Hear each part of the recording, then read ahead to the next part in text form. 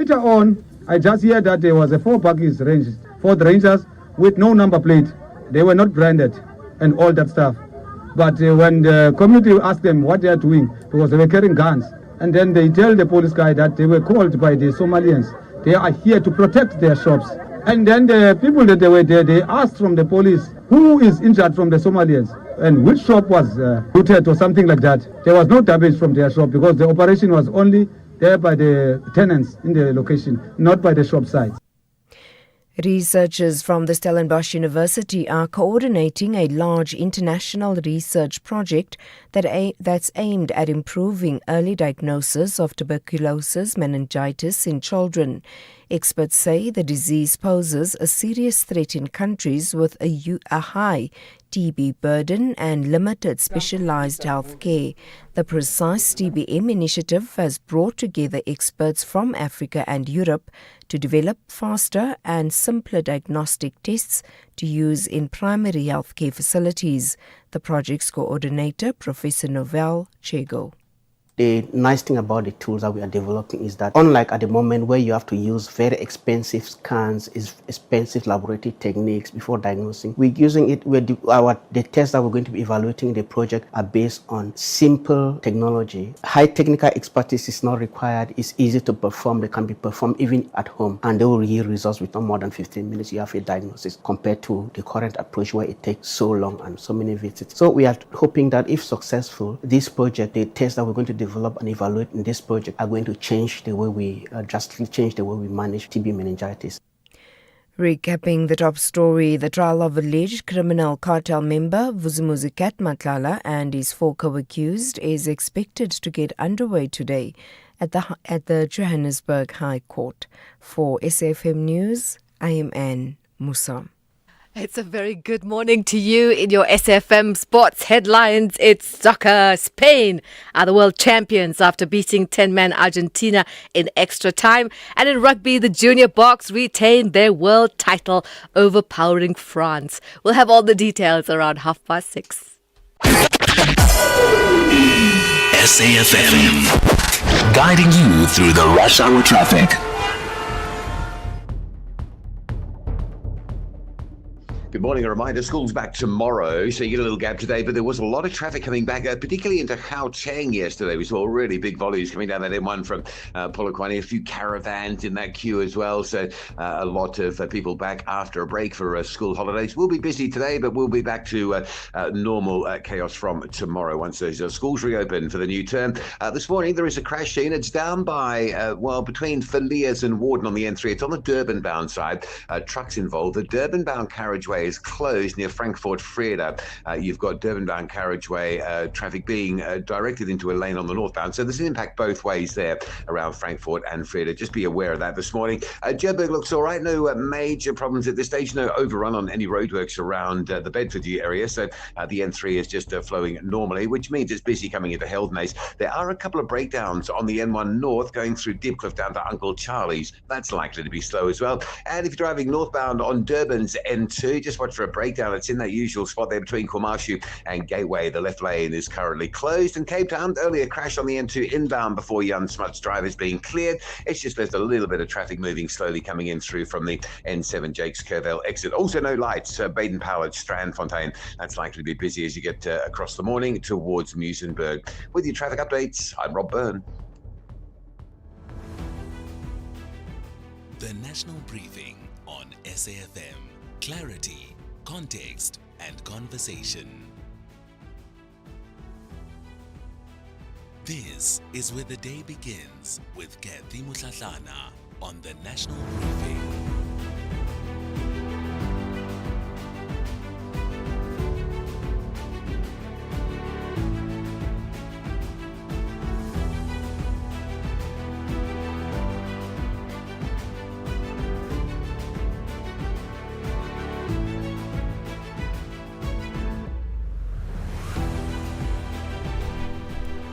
It's 6:08. You're listening to the National Briefing. Welcome to the show.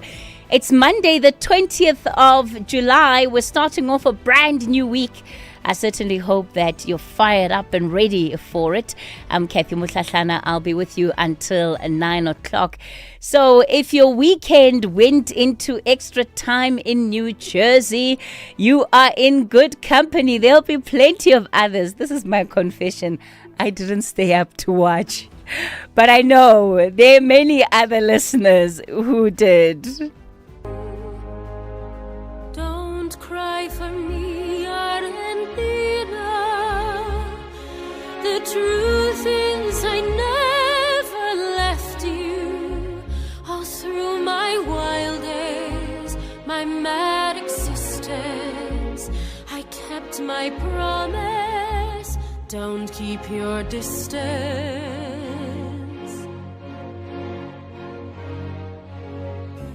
I love you and hope you love me. Despite being the favorites, they just couldn't do it. Spain are the champions of the world. 1-0 over Argentina. Ferran Torres with the late winner. And of course, Lionel Messi, the GOAT, not the GOAT, walking away from the World Cup stage almost certainly for the final time. We'll wrap the football, the farewell, and of course the politics just before 7 o'clock this morning. I wonder, what will you remember most about this World Cup? And do you have any regrets? Was there any game you stayed up for at 2 a.m. kickoff that you just felt you couldn't miss, and then it didn't deliver according to expectation? No, you're not allowed to talk about the South Africa game. My technical director, Zalma, says South Africa. No, it doesn't count. But what will you remember most about this World Cup? I'd love to hear from you. I'll take your calls on 086 2032. That's 086 2032. You can send your WhatsApp voice notes on 0614 104 107. That's 0614 104 107. This morning, we'll also take a look at the credibility crisis that we face, particularly when it comes to witnesses at the Madanga Commission of Inquiry. At least 9 have now failed to appear before the commission, most of them armed with medical certificates that some of those medical certificates have been dismissed by the chairperson as useless. Now the Health Professions Council is warning doctors that a sick note is a legal document, not a convenient escape route, and that abusing one could cost them their careers. We'll be joined by the Medical and Dental Professions Board just after 7 o'clock. Also in the 7 o'clock hour, our big story this morning, the man appointed to watch one of the country's most powerful watchdogs, retired Judge Takalani Raulinga, joins us after his maiden briefing as IDEC oversight judge. It's at the very moment that IDEC's own head, Advocate Andrea Johnson, is facing questions over her absence from the commission and whether or not she's going to be dismissed as the head of IDEC. Those are just some of the conversations we'll be having throughout the morning. As always, we'd love for you to be part of that. Zai is standing by with the latest out of the World Cup and, of course, the weekend sporting action. What was that thrashing that the Springboks gave to Wales? Rob has your traffic and Ndauleng has your latest market updates.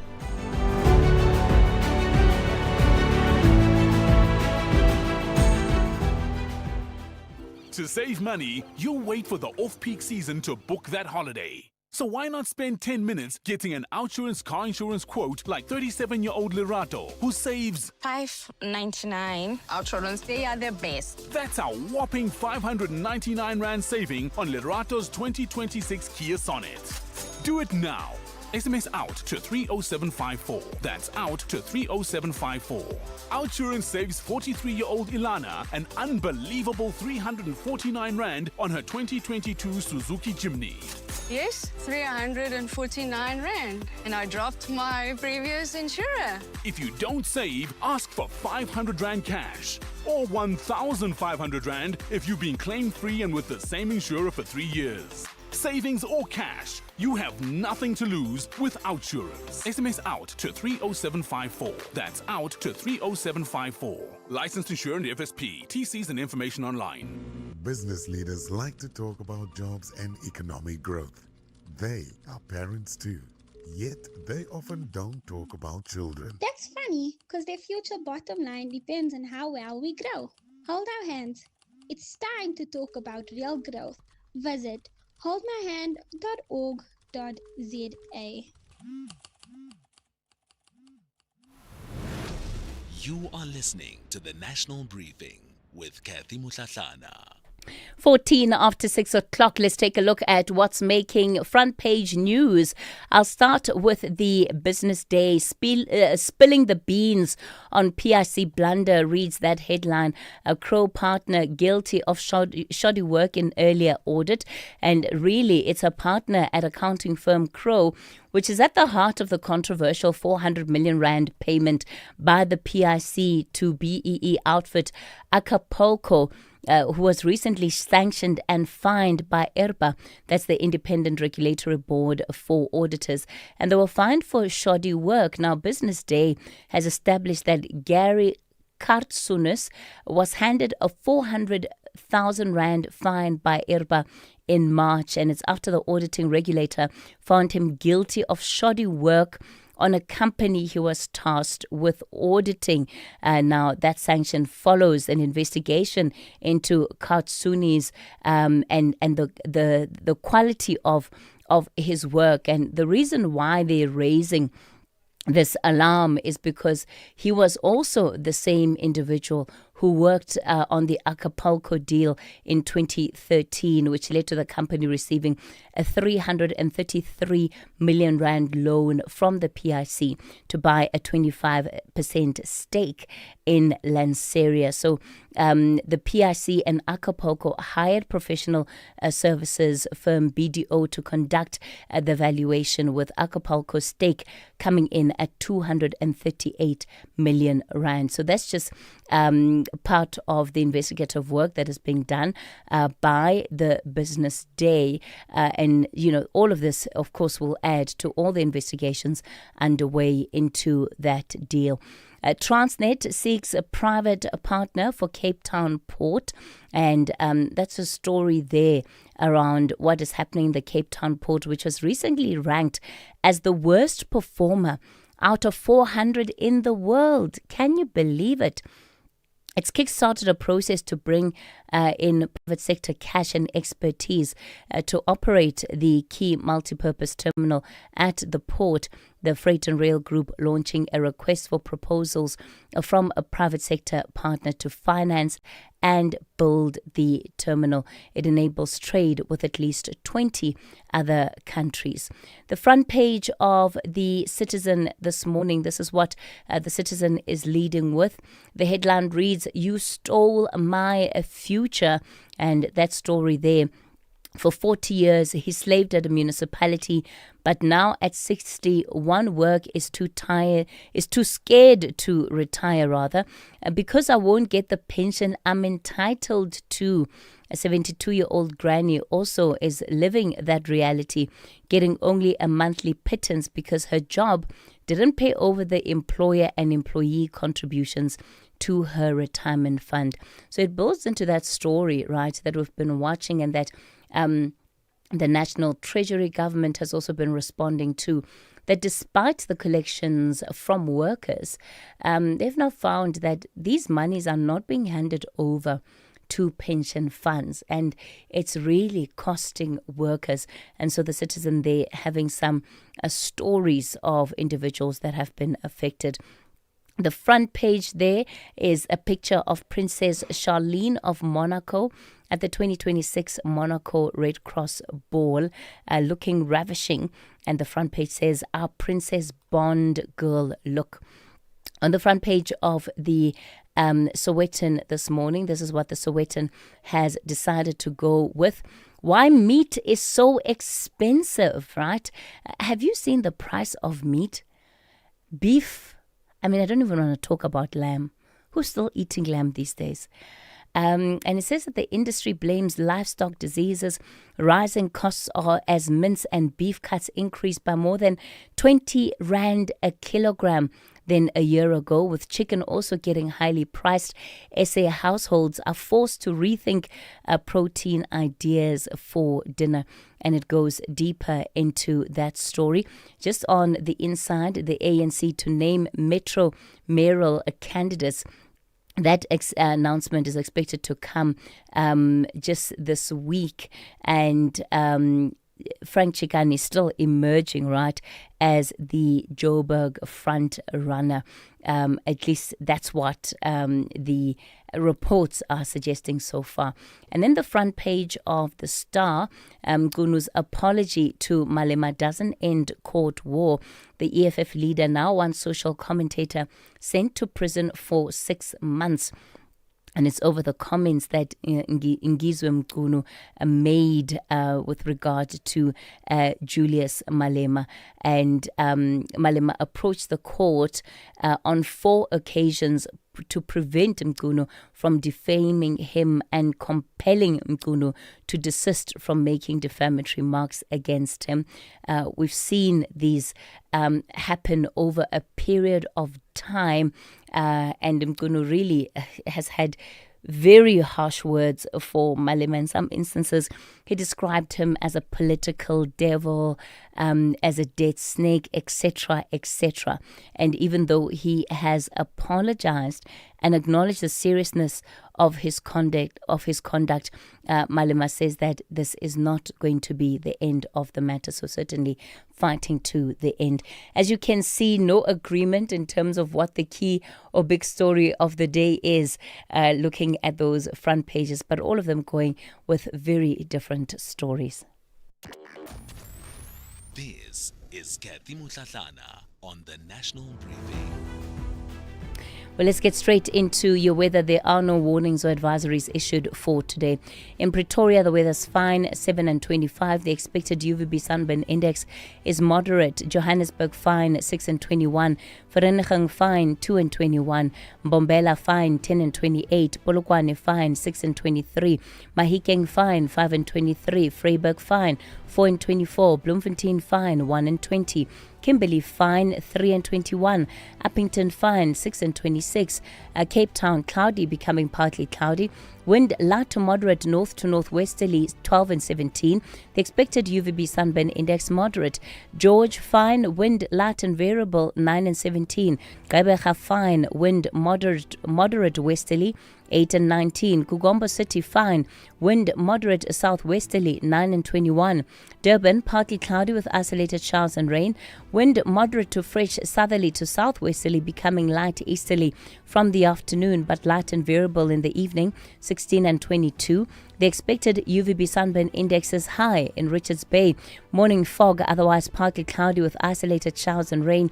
Wind light northerly to northwesterly, becoming moderate to fresh southerly to southwesterly from mid-morning, but light and variable in the evening, 14 and 23.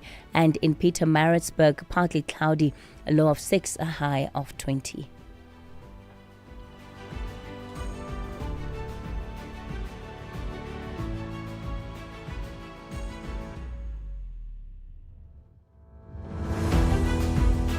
The Global Briefing on SAfm.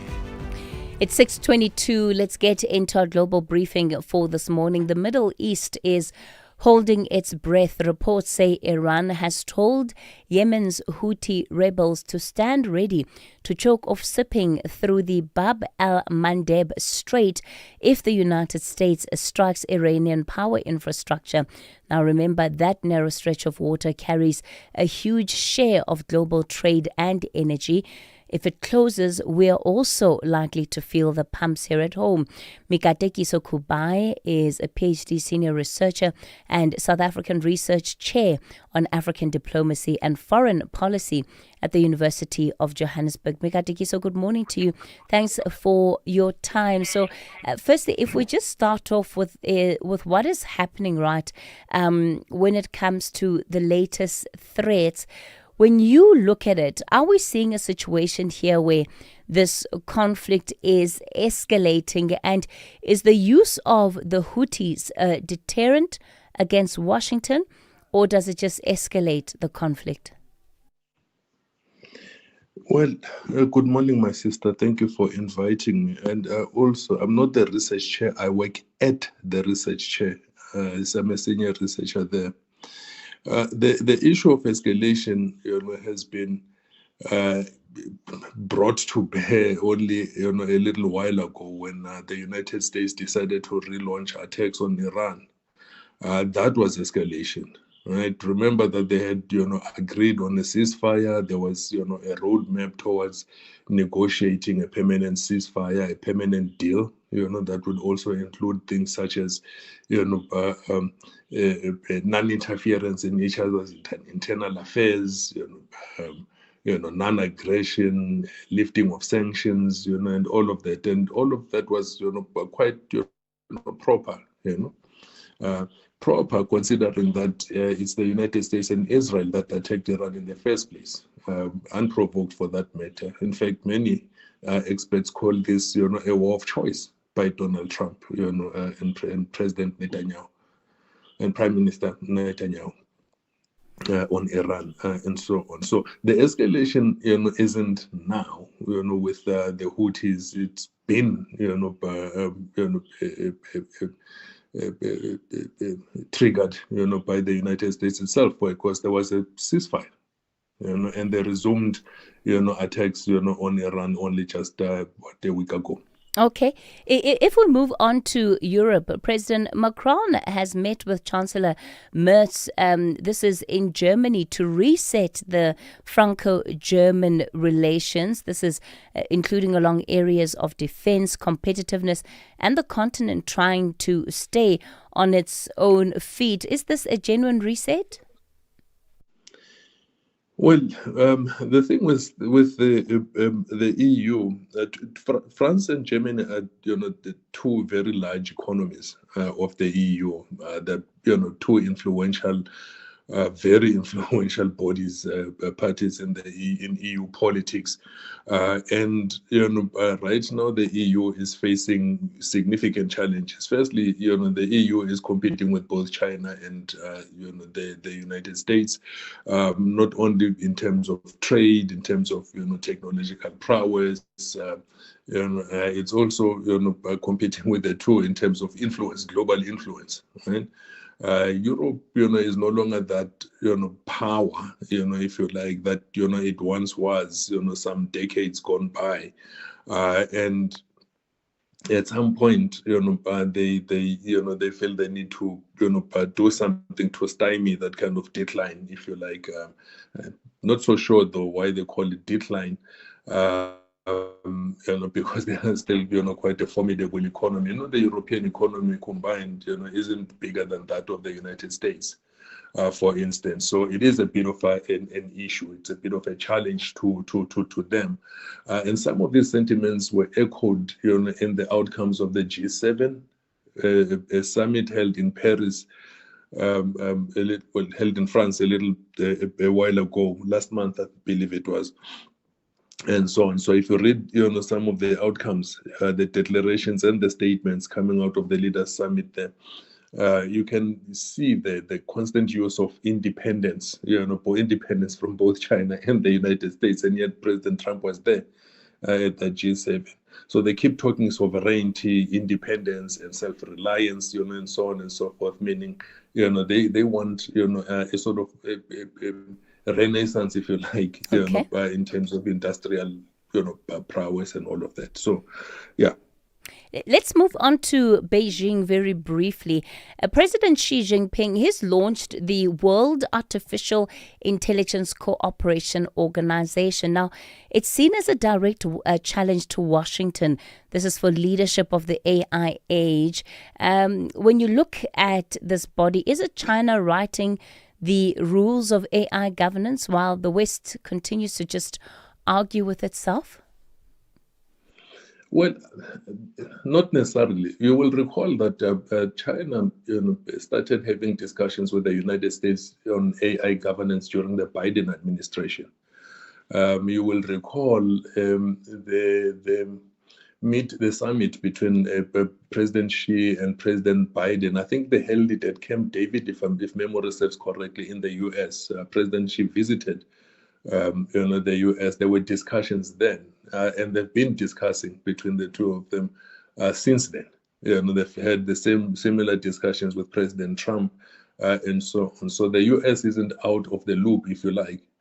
But AI governance has been a big issue for of concern for all of those countries that that have attended or are a member of this new grouping or coalition, if you like. It is a big issue. What makes it particularly striking is that the U.S. is not the one that is leading such a grouping this time around. It's actually China, whereas all the other discussions on AI governance had essentially been between China and the United States. All right. If you like, but this is an interesting and important development as well. Yeah.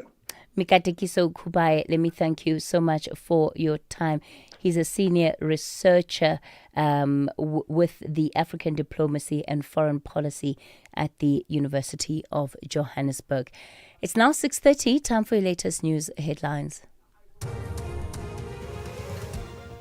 Good morning, I'm Anne Musa. In the headlines, Acting National Police Commissioner Lieutenant General Puleng Dimpane has praised investigators ahead of the trial of alleged criminal cartel member Vuzimuzi Matlala and his co-accused.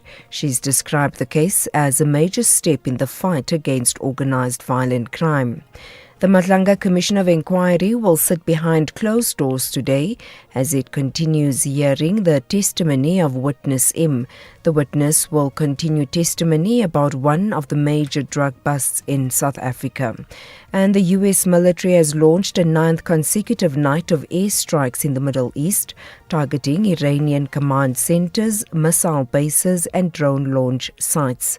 I'll have details on these and other stories at 7. SAfm, guiding you through the rush hour traffic. Not about start across Gauteng highways. There's a little bit of a backlog coming through the Deep Cliff interchange and one from Eldo's up through the interchange down to called Charlie's. That's busier than it has been for a while. N3 Ilan through to Van Buren going north towards Galuli's. Usual sort of backlogs just building up through that long-term roadworks there. Durban, there is a breakdown in the usual spot between KwaMashu and Gateway on the N2 going north. Watch for that. The left lane is closed. No traffic lights at the M7 N2. That's likely to be snarled up this morning, particularly those that are heading towards the Bluff. And Cape Town, fairly moderate traffic conditions, perhaps a touch busier than it has been over the last couple of weeks. School's back tomorrow, of course, so you might get a little bit more traffic in the mix, and you can probably see that around Cape Town. No major incidents, everything flowing, but just generally busier. With your traffic updates, I'm Rob Byrne. This is SAfm Sport with Zai Khan.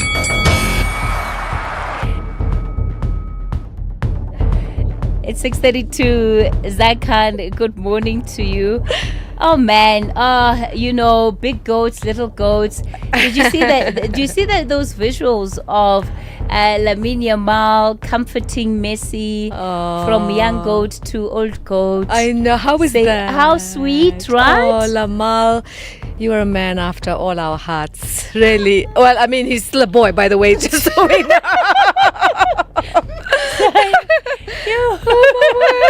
I'm stepping away from this conversation with immediate effect. Sorry, Messi. Sorry. Yes. Anyway, Kathy, the good news for Spanish fans is that they won last night, in case you're waking up to the news. Oh, by the way, the music from the department you played, man, they understood the assignment. Don't cry for me, Argentina. Yeah, I think that's going to be ringing in the Argentinian players' heads the whole day. And look at Ferran Torres. He was the one that struck that extra time goal, handing Spain that 1-0 victory over the holders Argentina in the World Cup final, ending Lionel Messi's dream of that, last tango. So Torres smashed home in the 106th minute after a Nico Williams header set him up, securing Spain's second World Cup title. Their first since 2010, which happened right here on South African soil. But let me just tell you, as soon as the final whistle blew, the celebrations began. It was amazing. It was amazing. The whole time you were scared of Argentina because they could come back at any point. But we did it. We did it. España did it. So the feeling was electric. Once they blew the final whistle, I could not contain my emotions. We were for a team. They play like so conservative. We were the best team in the whole World Cup, and this is the trophy for all of that effort. All right, let's go to Kylian Mbappe. He clinched the 2026 World Cup Golden Boot after scoring 10 goals, finishing ahead of Lionel Messi on 8. England's Jude Bellingham and Norway's Erling Haaland followed with 7 apiece. But it was Mbappe's brace in the third place playoff, that 6-4 thriller won by England, that sealed the prize. And sealing the prize, well, the Junior Box are world champions once again after beating France 16-5 in the World Rugby Under-20 Championship final in Tbilisi. It's back-to-back titles for South Africa. Now, the Springboks will welcome Sasha Feinberg Ngomezulu back for next month's test against Argentina in Buenos Aires. Coach Rassie Erasmus says the fly half has recovered following surgery and will travel with the squad. Henry Pollard is also fit again after missing the 43-0 win over Wales, and that was with a hamstring strain that he picked up. And finally, former UFC middleweight champion Dricus du Plessis says his unanimous decision victory over MMA great Kamaru Usman was the result of a perfectly executed game plan. I don't know. To be honest with you, I felt completely in that flow state tonight. I felt I did everything that we trained. And it felt great. Every round felt like it was mine. And I'm so happy that I got to showcase the takedown defense. I'm glad that I got taken down once. And I could show that even if you get that, you're not holding me down. The game plan worked perfectly. Me and my team, my coach, we worked on this game plan. It was perfect. I think it was the perfect plan. All right, from the goats of the world. World of sport, let me tell you, there's goats everywhere and baby goats. We're not kidding around, okay? So I'll leave you with that note. I'll be back with more sport coming up at the top of the hour.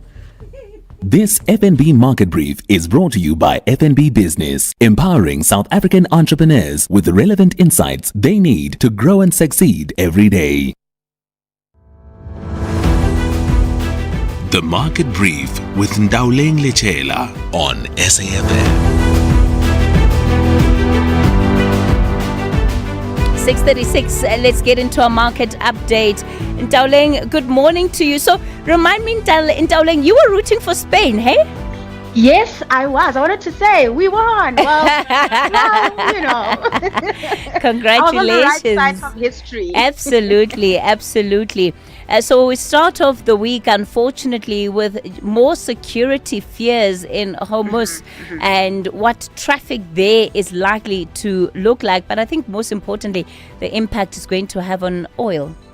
You're absolutely right there, Kathy. And what we've seen from the latest data is that oil tanker traffic through the Strait of Hormuz has fallen to a 3-week low as shipping companies scale back transits through the strategic waterway following a string of attacks on commercial vessels.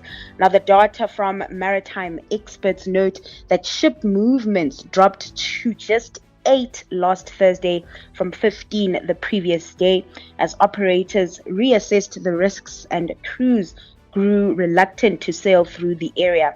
The disruption, of course, fueling concerns over global crude supplies, that is, pushing Brent crude above $90 a barrel, while driving up shipping and insurance costs, adding to inflation risks for businesses and consumers. Moving over to company news, Samsung Electronics is cutting jobs across the US, particularly at its consumer electronics business, as it relocates Samsung Electronics America's headquarters from New Jersey to Texas. The restructuring affects 739 roles in New Jersey and around 100 employees in Texas, although many have been offered relocation. Now, the cuts come as Samsung's businesses move in different directions. While its memory chip division is benefiting from booming AI demand and is expected to deliver a jump in profits, its consumer electronics operations, including smartphones, TVs, and home appliances, remain under pressure from rising chip costs and intensifying competition, prompting the company to streamline parts of the business. Tracking equity markets now, geopolitics remain firmly in focus this morning, with oil prices climbing to a one-month high as tensions in the Gulf continue to fuel supply concerns. US markets ended last week in negative territory. Over in Asia, we saw markets opening pretty mixed and then coming back home. The JSE closed in the red.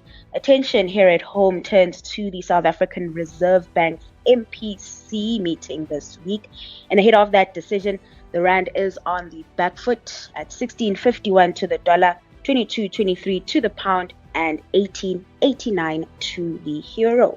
And I'll hit pause there and cross over to you, Kathy, for the business tip of the day. Thanks, Ndauling. This Monday morning's business tip of the day. Getting paid should be simple because every payment plays a role in keeping a business moving. For many businesses operating in community economies and township business hubs, managing transactions is about more than making sales. It's about having reliable access to funds, maintaining cash flow, and being able to serve customers consistently. When businesses rely heavily on cash, they can face challenges such as security risks, time spent handling money, and limited visibility into daily transactions.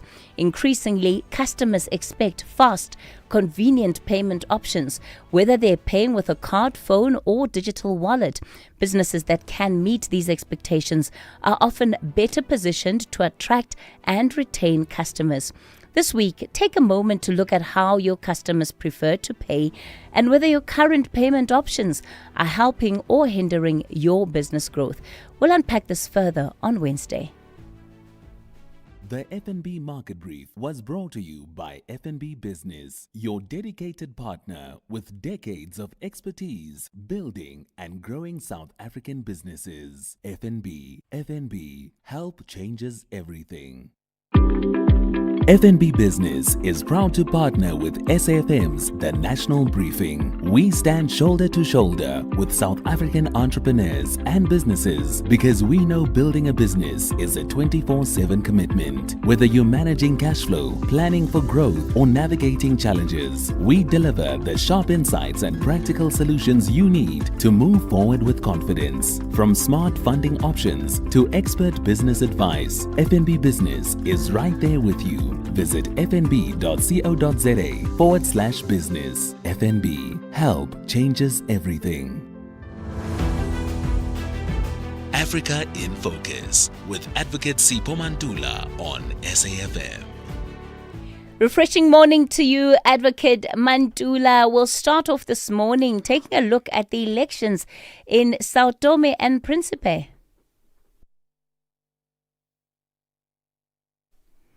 Advocate Mantula, good morning.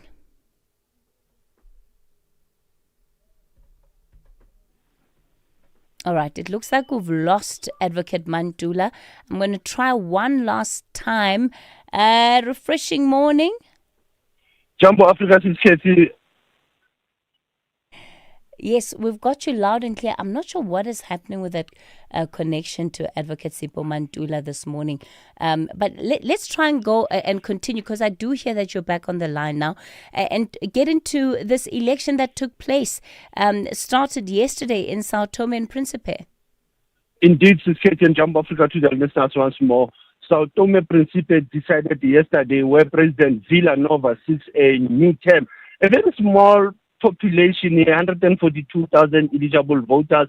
It is expected to have the results by tomorrow latest, because it was supposed to be last night or today, but we have not received any indication. This is the same leader who was in power that he seeks the second term, Carlos Villanova, who's seeking a new term. He was a former Minister of Public Works and Infrastructure and won those elections in 2021. So we'll wait and see what's happening in the former Portuguese colony in the west coast of Africa, Sao Tome, Principe. Let's take a look at Guinea-Bissau. They've frozen ties with Cape Verde, and it's over claims of interference. That is quite true. You'll recall that there was an attempted coup in Guinea-Bissau in 2025, and the opposition leader, Domingos Simões Pereira, went exile. Now, it seems he was in exile in Cabo Verde.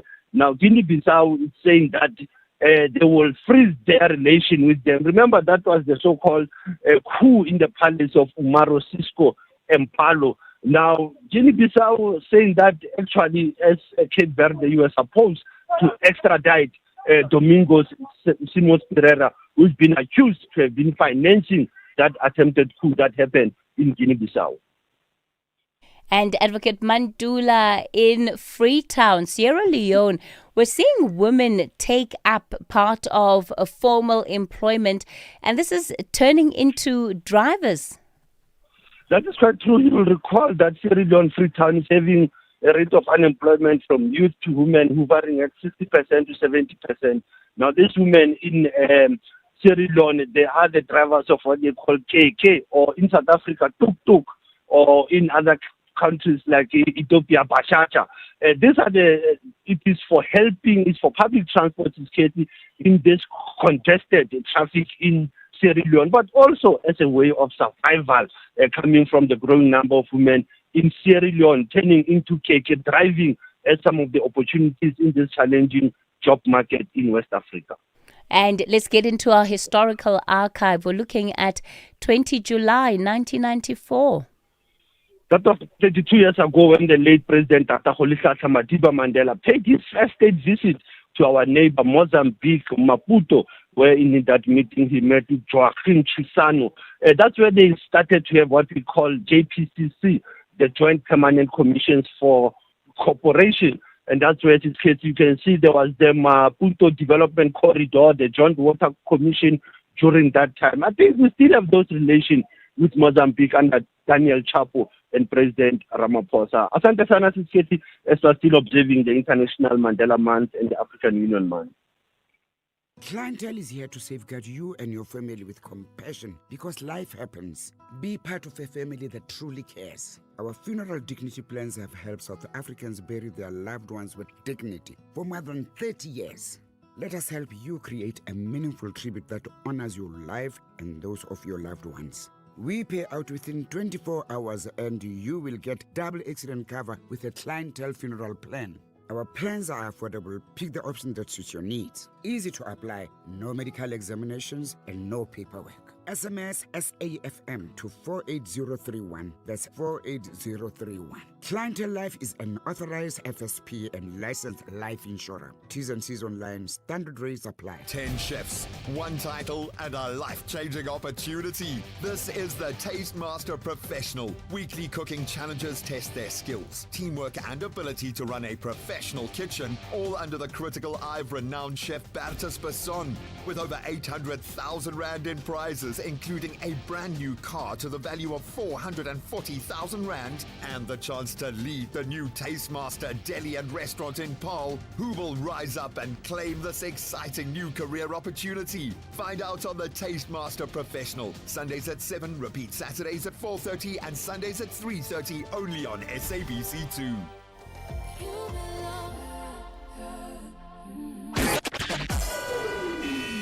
SAFM, guiding you through the rush hour traffic. Good morning. A reminder to Ria Via bus users in Joburg, Ria Via bus phase 1B not operating. It was suspended on Friday until further notice. Operational problems there. That's the service that comes out of Soweto, New Canada, works its way up through Auckland Park and Braamfontein. No buses on Ria Via 1 phase 1B until further notice. Fully loaded on the highways this morning. Mike 1, Boyson's through to Parktown. N3 is heavy from Elands up through the construction on your way towards Van Buren Road, heading slowly towards Giluli. The N1 South busier than you might be expecting this morning. It is sitting between Old Joburg Road and New Road on the way down to Joburg. And northbound, a crash by Samran. So you'll get to Olifantsfontein, and then it gets a bit backlogged. Coming out of Tembisa and Rumpetwe down towards Zeefontein, that is quite slow as well. Durban, a breakdown. N2 North, before you get into the sort of main roadworks around Spaghetti Junction, that vehicle just through the interchange, and that's already pushing a queue back towards the M7. No traffic lights on the M7 at the N2 highway. That's likely to be slow going. And Cape Town, the highways this morning, no major incidents. There is a bit of traffic coming out of Marine Drive at Dolphin Beach. If you're leaving Sunningdale, Tableview through Bayside Junction, there's a bit of a clog up on your way through the Sunset Beach area. With your traffic updates, I'm Rob Byrne. Life is full of surprises, but your insurance premiums shouldn't be. Savings on your car insurance is a sure thing with MyWay. Leaving your wallet smiling every month. Switch to MyWay and save up to 40% on your car insurance premiums today and live your way. Real people, real cars, real savings. For a quote, visit myway.co.za. Premiums are risk profile dependent. MyWay is a licensed non-life insurer and FSP. T's and C's apply. MyWay. Live your way. Pedestrians, crossing the road in winter can be deadly, especially on highways. These are no walking zones for a reason. Always use pedestrian bridges and designated crossings, even if it takes a little longer. No shortcut is worth your life. Stay smart, stay patient, and always cross where it's safe. This message is brought to you by the National Department of Transport. This is where the day begins with Kathy Mutlatlana on the National Briefing. Well, you're still listening to the National Briefing. So what is declared as the biggest World Cup yet has been played, and it has a champion. They wear red and gold. That's Spain, beating Argentina 1-0 after extra time at MetLife Stadium last night. It's Spain's second star, and get this, they now hold the men's and women's World Cups at the same time. It's a first in history. And for Argentina, of course, there is no fairy tale. Messi's last dance ended up one step short. And of course, Kylian Mbappe taking the golden boot home to France. But this World Cup was also political, right? A Trump-shaped shadow over the tournament, restrictions that dogged the Iranian team, and controversy after controversy that we saw off the pitch. As Fiso Ramara is the SABC senior sports reporter who was at the World Cup, has been attending those matches, watching the action on and off the pitch. So Fiso, taking a look then at last night, did the better team win? Good morning to you, Kathy. Good morning to the listeners. Yeah, without any doubt, the best team on the night won. I looked at the official match statistics from FIFA. Spain enjoyed 65% ball possession. In terms of total shots, they had 20. Argentina only had 2 shots on target. Spain 12, Argentina 0. In terms of passes, 852 for Spain, 464 for Argentina. 9 corner kicks against 4.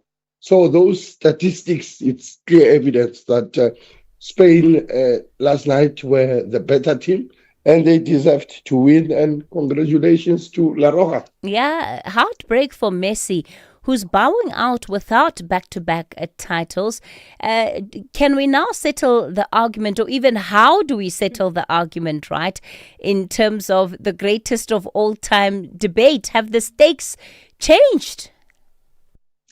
No, well, in terms of the greatest player of all time, I think it will go to Messi, considering that he won the World Cup, and Cristiano has never lifted the World Cup. But I think history was totally against Argentina last night. If you look at the history of the World Cup, only 2 countries have won the tournament back to back. That was Italy in 1934 and 1938, Brazil in 1958 and 1962. It has never happened before. We know that, Argentina were chasing that, rare feat of defending the title. But I must emphasize the fact that history was totally against them, Kathy. Let's take a look now at the politics, Sfiso, because we saw Trump's intervention over a red card, right? And we also saw the treatment of the Iranian squad. Now, do you get a sense that FIFA actually lost control of this tournament's narrative and that there are still going to be questions well beyond that final whistle yesterday that FIFA has to attend to and account for? Yeah, without any doubt, FIFA president and his executive, they have questions to answer, As soon as the dust settles, the tournament is over now, but there will be a lot of questions asked. You've mentioned a couple of things. We saw the interference of President Donald Trump with regards to the red card that was issued to a USA player. We saw FIFA rescinding that red card. That thing has, raised a lot of questions, and it will not go away very soon. We saw the treatment given to Somalian referee Omar Abul Qadir Ardan, just before the World Cup started. He was not allowed entry into the US, specifically in Miami. He was sent back home from the airport. It's an issue on its own. But you look at Infantino. This guy, he has been serving as FIFA president for a long time now. You look at the 211 members. They say almost 200. They've already submitted names that must be there before November about re-election. Without any doubt, Infantino will be re-elected as FIFA president again. This guy is just too powerful. Well, a lot of member federations have questioned a lot of things, but I don't think there's anyone who can topple Infantino as FIFA president. Okay. The guy will serve again, will continue serving as FIFA president for the 4th term until at least 2031. All right. Sfiso Ramara, we're going to have to leave it there with you this morning. And of course, Sfiso didn't get to talk about how much fun he's had covering the World Cup. You are listening to the National Briefing with Kathy Mutlatlana. Well, on to this story now, and it's really a warning around the medicine that you might have in your cupboard, and that it might not be what the box says it is. The health products regulator, SAPRA, says counterfeit HIV treatment, weight loss drugs, painkillers, and chronic medication are flooding into communities. They're sold on street corners, in spaza shops, and increasingly through very slick social media accounts. Now, the CEO of SAPRA is Dr. Boitumelo Semete Makokotlela, who joins us this morning. Dr. Boitumelo, thanks for your time. So how big a problem is this? Good morning. Thank you so much for having us. We're seeing that this is a problem that is growing. We cannot quantify it in size, but if we look at the extent of whistleblowing reports that we have of products being made available on social media, or scheduled products that require a prescription being made available, through illegal channels, I would call, we're seeing an increase in those reports. And, on a weekly basis, we go on several inspections. So it's a growing problem in the country. Why are people opting for these medications, or do they simply not know that it's not real? I mean, I think it's several factors, and one of them is that some people may not know, and that's why we are going on this national campaign to educate the public around what to look for. How should you know that a medicine is indeed an authorized and safe product to take, and when is it not a safe product to consume? So there is a level of awareness. I must say in South Africa, over the many years, we've been in a position where there was trust in the medicine that was available in the public. But now, because of this entry of falsified products and illegal products, in essence, and for people out in the community, it's basically fake medicines. We're seeing a growing trend, and so it is concerning. So lack of awareness. I do think an element of it is also our socioeconomic context. People may not necessarily be able to go and afford to go medicine from a bona fide, pharmacy, because at times they do state cost bearers. What are the red flags that people should be looking out for? Maybe 3 key things that will let somebody know that perhaps the medication you're buying is counterfeit. Yeah, so typically, if I could make an example, on medicines that you find in the country, on each box you should see a scheduling status. So we say it's S0, S1, S2. Anything that is S3, so that's Schedule 3, you should not be able to buy it without a doctor seeing you and a doctor giving you a prescription. So that's one of those. The second thing is injectables. Any medicine that you inject, you should not be able to get it on social media platforms, on e-platforms whatsoever, because those should be made available in licensed facilities. And then the other one is, and I know, we've looked at digital penetration in our country, but a lot of the products, people can go on our website and check whether that product is registered by SAfmRadio. Typically, you will find a registration number on the box. If it doesn't have a registration number, it should say this medicine is not assessed by SAPRA, particularly for herbal types medicines. But the key thing is you need to get your medicine from a reputable entity like a pharmacy. Please do not get medicines from e-commerce, social media platforms, etc. The CEO of SAPRA, Dr. Boitumelo Semete Makokotlela, thanks for your time. So we all need to be very carefully looking out. And she's right. Look at the schedules, right? Anything above S3 should come from the doctor. And we must admit, right, the extent to which we're complicit as consumers. Sometimes you go to the side because you want to avoid going to the doctor because you know the doctor might not prescribe it to you.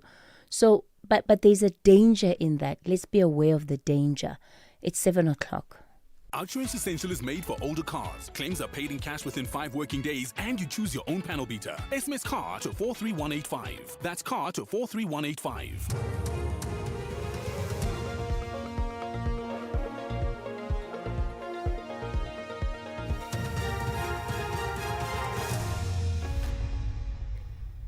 In our top stories, Lieutenant General Dimpane praises investigators ahead of Matlala's trial, and Witness M continues testimony behind closed doors at Matlanga inquiry. Good morning. Acting National Police Commissioner Lieutenant General Puleng Dimpane has praised investigators ahead of the trial of alleged criminal cartel member Vuzimuzi Matlala and his co-accused. She's described the case as a major step in the fight against organised violent crime. Dimpane says forensic, ballistic and firearm evidence have linked the accused to the attempted murders of businessman Joe Sibanyoni, media personality Tebogo Tobejane and music producer Sienki Mukubung, among others. Police spokesperson Athlenda Mati. The commencement of this trial is the result of months of meticulous investigations, intelligence-driven operations and evidence gathering by members who refused to give up until those responsible were brought before the courts. Our investigators have collected overwhelming evidence that exposes the role played by each accused. This evidence will be presented before court, and we are confident that the truth will emerge during the trial. This is a clear message to anyone who plans and executes state contract killings. The SAPS will pursue you relentlessly.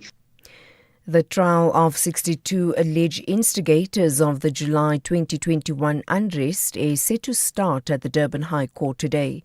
They are facing charges that include incitement to commit public violence, terrorism and conspiracy to commit murder.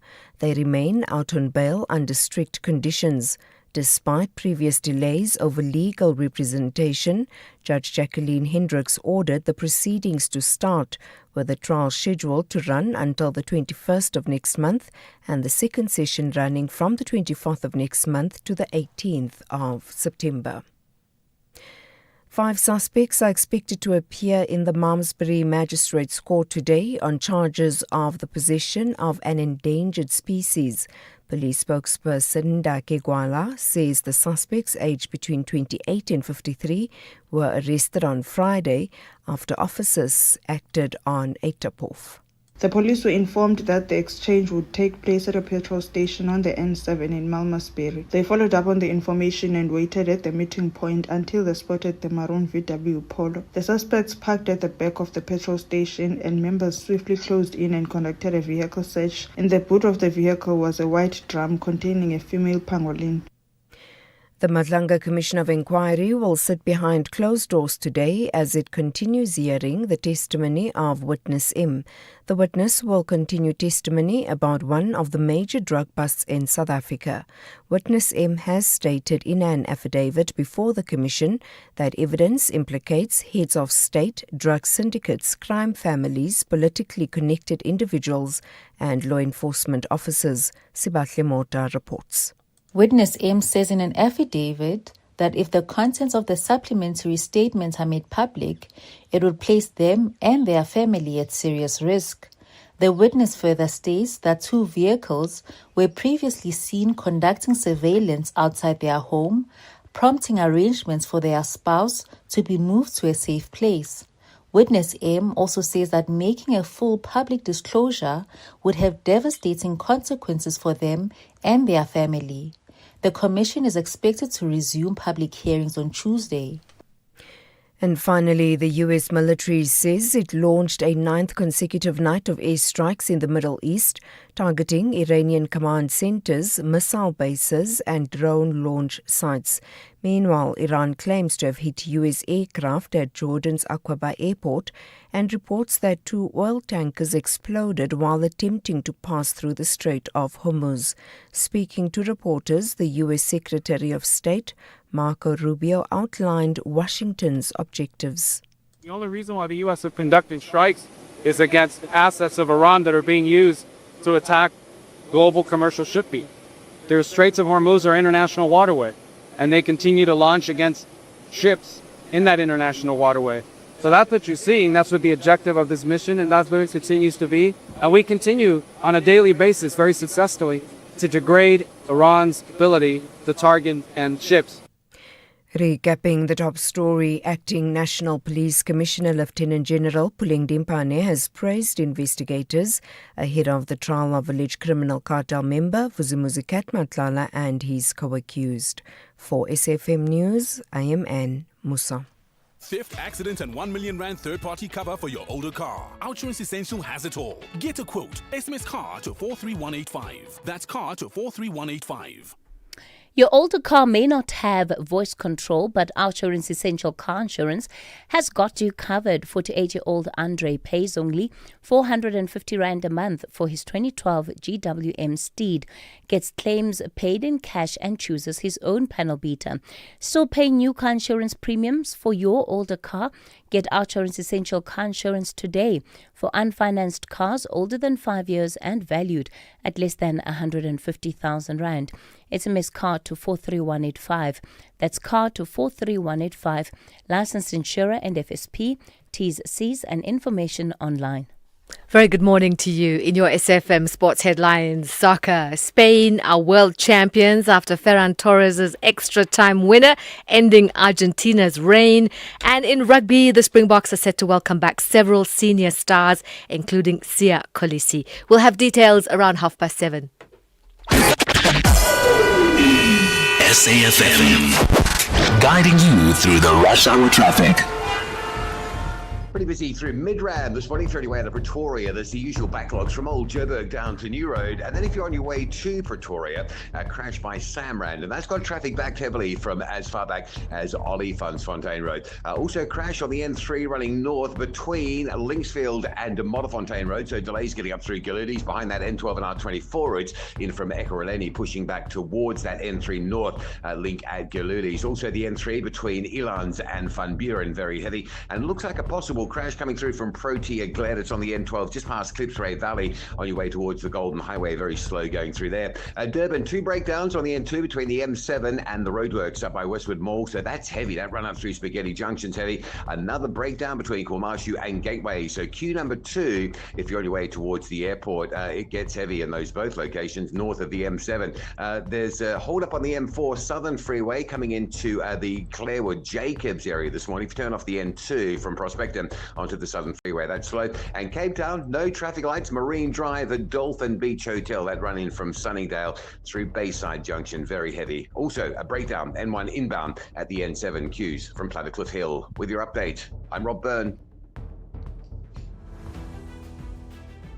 The National Briefing on SAFM. Clarity, context, and conversation. This is where the day begins with Kathy Mutlatlana on the National Briefing. It's 9 after 7 o'clock. You're listening to the National Briefing. Good morning to you. It's Monday, the 20th of July. A warm welcome if you've just tuned in.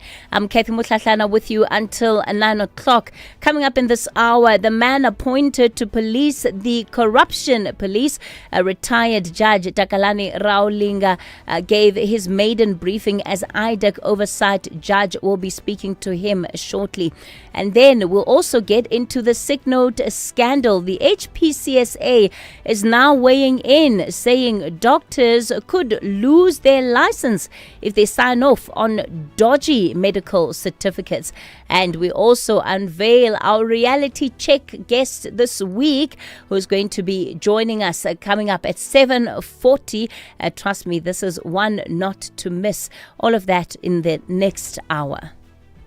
Smart business moves mean more cash flow. Switch to Outsurance Business Insurance and you could get a massive 20% discount on your business insurance premium. Here's Dr. Fahim from Matrix Dental. We were with our previous insurers for many years prior to the switch. We found that Outsurance really understood our business needs. We are happy with our premiums. I wish we had switched sooner. Get a quote to switch and save today. Visit outsurance.co.za or call 0800 60,000. Licensed insurer in FSP. TCs and information online. Time. When you're a kid, it moves slower than a sloth trying to get through airport security. There is just so much of it. Skip forward a few years to your 20s. Time is still your friend. It says have some balance. Go party and have fun.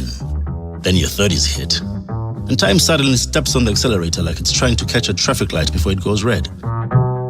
40s. Now time is moving faster than your 10-year-old on a sugar high. 50. You're desperately trying to save as much as you can, but time is moving so fast. And all you can think is, where did all the time go? That's why after 50 years of investing, we've learned that time is the greatest gift of all. And the good news is, if you invest early, time gives you money. And then money gives you more time for some much-deserved you time.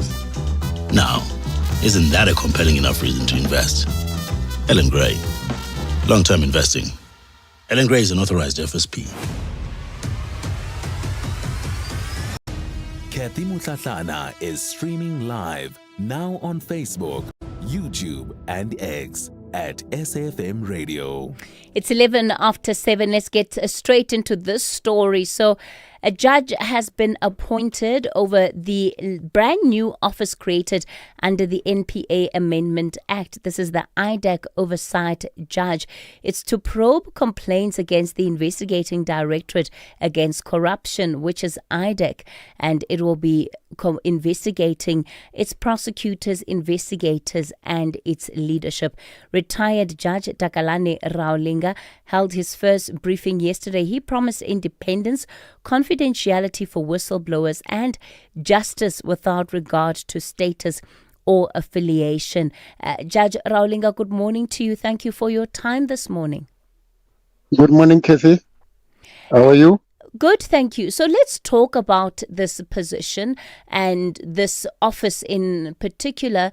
What made you raise your hand and say yes? I mean, I'm sure you were approached for this particular position. What made you agree? I didn't raise my hand. I was approached. Exactly, and exactly. I agreed because I thought I had to take this task, and particularly because we need to fix issues of corruption. As you know, corruption gnaws into a lot of things. The reason why the levels of poverty have gone up is due to corruption. So I thought I should actually come in and assist. And as you know, the office has been created or established in terms of the amendment section 22 capital A of the NPA Act, and we investigate issues within our mandate involving serious and complex high-profile corruption, whether they are financial or commercial, and also we also investigate any matters where there is political influence into the investigation by IDEC. IDEC members can actually report that to us. But members of the public also can also file complaints to our office concerning the behavior of the members of IDEC itself. That will also include, yes. Sure. All of this, Judge, comes at a time where the IDEC head, Andrea Johnson, is facing serious allegations at the Madlanga Commission of Inquiry, including over her non-appearance before that inquiry last week. There are now calls for her to actually be removed from that position. And you step in that climate. How do you intend on approaching this matter? First, the issue of removing her from the office is not within my purview. That is within the purview of the minister and the president. I don't deal with that. And also, I think the NPA will have to deal with that. As you know, the IDEC itself resides under NPA. So I don't have anything to do with that. All what I can do is, once a matter is placed before me about her investigation, then I'll be able to deal with. But I must immediately caution that whatever we are hearing are allegations, and allegations are allegations. We need facts. We need to prove. But I must just say that we must give space to the commission. And I must immediately say that my mandate also intersects with the mandate of other entities or institutions, such as the mandate of the Hawks Judge, the IP, the police, and now these matters before the commission. So I can only deal with these matters if, for example, the commission refers it to me. At the moment, I won't be able to deal with it. So I just want to understand, Judge. Your office is not an ombud, right? And as you're saying, you don't touch on intelligence matters. You don't override the Hawks. So what exactly will you be doing? And maybe explain it in as plain terms as possible so that we all are clear about how to locate the work of your office. My mandate is from referrals by commissions to me. My mandate also is in terms of Section 28 of the NPA Act, where the NPA has referred matters to IDEC, and those matters are referred to me, or where matters are referred to IDEC for investigation, and then they are referred to me. That's my mandate.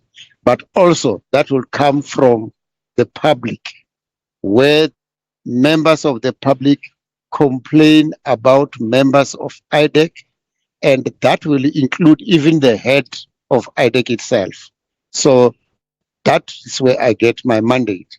So I don't necessarily anticipate matters where I hear about something happening, and then I rush and I start investigating.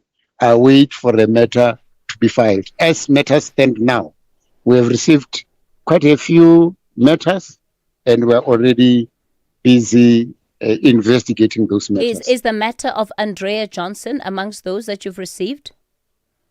You remember yesterday in my brief, I said that I need to protect whistleblowers and those who are affected. So I don't intend. I'm not asking about the whistleblowers, Judge. I'm saying that is that among the matters that are already on your desk?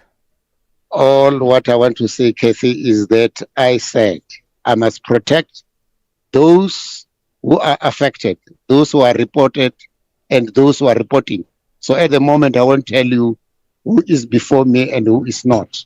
But I have matters and serious matters before me, and we're busy investigating. So how's the public going to keep informed about what you're investigating, what you're not investigating? What is the reporting line? When that time comes, we'll definitely inform the public. At the moment, remember, when we receive matters, we first sort out whether there is credibility.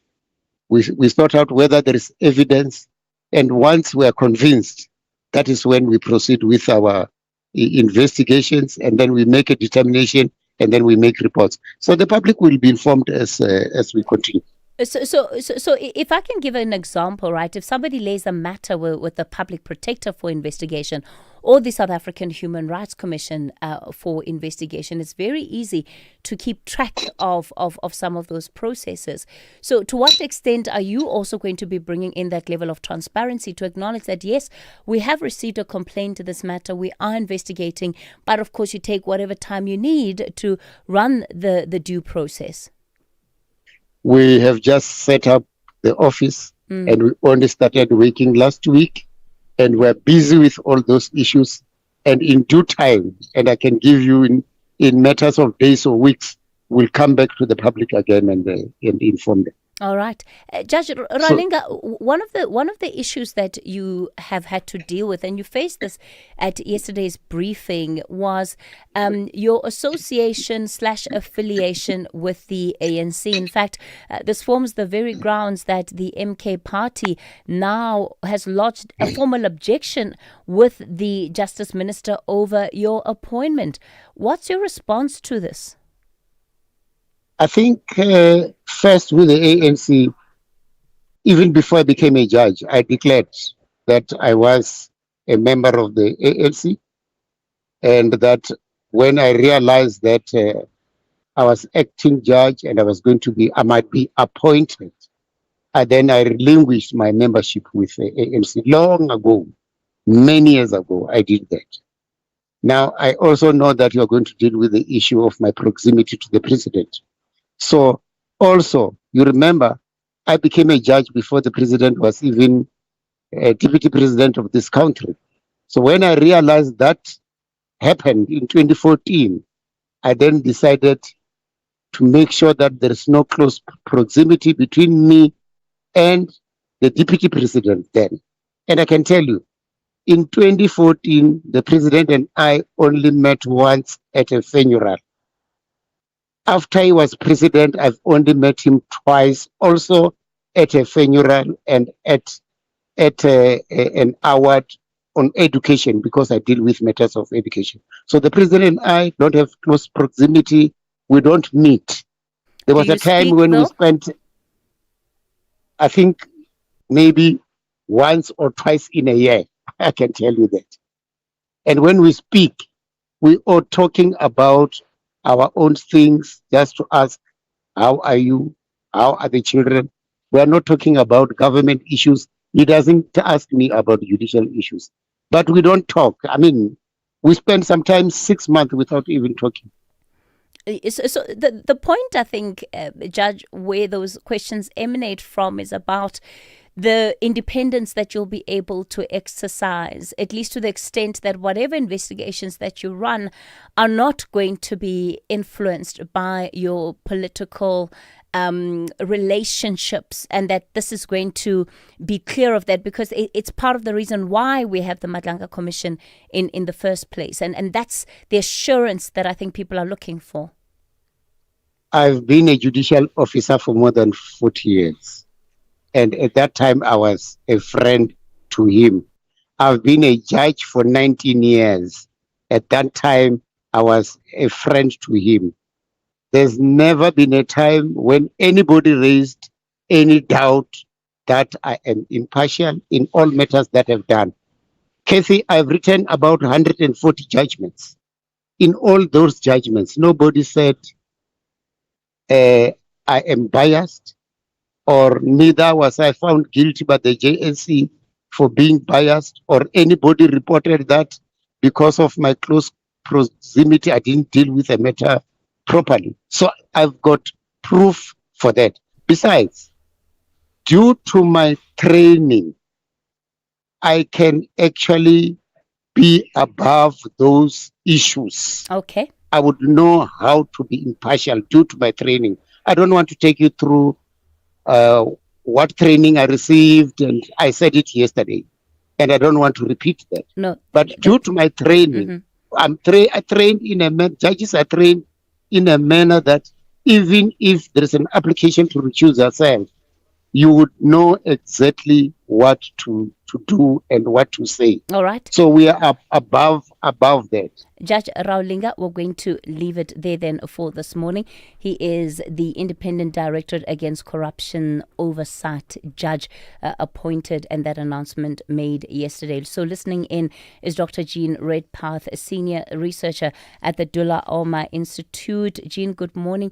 I mean, this complaint coming from the MK party, is it legitimate, or as the judge said, there's nothing to worry about?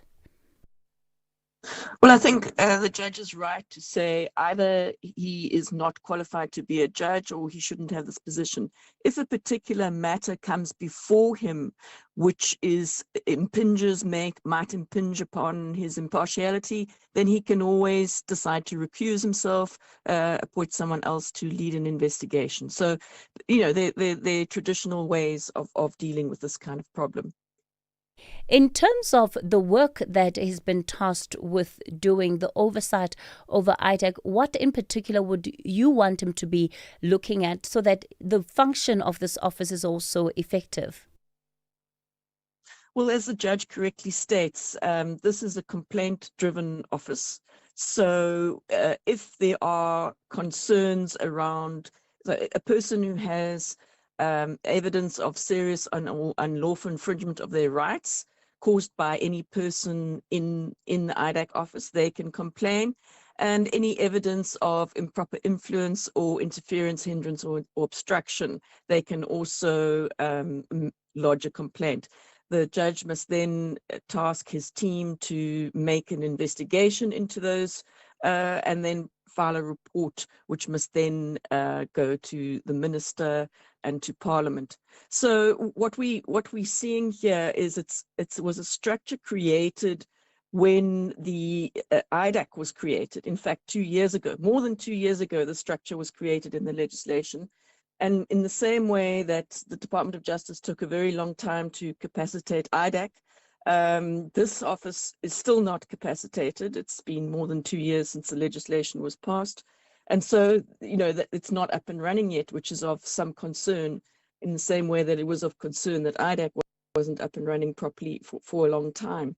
And their regulations, their way of operating, all of that is not yet clearly in place. And that is why it was referred to as a soft launch on Sunday rather than a fully fledged launch. All right, Jean, we're going to leave it there for this morning. No doubt she'll keep us posted in terms of the work that this particular body is doing. This is Kathy Mutlatlana on the National Briefing. Well, let's get into this matter now, and it's around the sick note scandals, right, that have rocked the Maganga Commission of Inquiry.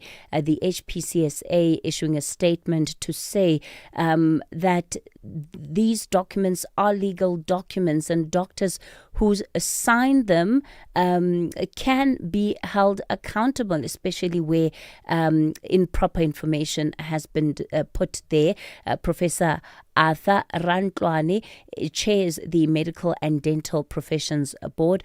Prof, good morning to you. Thanks for your time. Of course, the credibility of the medical profession has been thrown into question here when judges simply can't trust what is contained in a medical statement or medical certificate. Yes, good morning, Kathy, and good morning to your listeners. Indeed, this is concerning on two fronts for us. On the one hand, of course, we would want to support and facilitate, assist all these processes that are in the national interest, such as the commission that you've made reference to. But at the same time, we also would want to preserve whatever trust the public has in healthcare as delivered by medical practitioners. The intent really of the statement that we issued was to address both those concerns. In the first instance, to provide guidance to practitioners to say, when confronted with a subpoena of this nature, or when you are requested or summoned to appear before any lawful inquiry, you must comply with that. But then we give guidance as to what, in terms of their duty to the doctor-patient relation, confidentiality, what it is that they may or may not disclose. So that really was what the intention. And is the profession geared up for a moment where the commission might end up issuing subpoenas for medical practitioners? Would be really distressed by that, and in fact, Katie, I would hope we would hope that the commission might want to look at what is provided for in the Act that gives rise or life to the Health Professions Council. And I think for the benefit of members of the public and even practitioners out there, Section 45 of the Health Professions Act, number 56 of 1974, and in particular, Section 45, subsection 2, directs that where though it addresses, it references a court of law, but that where there is prima facie evidence of unprofessional conduct by a person registered with us, that record, that matter be referred to the Health Professions Council to manage, so that we can investigate and where there's been wrongdoing proven, we apply the appropriate sanctions. Okay, so you want to investigate the doctors. You don't want the Matlanga Commission investigating the doctors. We don't know what capacity they would have to do so, because we have an established process for investigating questionable certificates. As a specific example, there is an established process. Okay. That is why in our statement, we actually indicate the size of the problem, because this is a matter that we deal with on an ongoing basis. All right. So we want to be of assistance. Prof, let's leave it there. Professor Arthur Rantlwane, chairperson of the Medical and Dental Professions Board.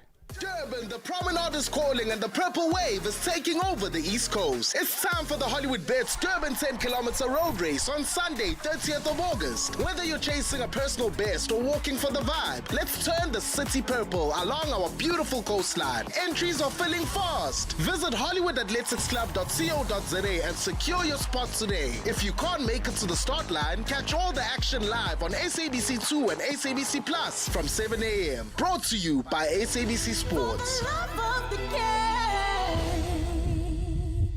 Attention all shoppers.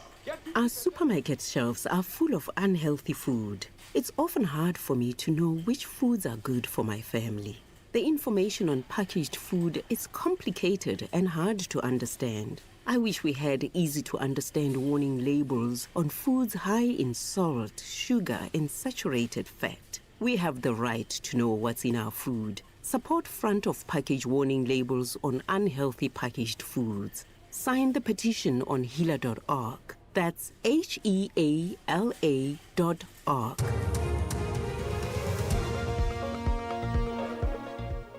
Good morning, I'm Anne Musa. In the headlines, suspended Ekurhuleni Metro Police Deputy Chief Julius Mkhwanazi and Matlanga Commission's witness K are expected to appear in the Johannesburg Magistrates Court this morning.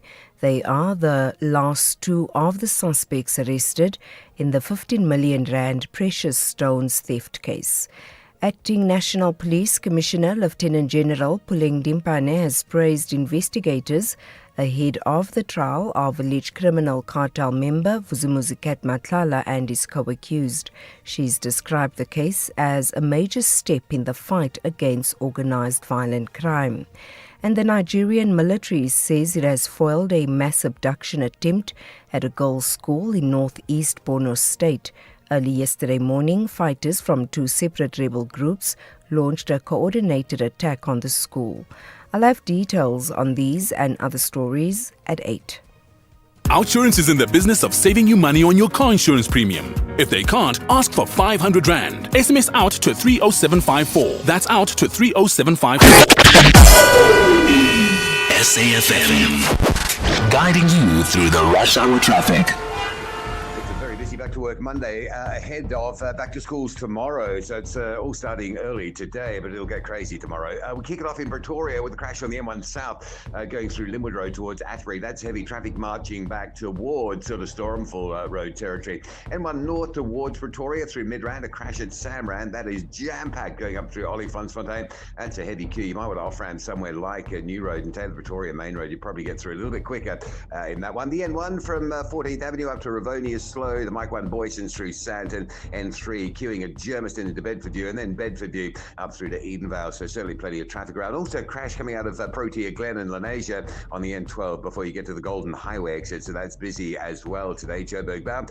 Durban very heavy on the N2 northbound. This is a queue between the M7 and the roadworks at Westwood Mall. Further up, there's a couple of breakdowns between Kwamashu and Gateway. So that's a second queue of the N2. That forms up from Queen Nutty Drive. A crash on the M4 at Clarewood, so that's very slow inbound on Southern Freeway, and there's more queues at Umbilo on that section of the M4 inbound as well. And then Cape Town, a crash on the N1 into town at the N7. That's heavy from Plattercliff Hill. The M5 is busy from Rondebosch to Kubo Interchange, and no traffic lights coming out of Tableview, Bloberg, Sunningdale, Parklands this morning. The Dolphin Beach Hotel, that's West Coast Road Marine Drive at Otto Duplessis. It's a big junction, a lot of traffic backlogging in that area all around Bayside Mall. With your traffic updates, I'm Rob Byrne.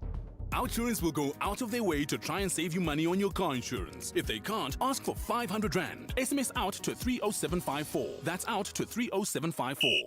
This is SAFM Sport with Zai Khan.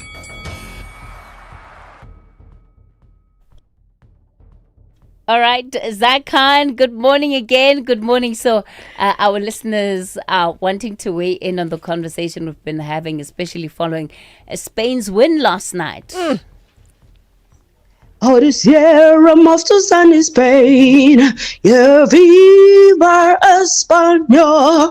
If you like to judge a matador in some cool cabana and meet senoritas para go. España, por favor. Just want to thank my coach, Tata Mafu. It was 0-0. And then she posted on Insta stories, and she hasn't posted for a while. And then, bang! It was a goal. So thank you, coach, and thank you, God, for letting Spain win. I feel like there's a chance for humanity and peace. Now that Spain won. Vamos España! Ole, okay. Ole. Sorry. He clearly spends most of his time also watching Telemundo. Viva España! Yeah, I love it. This is how you wake up. This is how you wake up after winning a World Cup, guys. No, I didn't even know that there are South Africans who could sing whole Spanish songs just for the vibes. But yeah. What can I say? Ole, Viva España. Spain have the trophy. Argentina, don't worry, we have the tissues. Okay, we've got the tissues for Argentina. There's a lot of crying happening there, but nevertheless, tears of joy for Spain, world champions for a second time, beating defending champions Argentina 1-0 after extra time. At the FIFA World Cup final in New Jersey, substitute Ferran Torres blasted home the winner in the 106th minute as La Roja dominated proceedings. Argentina failed to register a single shot on target, while Enzo Fernandez was sent off, ending Lionel Messi's hopes of that fairy tale farewell with another World Cup title. In the meantime, the France captain Kylian Mbappe has made World Cup history by becoming the first player to win the Golden Boot twice. The Real Madrid forward finished the 2026 tournament with 10 goals, taking his overall World Cup tally to a record 22. And he moved one ahead of Lionel Messi. Meanwhile, Spain's Rodri was named player of the tournament.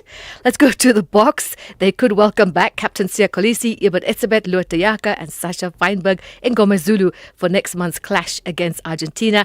Coach Rassi Erasmus says the opening 3 victories have strengthened the squad's depth. However, Erasmus admitted that he expects a tough challenge against Argentina.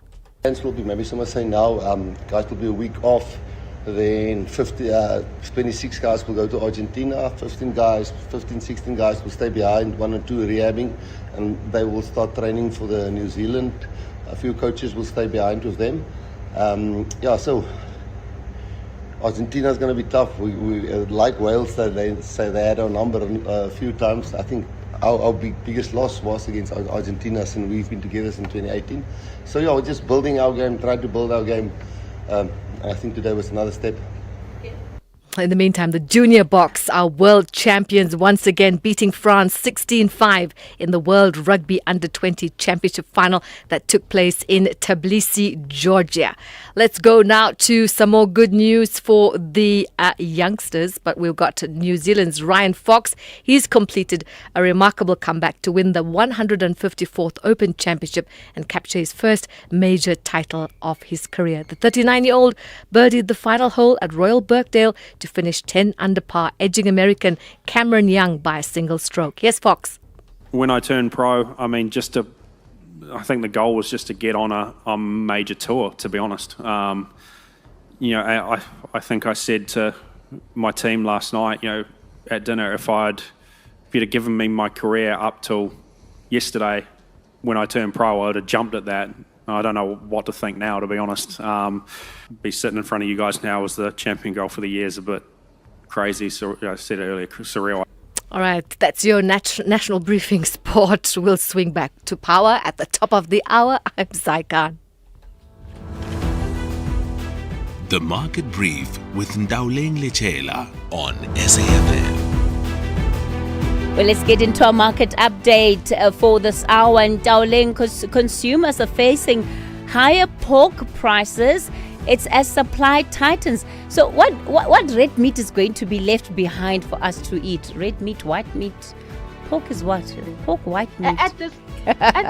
At this point, I think we're just not going to eat any meat anymore. We're going to become vegetarians, Kathy. Really a tough time for bacon lovers, I must say, as the pork industry is warning of another round of price increases, marking its second warning this year as African swine fever and foot and mouth disease continue to disrupt supply. Now, outbreaks across several provinces have reduced the number of pigs entering the formal market, with producers warning that even modest supply shortages can trigger sharp price increases. Now, wholesale pork prices have already climbed, and further increases are expected as the impact filters through to the supply chain. While weaker consumer demand has tempered broader meat inflation, industry players caution that shrinking pork supplies could place additional pressure on household food budgets in the coming months. Now let's take a look at some company news. Valterra Platinum, formerly known as Anglo Plat, expects first half earnings to surge by as much as 15-fold. This has been driven by a rise in PGM prices and stronger production from its Amandelbult mine following last year's flood disruptions. Now, the miner also benefited from higher sales volumes and improved chrome output. However, the sustainability of those earnings remains in focus. Now, PGM prices have retreated from their January highs, amid renewed geopolitical tensions and concerns that higher global interest rates could strengthen the dollar and weigh on precious metals. While analysts remain constructive on longer-term fundamentals, continued price volatility could test future earnings momentum. Looking at equity markets, it's a big week ahead as Google's parent company Alphabet kicks off the US tech earnings season. Investors are also focused on monetary policy, with the European Central Bank and SARB both set to announce interest rate decisions this week. That's against the backdrop of renewed volatility in oil markets, with Brent crude trading at around $90 a barrel. This is up from below $75 before the conflict escalated earlier this month. That uncertainty weighing on sentiment, leaving Asian markets and US futures mixed this hour, a tone that's expected to spill over to the JSE when the bourse opens at 9 a.m. Meanwhile, in currency markets, the rand remains on the back foot, trading at 16.52 to the dollar, 22.25 to the pound, and 18.91 to the euro. And that's where I leave it. But over to you, Kathy, for the business tip of the day.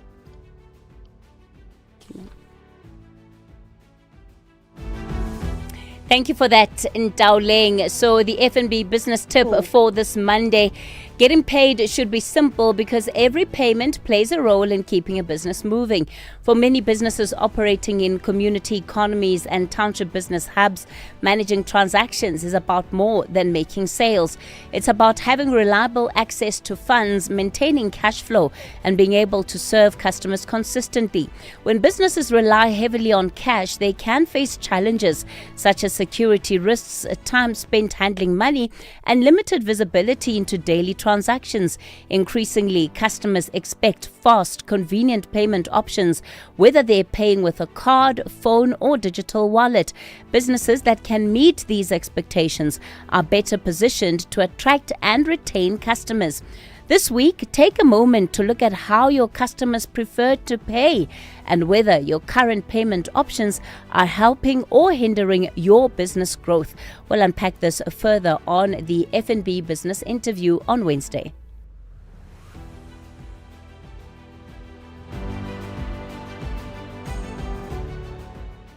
This Sunday evening at 7 on the Tastemaster Professional, it's time for our chefs to dig deep.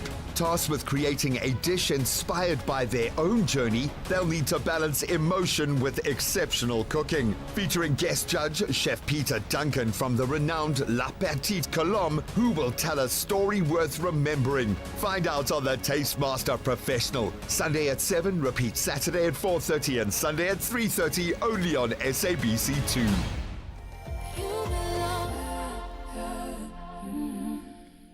With the price of everything going up, a drop in your car insurance premium is just what you need to have extra money in your pocket. Switch to Outsurance and you could save big, like 54-year-old Yaku, who saves an amazing 282 Rand a month on his 2025 Suzuki Swift. Don't pay more than you need to. Get an Outsurance quote to switch and save today. SMS out to 30754. That's out to 30754. Outsurance, licensed insurer and FSP. T's, C's and information online. Reality check on the National Briefing. You're still listening to the National Briefing. So let's get into our reality check then for today, and also welcome our contributor for the week. A reminder at the core of this segment is to do something that we don't often get to do in the daily news cycle, which is to pause, reflect and think seriously about the state of South Africa. Not just what is happening, but why it's happening, what it's costing us and what must be done to change it. Our aim is to deepen the national conversation, to sharpen our thinking and to ask what practical steps are needed to build the South Africa we say we want. Our contributor for this week is a recognizable voice in South Africa's public intellectual tradition. He's an author, political economist, and entrepreneur. He's chaired Public Policy, International Relations, and Security Institutes globally. And this week, he wants to go beyond the headlines to reflect on the question, what should be done to overcome South Africa's perennial unemployment and poverty levels? Well, please help me welcome onto the platform Mweletsi Mbeki. He's going to be our reality check guest for this week. Mr. Mbeki, good morning to you. It's such a pleasure to have you with us today. And you're starting us right at the heart of the issues that we're facing as a country, the high unemployment levels. Good morning. Morning, Kathy. Yes, we have in South Africa the highest level in the world. And this is a major, major challenge.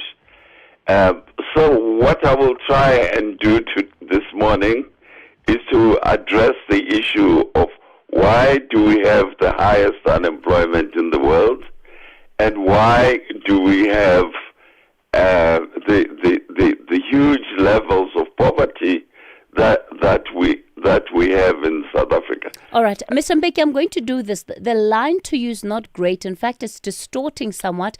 I'm going to ask the team to give you a call back, and we'll put you up back on the line shortly. Okay.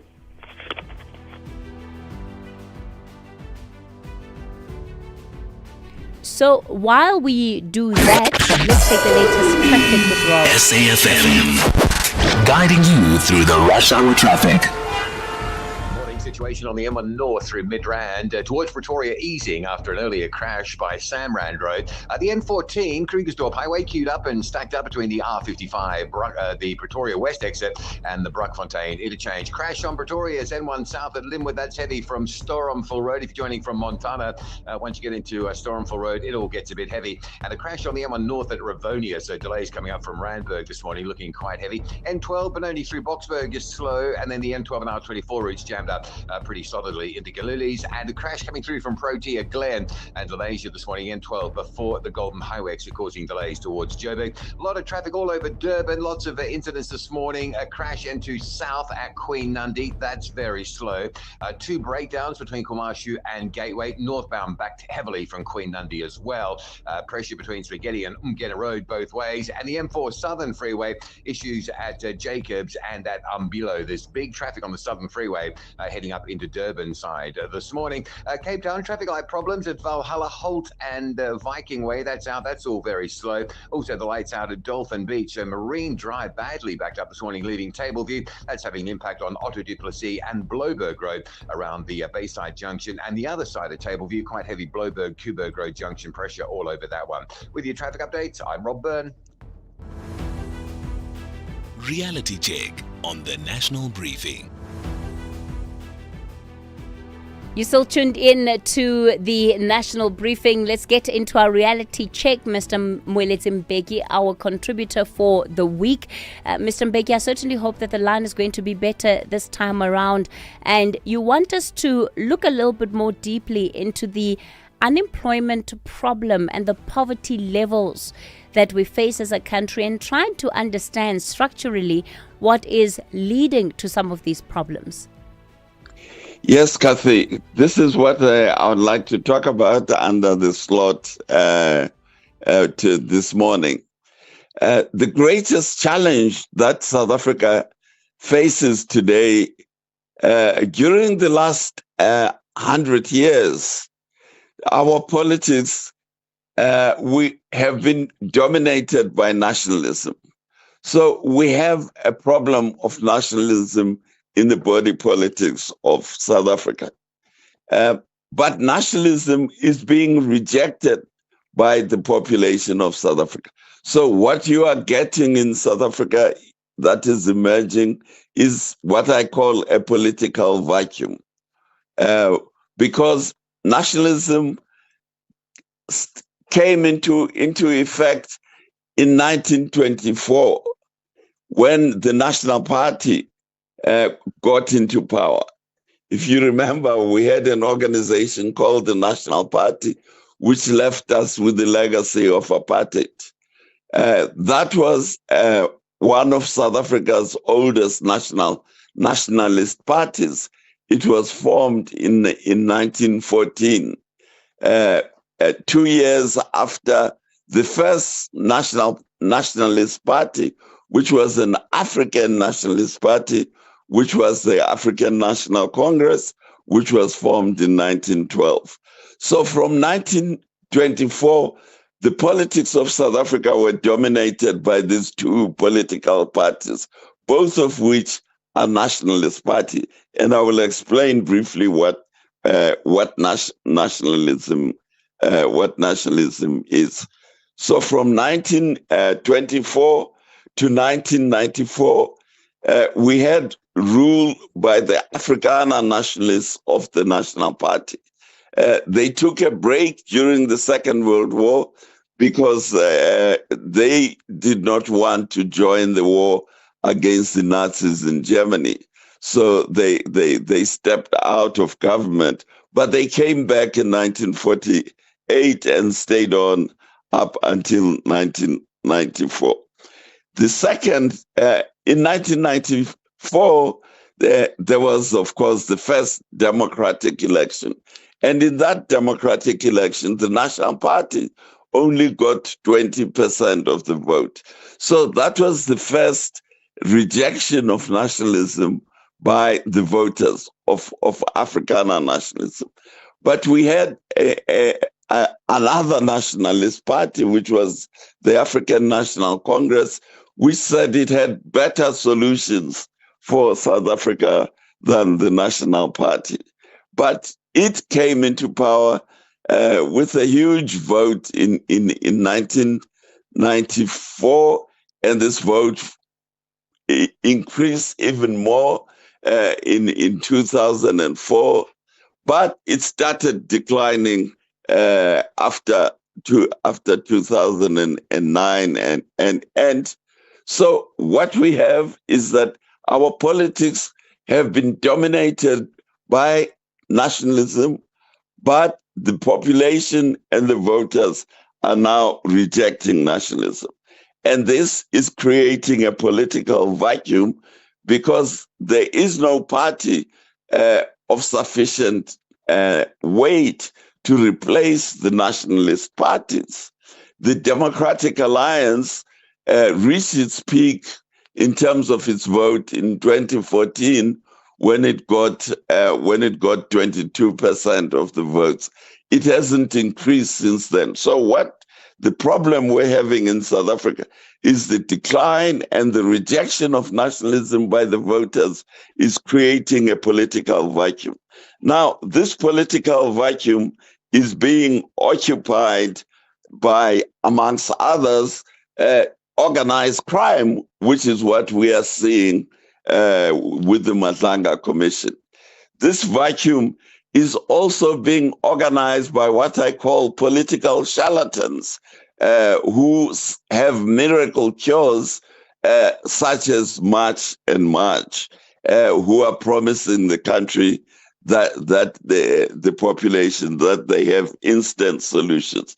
But most importantly, this political vacuum is leading to the decline in investment in South Africa, which is what accounts for our very high unemployment and the decline in per capita gross domestic product of South Africa, which is what is accounting for the increasing poverty of the people of South Africa and the increasing poverty of the country in general.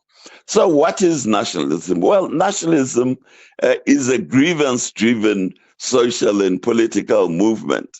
It is a movement that expresses grievance against, in the case of South Africa, it's grievance against British colonialism. The Afrikaners were aggrieved against the British because the British destroyed their Boer republics and they took the minerals from them. So they were aggrieved against the British. The African nationalists were aggrieved against both the British and the Afrikaner nationalists because they took away their property and they took away their vote. If you remember, black South Africans, Africans, colored and Indians had a vote in the Cape during the colonial era. But once the British discovered the minerals, they got rid of the vote of the black population in order to facilitate the exploitation of the labor of the black population. So nationalism was a response to this and a fight back, and it achieved to some extent some good things. It brought a democratic dispensation to South Africa that we have today. But this democratic dispensation retained the economic system that the British had put in place. The Afrikaner nationalists retained the colonial system to exploit the huge mineral deposits of South Africa through the cheap labor of migrant workers. The African nationalists of the ANC have retained this economic system which was created by British colonialism to exploit the labor of the African workers, of the African miners. You may recall the attack on the African miners by the ANC government in 2012 in Marikana, when the African miners were demanding higher wages from their employer, a company which was called Lonmin. Interestingly, this company, one of its shareholders was the current president of South Africa. So what nationalism has done to South Africa is it perpetuates cheap black labor that the colonial regime of the British established. It perpetuates the dependence on technology imports. So instead of developing our own technology, we are importing technology because we have a very poor education, and this is the heritage of both Afrikaner nationalism and of African nationalism. Sure. African nationalism has gone even a step further, and it has created this massive public service, highly paid public service, which of course is at the expense of the rest of the economy. And as the week goes on, I will be addressing all these issues on how what the consequences is on driving unemployment, driving poverty in South Africa. Moeletsi Over to you. Mbeki is the chairperson of the South African Institute of International Affairs. He's going to continue unpacking that. I wonder what you make of that foundation he set, the nationalist parties that have effectively governed South Africa for the past 100 years, and the legacy of nationalism that he argues we still contend with and live with today. It's 8 o'clock, time for your latest news update. Outsurance is in the business of saving you money on your car insurance premium. If they can't, ask for 500 Rand. SMS out to 30754. That's out to 30754.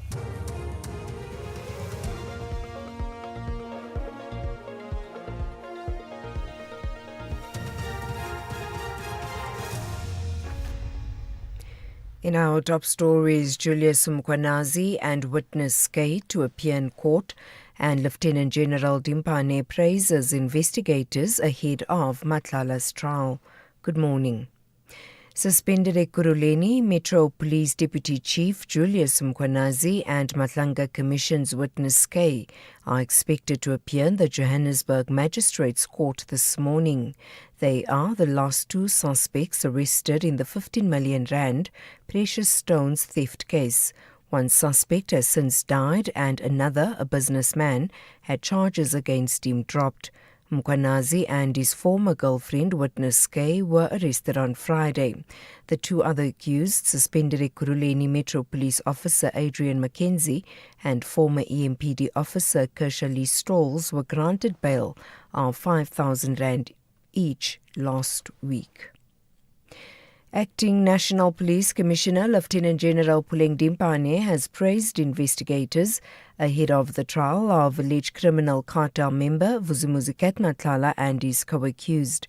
She's described the case as a major step in the fight against organized violent crime.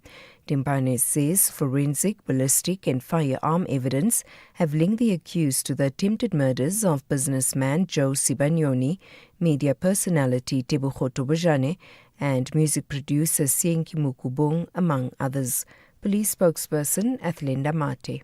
The commencement of this trial is the result of months of meticulous investigations, intelligence-driven operations and evidence gathering by members who refused to give up until those responsible were brought before the courts. Our investigators have collected overwhelming evidence that exposes the role played by each accused. This evidence will be presented before court, and we are confident that the truth will emerge during the trial. This is a clear message to anyone who plans and executes contract killings. The SAPS will pursue you relentlessly. A 44-year-old man has been arrested in connection with the fatal stabbing of a police officer in Bushbuck region, Mpumalanga. It's alleged the man attacked two officers who were responding to a domestic violence complaint on Saturday night. Provincial Police spokesperson Mavela Masondo says the suspect was arrested at his place of residence. The police traced and arrested the suspect at his place of residence on Sunday, the 19th of July, 2026. The report indicates that after committing the crime, the suspect fled the scene, but later returned once the crime scene had been cleared. The docket is being handled by the Directorate for Priority Crime Investigation, which is the Hawks, for further investigation. The Matlanga Commission of Inquiry will sit behind closed doors today as it continues hearing the testimony of Witness M. The witness will continue testimony about one of the major drug busts in South Africa. Witness M has stated in an affidavit before the Commission that evidence implicates heads of state, drug syndicates, crime families, politically connected individuals and law enforcement officers. Sibahle Mota reports. Witness M says in an affidavit that if the contents of the supplementary statements are made public, it would place them and their family at serious risk.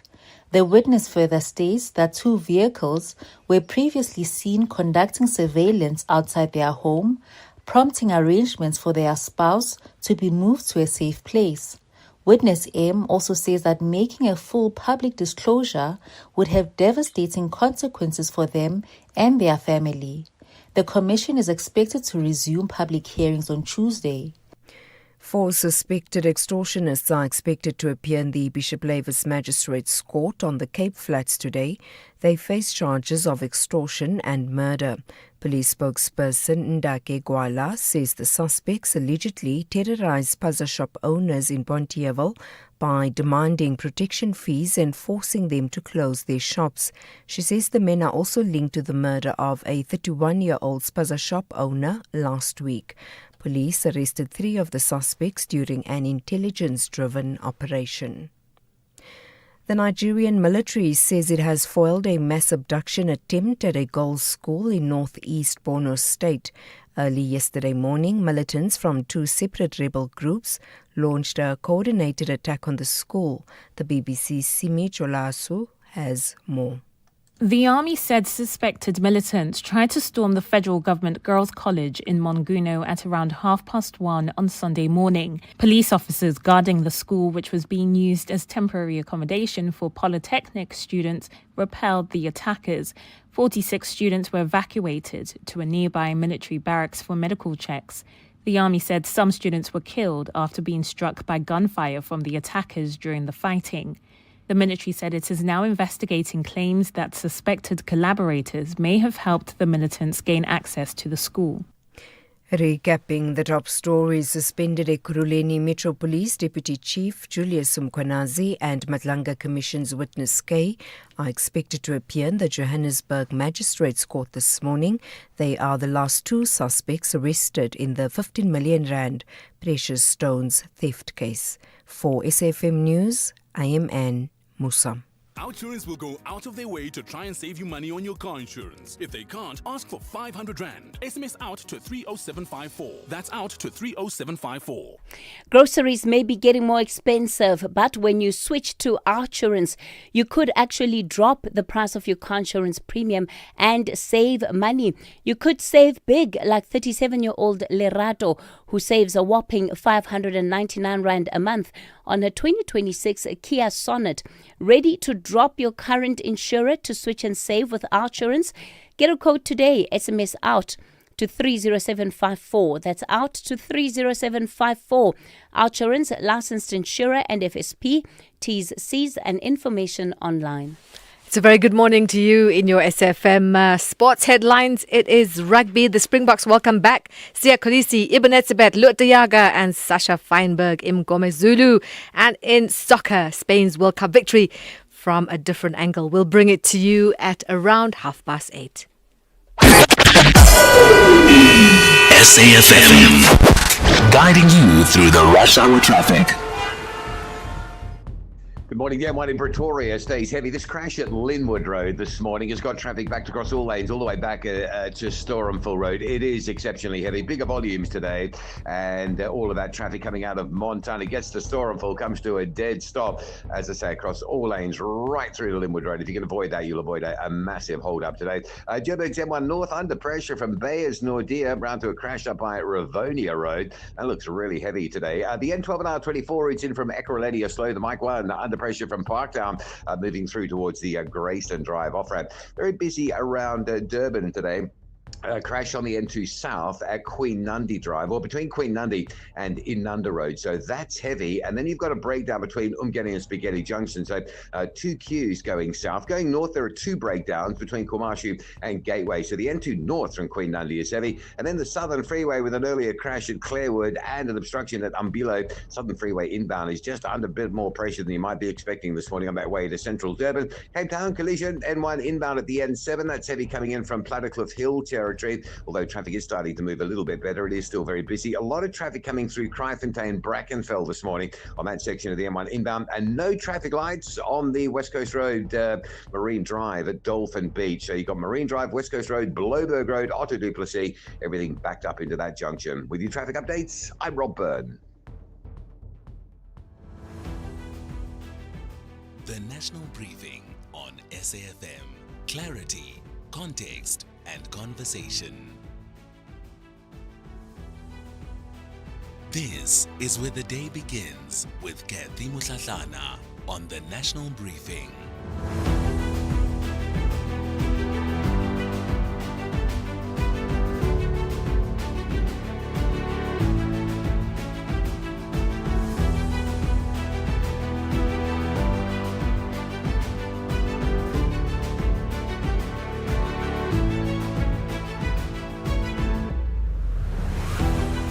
It's 10 after 8 o'clock. You're listening to the National Briefing. A warm welcome if you've just tuned in. I'm Kathy Mutlatlana with you until 9 a.m. this morning. Coming up in this hour, we'll get into our briefing debate. We'll look at the R2 Phase 2. Is it a road safety fix or a red tape wreck? And this is as R2 Phase 2 has now gone live in 62 municipalities across the country. The authorities are saying it will save lives. The trucking industry says it could sink businesses. We'll hear from both sides. And then, as always, we'll open the lines for you to have your say. The number to dial this morning, 086 000 2032. That's 086 000 2032. On the WhatsApp voice note line, 0614 104 107. In fact, as I think about it, it's been one of those mornings we've hardly had an opportunity to bring in your calls, your reactions on WhatsApp. So I do promise we will do that within this hour. And then, of course, for Built in Mzansi, we'll wrap up this show with some good news. 11,000 South African teachers that are quietly upskilling themselves for the AI classroom.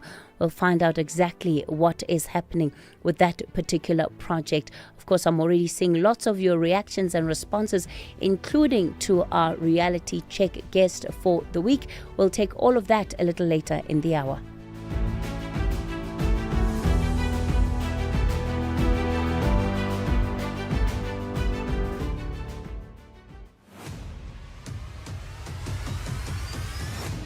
Kathy Mutlatlana is streaming live now on Facebook, YouTube, and X at SAfmRadio. Well, on the 1st of July, Out2 Phase 2 went live in 62 municipalities. It's after the High Court in Pretoria struck Salga's 11th hour challenge off the roll. The RTIA says it's ready. 283 sites, 3/4 of them have been equipped and trained, and that a demerit system is how serious countries make roads safer. But the Road Freight Association has called the system too vast, too intricate, and warns of an appeals tribunal that could face hundreds of appeals on a day-to-day basis. Let me welcome onto the show Mondem Kalipi, the spokesperson for the Road Traffic Infringement Authority. Monde, good morning to you. Good morning, Kathy, and good morning to the listeners of SAFM. Thank you for the opportunity. Thank you very much. Gavin Kelly is the CEO of the Road Freight Association. Gavin, good morning to you. Good morning, Kathy. Good morning, Monde, and obviously all the listeners who are very, very interested in the subject. Monde, let's start with you. What has actually happened since the 1st of July? We're 3 weeks into this, so give us the numbers, right? What are the numbers of infringements issued, the notices issued?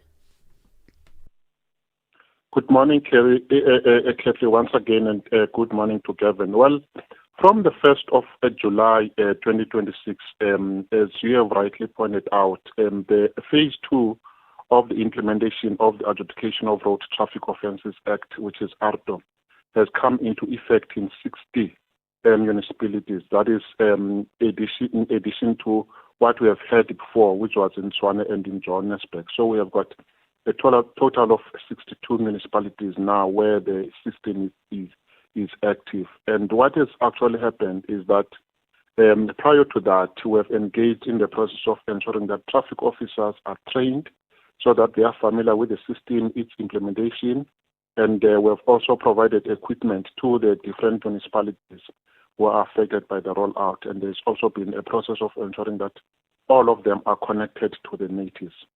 And then in terms of the numbers, we are in the process of compiling that in terms of ensuring how many infringements, for example, have been issued in the different municipalities. We should say that with the state of readiness preparation that we have been embarking upon prior to that, we are sure that many municipalities have really come on board.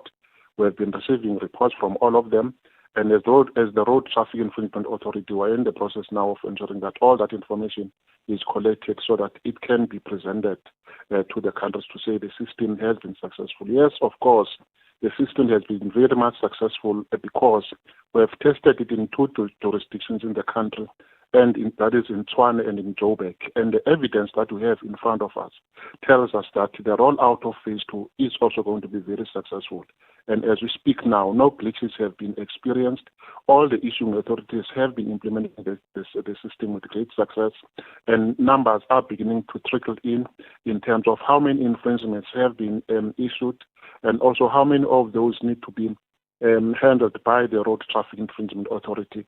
In actual fact, how the system flows, Kathy, is that once the infringements have been captured at a local government level, because that's where it all starts, and then the capturing must ensure that it happens within 21 days within the natives. So today you are still talking about the date of the 20th. So in terms of the actual reflection of what issuing authorities have captured. The total number are going to begin to be quite visible as from tomorrow. That is after the 21st day of the capturing or the issuance of infringement. And then in terms of uploading to the Road Traffic Infringement Authority, then we are going to be able to see after 32 days. That is when we are beginning to receive information that says these are infringements that have been captured. These are the road infringers who have not complied, and therefore, as the Road Traffic Infringement Authority, they are expected to follow up with the issuance of courtesy letters. Okay. So that is, yes. So Monde, I want us to go back to the basics, because while you are sort of moving full steam ahead with this rollout, there's still very basic things that motorists are very confused about, right? And most motorists think that the demerit system is now live. Speak to us about what exactly is happening with the demerit system. Well, Kathy, the points demerit system is not yet active as yet. It is not active as it is going to come in as part of Phase 2. Now we are dealing with the initial provisions of the ARTO Act. And the initial provisions of the ARTO Act mainly refer to what are called ARTO elective options. Options that really say after the person or the motorist or the infringer has been issued with a traffic infringement notice, this is what he or she was going to do. We should remember that the introduction of ARTO talks to departure from the old system of issuance of traffic infringements, which was based on the Criminal Procedure Act. Now we're moving on to a new law altogether, which is ARTO. And ARTO talks to expeditious adjudication of traffic infringements. Because with the court system, infringements could not be adjudicated quite timeously. Hence, we said now the problem of having so many infringers who are roaming on our roads causing accidents. Now we need to have an expeditious process of ensuring that all the infringements are adjudicated quite quickly, so that we are able to say, come forward and comply, and failure to come forward to comply with the law, and then you get to be blocked from being able to renew your traffic infringement. Because this is how it happens. Within the first 32 days, Kathy, after the infringer has been issued with a traffic infringement, that person is expected to come forward and resolve or clear that infringement. And failure to do that, that traffic infringement has to be escalated to us, that is as the Road Traffic Infringement Authority. That's when we're going to issue the courtesy letter. And then if that person fails again to comply, after 64 days to 3 months, and then we issue what is called the enforcement order. But we should indicate that we provide a lot of incentives to the road users so that they need to come and forward. For example, the 50% discount that is being provided by the issuing authorities or municipality to say, please come forward and pay within 32 days, and then you are going to receive the 50% discount, or the right to submit a representation if you feel aggrieved in the manner in which the traffic infringement was issued. Please come forward within these first 32 days. Okay. Or you can nominate the driver. So we've got those tight timelines in the system in which we need to adjudicate over the infringement, so that this needs to be the infringer needs to be cleared, and then he or she will be able to get onto the road as a compliant road user. All right. Monde, you're still going to be facing this matter in court. OUTA, of course, has also been heading to the courts, and in fact is launching a court application seeking to suspend Phase 2. Gavin, let me bring you in. What are you concerned about with where things are right now? Good morning, Kathy. Thanks. So since 1998, when this act was first promulgated, it wasn't implemented then, the Road Trade Association has listed a number of concerns. So the first concern for us definitely is the 2,000, well, then it was about 2,560 odd infringement lines on the auto schedule. It's now a little bit less, but it's still over 2,000. That was our first concern. Nowhere else in the world is it like that.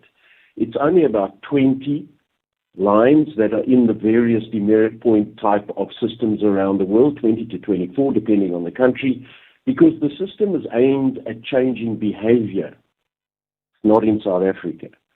The second thing is the types of things that are going to happen on the roadside. And unfortunately, whether we like it or not, the types of traffic policing that we experience on the road out every day is not of the purest or the best. There's a lot of unwanted behavior. So we're going to need to know how that's going to be addressed. And then finally, there are really many processes that are yet going to be tested. So we talk about OUTA having gone to court. There are going to be many more court cases coming in terms of what's going to happen. You cannot change the behavior of a vehicle. The currently in road traffic legislation is a very good process to deal with unroadworthy vehicles.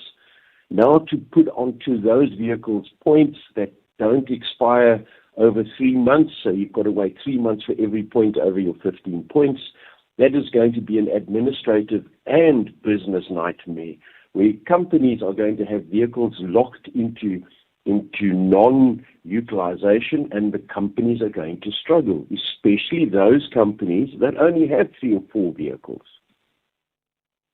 Gavin, if we're to bring it down to a more granular level, let's talk about how the individual motorist is now going to be affected differently. Let's say from somebody who runs a fleet or even runs heavy-duty vehicles like trucks. I lost it. Hello, Gavin? Hello, yes, okay, you back? Yes. So I was saying that break it down for us in terms of the difference that an ordinary motorist is going to face versus somebody who's running a fleet versus somebody who's running heavy-duty vehicles such as trucks like many of your members do. Well, sorry. Well, Kathy, the first thing is that everybody starts off in the same manner. You get issued with an infringement notice, we'll call it that. You get issued with an infringement notice for something that you have done that is contrary to the Road Traffic Act. You get it issued 2 ways. And again, this is where the problem starts. You either get it issued on the side of the road and the clock starts ticking. And that's generally how traffic policing works today, is that you get issued a 341 or a Section 54. So the common traffic fines that you see on the side of the road. So now the clock will start ticking. You've got 32 days to interact with the RTIA. For trucking, and if you as a normal motorist, when I say normal motorist, I mean you and I as a private individual, that's generally quite simple because it's you the driver, and it's your vehicle. You don't have to go and get somebody's permission. For us as employers, we have to get permission. Now that sounds very easy, but there are many employers whose contracts don't include this, so we've got to change the contracts. Then those who drive our vehicles continuously on a daily basis, you're going to have to decide how often do you check the point status of our drivers or anybody who drives a vehicle for a business, because if those people are found on a public road to be driving a vehicle in contravention of the new which says you cannot drive a vehicle if your points have crossed the 15-point threshold, then the employer, the operator, but the employer is held liable. So it's having access to that everywhere around the world. You don't pay for that. You can access it on a 24-hour basis in various databases. Here we have to get our employee to agree to this. It has to be renewed every year. So that's a bit of an HR stumbling block for us. But more importantly, it's understanding where you are in this and how you can then have a discussion with the authorities in terms of your innocence or not. And that's a convoluted process. You will have noted various information in the media, and the association raised it some time ago, that the whole process of being able to test these allegations of your guilt with the various structures are not yet in place. The minister hasn't appointed the tribunal, and those sort of processes are not in place yet. So, Monde, very practically now, what is it that motorists will be able to do, or what has changed in terms of how motorists were able to deal with some of these matters before, now that it's gone down to the municipalities? Yes, Kathy, the important thing now with the implementation of the system is that as motorists, we need to act quite very, very quickly when it comes to infringements that have been issued against us if we have violated any traffic law, because the process is going to be quite very quick in terms of the processing of infringements. Two, it is also talks to the standardization of traffic infringements in the Republic. It means that if you have committed an infringement in one municipality, let's say you are in Becha, and then maybe you drive to Krugersdorp, you should be able to resolve those infringements in Krugersdorp, because in terms of how we are setting up the system, we're going to have a common national contravention register to ensure that all the infringements are under one roof and they are processed quite timelessly throughout the Republic. So we are really calling upon road users that if you have received an infringement within a particular municipality or anywhere in the country, please make sure that you act on them within the first 2 days, because failure to do that infringement is going to come to us as the Road Traffic Infringement Authority, and then we are going to have got to issue the courtesy letter. But most importantly is that road users need to know their rights. They need to know their obligations. They need to know that they have got this right to contest an infringement. It's not like a blanket approach. If you've got evidence to say, no, I'm unhappy in the manner in which this infringement was issued, act within the first 2 days to make sure that it gets to be cleared. The same applies with the fleet organizations that my colleague Gavin is referring to. Fleet organizations, we have been working with them, Gavin can really agree to that, to say we have consulted on the development of this policy. We have even empowered everybody on how the system is going to benefit both the general road user in the Republic and as well as fleet companies themselves, because we can't find a situation where company owners, truck owners, they've got their vehicles being blocked. They need to follow the system to say who was operating my vehicle, and therefore you do have the right to redirect the infringement. So that it gets to the person who was operating the vehicle at the time the infringement was committed.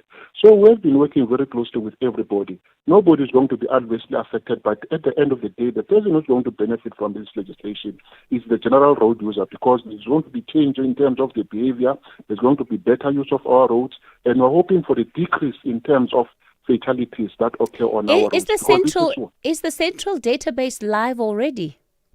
It is live already. We have attached it to the NATIS, that is the National Traffic Information System. It is attached, it is live already, and we have been using it. We have tested it in the two jurisdictions of Tshwane and Joburg.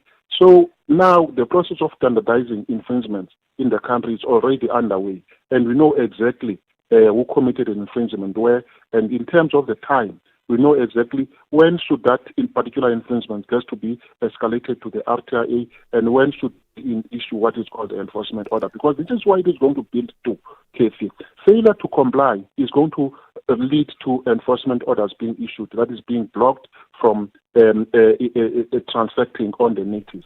But before then, there are many rights and options that are provided to the road users, incentives to say resolve your traffic fines, comply, and then you'll have peace of mind on the road. What's the single portal that you can refer listeners to where they want to read up and understand the system better? We do have a website, Kathy, which is arto.gov.za. It's aarto.gov.za. They can even call our call center, which is 086-122-7861, to really call while on the road to find out if they've got ARTO infringements against their names. Gavin, does it seem like this is the end of the road, that while you don't have much of a choice now, all you have to do is comply? Kathy, no, it's not the end of the road. I mean, unless you're asking, is this going to be the end of the road in terms of taking legal action? And I don't think legal action is really the route that most people want to take. They take that out of desperation. So we've interacted with the RTIA for many years. I said from the very beginning, from 98. We've raised a number of issues. Some of them they've listened to, some they don't. Are you going to... there are contraventions or infringements in this list that deal with, for example, the rear light on a truck or on a vehicle does not meet a 45-degree angle. And you're now going to give someone an infringement for that on the road? It's crazy. It's absolutely crazy. So first, we have said, if you're really going to follow the process that is followed around the world and you want to change driver behavior, because that's what a demerit point system is about. It's not about collecting money. It's not about having various processes along the way to remind you that you owe people money. It's about changing behavior. Then break it down to the 24 or 20 or 5, whatever the case may be, issues in South Africa that create crashes. We call it crashes, incidents. General public call them collisions or accidents. So deal with those, change that behavior. Then we can start broadening that out. Gavin Kelly, let me thank you for your time. Mondem Kalipi, let me thank you as well. It's time for the latest news headlines. Let me hand you over to the news desk.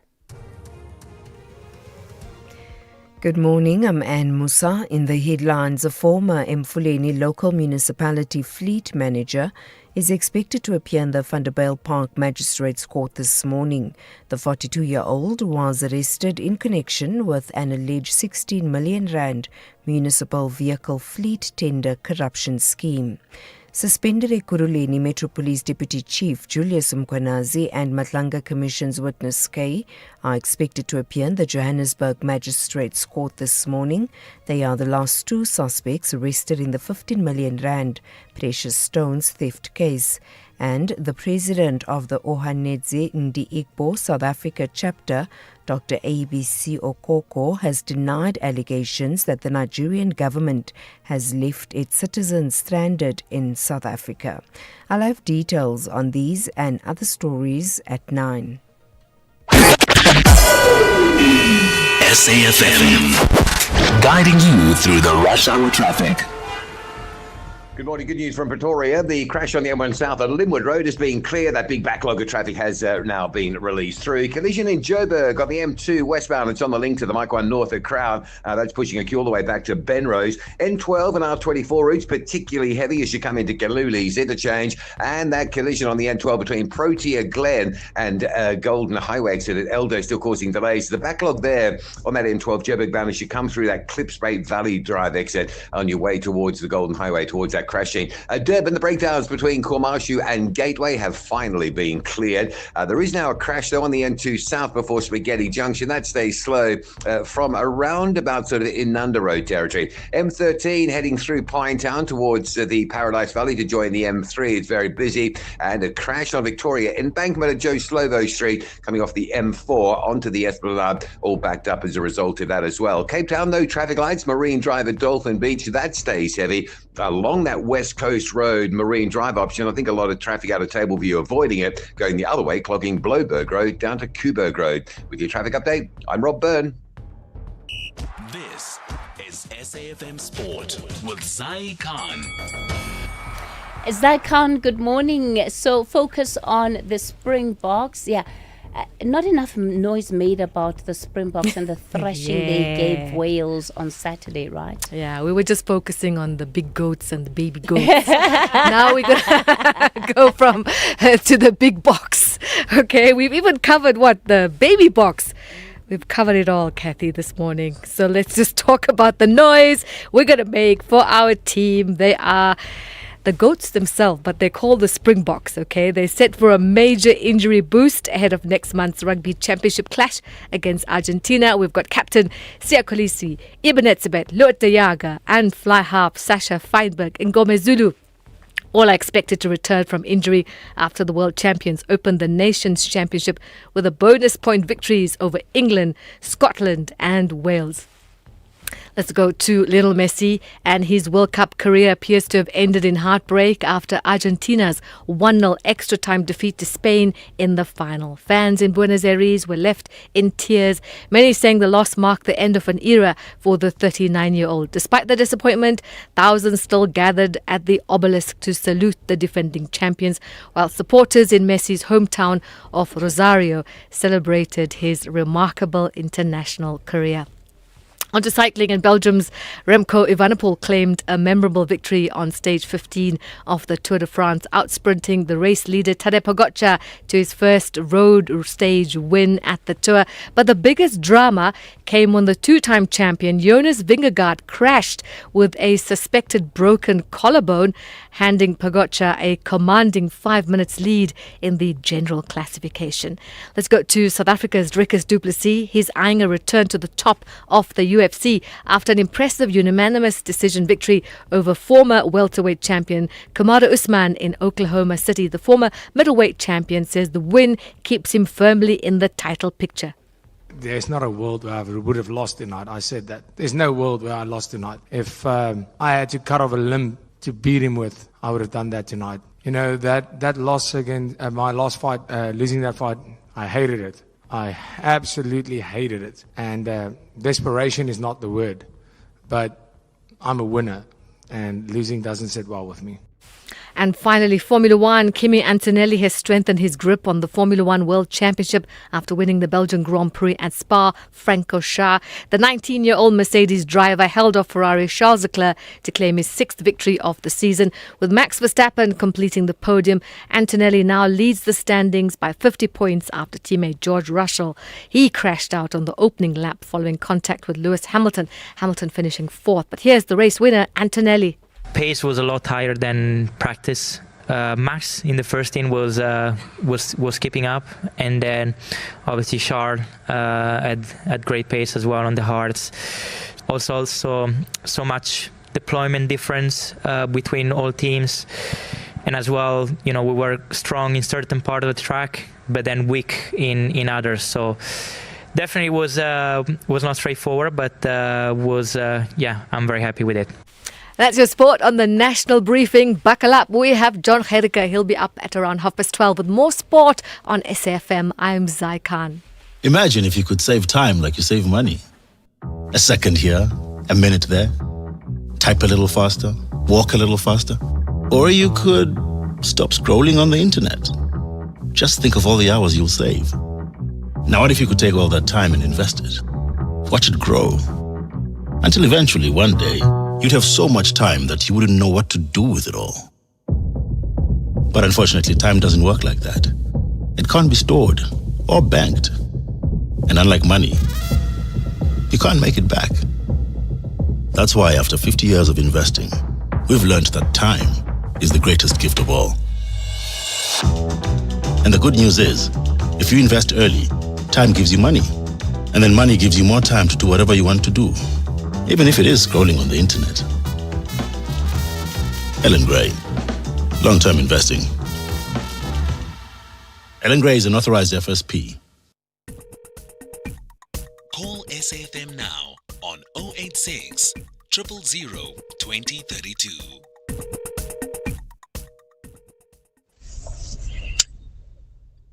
Good morning, Sis Kathy.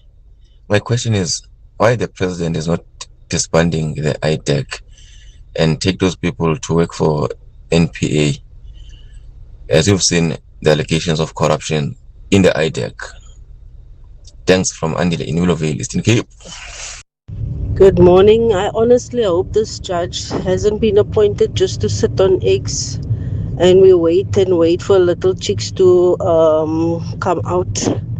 I hope he's not there to delay matters. I honestly hope that he's there to execute the work that needs to be done. Honestly, we don't need delays. There should be a special court to hear these matters fast, and people must be convicted and jailed. I can see Utata's perspective. Like, even if you look at how political parties are set up, they start in Johannesburg. They will then require funding from the ultra wealthy, who will then control the narrative of these politics. And then regional politics take the back seat, and the voters there are actually disempowered because they now have to rely on this one idea that has been outsourced or franchised from one area, and then that doesn't speak to how we solve our regional problems.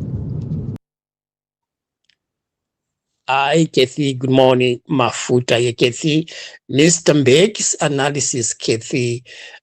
points to the fact that nationalism brought a lot of positives, but it lacked the foresight to say anyone who is putting on a piece of cloth that was made thousands of kilometers away has to ask why.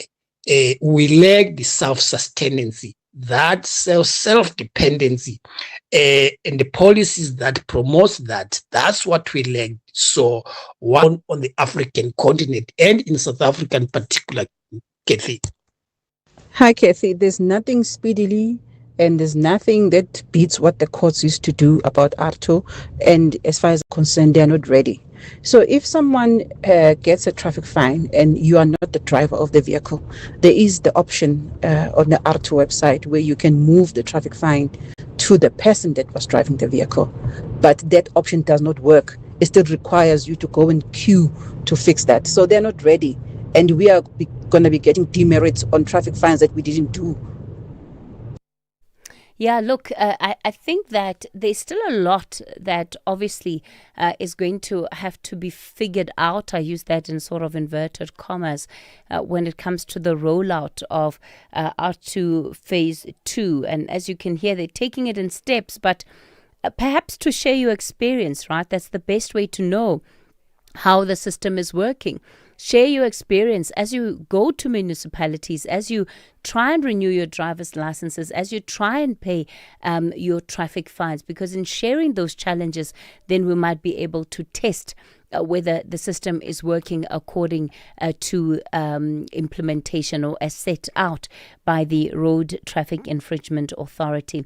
Let me bring in some of your calls. Albert, you're calling from Mthatha. You want to respond to the reality check. Good morning. Yes, look, I have a lot to say. I'm not a politician. I'm in the higher education sector. I believe that he's spot on when it comes to unemployment. I believe that the higher education sector in South Africa is perpetuating colonialism. If you look at science, engineering, and technology, and you look at the areas that are disadvantaged in South Africa, the rural areas of the Eastern Cape, for example, where there is only one university that is offering agriculture as a qualification. This creates a disadvantage for the majority of people who tap into the value chain of agriculture from production to retailer. Many opportunities are happening there, and the South African government should make, for example, more universities in the Eastern Cape participate in agriculture and shift from the colonial production of maize to special crops that will contribute even to the pharmaceutical industry in this part of the world and elsewhere. So, my view is that let us talk to the South African government. Look at China. How many universities per square kilometer are in China compared to South Africa? And we have to invest in those aspects of education. For example, life orientation is not contributing anything. Math literacy is not contributing anything. Indigenous knowledge system has got engineering, science, technology in it, and it's linked to the original knowledge of South African people like it was in Europe. When I went to the Netherlands, their system of agriculture is focusing on the environmental conditions of small-scale agriculture that is contributing to the economy. You go to China, you go everywhere in the world, but in South Africa, our education system is not focusing on what we can contribute directly and making the majority of people who don't have degrees participate in the economy. Thank you very much. Sure, Albert, what a powerful contribution. Thanks for that. And I wonder then to what extent we as South Africans have given ourselves time to understand and unpack colonial structure, right? When we talk about the fact that we have imported this colonial structure, colonial economic structure, what does that practically mean? And Albert, I think you've done a really good job of helping us understand it better. Pumzile, you're in Cape Town. You also want to, or Pumlile, you also want to respond to the reality check. Good morning, Kathy. Yes, I would like to respond and chip in. I'd like to partially disagree with Mr. Big and say that e-diagnosis is not a factual diagnosis in the sense that He's diagnosing a symptom of what's happening. And the real issue here is that we have a vacuum of leadership. And that vacuum of leadership has caused the likes of the nationalism that he's speaking to. And that in itself is causing mismanagement of resources, which the majority of our people are in the economy, are in the small economy, and he plays, and the other class, the middle and the upper class, plays in the bigger economy of the country. So now, Pumlile, are you saying that because his characterization, right, of the nationalist question, he traces it back to 1924? So are you saying that this leadership vacuum has existed since 1924, and that nationalism has been the answer to that leadership vacuum? I'm not saying that it traces so far back. All I'm saying is that there isn't a leadership that have worked and said that the things that they've implemented, they are not like in terms of the ANC, the policies that the ANC has established. Most of these policies have not been implemented to say that these a majority of its policies are not functional because they've been implemented, and we've examined that they are not functional. I mean, back in the day, in pre-1994, that was a government that was only catering for a few South Africans and not the majority of South Africans. So we are still talking about leadership, and whether or not that leadership subscribes to nationalism or not, but we are talking about the vacuum of leadership and adequate leadership that speaks to the majority of the needs of the people on the ground. Okay, all right, Pumlile, thanks for that contribution. Look, he did touch on the vacuum of leadership, right? And he said it was being filled by organized crime, according to the notes I've taken here, organized crime and what he describes as political charlatans. So, yeah, perhaps that's also something worth thinking about. Piwe, you're in Richards Bay. Good morning. Good morning, Sis Kathy. How are you? Yes, go ahead, Piwe. Thank you very much. I apologize for the feedback or the background. I'm in a car, but I'm safe. I'm on hands-free so that I don't get the infringement as espoused by us. Piwe, I know you're trying to be on the right side of the law, but the connection is not great.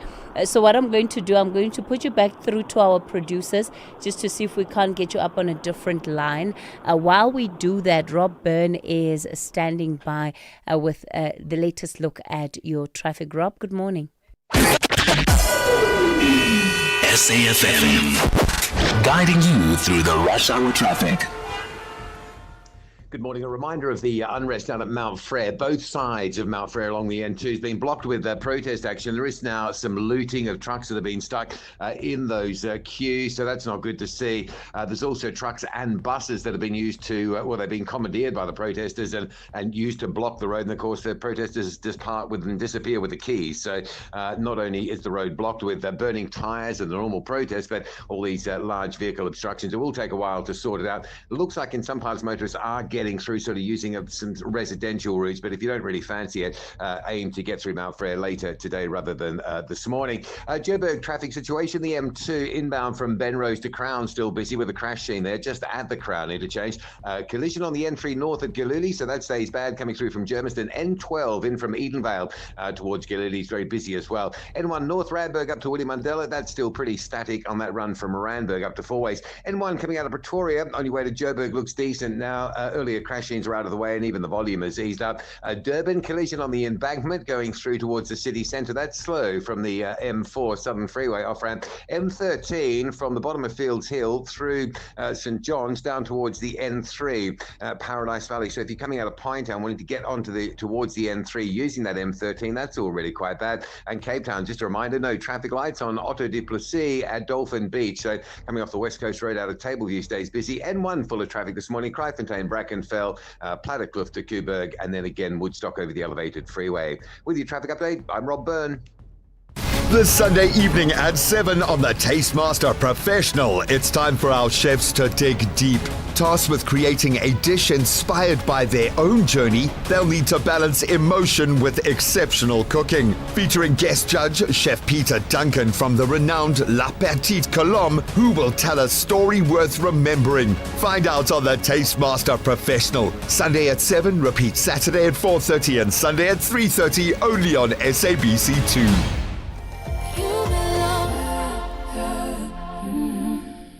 Cutting costs means more money for your business. So switch to Outsurance Business Insurance and you could get a massive 20% discount on your business insurance premium. And you could get an out bonus with up to 10% of your paid premiums back. So make the smart business move and switch to Outsurance Business Insurance today. For law firms, real estate agencies, computer services and all other businesses, visit outsurance.co.za today or call 0800 60,000. Licensed insurer and FSP, T's, C's and information online. Call SAFM now on 086 000 2032. You're still listening to the National Briefing. We're going to continue with some of your calls. Piwe in Richards Bay, good morning again. Good morning, Sis Kathy. Much better. That's much better. Yes, you want to talk about Arto? Yes, I wanted to. I was saying, Sis Kathy, I think the implementation is rather premature on the basis that your guest was speaking about the rollout in about 62 or 60 municipalities.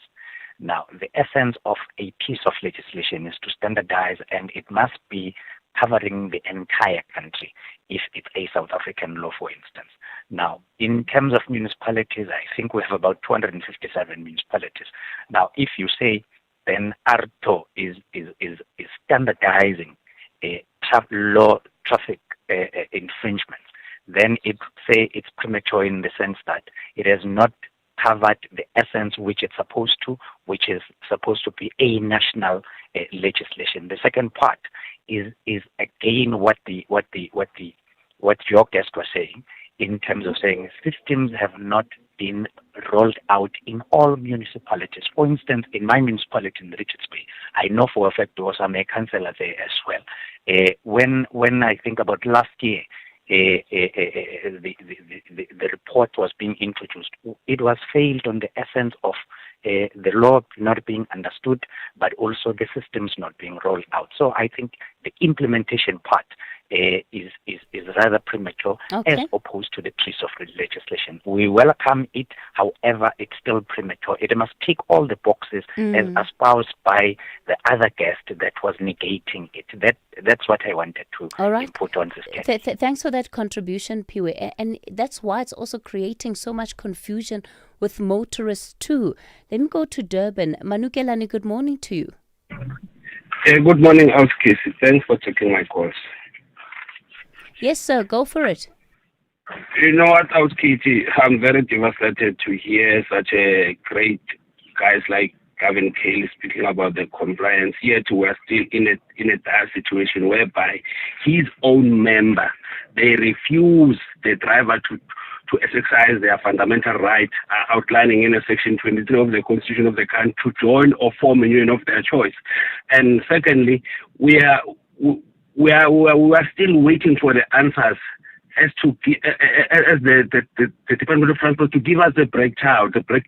How many Zimbabwean are driving trucks here? How many Bangladesh? Because those Bangladesh, they are driving trucks. They've got licenses. How did they pass through to it? How these things of ARTO is going to be applied to them? This is my problem with Kevin Cayley and his co. Okay. Manukelani, I think that this is certainly a subject that we can look at, especially as a special focus after 8 as well. So I'm noting it down, and we'll see when we can have a conversation focusing on the trucking industry and some of these issues that you have raised with us. Built in Mzansi on the National Briefing. Well, let's get into our Built in Mzansi segment. Since January, more than 11,000 South African educators have signed up for Canva's education platform. It's up 35% from last year.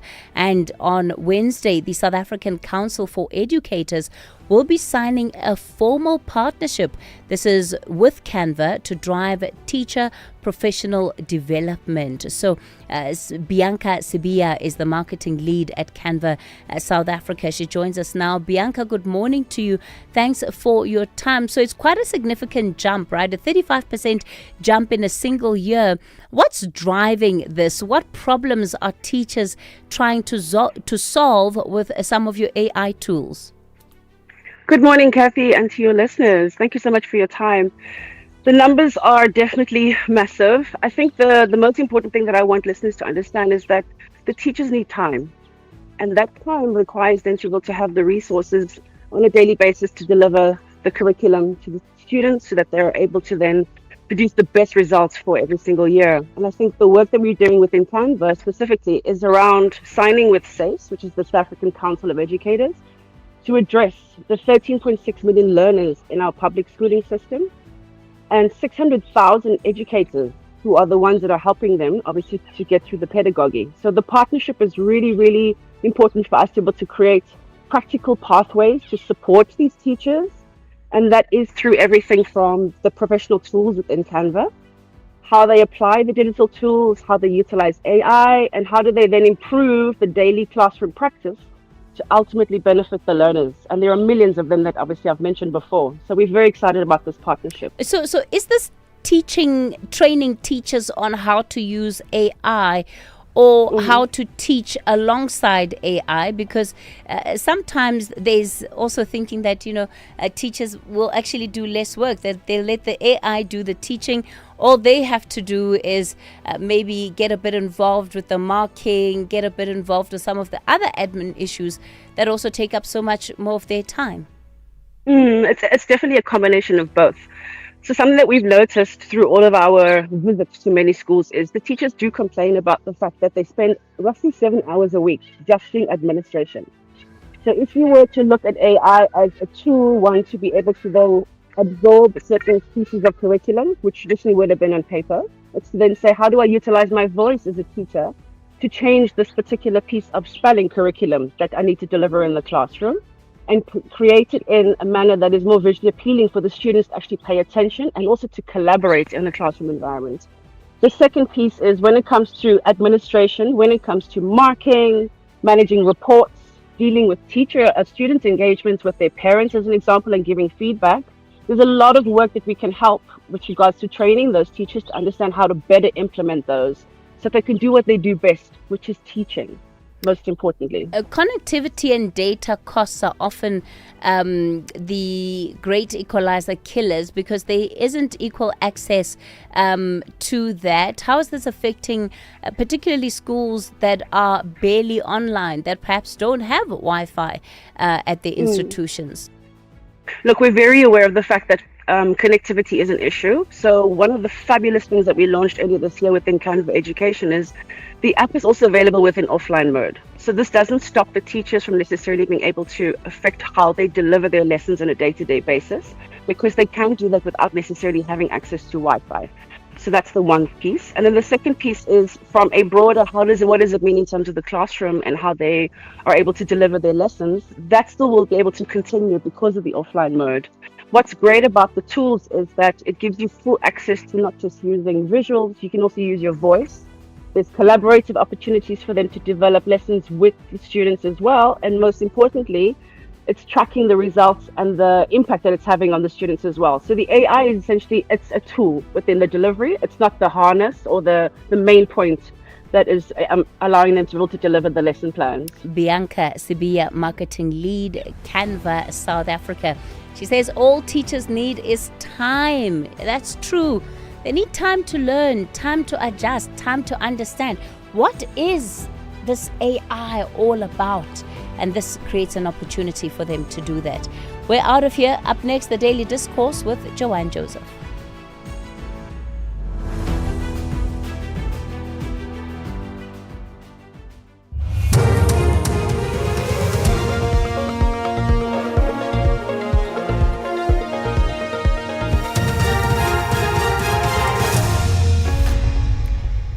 In our top stories, a former Mfuleni local municipality fleet manager to appear in court and the Senzo Mehiwa murder trial to resume. Good morning. A former Mfuleni local municipality fleet manager is expected to appear in the Vanderbijlpark Magistrates Court this morning. The 42-year-old was arrested over the weekend by the Gauteng Political Killing Stars team. The suspect faces charges of fraud and corruption in connection with an alleged 16 million rand municipal vehicle fleet tender corruption scheme. National Police spokesperson Athlenda Mate says the suspect is accused of the alleged irregular awarding and implementation of a contract. The municipality paid approximately 16 million rand for the delivery of 18 vehicles. Investigations revealed that only 7 of the 18 contracted vehicles were delivered to the municipality, despite full payment allegedly having been made to the service provider. The investigation remains ongoing and further arrests have not been ruled out. Suspended Ekurhuleni Metro Police Deputy Chief Julius Mkhwanazi and Matlanga Commission's witness K are expected to appear in the Johannesburg Magistrates Court this morning. They are the last 2 suspects arrested in the 15 million rand precious stones theft case. One suspect has since died and another businessman had charges against him dropped. Mkhwanazi and his former girlfriend, witness K, were arrested on Friday. The 2 other accused, suspended Ekurhuleni Metro Police Officer Adrian Mackenzie and former EMPD Officer Kersha Lee Stolls, were granted bail of 5,000 rand each last week. The Senzo Mehiwa murder trial will resume today in the High Court in Pretoria following the court recess. The court is expected to hear heads of argument over the testimony of witness Qiniselani Buthelezi, who agreed to continue giving evidence after initially refusing to testify. Buthelezi has disputed parts of a statement attributed to him, saying it contains information he never gave to lead investigator Brigadier Bongani Kininda. Lerato Makola reports. Before the court adjourned for recess, Buthelezi's legal representative told the court that following consultations, his client has agreed to continue testifying and understood his duty to answer questions truthfully. However, defense counsel argued that Buthelezi's testimony cannot simply proceed after he told the court that he does not recognize parts of the statement attributed to him, saying some of its contents are unfamiliar to him. The matter was postponed to allow both the state and the defense to file heads of argument, which the court is expected to consider today. The president of the Ohaneze Ndi-Igbo South Africa chapter, Dr. ABC Okoko, has denied allegations that the Nigerian government has left its citizens stranded in South Africa. This comes as dozens of Nigerian nationals continue to camp outside the Nigerian High Commission in Pretoria, calling on their government to evacuate them. The Nigerian government last week announced it had completed its voluntary repatriation program, with the final flight taking over 300 detainees home on Thursday. Ukoko says about 1,490 Nigerian nationals have been repatriated since the start of the program in June. So what is unfolding is some people who actually wake up at the last minute thinking that the moment they come to the embassy or the High Commission that they will be repatriated. Forgetting that repatriation is a conditional offer made to them. So most of them did not take the offer seriously. The Nigerian government explicitly said that they are going to send only 5 flights, which they have sent. It's not like they just halted it, or it's not like they don't want to continue it, but it's just because they've already exhausted the plan they have. And finally, thousands of people have gathered in Delhi ahead of a planned march on Parliament to demand accountability in India's education system. The police have warned of action if protesters try to go ahead. Supporters of the youth-led cockroach movement are demanding the resignation of the education minister over exam paper leaks. Recapping the top story, a former Mfuleni local municipality fleet manager is expected to appear in the Vanderbijl Park Magistrates Court this morning. The 42-year-old was arrested in connection with an alleged 16 million rand municipal vehicle fleet tender corruption scheme. For SAfm News, I am Anne Musa. Whether it is a CCMA referral, problems with a mechanic, unfair blacklisting, or an uncontested divorce, Clientele Legal provides tough professional lawyers for an affordable monthly premium. We cover civil, criminal, and labor-related matters. Our nationwide legal teams are standing by to support you 24 hours a day.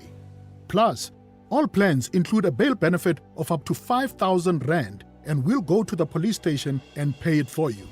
Join today. SMS SAFM to 32195. That's SAFM to 32195. And we'll call you back. SMS now. Clientele General is an authorized FSP and licensed non-life insurer. T's and C's online. Standard rates apply.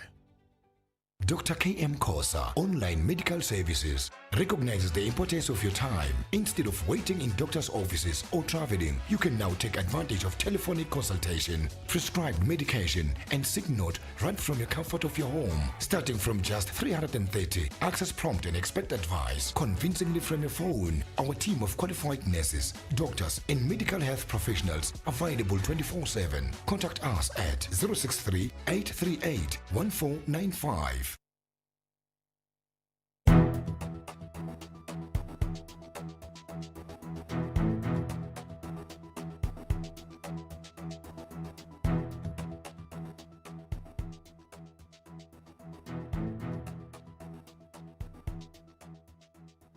Seven minutes past 9. Good morning and welcome to the Daily Discourse. Great to be with you this Monday morning. I'm Joanne Joseph.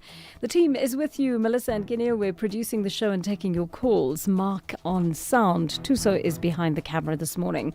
Remember, apart from listening to us live on the radio, you can also listen live on DSTV channel 814 or go to our website and listen live there. In addition, you can find us on the SABC Plus app. We're also video streaming our broadcast, so you can watch us from anywhere in the world on YouTube, Facebook and X. Welcome if you're joining us from overseas. And don't forget that if you haven't managed to catch the show in its entirety, our digital team loads the podcasts onto our website. You can catch up on all our interviews on demand there.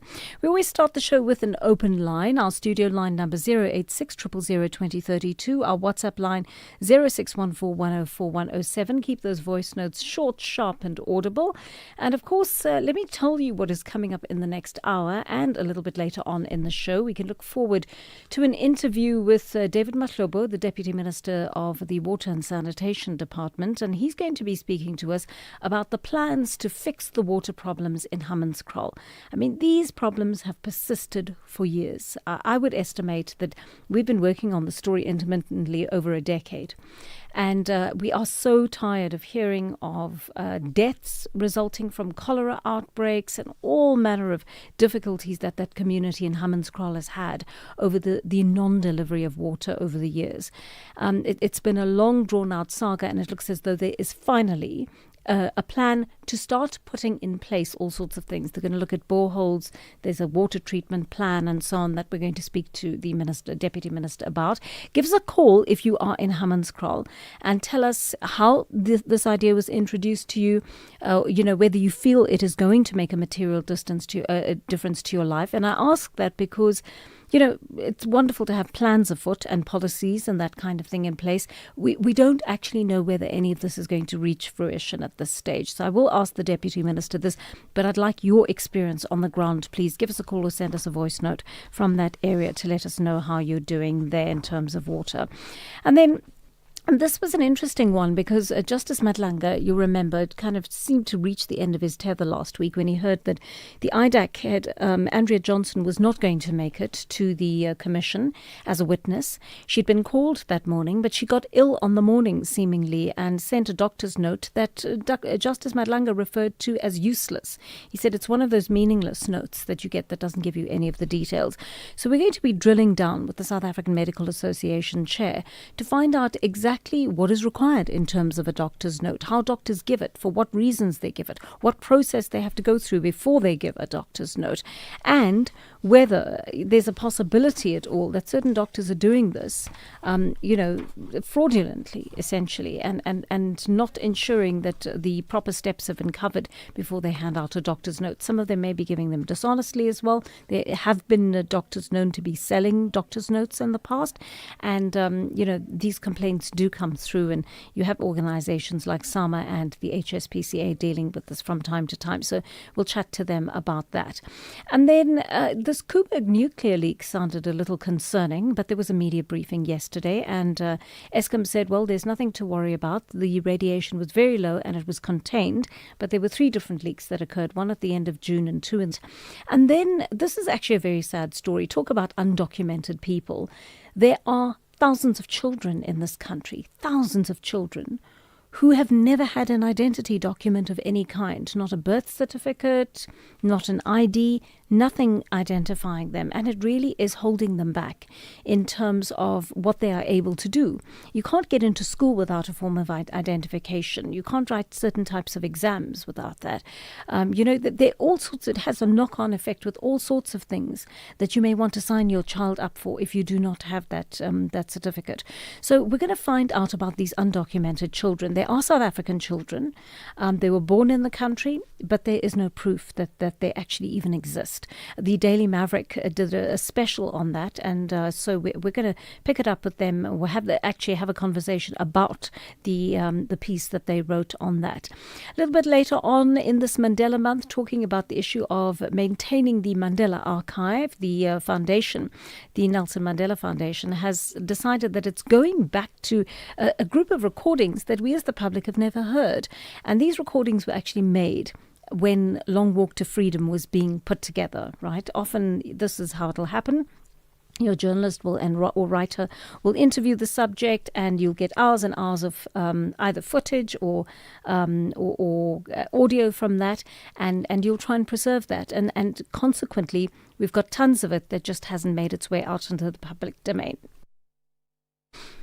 All right, and then finally, Cap Matlala is back in court. So around about 11:20, we'll be connecting with our SABC News reporter, Sasha Naidu, to find out why he's appearing today, what is going to be on the table when he appears, who he'll be appearing with, and what crimes he is accused of there. And of course, we wrap up with our book reading for today.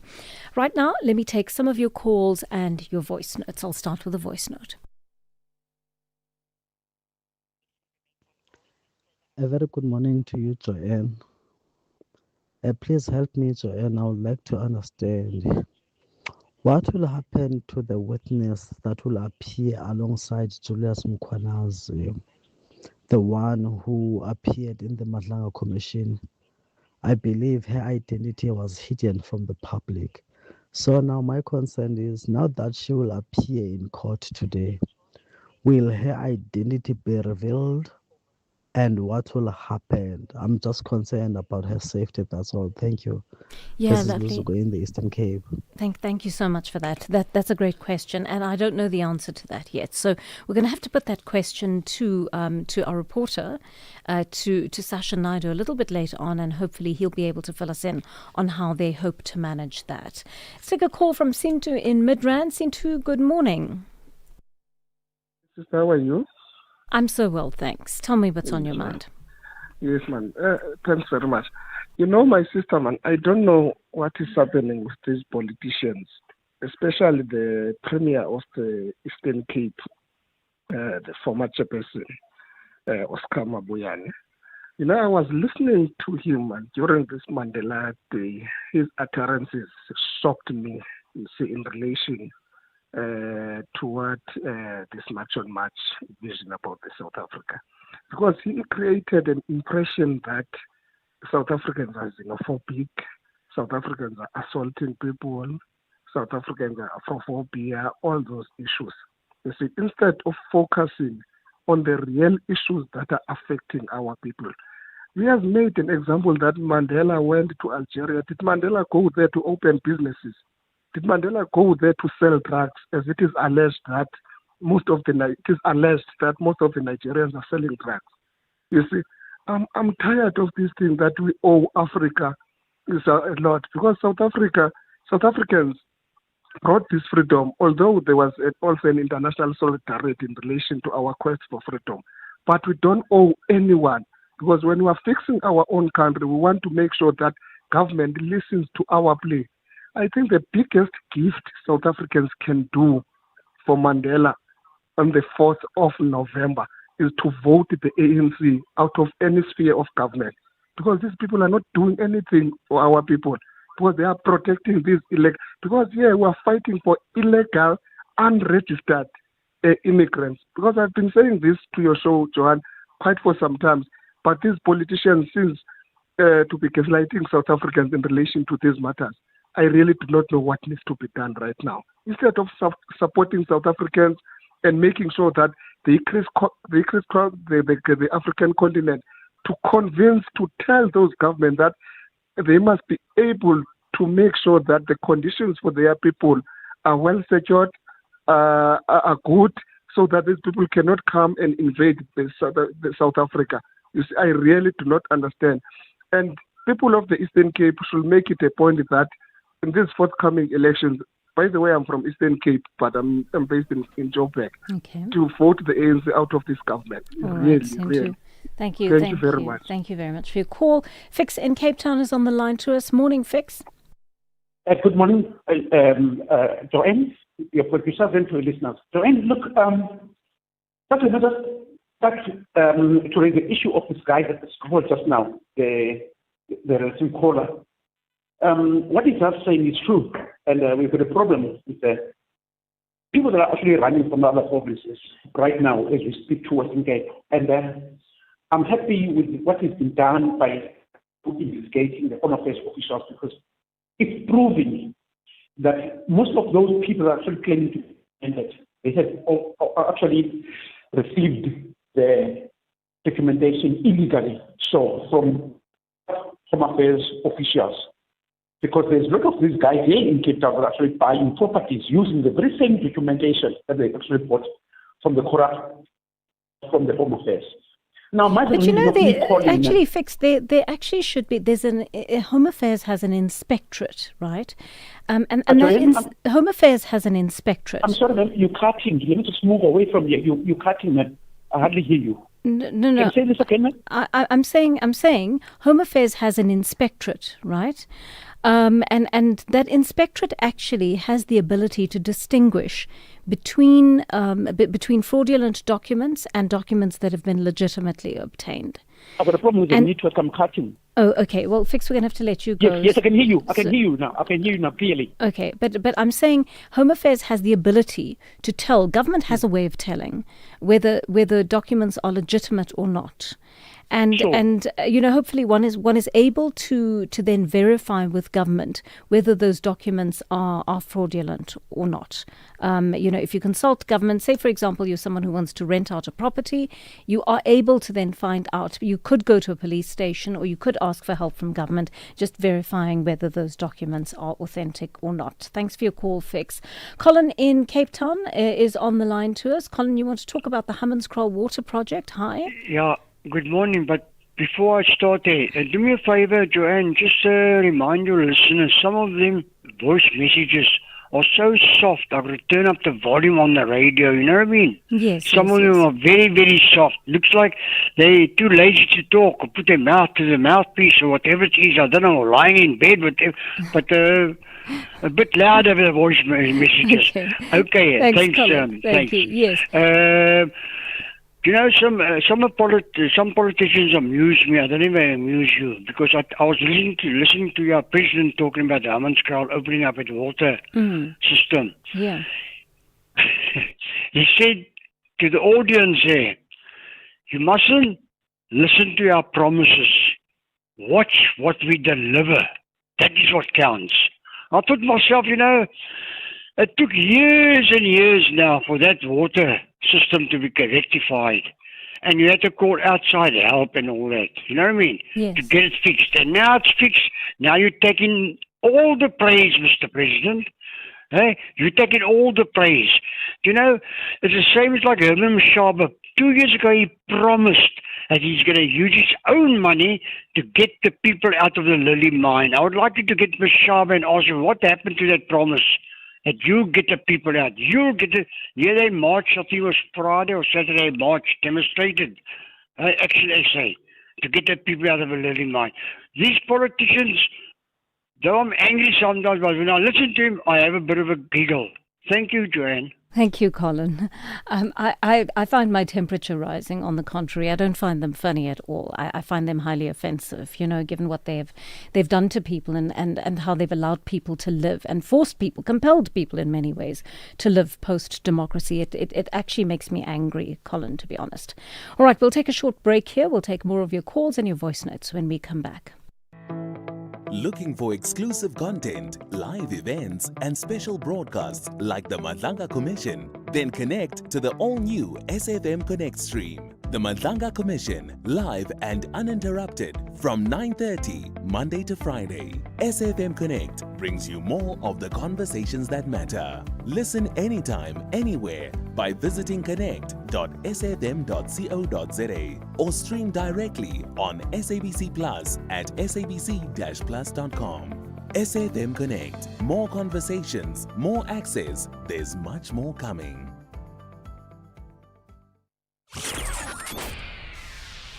The Daily Discourse. More than talk, real understanding. 9:22 on the Daily Discourse. Some of your messages coming in. Let's listen in. Morning, Joanna. Yes, Home Affairs have inspectors that can sell the fraudulence and not fraudulence documents. But the Home Affairs, those inspectors, there are only 800 people. Out of how many provinces do we have in this country? The regions, they are undercapacitated. They can't perform those duties. Even much on much when they are asked for Home Affairs or inspectors, they gave them one every time. It's PK in Pinetown, Durban.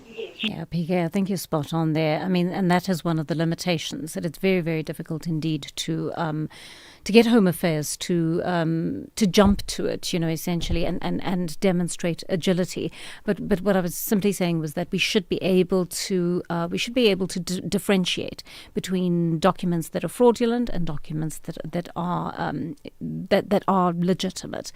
One of you says Mabuyane and other ANC premiers have done nothing, and utterances that were allegedly made by him are dangerous, and people there must make sure that the ANC is removed from all the municipalities, and in the upcoming elections, the people will have to vote out the criminals and collaborators with illegal immigrants and drug dealers and Pakistanis, Bangladeshis and Ethiopians and Somalis who are destroying the country with the help of the ANC criminals, says TG. All right, one of you is talking about teachers learning to use Canva. Hi, good morning, JJ Mafuta. JJ, the drive by Canva South Africa to teach teachers to use AI in schools, yes, to be done carefully. Given the backlash by university students towards tech executive in the US, it shows that technology has to be consumed carefully. Otherwise, today we are talking of teachers using techniques or skills to teach better, but tomorrow we may be talking of replacing these teachers by AI or with AI. That's why my worry, JJ. Thank you so much for that. Yeah, I think we've all got some concerns around AI, but thank you for sharing yours with us. Charlie in Koffiefontein is on the line to us. Charlie, good morning. Good morning, Joanne. Yes, tell me what's on your mind. I want to raise a concern, man, about an incident which happened last week. Yeah. A woman in Durban was stabbed over 40 times, and her daughter was also stabbed by her ex-boyfriend. Yes, I saw that. Yes, now the ex-boyfriend is Burundian, so the clash comes because the woman's brother is a staunch supporter of March and March. So it seems as if now the woman was against the ex-boyfriend was against it, and then that's when he went and attacked the ex-girlfriend and her daughter. But now my main concerns comes to the organizations which champions women's rights. There's one in particular, Women for Change. They are very vocal when it comes to women abuse and things like that. But in this instance, I have not heard them say anything. Nothing at all. They were very vocal about the G20 last week. They didn't want the G20 to come to South Africa. They were vocal about Chris Brown. They didn't want Chris Brown in South Africa. Now, those women have been stepped over 40 times. Not a single peep from that organization. So now I'm asking myself, does this organization select which cases to focus on or which rights of women to focus on? Which is very concerning. Because as an organization for women, you cannot pick and choose which cases you attend to and which ones you attend to. It's becoming very, very, what do you say this with English? So that's my concern with this organization, women organization, that they pick and choose which cases they take on and other ones they don't take on. That's my issue. Charlie, do you know why a lot of women's organizations, and this is not just women's organizations, but all NGOs, do you know why they have to pick and choose? Because often they are so deeply under-resourced. And they cannot take on every case. And I say that as somebody who sits on the board of an NGO that would love to take on more cases and that used to have another operation. They have various clinics in Johannesburg and surrounding areas, but due to underfunding had to close one in Orange Farm. And often you just don't have the resources to do it. And that is the reality of many NGOs. They do have to pick and choose because they cannot take on every case. I'm not saying that's the case here. I'm not saying that's the case here necessarily, but because I don't know for sure. And you've singled out one women's organization. There are presumably lots of women's organizations that could have spoken about this. I'm not sure whether they have or haven't, or in what capacity they've taken it on or haven't. But I'm just saying that is a reality. I understand what you're saying, Joanne. My concern is not them. They don't have to take on the case. They have to speak out about the abuse that the woman has and her daughter has suffered. It does not cost a cent. It does not. You don't have to have any resources. Just put out a statement saying we condemn this thing. Okay. Does it need funding? Does it need funding for you to do that? No, probably not. Well, you do have someone who writes the statement, right? And the reality is that funding has an implication for all of these processes. Whether you're writing a statement or whether you're going out to work on a case, funding. And I can't defend this organization's stance on this. I have not seen what they've put out about it or haven't. But it's interesting to me that you've singled out that organization, and I'm curious to know why. Why Women for Change in particular? There are hundreds of women's organizations around the country. Why have you singled that organization out? I'm singling them out because they are saying they are championing for women. Yeah, but lots of organizations do the same. That's my point. You're asking me a question. You're asking me a question. You should give me a chance to answer. Yeah, but I'm saying there are lots of organizations that deal with this. Why have you singled this one out in particular? If you can give me a chance to answer, then I'll tell you. Can you do it quickly, please? Yes, I need to take other calls. Yeah, they are focusing on the wrong things. Like I've told you now, when I introduced my statement, I'm saying they were focusing on the G20. They were focusing on Chris Brown instead of. Why are those the wrong things, though? What does the G20 has to do with? You think that it has nothing to do with women, the G20? What does it have to do with women abuse? Okay, you need to go and read of women around the world, particularly in our country, and then you will see the connection. Okay, it may not be an obvious connection to you, but the connection is there. And as a women's organization or any organization, you can speak out about any incident that is related to the life of women. But I'm trying to figure out why Charlie has picked out this one organization, and I'm just curious to know, because there are hundreds of women's organizations in the country, and it's not clear to me why in particular he's speaking about this one organization. All right, it is 9:30 here on the Daily Discourse. Let's catch up with Ad Musa for your latest headlines. Good morning. Thanks, Joanne. In the headlines, Parliament's impeachment committee is scheduled to meet on Wednesday as it awaits the Western Cape High Court judgment over President Cyril Ramaphosa's bid to halt the work of the committee. The President wants the parliamentary process suspended pending the review of the Section 89 independent panel report. A former Mfuleni local municipality fleet manager is expected to appear in the Vanderbijlpark Magistrates Court this morning. The 42-year-old was arrested over the weekend by the Gauteng Political Killing Stars team. And the Social Movement for Advocacy, Rights and Transformation has called on SARS to crack down on widespread tax evasion in the spaza shop industry. I'll have details on these and other stories at 10. The Daily Discourse, more than talk, real understanding. 9:31 on the Daily Discourse. I just quickly looked into Women for Change just out of interest because I'm not. We don't interview the organisation often here on SAFM or on my show in particular. So I looked at their work in terms of the G20 and they've spoken about collective work through the Purple Movement. They say the G20 Women's Shutdown and Sustained National Advocacy. Women for Change turned digital mobilisation into international pressure. They say they've reached over 1.8 billion people and mobilized more than 1.1 million petition signatures, which led to GBVF being officially classified a national disaster in November 2025. So, Charlie, in answer to your question, that is the bearing on the G20. Mr. Skosana is in Mpumalanga. You want to speak to us about the ANC, Mr. Skosana? Good morning. Yeah, morning, Joanna. How are you? I'm well, thanks. Go for it, Mr. Skosana. Yeah, in fact, I just wanted to talk about the utterances of Mr. Mandela. I don't know when will the South Africans wake up and smell the coffee, because Mr. Mandela took it clear when I don't know where he was, but he uttered the words like, if ANC treated you like apartheid government, you just take them out of the power. So yes, that's if true. ever Mr. Mandela said those words, I don't know what is confusing the South Africans when the former icon of the organization told us clear in the air that if ever they dare not do what is expected from them, just take them out of power.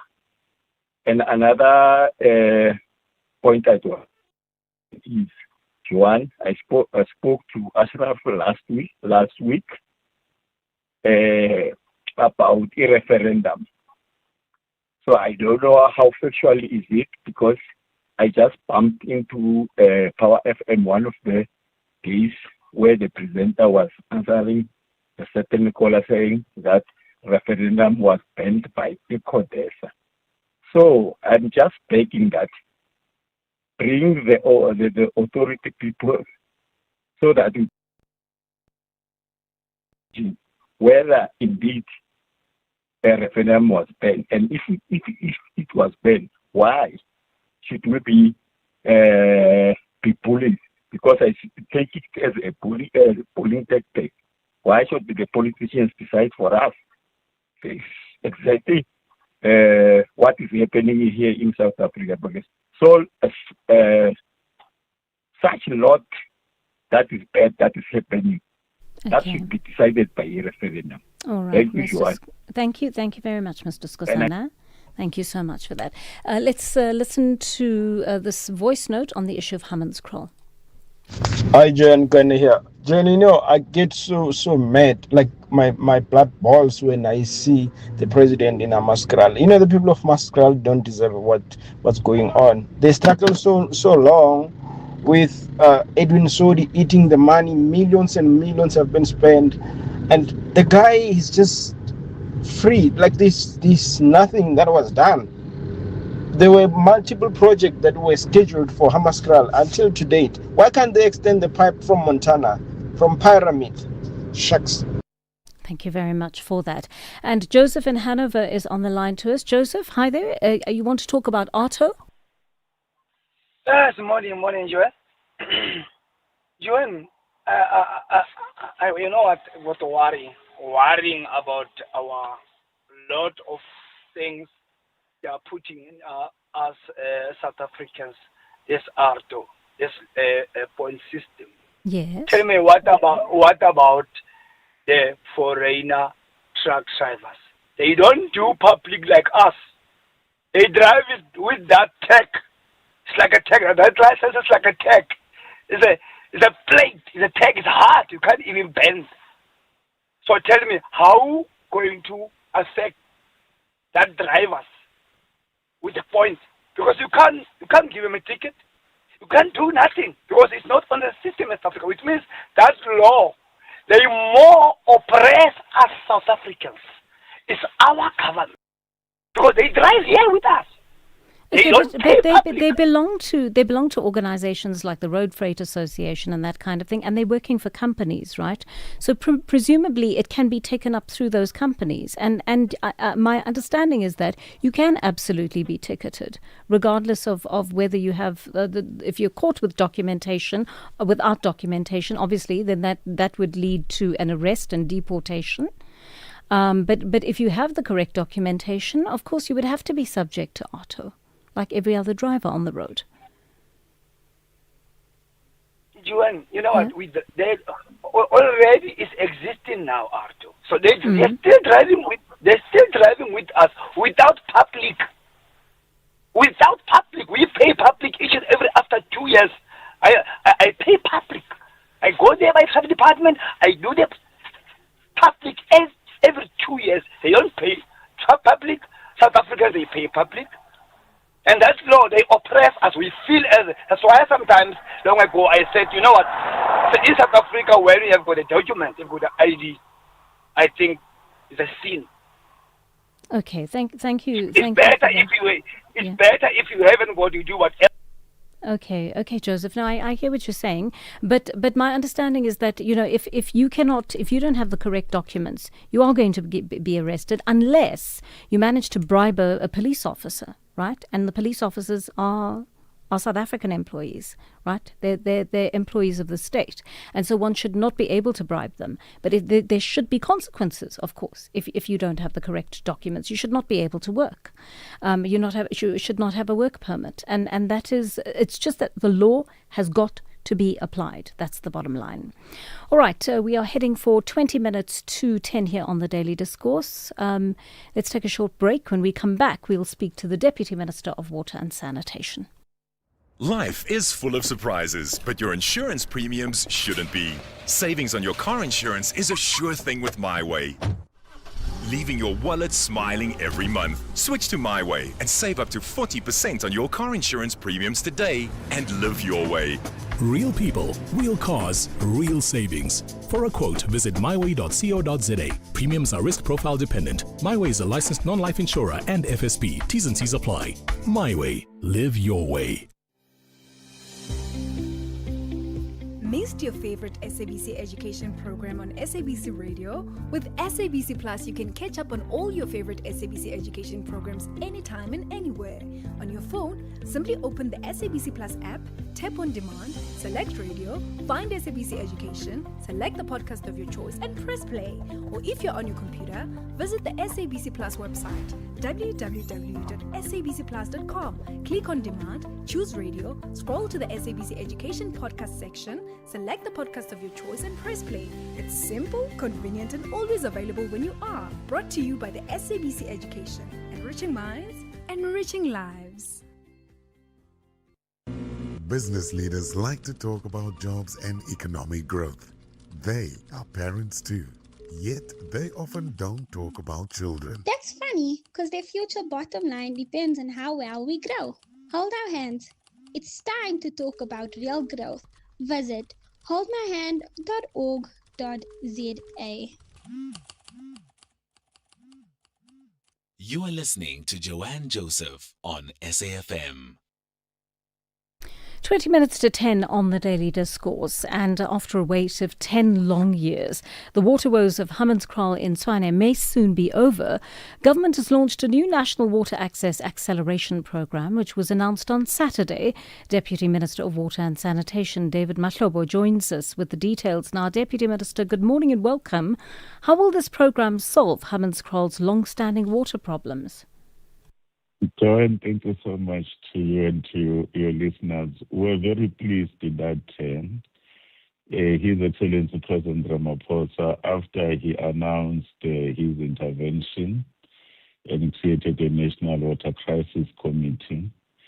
We then had to prioritize issues of unserved communities. On that particular day we are referring to, on Mandela Day, we were able to be connected into 3 provinces where a total of 67 decentralized water schemes that are either using groundwater, whether using package plants, were rolled out, and the main event was to deal with a long-standing grievance of the situation where communities of Amaskral for quite some time were denied access to quality water. We then had to introduce a question of, in the meantime, of an alternative water supply, where we had a package plant. In other words, you don't have a normal treatment plant of brick and mortar in a modular form. It has been in a position to assist us to deliver 50 million liters per day that are going to be given to a number of areas in Amaskral. However, I must hasten that the demand in Amaskral, Joanne, is more than the 50 megaliters. That's why the other work, the city of Tshwane must conclude the work of the refurbishment of the Rooiwal wastewater treatment works, so that the other sections, people must be able to get water. But then during the day, President, to work with the Minister Majordina and Rainwater, many other communities were given the treatment plants that are small, but that are able to use groundwater, and the quality is good because they're using some technology to clean that water. So tell me, Deputy Minister, when does the rollout of services actually begin? Is it beginning immediately? It has begun immediately, Joanne, so that at least we are able to respond to some of those issues. But as I'm indicating now, the National Water Committee chaired by the President were in many other provinces. In the beginning of the month of July, we started somewhere in Mpumalanga, in Tembisile, local municipalities, and every Friday we are actually trying to cover the remaining percentage of these communities that don't have access to water at all. But equally, there are many other communities, like in Johannesburg, in Lesotho and others, where you have a number of challenges around water leaks, failing infrastructure, busting of pipes, and that particular work is also receiving the necessary attention so that we support local government, because all of us were affected in one way or the other by living in these municipalities. Why has it taken your department 10 years to begin solving this problem, Deputy Minister? It's not that it is taking the department 10 years. Remember, Joanne, the responsibility constitutionally are not the same. The delivery of water by our own constitutional democracy and the law is the responsibility of local government. Ours is to ensure that there is water security, the country doesn't run out of water. Our entities, Rainwater has been providing water there to Tshwane all the time, and then they've been providing water through Mahadis.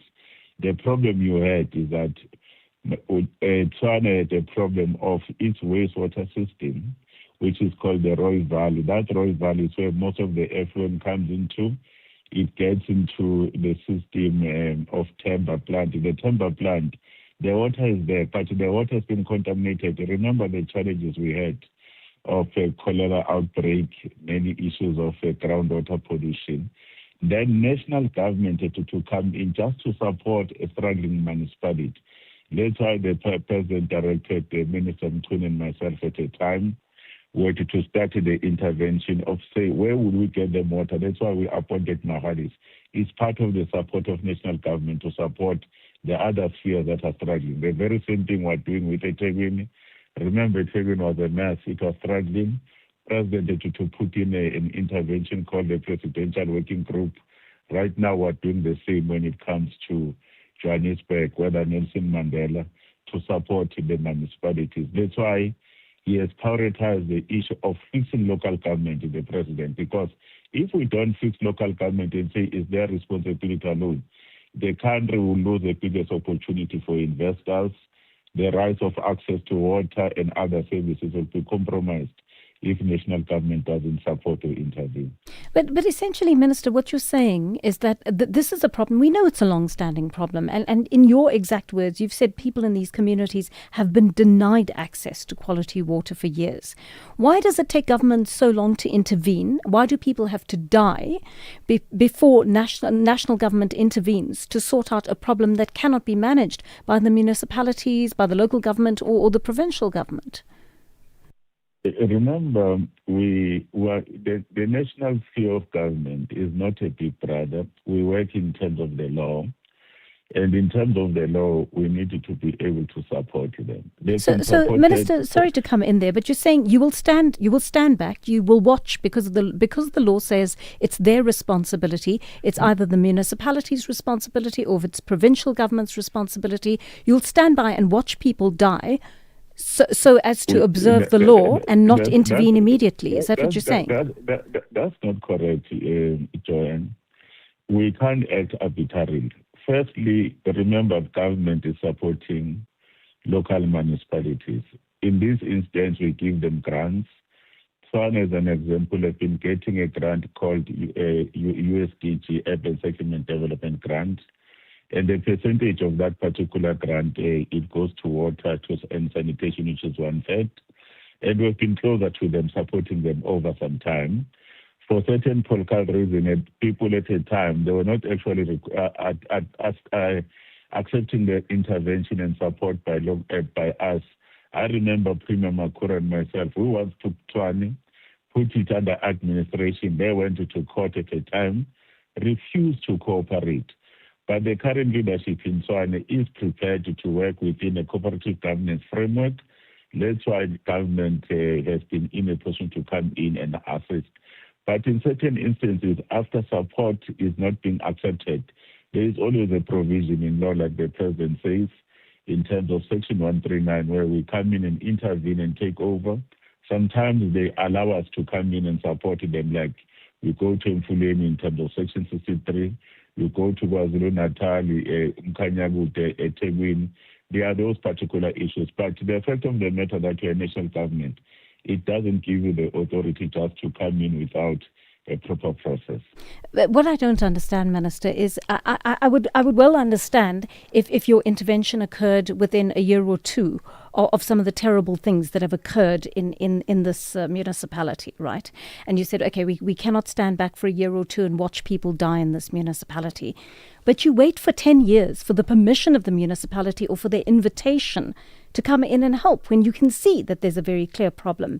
And yet we know that municipalities have been put under administration before.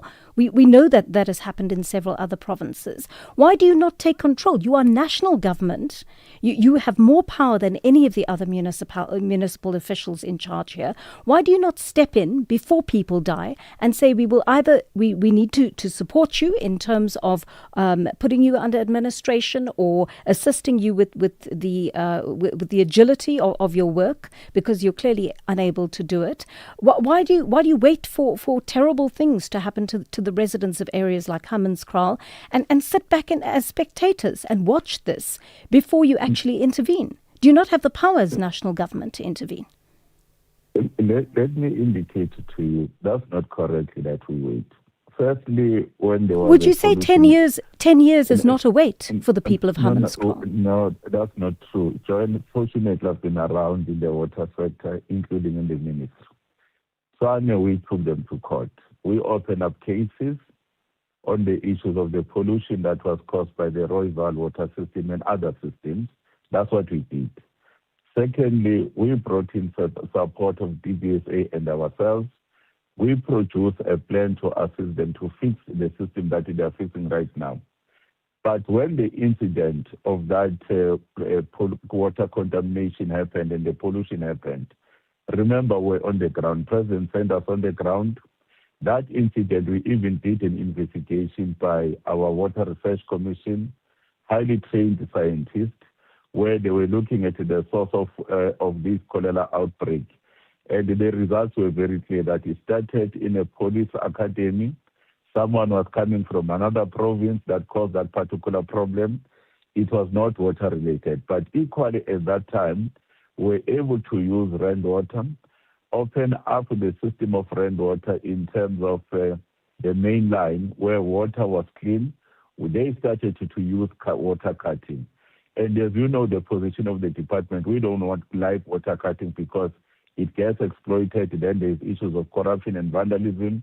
That's why the other phase. Then we made a decision and made the man ourselves available, more than 600 million rands, where we're to say, where else can we get water for the people of Tshwane that are suffering on that other side? And that's why we went on the clip in that particular river, appointed Mahalis. It's not true that we not have moved and intervened.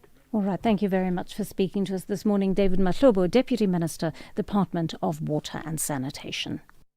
SAfm. 12 official languages, from isiZulu and isiXhosa, Setswana and Sesotho, Seswati and isiNdebele, Tshivenda, Sepedi, Xitsonga, to Afrikaans and English. Every voice carries part of the nation's story. While today's youth does not directly experience the challenges faced by the youth of 1976, it remains our history and therefore relevant to us. History is not something that should be forgotten. It is something to learn from, so we don't repeat the same mistakes of the past. This is what we are becoming. SAfm, leading the conversations that move us.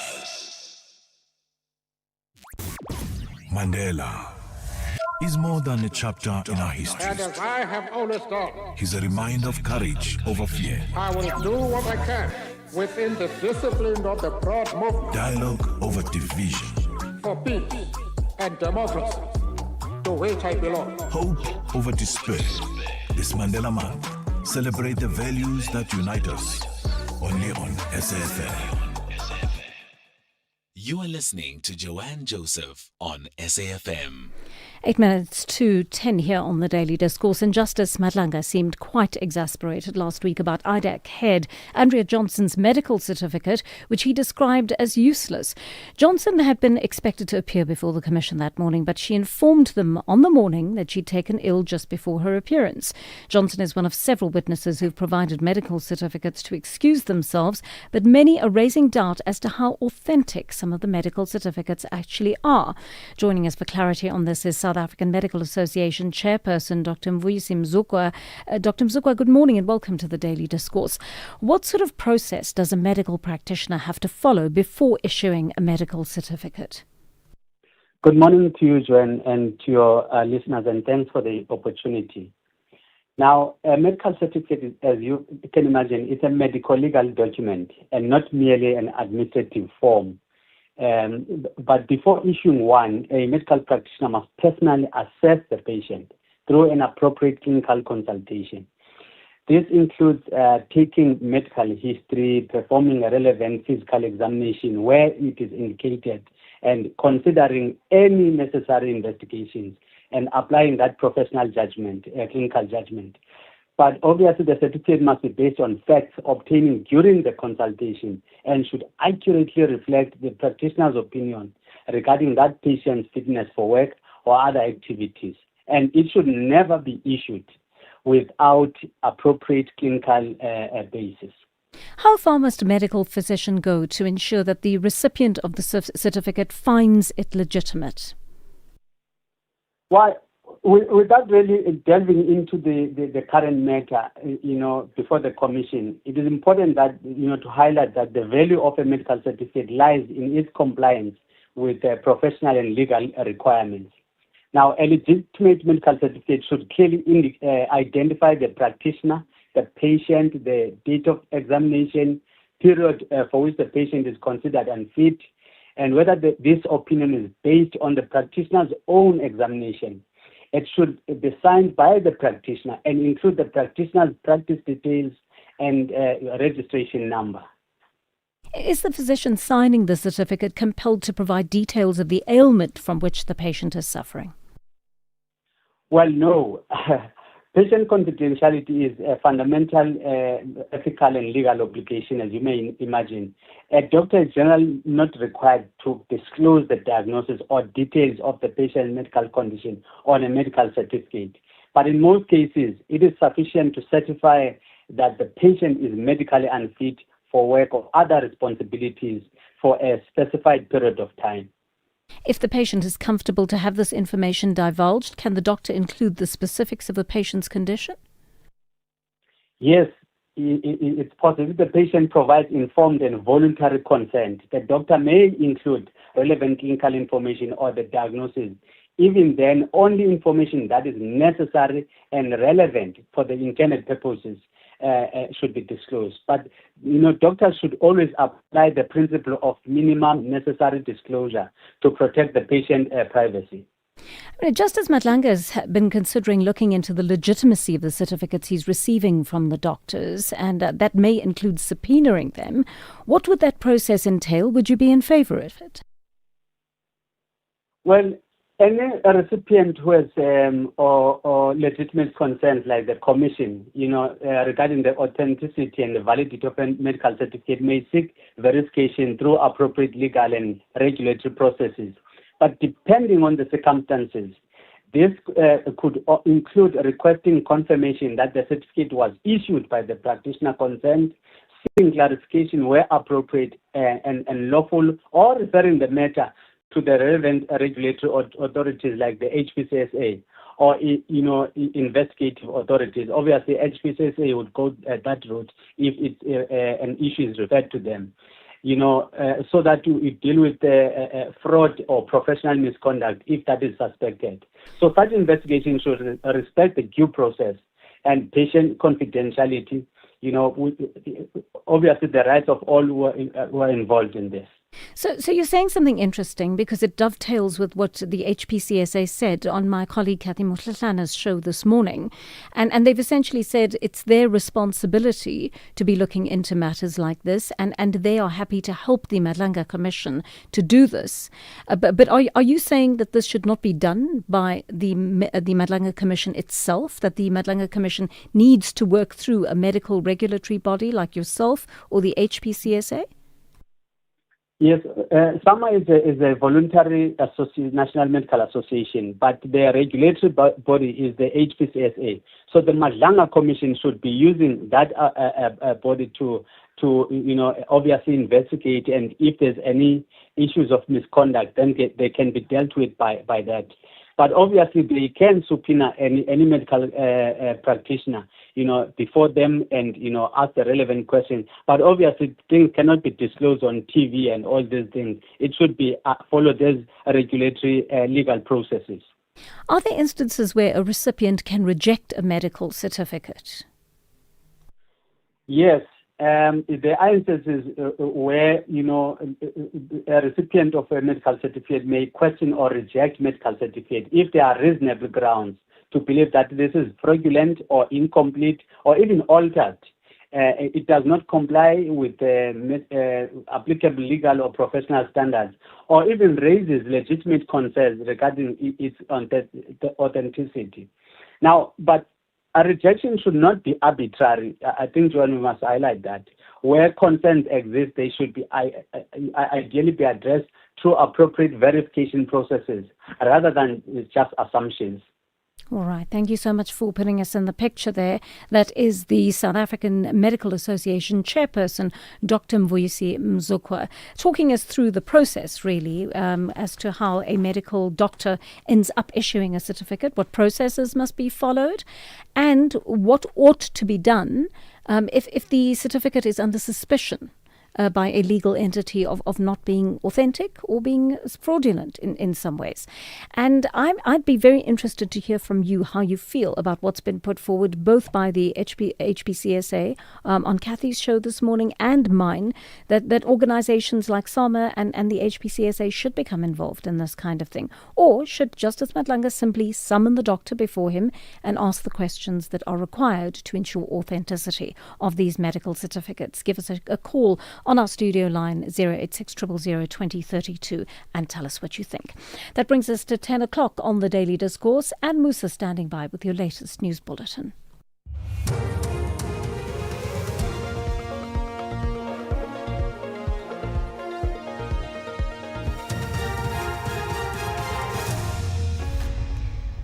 Thanks, Joanne. In our top stories, Parliament's Impeachment Committee continuing with its work and 9 Bultfontein police officers to appear in court. Good morning. Parliament's Impeachment Committee is scheduled to meet on Wednesday as it awaits the Western Cape High Court judgment over President Cyril Ramaphosa's bid to halt the work of the committee. The President wants the parliamentary process suspended pending the review of the Section 89 independent panel report that found that he has a case to answer over the Phala matter. The urgent interdict was heard by a full bench of the Western Cape Division over 2 days. Ramaphosa's application to review the report will be heard in September. The chairperson of the impeachment committee, Mahashule Gana, says until a court orders otherwise, the committee will continue with its work. What's also encouraging, at least for me as a chairperson, is the final inputs by the President's Council that indicates that the work of the committee so far is the preparatory work. So the appointment of the evidence leaders, the preparation of the witnesses, the finalization of the terms of reference, and all the work, they are not seeking to interdict it. But in any case, we're not going to stop until the court has made a determination. 9 Bultfontein police officers charged with 4 counts of murder are expected to appear before the Welkom High Court in the Free State today for a pre-trial hearing. The officers were arrested following an investigation by the Independent Police Investigative Directorate into a fatal shooting in September of 2024 that claimed the lives of 3 civilians and 1 police officer. The case has drawn public interest, with relatives of the victims and community members expected to attend proceedings as they continue to demand justice. A former Mfuleni local municipality fleet manager is expected to appear in the Vanderbijl Park Magistrates Court this morning. The 42-year-old was arrested over the weekend by the Gauteng Political Killings Task Team. The suspect faces charges of fraud and corruption in connection with an alleged 16 million rand municipal vehicle fleet tender corruption scheme. National Police spokesperson Athlenda Mate says the suspect is accused of the alleged irregular awarding and implementation of a contract. The municipality paid approximately 16 million rand for the delivery of 18 vehicles. Investigations revealed that only 7 of the 18 contracted vehicles were delivered to the municipality, despite full payment allegedly having been made to the service provider. The investigation remains ongoing and further arrests have not been ruled out. The social movement for advocacy rights and transformation, SMART, has called on SARS to crack down on widespread tax evasion in the spaza shop industry. The group says many outlets allegedly run by undocumented foreign nationals operate unlicensed, dodging taxes while using public space, services and infrastructure. The movement's communications manager, Lihlohonolo Mutevuli. The spaza shop industry is a R1 billion industry, and based on the public protector's findings, there is a high level of non-compliance. In Gauteng alone, there is over 50% non-compliance with the registration, meaning that a lot of the spaza shops are using public services, but they're not paying for it. This includes, water, electricity, and refuse removal. So by not registering means that you're not paying for tax, and means that you're not paying for the services, and it puts a heavier burden on the South African government. And finally, there have been jubilant scenes on the streets of Madrid and other cities across Spain as fans celebrate their country's second ever World Cup victory. Thousands of people are partying draped in the red and gold of the Spanish flag.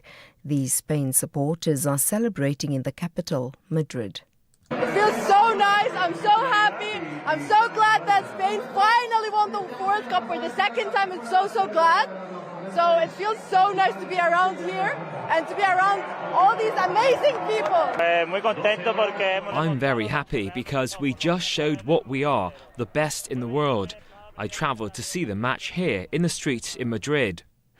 Recapping the top story, Parliament's Impeachment Committee is scheduled to meet on Wednesday as it awaits the Western Cape High Court judgment over President Cyril Ramaphosa's bid to halt the work of the committee. For SAfm News, I am Anne Musa. As we celebrate 90 years of existence, SAFM takes you back to the voices that shaped a nation. Tolani Gwala will be back again for you 6 to 9 Monday here on SAFM. And Thanks, Tolani. Good morning and welcome to Morning Talk with me, Kim Gabadeli. The name is Bonge Kwala. Good to be with you till midday today. Let's engage South Africa. Welcome to Morning Talk on SAFM, South Africa's news and information leader, with me, Rowena Bird. 90 years of trusted voices. This is SAFM.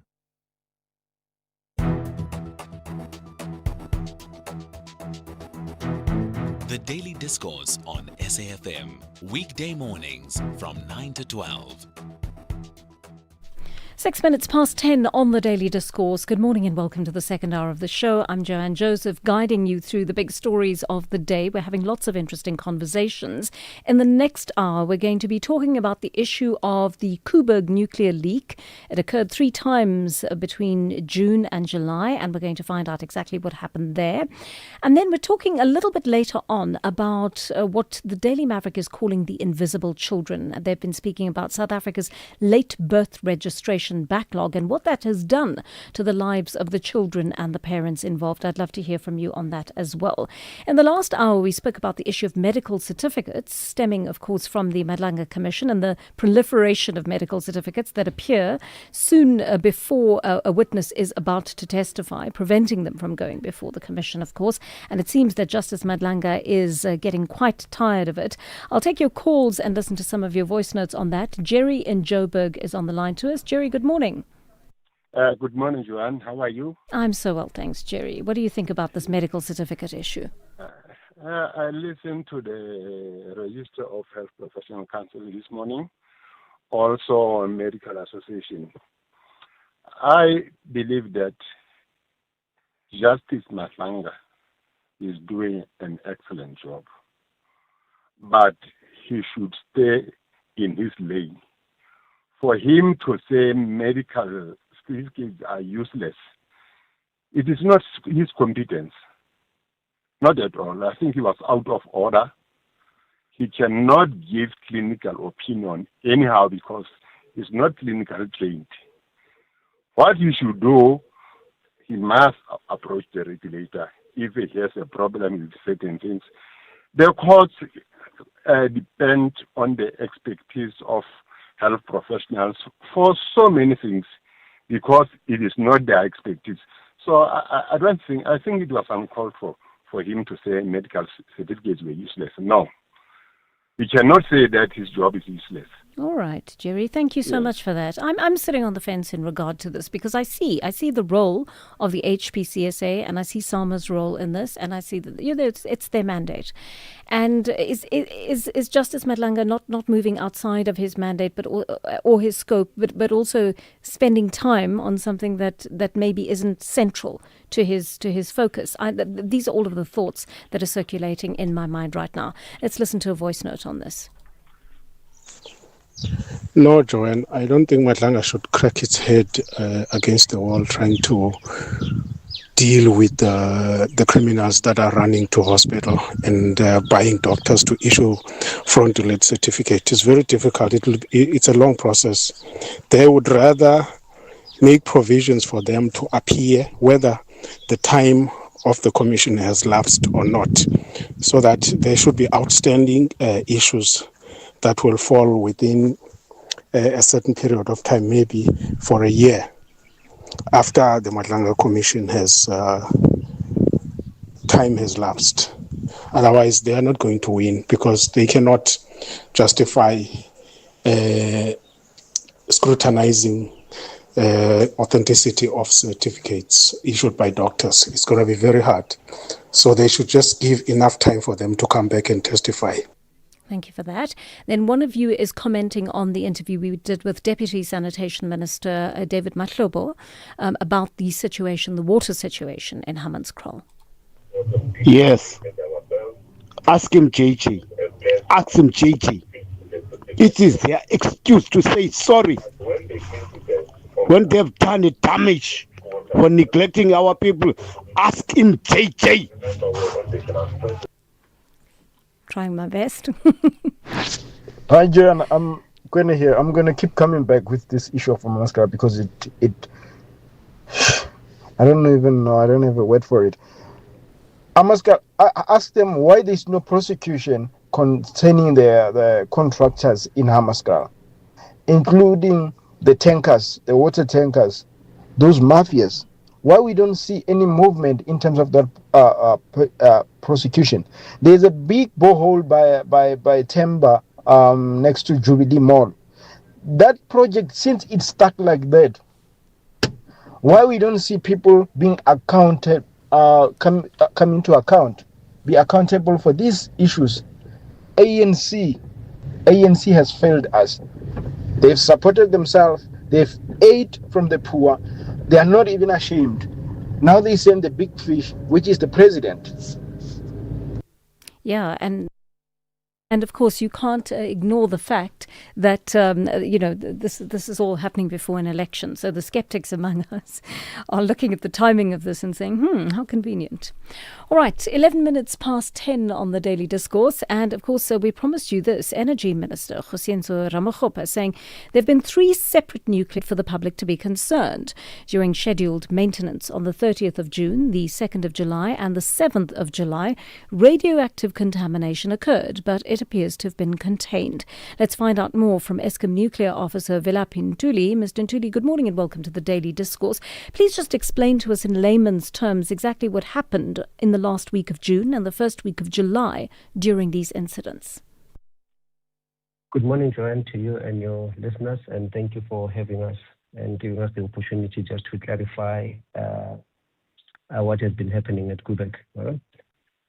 So on the 30th, the 2nd, and the 2nd and the 7th of July, so 30th of June, 2nd of July, and the 7th of July, we had, on those 2 occasions, 2nd and 7th, we had an elevated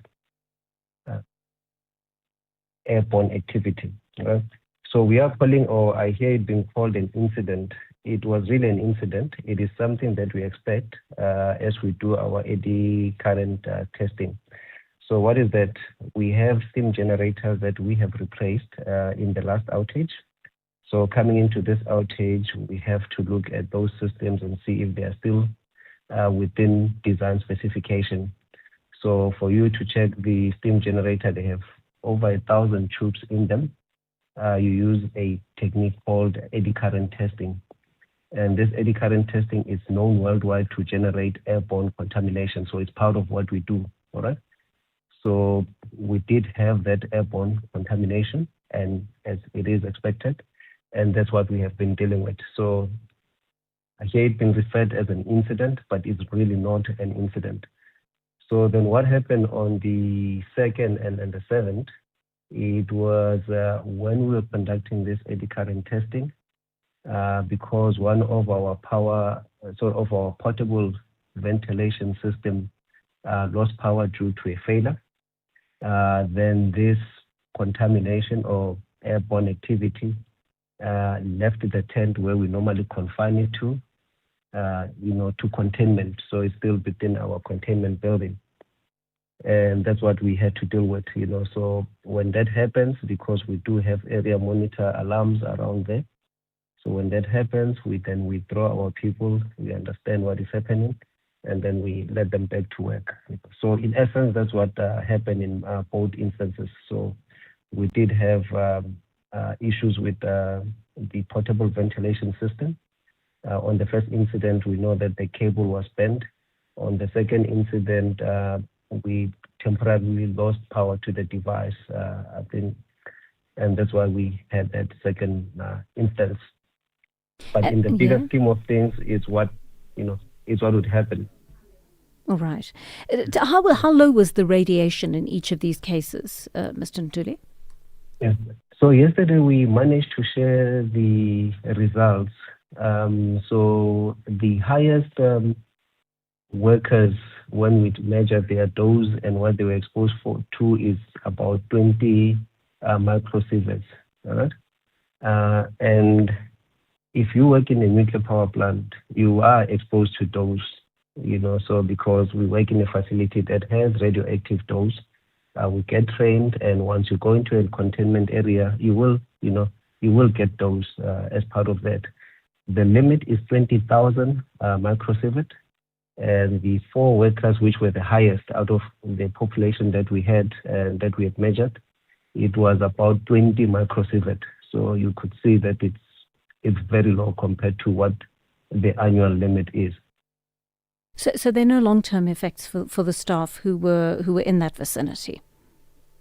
Absolutely no. Given as you know, and that's where where it is important to understand this 20 microsievert in relation to what the limit is. It's 20 versus 20,000 microsievert as to what annually you should get. If you were to compare that to a chest X-ray, that's about 100 microsievert, give or take. If you were to compare that to a mammogram, that's about 400 microsievert, give or take. Right. So yes, so it's well within normal day-to-day living as to what we do. So there's no danger at all to the public or the environment, Mr. Ntuli? I need to clarify that, Joanne, and thank you for that question. The Kuwait containment building is purposefully designed not to release radiation to the atmosphere.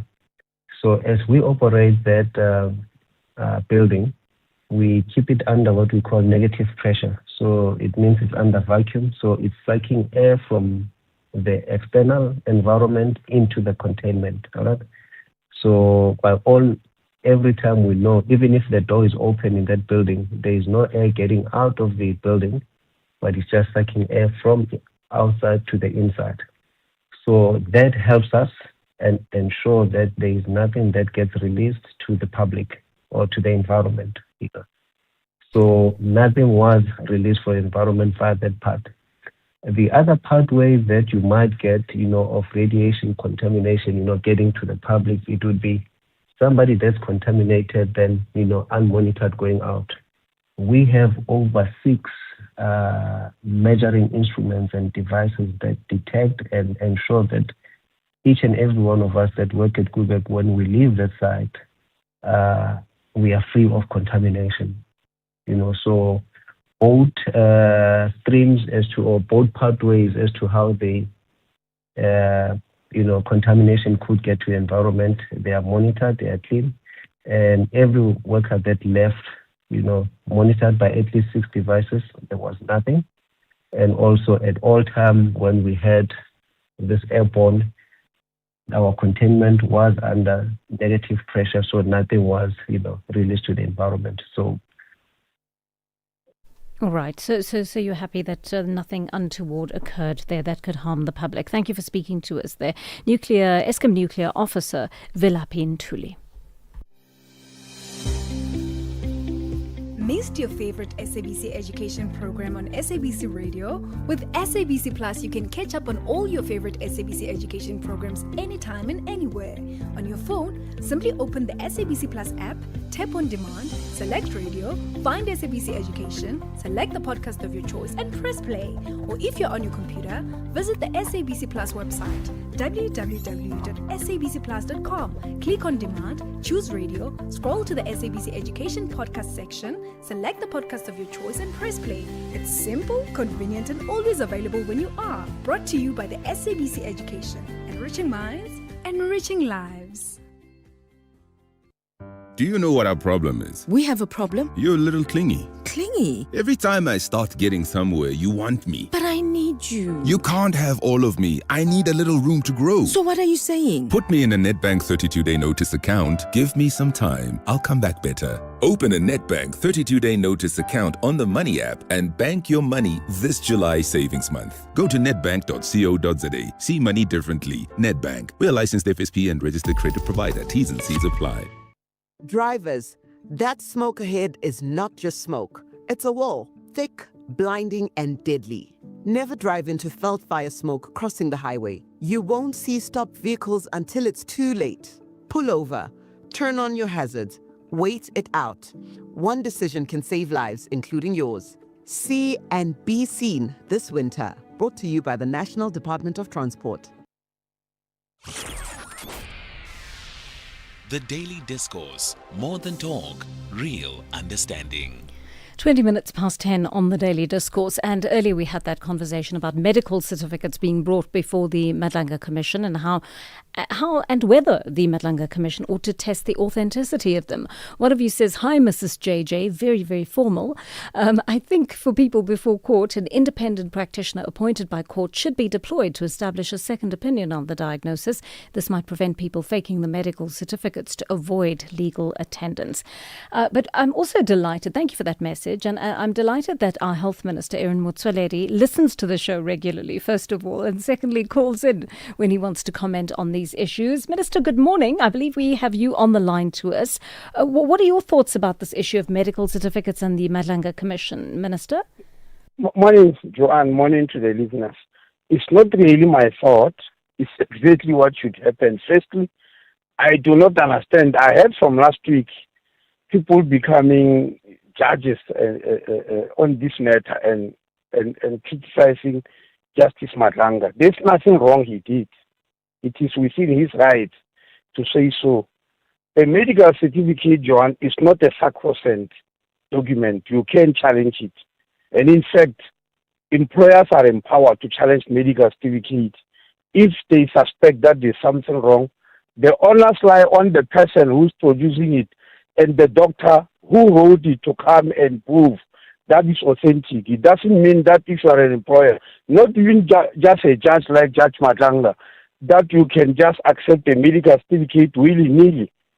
If I may, quote this, look at Section 23 of the Basic Conditions of Employment Act in South Africa. It says a medical certificate there is considered hearsay evidence because it is a written statement by a third party. So the employer or the person who receives it can reject it if they believe that it does not meet statutory requirement, or even if they just have reasonable suspicion of fraud or sick leave abuse. Just that reasonable suspicion can make you reject it. And the person who wrote it, the onus lie on us, on them to come and prove authenticity. You don't have to start hiring doctors and going to court. You can just say, I'm challenging this medical certificate. The person who wrote it here must come and prove it wrong. So that has happened many times, and I was once an employer as a MEC of Education in Limpopo. I've rejected many medical certificates. Maybe it's because I can easily see, but I don't have to call any doctor or to go to any court. I just tell the person bringing it that I don't accept this medical certificate. Go and tell the doctor to come and prove its authenticity. So you have to do some form of investigation to get to the bottom of it and ensure authenticity as an employer, or in this case, as Justice Madlanga, Minister? No, I am saying as an employer, just with mere suspicion, you can reject it. The onus will lie on... What if you are wrong, Minister? What if your suspicions are unfounded and it's a perfectly good certificate, perfectly legitimate one, but for whatever reason you have not accepted. The person who wrote it must just come and, there's nothing wrong, must just come and prove that I'm wrong, this is authentic. Then that's the end of the story. Because, let's be very honest. Well, maybe I'm talking from the point of view that I was a GP. I know. Yes. People come to specifically ask for a sick leave. Specifically. To come and ask for a sick leave from doctor, either because they've been away from work for whatever reason, either because they are dodging to go to work, or either because they are dodging to attend to Madlanga. They do. In fact, in the area where I believe, a medical certificate was even called Spilivana. It's some form of Spilivana, meaning something to make an employer to believe, Yes. And it can be a very dangerous piece of a document for our information, because people use it for all sorts of things. If you have got 1 minute, I will tell you my own story, which is scary. you know. Yes, Minister, I don't want to limit you in terms of time, but I do have one last question for you, please. And this is about how the HPCSA and SAMA have responded in the 2 interviews that we've done on SAFM this morning. They feel... I didn't hear them. Oh, yes. Well, the essence of them is that, it really is their mandate to be looking at this. And they're happy to help the Commission, it appears, should the Commission require help. But I got a feeling from the HPCSA interview with Kathy Motlatlana this morning that essentially the HPCSA is saying, actually, this is our domain. And therefore, this is something that we should be investigating. If that were true and an accurate representation of what was said, would you agree with that? Or would you say if Justice Madlanga has a suspicion that these documents are inauthentic, he should simply go ahead and subpoena the doctors to come and appear before him at the Commission? Well, it becomes their domain if they are wanted, Joanne. For instance, when I used to reject medical certificate. As I'm saying, maybe it's because I'm talking from some form of experience as a doctor. I even phoned the doctor who wrote it and said, Doctor, I've got a medical certificate here written by you. Will you be able to defend it in front of the Health and Professions Council if it's reported to them? In other words, it's not mandatory that you must always report to them. You can just say, I'm suspicious, I don't take it. They onus lie on them to prove that it's right. They can even go to the HPSA. I can call them, but there are times at which it's not necessary even to call the HPSA. You can see that this is wrong. Sometimes you even know where the person has been, but here's a medical certificate in front. That's why I wanted to give you this example, or 2, because they are very important. And well, give me a quick example before we go to the news, please, Dr. Motsoaledi. Yes. I when I was working 1 year post-intense in a hospital called Masana, a gentleman approached me crying, saying, Doctor, I don't want to lie to you. I want to tell you the truth. I've been irresponsible. I got drunk, very drunk. I couldn't go to work back in Johannesburg, and they now want to expel me. I've got 9 children, doctor. Because of my irresponsibility, my children are going to starve. Please, can you help me by writing a medical certificate? Basically, he was asking me to lie. But because he came to see me that day and he claimed to be sick, I wrote a medical certificate which say, this gentleman is here in front of me. He says he's sick today, he has got a headache or whatever is painful, but I never saw him any other day except today because he wanted to cover him for 3 days previously. I wrote it like that, and I give it to him. 2 weeks later, the Benoni, Brixton murder and robbery squad arrived in the hospital.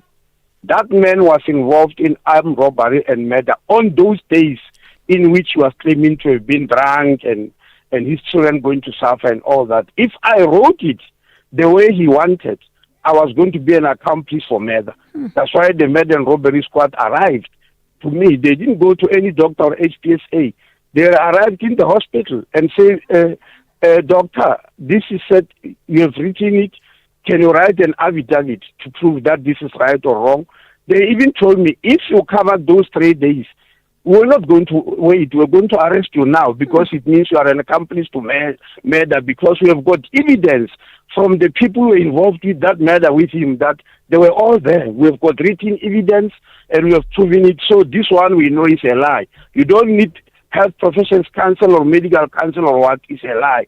The second example happened to me as an MEC for Education. A teacher went around closing schools because he was worried about where a hospital was going to be built, something that had nothing to do with education. And the schools phoned, and we told them to take information when he arrives at the school, what time did he arrive, and what did he say, what time did he leave, etc. They gave us all that information and we kept it. Then when he was ready to come to school, because when he was doing that, he was not coming to school. When he was ready to come to school, he came with a medical certificate. I just told him I'm not taking it. Because I knew already where this man was. I said, I'm not taking this medical certificate, so you don't have 3 days, we're going to dock your salary. The honor flight on him to rush to that doctor and say they are rejecting the medical certificate we gave him. Yes. And then the doctor will approach them. And they don't usually come because they know that they are wrong. Dr. Motsoaledi, thank you so much for explaining that so well to us and giving us those important examples. And I think you've drawn attention to how important it is for doctors to be ethical in issues like this. I mean, of course, they know that already entering the profession. But I think many people in different sectors of society have lost their way. And I think you've been very, very helpful in clarifying for us, especially in quoting from the Section 23 of the Basic Conditions of Employment Act, exactly the way doctors should act in this regard. 10:30 on the Daily Discourse. Thank you for joining us at this hour. Let's catch up with Ondela Mbana for your latest news headlines. Thank you, Joanne, and a very good morning. On the news headlines, police say they are confident that they have a watertight case against alleged criminal cartel member Vusimuzi Matlala and his four co-accused. The Parliament's impeachment committee scheduled to meet on Wednesday as it awaits the Western Cape High Court judgment over President Cyril Ramaphosa's bid to halt the work of the committee, and campaign groups have warned that illegal gold mining is causing a potential environmental catastrophe in several gold-rich countries. A full update follows at the top of the hour. The Daily Discourse. More than talk, real understanding. 10:31 on the Daily Discourse. Tell me what you think about what Health Minister Aaron Motsoaledi had to say. Really gave me food for thought there, and also clarity on really how this should all play out. Let's listen to one of your voice notes on this. Morning, Joanne. My name is Nkoko. I'm calling regarding the comment about one of your listeners regarding the chairperson of Madlanga Commission. He commented that the certificates are useless. I just wanted to correct him, because what Madlanga meant is that the certificates that are produced at the Madlanga Commission are the ones that are useless, not generally, not the fact that the medical certificates are generally useless. He is referring specifically to those that have been submitted to his commission. Thank you. Thank you. Thanks, Nkoko. I do agree with you there. He was referring to a specific instance. But I'm also, now that I have clarity from our health minister, I think it's very clear that if Justice Madlanga so wishes, he can proceed by calling doctors. He can subpoena them and he can call them and they can explain in front of the public if he suspects that they have not done what they were supposed to do. Because clearly a due diligence needs to be done. A process needs to be followed. And you can't, I think I read a figure something like, where there's something like 20% of complaints, or something to that effect, between 10 and 20% of complaints about medical professionals refer to medical certificates, which says to me it's not that insignificant a problem, right? Even if it's 5%, it's a problem. No doctor should be issuing a certificate that is not authentic. So I think we do need to clamp down on this in a more serious way. And then one of you is asking a question about the post office. Hi, Joanne. Aaron here. Look, I'm just wondering what on earth has happened to the post office? Is it still operating properly? I mean, they were expecting a 3 billion payout or help from the government to help them, so as to speak, get out of jail, stop them from going into liquidation. But I've heard nothing since. So, yeah, that's my take. Errol, Durban. Hi, Errol. Thanks for that. Actually, they're still under business rescue at the moment, and what we did interview one of the, I think it was one of the portfolio committee members. Was it Kuselo Diko whom we had on the show, and she spoke about the fact that they believe that too much has been spent by the business rescue practitioners trying to make this a viable business again. But of course, they can't throw the baby out with the bathwater, right? They need this. It's a state entity that needs to function for people even in the remote areas. It's got a constitutional mandate as far as communications go, and so they must continue trying to revamp this post office and they're hoping to turn it into a slightly more digital entity so that it's more relevant, it's more profitable in the future, and so on. But they are very worried about the kind of people who've been hired by the business rescue practitioners to keep it alive. So we'll as that story develops, Errol, we'll bring you more information on it. All right, it is 10:35 on the Daily Discourse, and I wonder if we should take a short break now, and when we come back, we'll talk about this important issue of the thousands of children who remain undocumented in this country.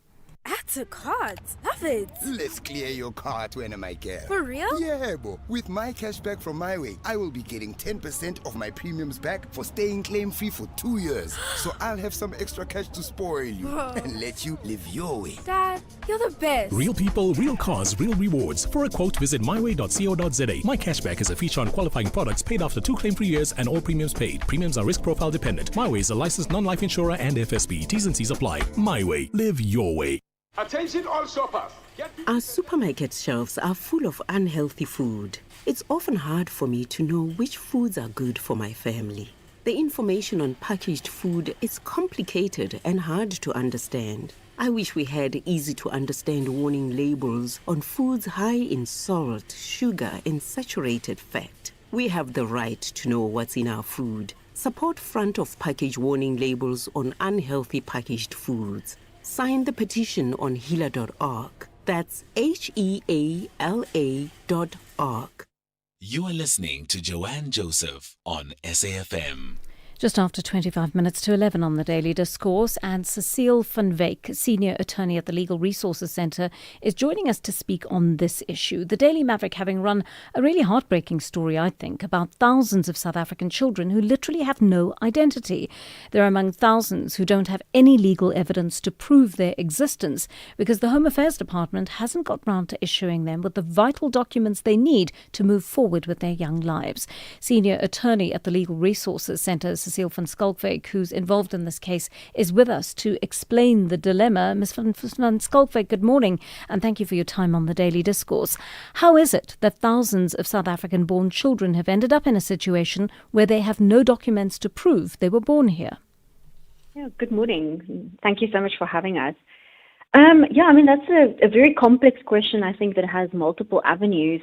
Perhaps just to start off with, it's important for listeners to understand that when a child is born in South Africa, then you usually have about 30 days within which you must register the birth of that child with the Department of Home Affairs, and then you will be issued with a birth certificate. This is sort of, stock standard in normal situations. The moment, however, the 30-day period passes, you automatically fall into a category called the late registration of births, and the moment an application for late registration of birth arises, it becomes significantly harder for you to submit, for you to actually comply with all of the requirements of Home Affairs. We see that for applications where the child is older than 1 year, the department insists on these sort of interviews that need to take place with the parents of the child or the caregivers of the children. And unfortunately, that causes massive delays in the issuing of these birth certificates. So, very often there are factors such as, the inability of parents to access Home Affairs offices, not having the correct documentation in order, children being born. There's various factors that could result in children's births being registered late. But once that application is actually submitted, we find that Home Affairs takes an extraordinarily long time to deal with those applications and to actually issue those birth certificates to children.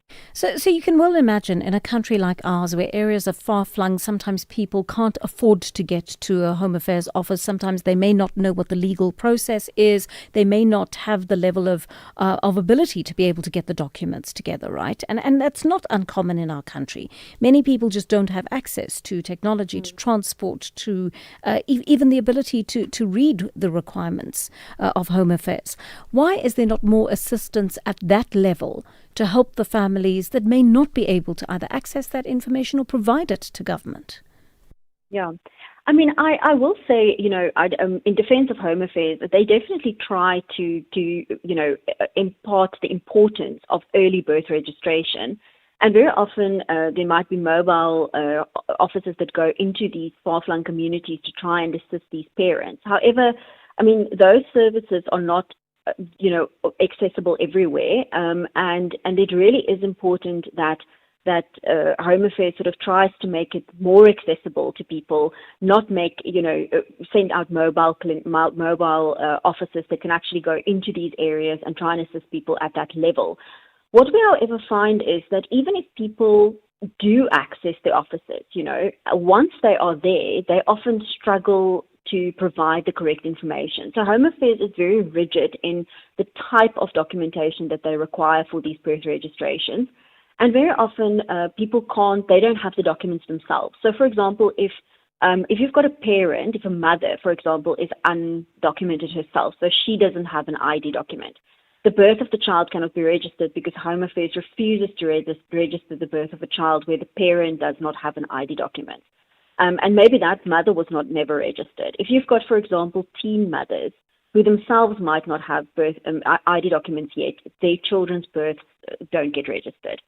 If, for example, a child is born at home and they don't have the proof of birth form from a hospital to show to show that the child was born, Home Affairs often takes issue with that sort of thing.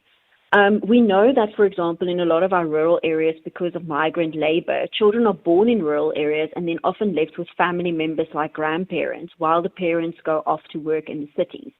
Now, the moment that happens and the mother is not there to take the child to Home Affairs and register that birth, Home Affairs does not want to deal with the grandparents and to assist them in getting these children's births registered. So it's a complex issue in the sense that, some of it has to do with accessibility and affordability of parents being able to access the offices themselves. But what we often find is that once they've done that, that's where the real struggle starts, because they might not have the required documentation. And Home Affairs, unfortunately, does not, is very, very rigid, doesn't really allow for any deviation. Or also, to take into account sort of the complex realities of people's lives in South Africa. Now, from a practical point of view, Ms. van Skalkwyk, how has the lack of documents affected the lives of these children?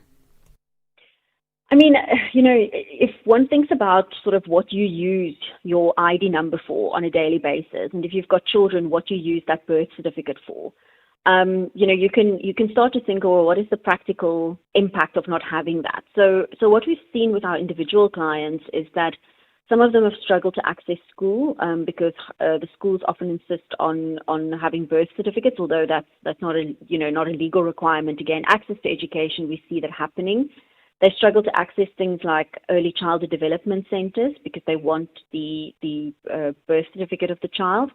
They struggle to access social grants because SASSA often insists on having access to that birth certificate. So your children get excluded from what is, very needed financial support for social support for their lives.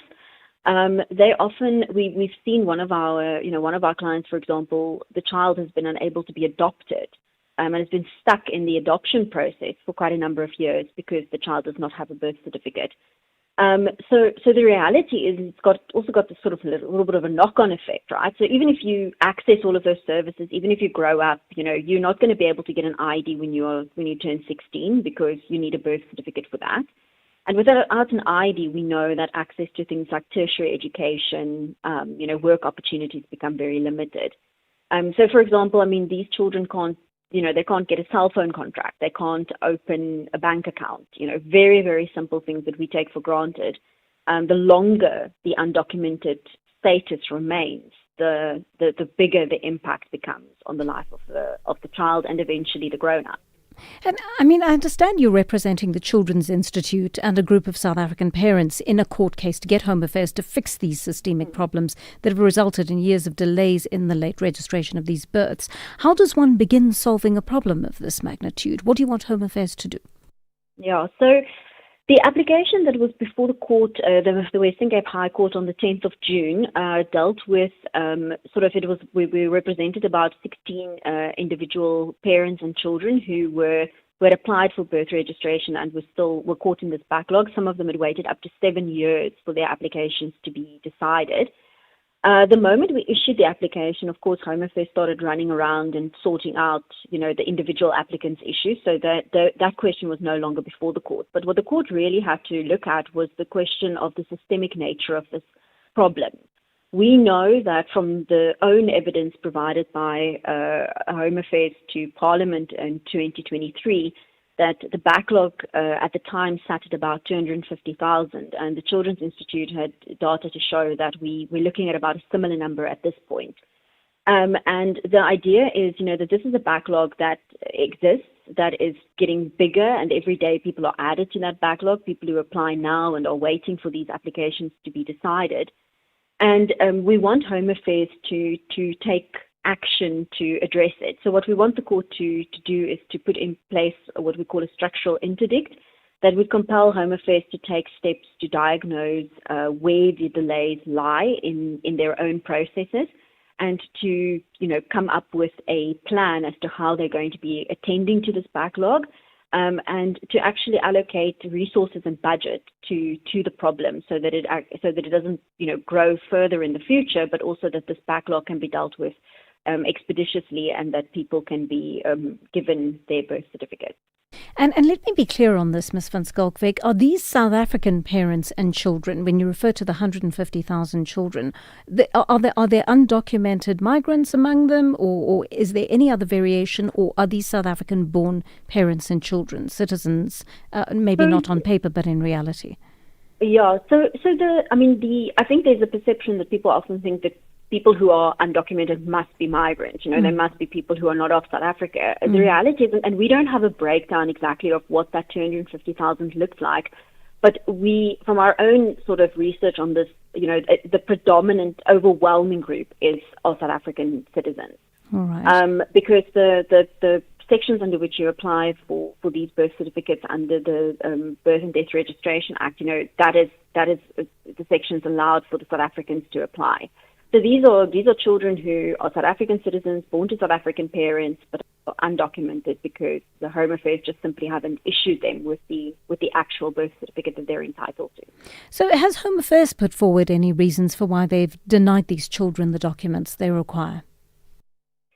Well, so Home Affairs in court argued that the backlog is not as extensive as their own data shows, and as we have advanced in court. In court, they sort of made the point that their backlog sat at about 33,000. It is important to note that backlog they raised in court was on the 10th of June, and about a year prior to that, they had, in June of 2025, they had made a representation to the South African Human Rights Commission in which they also alleged that the backlog was 33,000. So if we look at their data, and if we believe their data, which we don't, and we dispute, our argument is that it's much larger, and we've got evidence to show that. But if they are to be believed, even on their own version, I think that 33,000 is a very significant backlog, and they've obviously made zero progress between June of last year and June of this year, when the court case happened, to be able to eradicate any of that. Their argument is, that it's a complex issue, and it's a moving target. There will always be a backlog because there's always late birth registrations. Our argument is that, the backlog is usually kids that have waited for 6 months and longer after submitting their applications. It's not an unreasonable expectation for Home Affairs to issue these documents at least within 6 months. In terms of their own internal, procedures, that's the time that they allocate for dealing with these matters. But we know that in practice that simply doesn't happen. Yes. I'm just interested to know, from your point of view, how did you come up with the figure of 250,000? Because that is miles away from the 33,000 that Home Affairs claims the number actually is. So at the beginning of 2023, the then Minister of Home Affairs, Aaron Motsoaledi, made a representation to Parliament in which he had to answer the question, what is the backlog of late birth registration applications that between 2017 and 2022? And a number that they came up with at the time was around 259,000 that was submitted to Parliament at the time. Our researchers at the Children's Institute have had a look at the numbers and have had a look at birth registration rates over the last couple of years since that number was submitted, to see whether there's been if there was an eradication in the backlog, we would have seen a massive increase in birth registrations overall, right?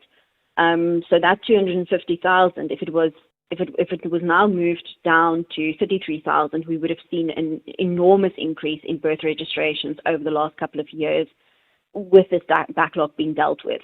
And we actually don't see that at all. We, in some years, actually see a decline in birth registration backlogs. So there's no evidence to suggest that this backlog has been dealt with. And if Home Affairs' data is correct that it has been dealt with, then it means that the majority of that 250,000 children were simply denied birth registration, and they made a decision that they're not entitled to birth certificates, which is also not what we are seeing on the ground. So it's a bit of a mathematical sort of looking at the data, looking at how many birth registrations have actually happened over the last couple of years, and whether that equates with a sudden increase in backlog applications being dealt with. All right. I want to take a couple of calls, please, Ms. van Schalkwyk. The first one is from Andries in Protea Glen. Andries, good morning. Good morning, Jessie. The thing that I see, the other thing that is worsening it is this thing of paternity tests. You find when you're going to register the child for late registration, they will need paternity test, and then you need to go and pay for it. And other parents don't have money. They'll just leave it like that. A child won't be registered for so many years because the money is needed for the paternity test. So that you must bring that paternity test or DNA to Home Affairs to show that your child is yours. That's one of the elements that is making these children not to be registered. That they are nowhere, anywhere, they cannot be registered. Very interesting angle there. Andries, thank you. Thank you for making us aware of that. Ms. van Schalkwyk, you must already be aware of that. Yeah. No, that's completely correct. Andries is right on the money. One of the things that we see is, one of the other challenges that people struggle with is if you're a South African father and you're not married to the mother of the child, then if you want to try and register the birth of your child, Home Affairs insists on the father producing a paternity test to show that he is the father of the child. Now, that's unlawful. There's no legal basis for insisting on a paternity test, but in practice, that is exactly what happens.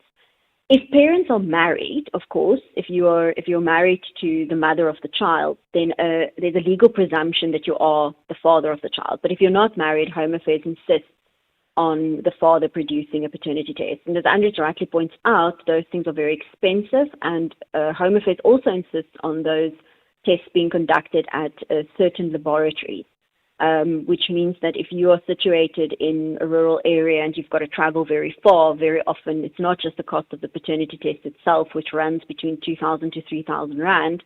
You're also looking at the travel costs associated with having to access these laboratories, which is very, very prohibitive. I'm a bit taken aback at the cost of a paternity test, but also that a government entity would ask for a test that is not, or an element of identification that is actually not required by the law. What do you do in that situation, Ms. van Schalkwyk? Do you turn around to Home Affairs and say, this is incorrect, you should not be asking for this, because legally it's not one of the requirements? I can't imagine that it would be well received. No, it definitely is one of the sort of areas of litigation that we've been considering for a while, and I know there's other organizations that are also looking at challenging the practice of Home Affairs to insist on DNA paternity tests in cases where you've got unmarried fathers. The reality, though, is on ground level, unless that is, formally challenged in a court of law, Home Affairs will insist on that practice, and it's very easy for us to say, well, a parent can turn around and say, well, it's not a legal requirement, but if you're sitting somewhere in the middle of nowhere and you don't know the law, and Home Affairs says you must bring me a paternity test, if you refuse, they will just simply not register the birth of that child. So It's not, it's very easy, I think, to say no, but the reality of that is that you are very unlikely then to actually gain access to a birth certificate for that particular child. Sean in Reimsig is on the line to us. Sean, good morning. Yes, hello, and good morning, Joanne. Good morning to the listeners, and good morning to your guest. Look, Joanne, it's pity that you've just had the Minister of Health just a few minutes ago, and he's gone. And I really would like to challenge him to come back and address some of these things, because some of what I'm hearing here is really startling. It takes one aback, because I think this thing of profiling South Africa as a backward country, it can't continue. So there actually are systems in South Africa that ensure that birth at home, birth in a crawl, registration by a grandmother is an exception. One of those, for instance, is the fact that almost if every child is born in a hospital, and we would need as listeners to know why there would be a number such as 250,000 of people that are born at home. We would have to have that information.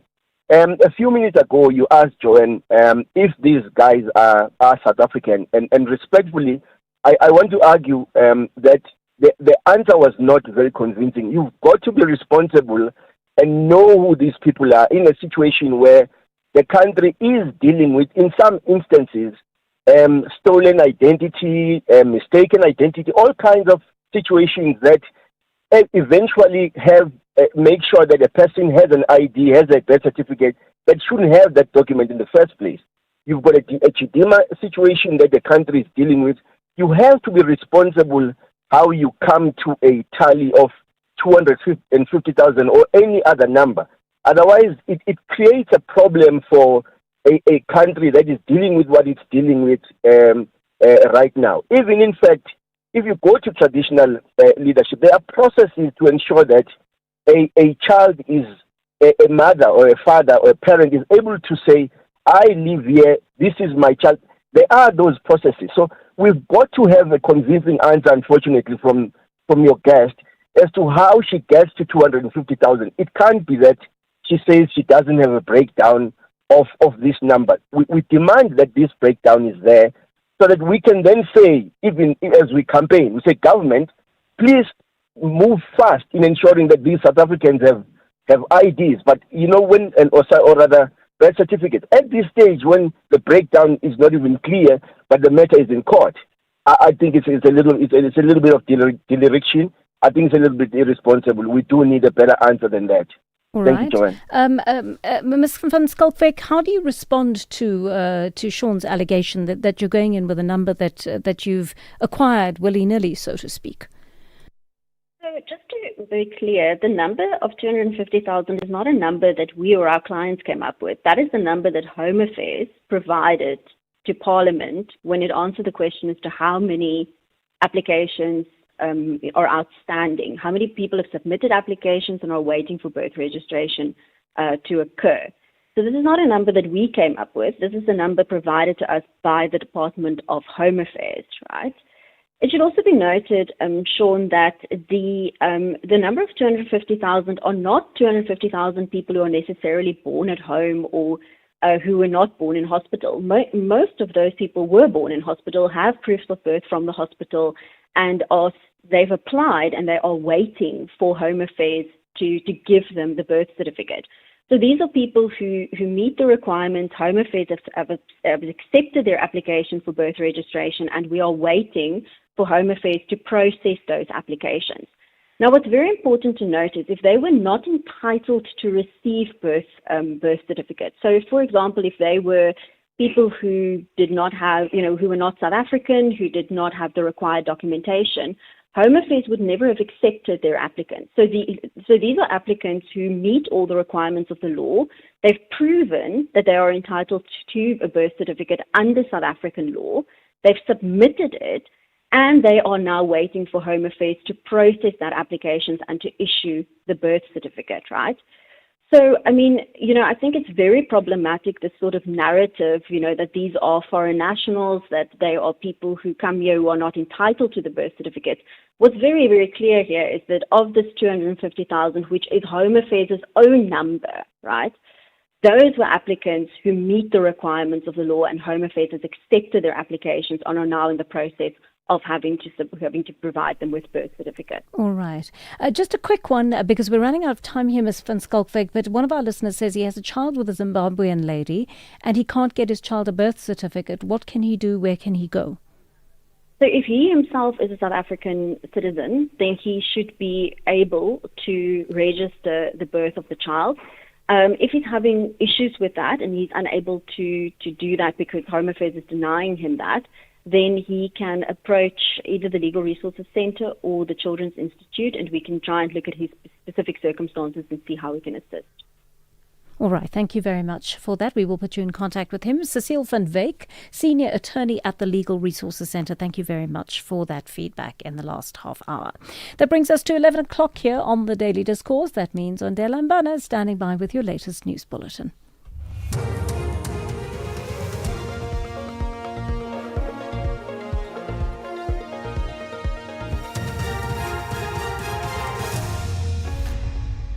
Thank you, Joanne. On the top stories, police confident on its case against Ket Matlala and concerns over the increase of illicit medication in South Africa. For SAFM News, I am Ondela Mbana, and a very good morning. Police say they are confident that they have a watertight case against alleged criminal cartel member Vusimuzi Ket Matlala and his four co-accused.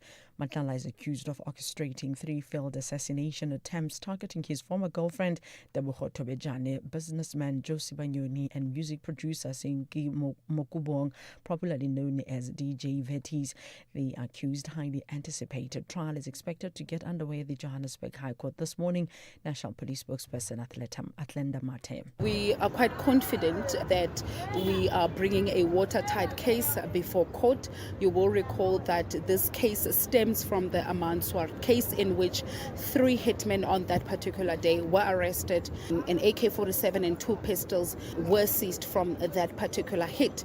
And fast forward to December 2024, when the PKTT then becomes involved in this particular case, they then uncover that these 3 firearms are linked to more than 30 cases. A 42-year-old man will appear in the Ritavi Magistrate Court tomorrow for allegedly raping a 6-year-old girl in Ritavi outside Tsanin, Limpopo. Police say the man, who is a neighbor of the child, asked her to accompany him to his residence where he raped her on Saturday. The child's family went to look for her and found her at the suspect's home. Police spokesperson Malisela Lidwaba says the child was taken to hospital for medical examination and police investigations continue. The victim was taken to a local hospital for medical examination. Family Violence, Child Protection and Sexual Offences Unit members were notified and assisted with the investigation, leading to the suspect's arrest. The Parliament's impeachment committee is scheduled to meet on Wednesday as it awaits the Western Cape High Court judgment over President Cyril Ramaphosa's bid to halt the work of the committee. The president wants the parliamentary process suspended pending the review of the Section 89 independent panel report that found that he has a prima facie case to answer over the Phala matter. The urgent interdict was heard by a full bench of the Western Cape Division over 2 days. Ramaphosa's application to review the report will be heard in September. The chairperson of the impeachment committee, Makashule Ghana, says until a court order otherwise, the committee will continue its work. What's also encouraging, at least for me as a chairperson, is the final inputs by the President's Council that indicates that the work of the committee so far as the preparatory work, so the appointment of the evidence leaders, the preparation of the witnesses, the finalization of the terms of reference, and all the work, they are not seeking to interdict it. But in any case, we're not going to stop until the court has made a determination. The South African Health Products Regulatory Authority has raised concern over the proliferation of illicit medication in the country.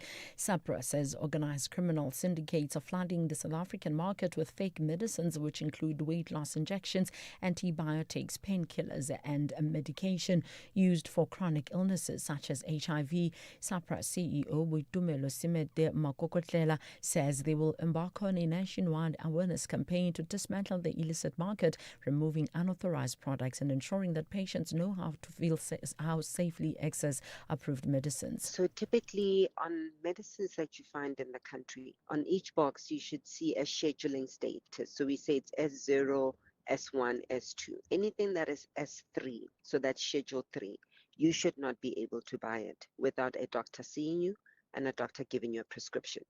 The second thing is injectables. Any medicine that you inject, you should not be able to get it on social media platforms, on e-platforms whatsoever, because those should be made available in licensed facilities. Campaign groups have warned that illegal gold mining is causing a potential environmental catastrophe in several gold-rich countries. The rising price of gold in recent years has caused a surge in non-industrial mining. The campaign group Greenpeace estimates that 100,000 hectares of rainforest has been lost to illegal diggers in the Amazon. Recapping the top story, police say they are confident that they have a watertight case against alleged criminal cartel member Vusimuzi Matlala and his 4 co-accused. I'm Undulambana for SAfm News Headlines at 11:30. As we celebrate 90 years of existence, SAfm takes you back to the voices that shaped a nation. Berea, the home of the 4 bespectacled Tisson brothers, all of whom work or have worked on the English service, particularly Audio Mix and Radio Today. Watch how the night proceeds towards dawn. And I need a lot of consoling when I started the early program. People couldn't believe that John O'Donnell and B. Reid would shift. John and I would do it. 90 years of trusted voices. This is SAfm. The Daily Discourse on SAfm with Joanne Joseph, unpacking the issues that matter. The Daily Discourse on SAfm, weekday mornings from 9 to 12. 6 minutes past 11 here on the Daily Discourse. Good morning and welcome, and thank you for joining us. We are in the final hour of our show. We've had lots of communications with you over the last hour, and I think we've had some fascinating conversations. Everything from medical certificates and the legitimacy thereof to the issue of children, South African children who remain undocumented in the country. And we're going to keep taking your calls and your voice notes on these issues. Our studio line 086 000 2032. Our WhatsApp line 0614 104 107. We're dedicating this half hour to the issue of archiving important history. And this month it involves the story of Nelson Mandela, our late former statesman. And of course, during this Mandela month, we're thinking back on so many things he did and he said and what we are able to glean from the value of history and revisiting it during this month. And one of the organizations that is holding and carrying the legacy forward is the Nelson Mandela Foundation. They're involved in a very interesting pilot project that goes back to looking at some of the interviews that were recorded with him that never made it out into the public domain. We're going to have a chat with them in just a moment about the issue of how one goes about sourcing this archive information and putting it out into the public domain so that everyone has access to it. So we'll connect with them in just a moment. And then I want to listen to one or two of your voice notes before we get there on the issue of children who remain unregistered. Good morning, Joanne. My aunt, by marriage to my great uncle, has 10 grandchildren.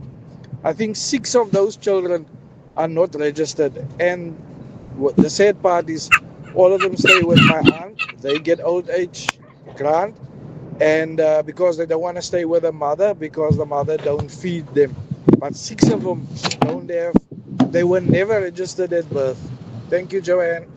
Thank you so much for sharing that with us. And that is really sad because it is going to have a material effect on them. Let's hope there's some sort of outcome to this court ruling, even if it only compels Home Affairs to do what they need to do and increase their agility and their competence in terms of issuing these certificates. Yeah, morning to you, Joanne. This thing of an issuing of certificates of kids is a problem.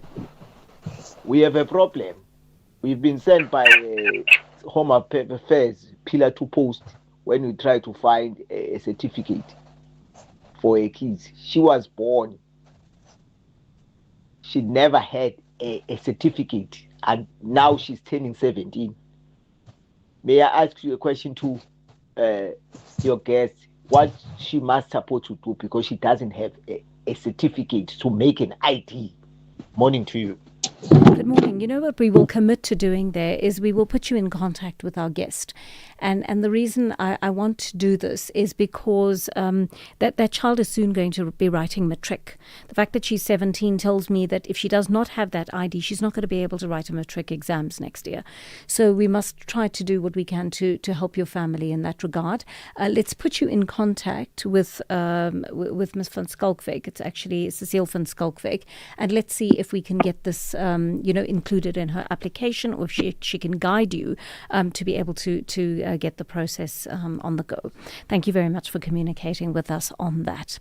Right, that brings us almost to 11 here on the Daily Discourse, and in this Mandela Month, the Nelson Mandela Foundation has been poring over its archives as part of efforts to remember the remarkable life of our late former statesman.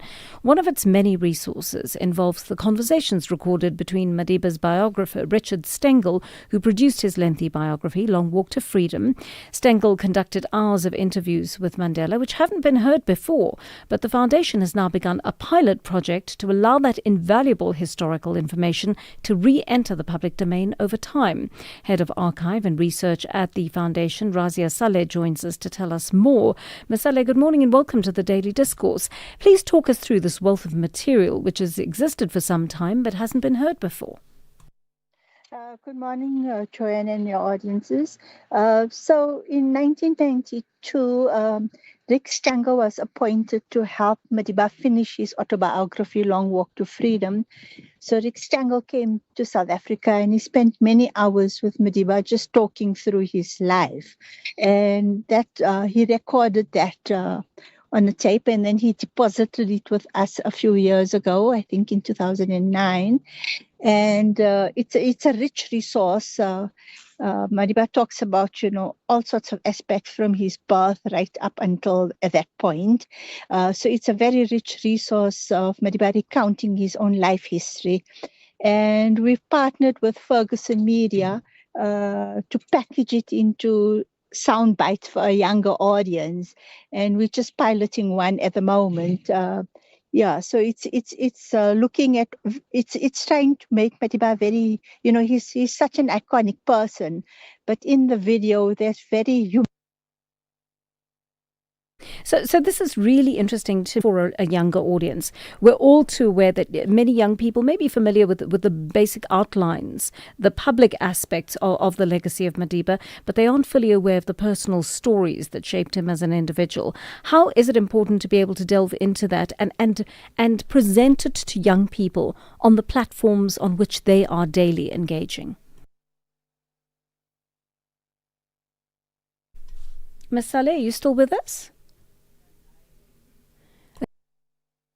We appear to have lost our line to Ms. Saleh, so I'm going to bring into the conversation right now Jack Devnarine. He's from the South African Guild of Actors, but he's also one of the driving forces at Ferguson Media that has been handed this material to package. And good morning to you, Mr. Devnarine. Thank you very much for joining us at this hour. Just tell us about the process of making this historical material available to the public in bite-sized, more consumable pieces. Yeah, thanks so much, Joanne. And I think that goes back to the earlier question just before Razia dropped off the call. We're really interested in how people are accessing really valuable information on social media. And of course, we are so spoilt when it comes to content on various platforms. And we love the idea of collaborating with the Nelson Mandela Foundation because that is the global resource for all of Madiba's memories, audio, video interviews, his treasure trove of his books, his awards, and there's so much, such a rich history in Madiba's life, let alone his impact on South Africans and our journey to democracy, but also in his personal life. And I realized that this is an aspect of Madiba's historical record that people would very much love to engage with is what was Madiba's life about? And what better opportunity than to try and package some of this into an accessible social media format so that people can view, they can listen.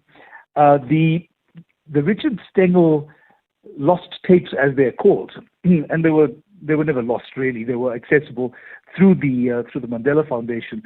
And we felt this was such a powerful piece because Madiba recounts not just his journey as a politician and as a freedom fighter, as an activist, but also as a father, as a husband, as a man. And all these reflections come through in the interview, and the transcript of which is over 800 pages. So the process that Ferguson Media had to engage with was going through bit by bit and looking at what the transcript had to offer and working very closely with the Mandela Foundation, is to tune us a glimpse into Madiba's life. And in the pilot episode, Madiba reflects on not being allowed to attend his son's funeral while he was still imprisoned on Robben Island. And we were able to use images that tell that story, images that are publicly accessible in the public domain, but also a wonderful little piece that was made available by the Mandela Foundation was the actual letter that Madiba had written asking for permission to attend his son's funeral, which obviously that permission was declined. But in a very short video, for easy, accessible viewing, which we will be posting today, we were able to capture that story as the curtain raiser into what's going to be a series of such videos that will tell the story, all drawn from the Richard Stengel Madiba Lost Tapes interviews. So let's actually play that audio, and unfortunately our listeners will not be able to see the video, but certainly the audio gives you a sense of what this pilot episode is about.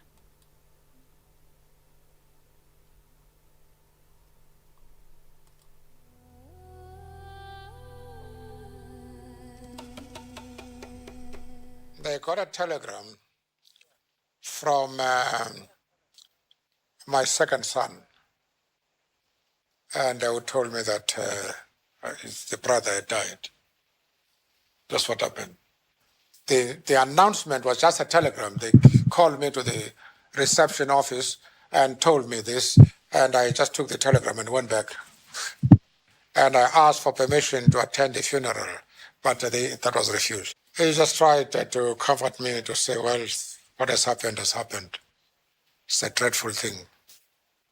I was really devastated to lose a son, your eldest son, to whom I was very much attached, and I had no opportunity of paying my respects to his memory by attending the funeral and seeing to the expenses of the funeral myself, and making sure that he rested very well and peacefully. That was very devastating. They did say that, well, if it was only you alone, we would allow you to go, but you have got your people outside, and they might kidnap you. Whatever racial group you belong to, you would like yourself to pay your respects to your next of kin when he or she dies. You wouldn't like the task to be undertaken by strangers. You yourself would like to attend to that. And that is how I felt. That I should be able to see my old lady for the last time. When you get news of that nature, that your son has died, your mother has died, and you can't be respected enough to be trusted that you would go and attend to such a family tragedy and come back and serve in jail. You feel that your feelings are not accommodated and not understood by these people. That's how I felt.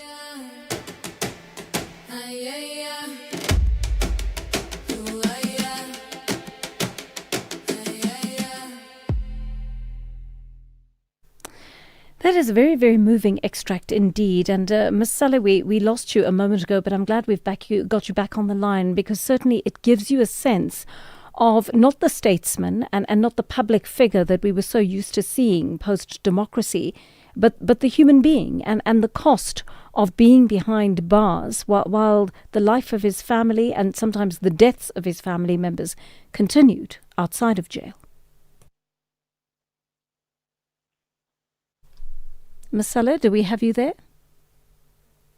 No, we appear to be having a problem with that line. So let me bring you back in here, Mr. Devnarine, and certainly very, very moving clip that you are piloting at the moment.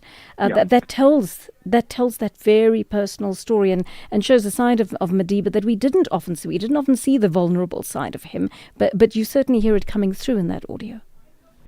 You truly empathize in that moment as he describes his feelings. And how often did Madiba ever speak about his feelings? And I really want to give a note of appreciation also to the exceptional work done by our technical producer, Ted Laux, who is a sound engineer and who treated this project with great care because, yes, it was a recording from Richard Stengel's tapes from 1992, but, we needed to preserve Madiba's voice in all its tone and its timbre and its authenticity, which Ted had done really, really well doing that. Also trying to mute the distortions and the ruffles and the scraping sound that come across in a live interview like that as it was recorded then. So you get a sense that these are Madiba's actual words.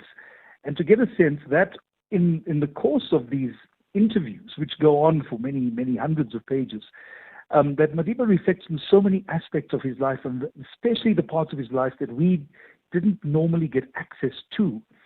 So what happened on Robben Island? How did they manage day to day? What were their little victories amongst the inmates? What was the sense of freedom walking with your family, being celebrated as a beloved statesman of Africa? Those are the moments that Madiba reflects on. So this might have been a particularly heart-rending episode, but we feel that it places it in the right place, and this is how we are meant to connect with Madiba. Obviously, everybody, Joanne, you would know how people would each in their own way celebrate Mandela Day, depending on how they want to give back. This, for me, is going to reinvigorate a commitment to Madiba's values, the principles that he lived by, and the principles of democracy that I think we all need to subscribe to. I want to ask about the wealth of material and the volume of it, because I think Ms. Saleh mentioned 800 pages of transcripts. I mean, that or perhaps you did, that is a huge amount of material, and it gives you a sense of how long this is going to take to collate, how long it's going to take to edit and curate. How long do you imagine this taking you, and for how many years is this project likely to keep you busy? Well, we think that this is going to be months and months of work, which we would absolutely relish, because this is us reconnecting with our beloved statesman. This goes beyond Mandela Day, you would imagine, and I think that was Mandela's, that was his request of all South Africans. Don't be limited to a day or a month or 67 minutes. Commit yourself to what the process is. Commit yourself to understanding each other, to empathy, to fairness, to social justice. And for us at Ferguson Media, this is very much what we want to commit to in the project. So in a sense, this project isn't meant to be completed or to have an end date. We need to reinvigorate interest in Mandela's life, in his legacy, to mobilize more interest amongst the youth, to utilize social media, to re-energize those conversations about what Mandela stood for and what we should be standing for as well as South Africans, as patriots. So as much as we might eventually get to the end of the project, it should, as Madiba once described, simply mean that we are standing on the top of a mountain looking at the peaks we are yet to climb.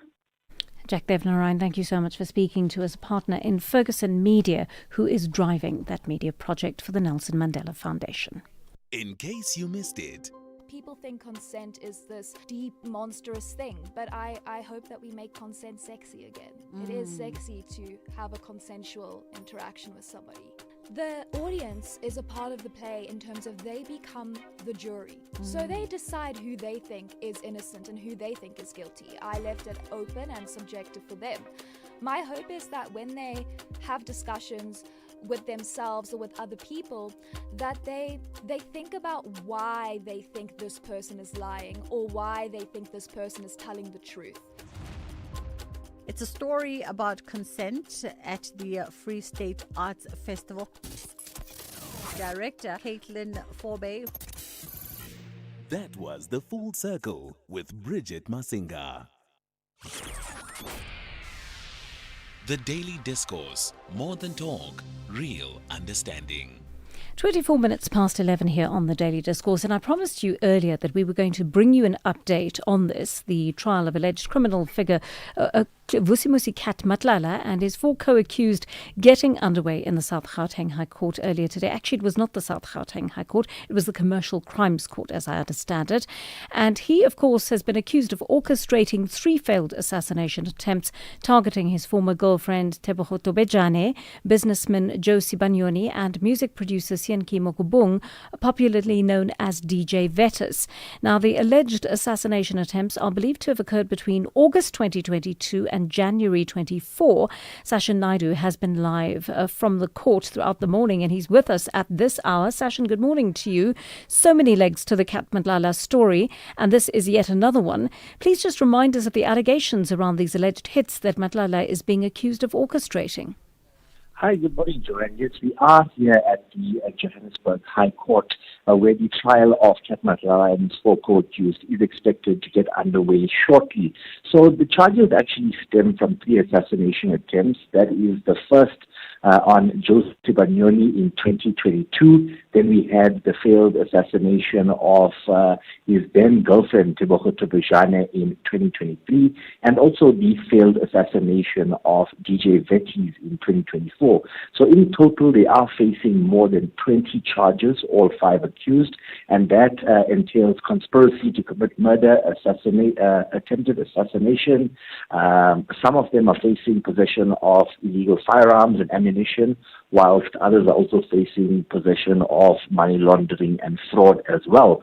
So the case is expected to get underway any minute now. There are some housekeeping rules that the judge is discussing with the legal teams.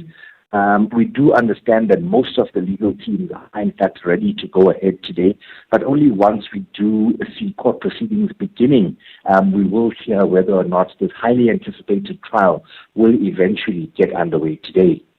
So I wanted to ask you a question around who will be standing in the dock with Matlala, but I will add to that a question we had from one of our listeners about the handling of witness K. This was someone who clearly could not appear on camera during the Madlanga Commission for fear that their identity would be revealed and this would put them in danger. How was that handled in court this morning?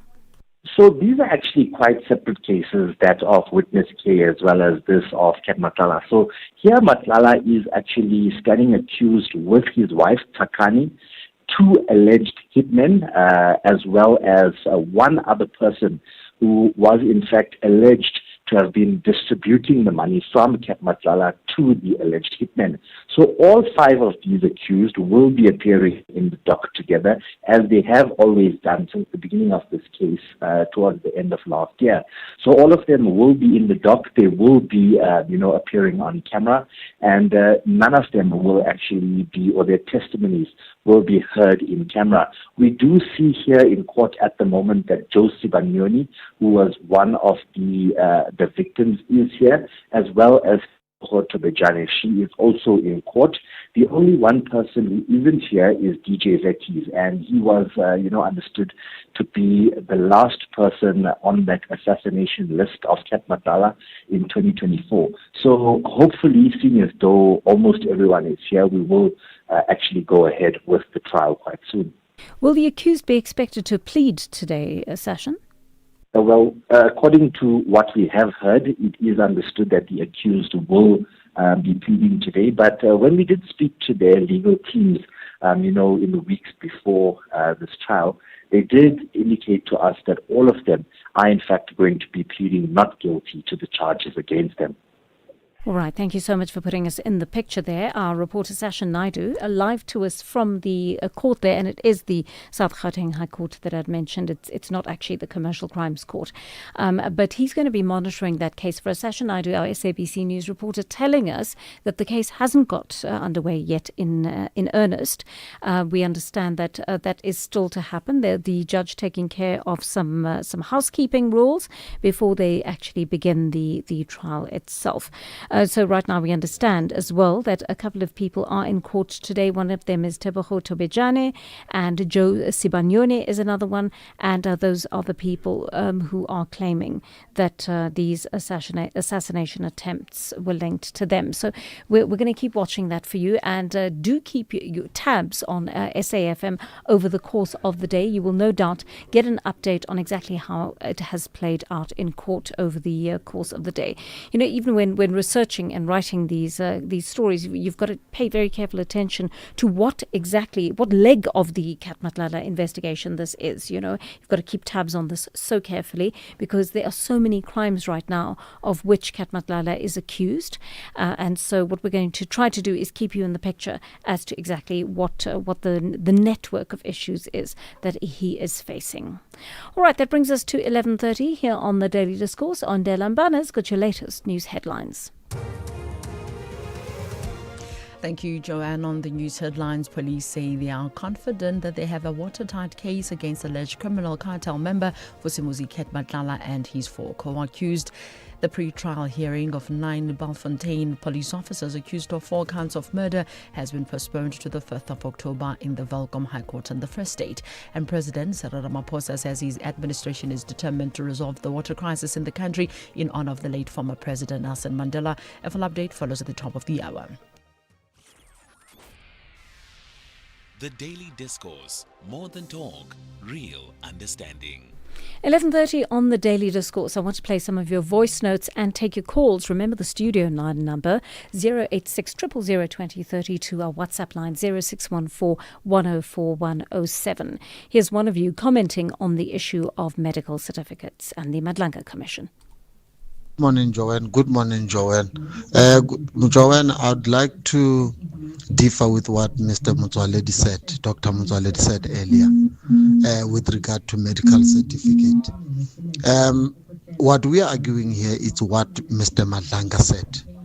Madlanga said the medical certificate was useless. He's got no right to say that unless he is informed by verification.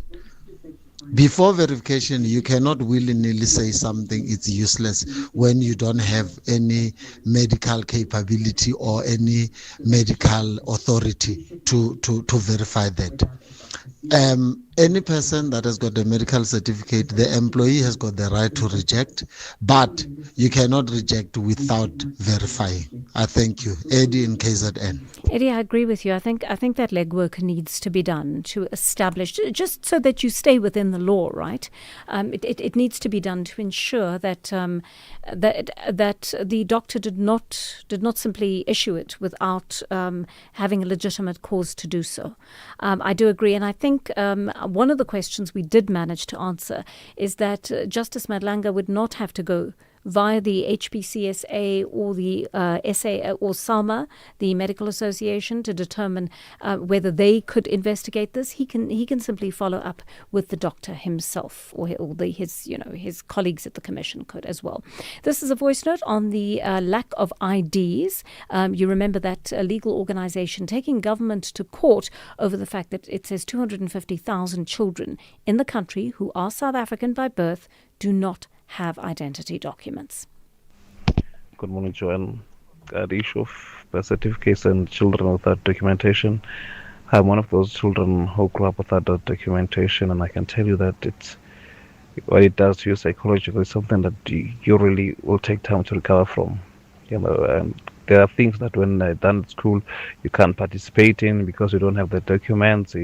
Even in the communities, sports clubs and all stuff becomes a challenge because you need documentation to be part of those, and it really does a lot of damage to your self-confidence and your growth as a person. It's really stalled because you cannot challenge yourself against your peers. You cannot participate meaningfully in any activity that will help develop you as a person. So it's a very, very, very, very sensitive issue to me, and it's a very big issue that the government needs to sort out ASAP. Thank you. It's anonymous here. Thank you so much for sharing your story with us. I mean, it's good to hear from a child who went through this and clearly is an adult now, and that personal experience really brings home how difficult it is for children who are in this situation. And I can well imagine you being excluded from things simply because it's not your fault, but you're not able to produce the document, the ID document that every other child is. And I'm sorry for what you went through, and thank you for sharing your experience with us.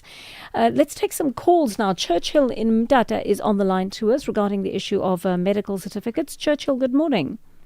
Good morning, my sister. It's not easy to speak to something that has been said by people that you respect so much. Dr. Motsoaledi, one of the ethical leaders in the ANC that I still respect so much, despite the corruption that is happening. And also, Justice Mazanga was once my attorney. I've got the greatest respect for him. And he's doing quite an excellent work. But I want to say that he's also human. I think on this one, I also agree that he has erred, he's made a mistake. With all due respect, I think, if you are suspicious of the medical certificates, there are people who are best competent to comment to that. You could even summon them to come and testify in the commission. And as Dr. Motsoaledi has said, there are bodies that are governing these doctors. You could even report that to such bodies. But to simply write them off and say they're useless, I think he's not best competent to actually say that. But I've got the greatest respect for him. But at the end of the day, he's human. Also, he can make mistakes. Thank you. Yes, Churchill. Thank you. Lovely call. I think you're quite right about the fact that he shouldn't have said that without investigating whether the certificate is legitimate or not. But Churchill, I take your point as well that he is human, and I think he's getting very frustrated because this has happened so much, and that I imagine was probably his motivation for what he was saying, knowing that he's up against the clock as well. Bonakele in Cape Town is on the line to us. Bonakele, good morning. A very good morning, JJ. How are you doing? I'm well, thank you. I want to ask you, because I know that you were backing Argentina at some stage of the World Cup, and you were the first person I thought of when they lost last night. No, congratulations to what you call Spain. Yeah. So, how are you taking Argentina's loss? No, look, I accept the defeat. There's nothing we can do. So for them to have gone so far, but now there's nothing we can do, of course. But congratulate the winner, so to speak. Okay. Okay. Anyway, I'd like to talk about the fight between the former leader of DA, John Steenhuisen, and Jordan Hill-Lewis. Yes. With regard to this fight between those two individuals, is this not going to affect, the DA? I mean, going to the elections, that's what I was thinking, both guys, they've got their followers. So perhaps those who are following John Steenhuisen are not going to be disappointed with the way that he was treated, to be removed from that ministry, so to speak. You understand? Yeah. So it is not going to divide the DA, so to speak. That was our thinking. You understand? Okay, interesting. So that actually weakens the DA. So that is what I was thinking. So Bonakele, how do you rate John Steenhuisen's performance as the agriculture minister? As a former agriculture minister, For me, personally, I really don't have much to say, but for him to be removed, he's got every right to be unhappy with every action that was taken. Okay, Bonakele, thank you. No, thank you for sharing that with us. I appreciate that. Ngunde in Cape Town is on the line to us. Ngunde, good morning. You want to speak about the nuclear leak? Yes, JJ, I know you well. Yes, I'm well, thank you. JJ, before I do, I will be amazed if I don't agree with Collins. I usually don't. I agree with him when he says Mashaba was supposed to have removed the bodies of those three people, Priti, Kambule, Yvonne Misi, and Solomon Nyirenda. 8 years, right? Those people are not resting at all, right? Christians can call purgatory between heaven and hell. They are not resting. That's why their families are by the disused mind, right? That's what I want to say. And then on this point, a balanced view would be to interview Winkler. He's a professor of physics in UCT. Yes, I remember him, yes. And a Chris Yellen, energy analyst, or even a Melvin Naidu, right, from Joburg. He's a physicist. They would know better about nuclear waste, radiation, whatever. So to make a balanced view, right? Otherwise, we as cantankerous and grumpy old men, we tend to be concerned about this Quebec. Yes, because we remember Chernobyl in USSR in 1986, lots of people died there. We remember Fukushima in Japan, lots of people died there. So we want to have a balanced view and to be cautious. JJ, that's all I have to say, and good morning again. Thank you, and good morning to you, Ngonde. Well, soon to be afternoon, actually. But thank you for that. And I think it's a fair question that you raise. I think we do need to double check with the experts, because it's always good to verify things, right? And we're by no means saying that Velapin Tuli was not telling us the truth. It just helps to have that input of experts sometimes, just to balance the perspectives. D-Lock in Midrand is on the line to us. D-Lock, good morning. You want to talk about medical certificates? Morning, Joanne. Yes. I think I think we are missing a point here about the medical certificate utterances by Madlanga.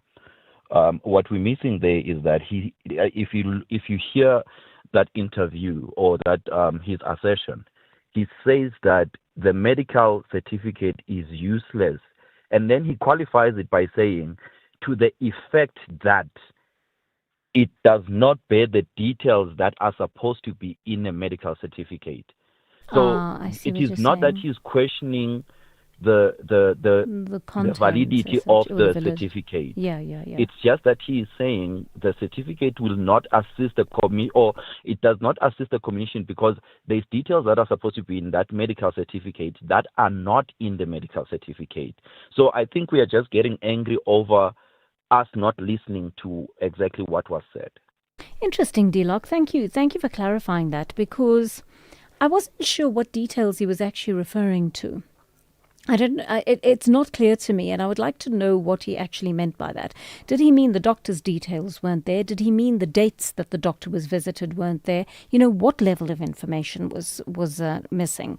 And I think once we have that level of detail, I think we'll get to the bottom of what he actually meant. All right, let's listen to some of your voice notes as well. One of them on children using the same name. Hi, Joanne. Good morning. It's Isaac here.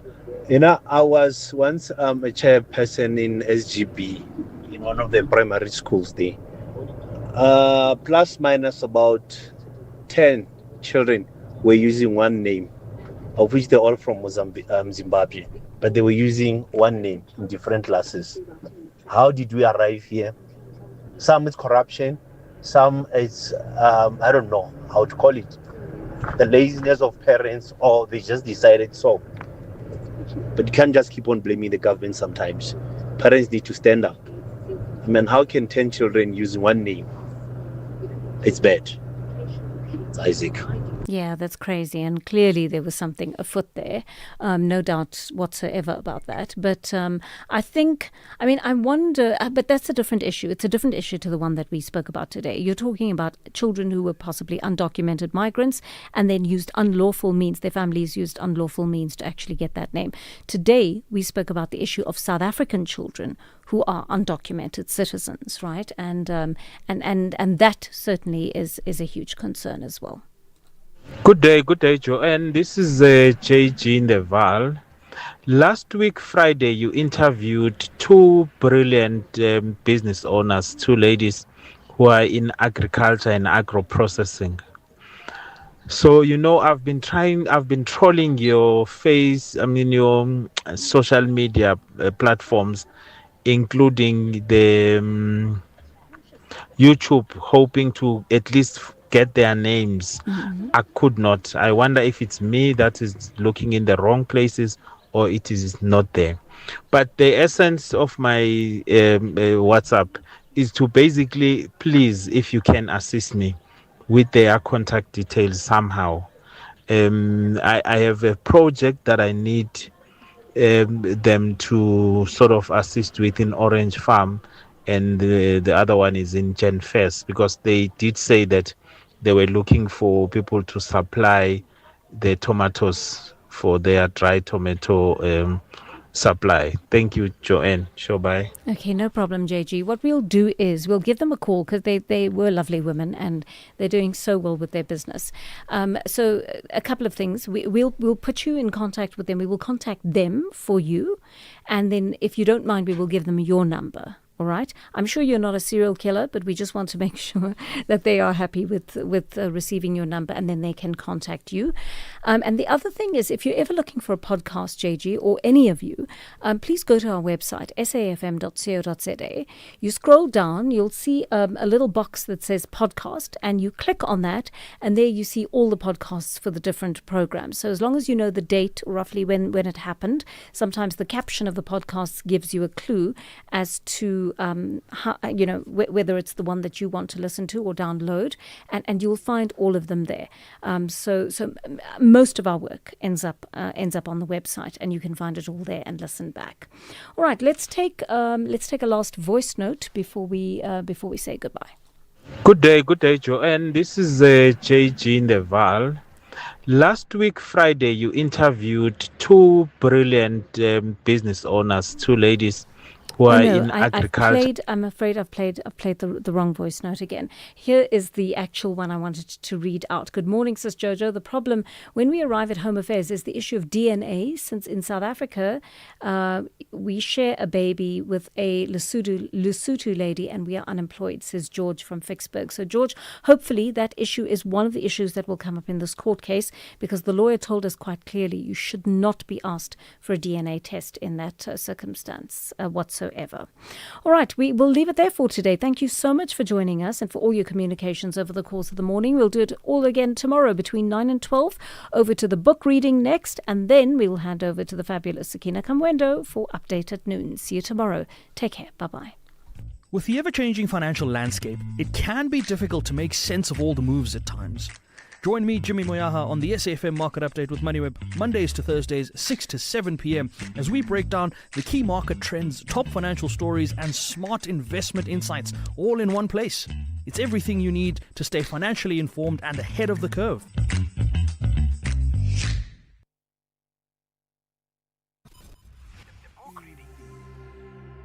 SAfm's award-winning drama department presents to you another episode of the book In the Shadow of the Springs I Saw, written by Barbara Adair, read by Fiona Ramsey.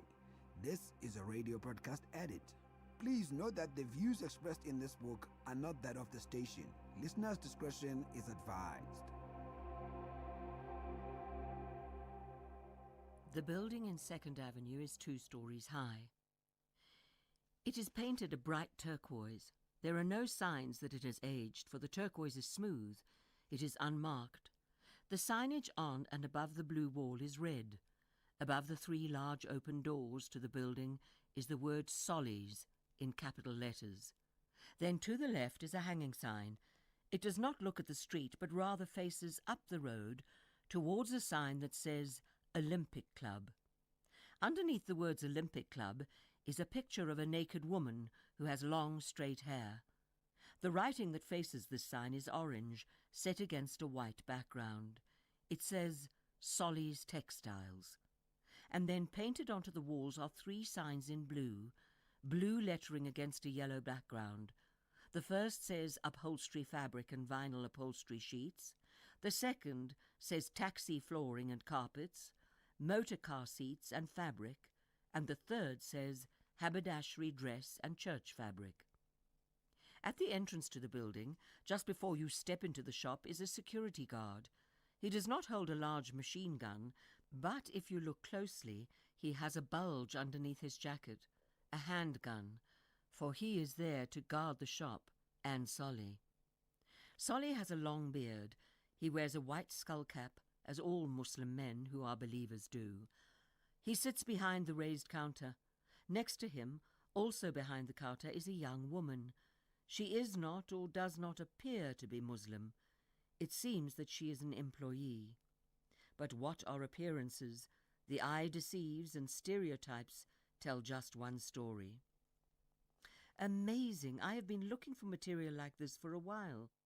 You can't find this kind of tartan often, or if you do find it, it is made of thick wool imported from Scotland, where it is cold and it is very expensive.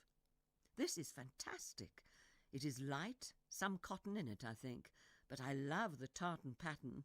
You know me, I'm a name-dropping fashion aficionado, so yesterday when I looked at the website for Vivienne Westwood, I noticed these amazing tartan pants, and expensive, something like £600, and I thought that if I can get material and make them, take them to the tailor that is down the road from where I live, I could get these pants made for less than I could buy them from Vivienne Westwood. And who would know? I would never say anything. I would just look at people, admiring them and speculating where from Paris, New York, London, never springs. I don't have a problem with ersatz, and anyway, you do know what is said about all that fake stuff that comes from Thailand and China. The factories are owned by the big designers. Why wouldn't they want to control their own imitations? They know that it is going to happen, so they control it. And this is amazing stuff. Look at this red tartan and a brown one. Which do you think I should buy? Both. How much do you sell it for? 70 rands a metre. Gosh, that is not expensive. What is it made from? A little wool, but not a lot, so you can wash it easily. Nylon and a little cotton. This is good material. We sell a lot of it. Yes, I know that it's not wool, not like Vivienne's are, but we live in Johannesburg, not London, so I figure that I don't need wool, because then I would only wear them in winter, and even then, how cold does it get here? Vivienne would be proud to see what I am doing. You don't think so? Hey, I don't think that she's in it for the money. Oh, okay, maybe she is now, but she was not always. She made clothes for Sid Vicious and Johnny Rotten. She was married to Malcolm McLaren, the guy who managed the Sex Pistols, and her shop in the King's Road, I think it was called Sex, was the go-to shop for all London punks then. She was the doyenne of the punk era. So I think she would like this subversion of the system. Subversion, that's the only resistance nowadays. Even Vivienne is mainstream now. But I don't have cash, and I think the sign at the door said no credit cards. Good afternoon. Yes, I am Solly, the owner of this shop. Yes, we do take credit cards, but you can't pay on a budget account. This is because I am a Muslim, and I don't believe in interest, so I won't have anyone purchasing anything with interest. But I will take a credit card if you pay on straight, not budget. I have owned this building for a long time. It has been in my family. My father owned it, even though he did not. It was apartheid then.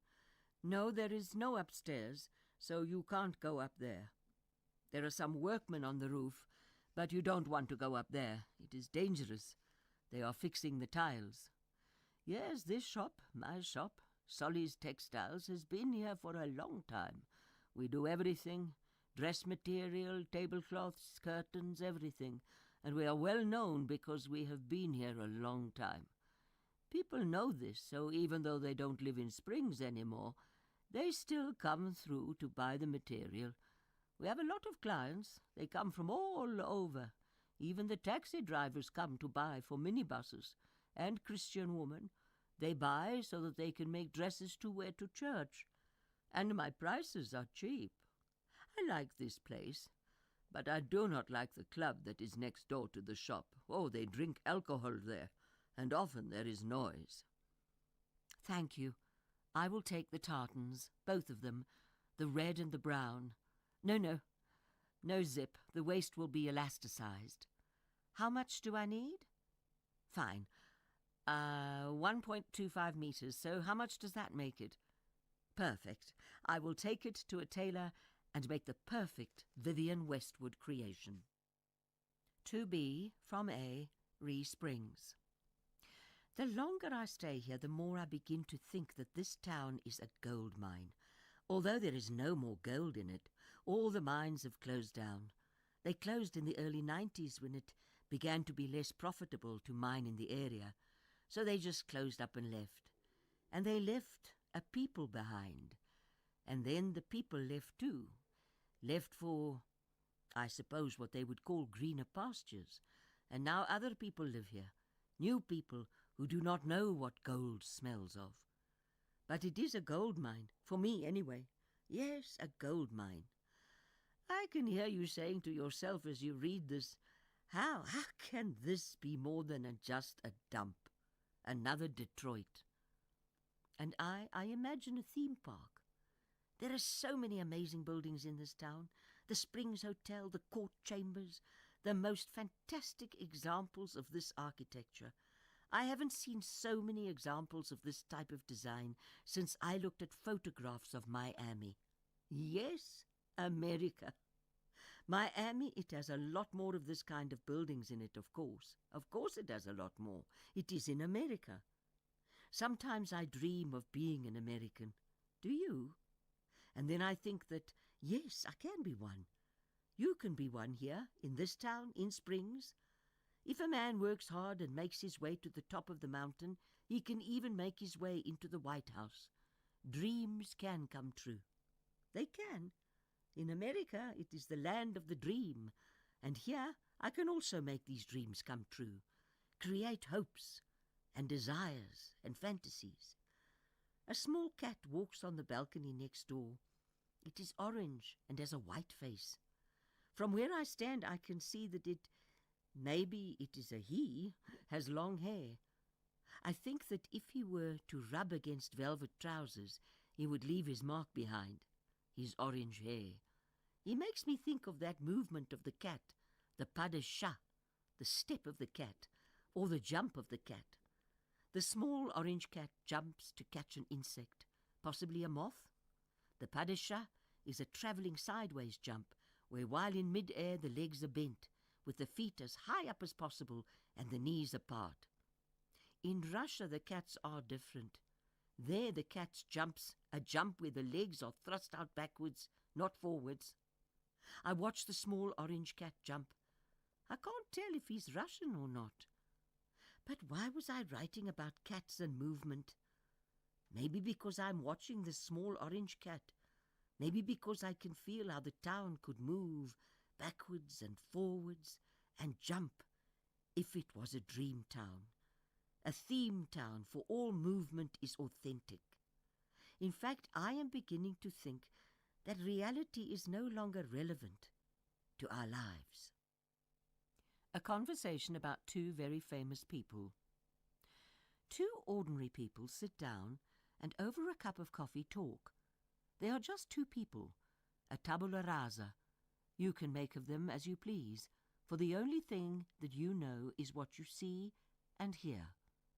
They are both white, they are both men, not old, but not young either, trendy, well-dressed men. This is what you see and what you hear, the conversation that is recorded below. Are they excited to speak of a town that is filled with energy, the energy of the newness of the old? Or do they live not in the now but in the past, not in the past of the ordinary person, but the past of the famous and the exalted?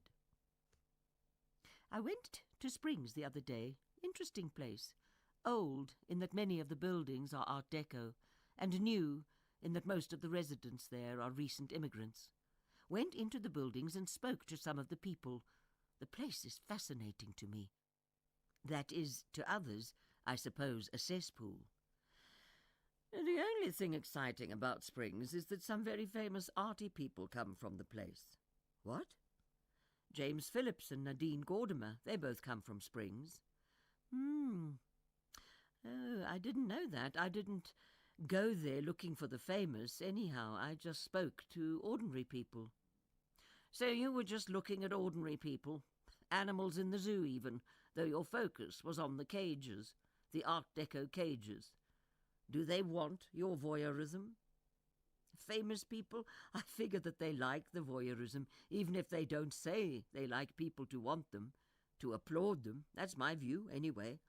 I don't think that ordinary people want this. They just want to get on with their lives. I'm an ordinary person, and that's what I want. You might have a point there, but then maybe not. I do want people to applaud me. So do you. Anyway, tell me more about these famous people. Nadine Gordimer, born in Springs. Isn't she dead now? Yes, 2014. It's difficult to imagine her young, but the pictures that I have seen, she was gorgeous in her youth. There is that great picture of her in The Guardian. The article, you can't find it online. There she is, holding a cigarette. Sexy.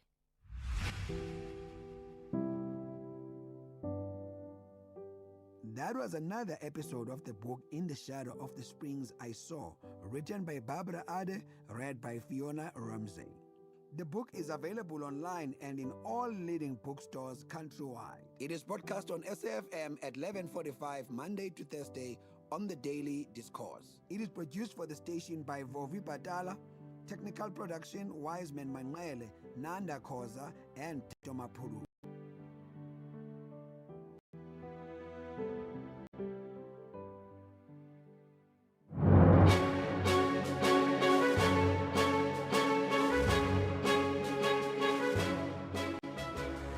12 o'clock on Monday, the 20th of July, 2026. A very warm welcome to Updated Noon here on SAfm. Leading the conversation, I'm Sakina Kamwendo. Coming up in the next hour. The state is not opposed to bail application. Schedule 6 is applicable in this matter. We were not opposed to bail as it stands. The suspended Ekurhuleni Metro Police Department Deputy Chief Julius Mkhwanazi and witness K from the Madlanga Commission are appearing in the Johannesburg Magistrates Court in connection with the 15 million rand precious stones theft and... What is quite concerning is that on the Tebogo Tobejane case, there is a lady who till today cannot walk, is still on crutches. She had to drop out of school, go back home in another province, and really her life has changed. Alleged underworld kingpin Vusmuzi Kat Matlala and his co-accused linked to multiple attempted murder cases are in court, and I can tell you that that trial has just gotten underway. And we always want to hear from you. Let us know your thoughts. 41391 is the SMS line number. You'll be charged R1.50 per SMS. You can also reach us via X, and our handle is at SABC News_radio, or you can send us a WhatsApp voice note on 082-692-3909. Well, these and more stories coming up on this Monday edition of Updated Noon. First, though, here's the latest news with Ondelambana.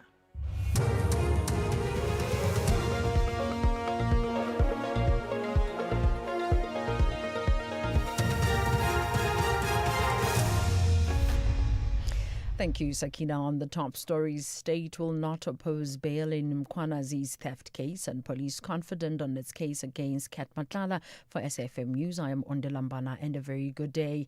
The state says it will not oppose bail in the precious stones theft case against suspended Ekurhuleni Metro Police Deputy Chief Julius Mkhwanazi. Mkhwanazi is appearing alongside witness K, who testified at the Madlanga Commission. They are expected to formally apply for bail in the Johannesburg Magistrate Court.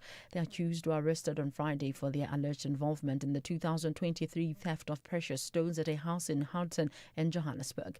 The precious stones were estimated at nearly 15 million rand. State prosecutor Zweli Tumata addressed the court earlier today. Just to place on record, the state is not opposed to bail application. Schedule 6 is applicable in this matter. We were not opposed to bail as it stands. We are now in a different courtroom, and I understand bail court is done in another court. Perhaps the court may guide us whether we should proceed with that in the other court, that is court 13, as I understand things too. Police say they are confident that they have a watertight case against alleged criminal cartel member Vusumuzi Ket Matlala and his four co-accused. Matlala is accused of orchestrating 3 assassination attempts targeting his former girlfriend, Tebogo Tobejane, businessman Joe Sibanyoni, and music producer Sienki Mokubong, popularly known as DJ Vetis. The accused highly anticipated trial is expected to get underway at the High Court in Johannesburg this morning. National Police spokesperson Senath Lenda Mate. We are quite confident that we are bringing a watertight case before court. You will recall that this case stems from the Amanswar case, in which 3 hitmen on that particular day were arrested. An AK-47 and 2 pistols were seized from that particular hit. And fast forward to December 2024, when the PKTT then becomes involved in this particular case, they then uncover that these 3 firearms are linked to more than 30 cases. The pre-trial hearing of 9 Bultfontein police officers accused of 4 counts of murder has been postponed to the 5th of October in the Welkom High Court in the Free State. The postponement follows the death of the attorney representing several of the accused, who will now have to appoint new legal representation. Free State National Prosecuting Authority spokesperson Mujali Fasinokwatane says the defense has also requested copies of the court docket after the matter was transferred to the High Court. Police officers have been charged with 4 counts of murder relating to a fatal shooting in September 2024. Sinokwatane says the state is ready to proceed with the trial. This pre-trial has been postponed to the 5th of October so that the accused are able to appoint a new legal rep. Also, they have requested copies of the docket because if you remember, this matter has been transferred from the regional court to the High Court. So they are requesting copies of the docket. But from the state side, we are ready to commence with the trial because we do believe that there is a case that the accused need to answer to. President Cyril Ramaphosa says his administration is determined to resolve the water crisis in the country in honor of late former President Nelson Mandela. In his weekly Monday letter, the president says government is responding to the need to expand access to safe and reliable water to undeserving communities across South Africa. Government launched the National Water Access Acceleration Program through the Decentralized Water Supply Scheme. Samkele Maseko reports. This program is part of the identified schemes that were highlighted in the State of the Nation address by the President to address the water crisis that is causing immense hardships for communities and households with businesses across the country. President Ramaphosa over the weekend was part of the program of boreholes that were handed over to the Hammanskraal community, and the Klipdrift package water treatment plant was officially commissioned. The South African Health Products Regulatory Authority has raised concern over the proliferation of illicit medication in the country. SAPRA says organized criminal syndicates are flooding the South African market with fake medicines, which include weight loss injections, antibiotics, painkillers, and medication used for chronic illnesses such as HIV. SAPRA CEO Boitumelo Simete Makokotlela says they will embark on a national awareness campaign to dismantle the illicit market, removing unauthorized products and ensuring that patients know how to safely access approved medicines. So typically on medicines that you find in the country, on each box you should see a scheduling status. So we say it's S0, S1, S2. Anything that is S3, so that's Schedule 3, you should not be able to buy it without a doctor seeing you and a doctor giving you a prescription. The second thing is injectables. Any medicine that you inject, you should not be able to get it on social media platforms, on e-platforms whatsoever, because those should be made available in licensed facilities. Andy Burnham is set to become the country's 7th British Prime Minister in 10 years later today. The outgoing Labour Party leader Keir Starmer will formally offer his resignation to King Charles today. The BBC's Rob Watson reports. Andy Burnham is promising the biggest change in British politics in 40 years. Quite a claim given those 4 decades have included such political giants as Margaret Thatcher and Tony Blair. He strongly indicated he wants to lead an even more left-leaning government than Keir Starmer's, but the details have been few and far between. On foreign policy, there's likely to be more continuity than change, with Mr Burnham wanting to concentrate on domestic politics and improving living standards at home, something that has eluded his 6 recent predecessors. Recapping the top story, the state says it will not oppose bail in the precious stones theft against suspended Ekurhuleni Metro Police Deputy Chief Julius Mkhwanazi. I'm Wandilambana for SAFM News Headlines at 12:30. If you think you cannot afford a lawyer, think again. Clientele Legal provides tough professional lawyers for an affordable monthly premium. Our range of plans include cover for you, your spouse, children, and extended family. Plans include cover for civil, criminal, and labor-related matters.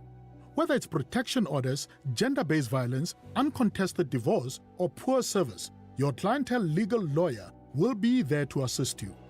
Our services are convenient. Simply pick up the phone and call your lawyer or send us an email and we'll get back to you. All plans include a bail benefit of up to 5,000 Rand and we'll go to the police station and pay it for you. Plus, Clientele Legal offers you 24-hour telephonic legal advice. Join today. SMS SAFM to 32195. That's SAFM to 32195. Clientele General is an authorized FSP and licensed non-life insurer. T's and C's online. Standard rates apply. Attention all shoppers. Our supermarket shelves are full of unhealthy food. It's often hard for me to know which foods are good for my family. The information on packaged food is complicated and hard to understand. I wish we had easy-to-understand warning labels on foods high in salt, sugar, and saturated fat. We have the right to know what's in our food. Support front-of-package warning labels on unhealthy packaged foods. Sign the petition on healer.org. That's HEALA.org. Update at noon with Sakina Kamwendo, midday to 1 p.m. Update at noon with Sakina Kamwendo.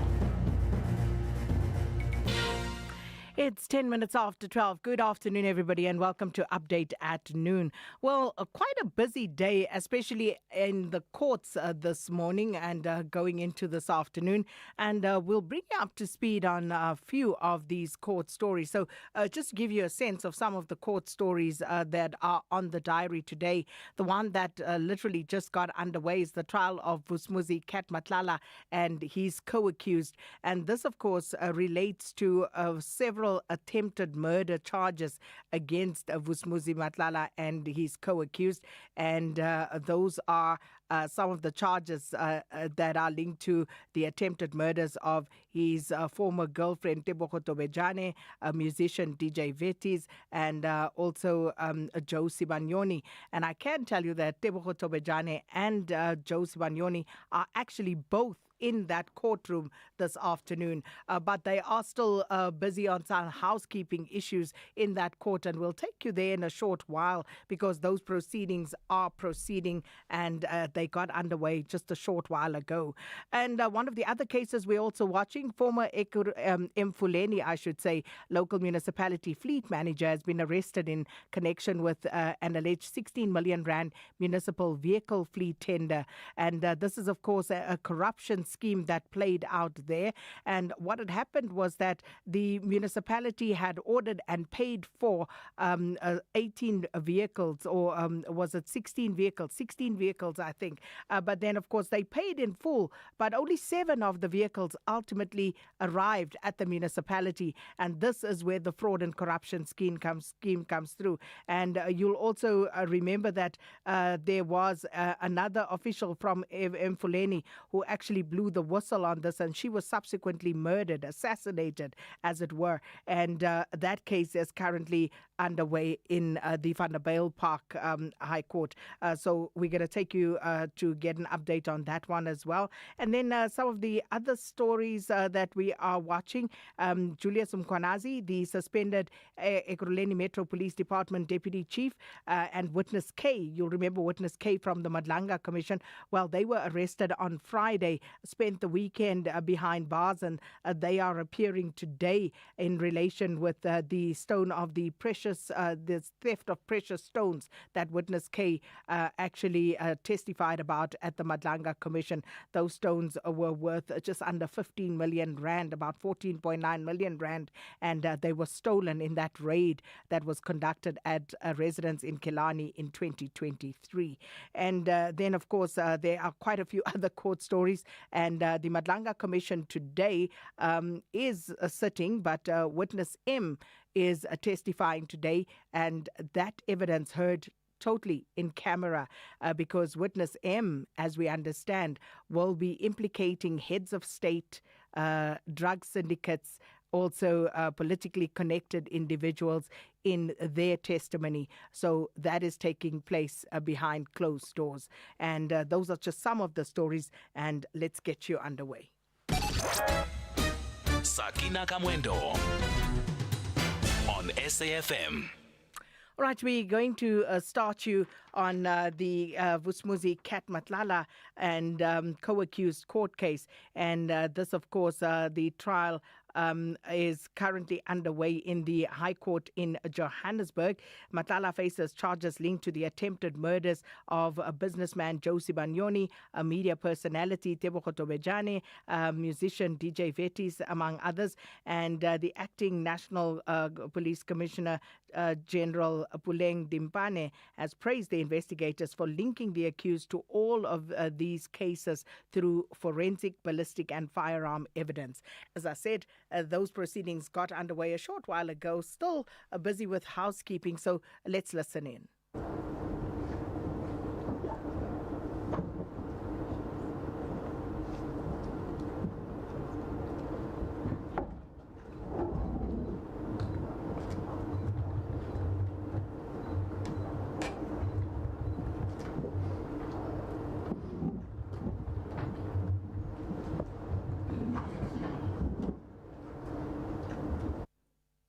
And of course, we just watching those visuals, and as we across, there was just a slight break in those proceedings, moving of microphones, and appreciate that. And hopefully it will give us a better clarity on what is being said from different parts of the courtroom, because usually, you know, you will see our television mics are placed before the judge, and then we don't quite hear so well what others are saying. But I believe we can now cross, and I see the person that's rising now is Advocate Van den Heever, representing Vusmuzi Kat Matlala and his wife. Wrong. This was not a suggestion made by your learned brother Karam, whether he's acting or not. He's still a judge of this division. He made a court order. And I can do no better when it comes to court orders. But before I go there, maybe I just want to place the following on record. Up till this morning, nobody informed either myself or my attorney of the fact that this application is going to commence. Now, having dealt with the fact that it's a court order, and I respectfully submit, I was present, so were most of the press present in court today on the days when this issue was ventilated before your learned brother. He made a court order. I can do no better when it comes to the validity of court orders than to quote... Can I just ask you, can you just assist? Yes. When Karam AJ made a court order, it is my understanding that that court order binds this court here that I have to make myself available also for the entire period 20th of July 2026 up until Friday, the 8th of September. Yes, my lord. If your lordship would please permit... Yes, my lord. Will you please permit me to finish my submissions to you? I would gladly, when I finished my submissions, deal with any questions your lordship has of me. A court order is a court order, my lord. And with your lordship's experience, I respectfully submit your lordship should know that that court order stands until such time as an application is brought, a substantive application, to set aside such court order. Now, to set aside a court order, this is trite law. You can set aside it for a variety of reasons, and I did not hear any of those reasons forthcoming. It's further trite law if you wish to set aside a court order that you bring a substantive application. Now, why do we have court orders? In the Zuma matter, the very last matter that the Zondo Commission dealt with, her Justice Sisi Kampepe, who delivered the judgment in that matter, said the following, and I refer your lordship to paragraph 26 of her judgment. She said, court orders are effective only when their enforcement is assured. Once court orders are disobeyed without consequence and enforcement is compromised, the importance of the courts and the judicial authority must surely follow. Effective enforcement to protect the Constitution earns trust and respect for the courts. This reciprocity between the courts and the public is needed to encourage compliance and progressive common constitutional purposes. Now, my Lord, there is no arguments, and there can be no argument that that's a court order. That court order will stand until such time as an application is brought to set aside that court order for any of the recognized reasons that strike in law. Now, my understanding is, my Lord, and until such time as somebody explains it differently to me, that the person that compiles the roll is somebody that sits at the office of the DPP. I can only assume the reason why your Lordship has a court roll that sets for 30 days is that there must have been some communication or miscommunication with whoever the roll planner was. Because the court order and the order that was repeated time and again by Mr. Justice Karam in this court was that this matter will commence today and continue uninterrupted until such time as it is completed. Now, on the 30th of June 2026, I was not present in court. That was the day when Mr. Joe Strauss appeared for the first time in this court. My instructing attorney sitting next to me was present in court on that particular day. And my instructions is that Mr. Justice Karam made it patently clear to Mr. Strauss what the court order was. So already on the 30th of June 2026, Mr. Strauss knew exactly what the court order said. If for some reason him or his client or counsel was dissatisfied with that court order, it stood them free to bring a substantive application at that point in time and request that the court order be rescinded for any of the well-established reason is in case law, or that that court order be set aside. Yet they did not do that.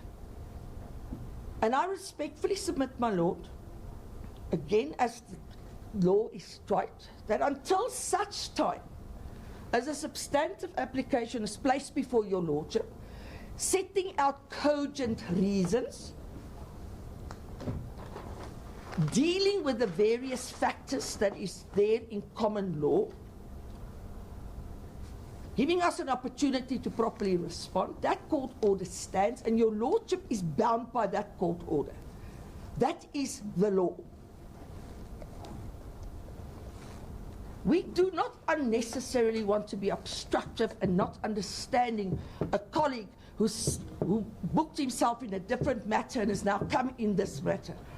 I think when I was a young counsel, Elof JP made a ruling, and I can't recall it, I think it's Van Heerden and others versus the Office of the Attorney General, where he, at that stage being the Judge President, made it very clear that if you accept a brief, you do it so, knowing that you are available to continue with that particular matter.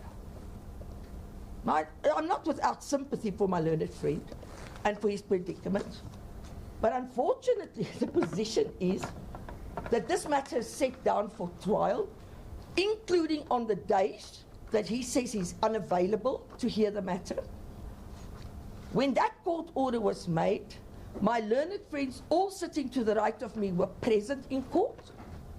They all agreed with the court order that the matter will start, will commence, and continue until finalized. What we have done in the meantime, my Lord, if your Lordship wishes to read those orders for yourself, I respectfully submit as an officer of the court, you can accept my word for it. We have gone and requested that the transcripts be urgently typed so that it can be placed before your Lordship. In the interim, respectfully submitting that there is a court order in place, that your Lordship is bound by that court order, I submit at this point in time this matter must proceed on the days allocated. As I said, the law provides ample authority and opportunity, if you're not happy with the court order, how you deal with it. So my learned friend, it stands him free at any given time, having regard to the legal and right principles, to deal with the court order as it stands. We object, we say the matter must proceed on the days in question. We say that your lordship has no choice, respectfully, because it is a court order. It's not just some throwaway comment made or an obiter expression by Mr. Justice Garvey. He made a court order. May it please the court.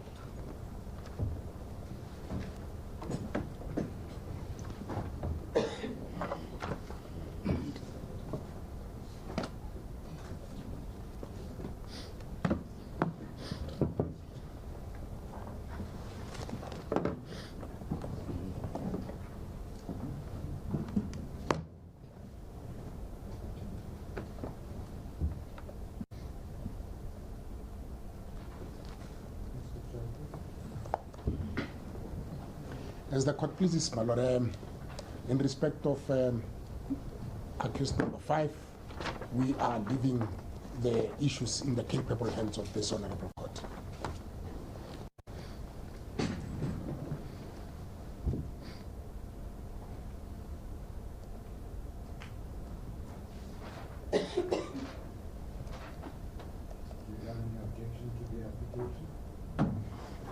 We do not have an objection, as the court pleases.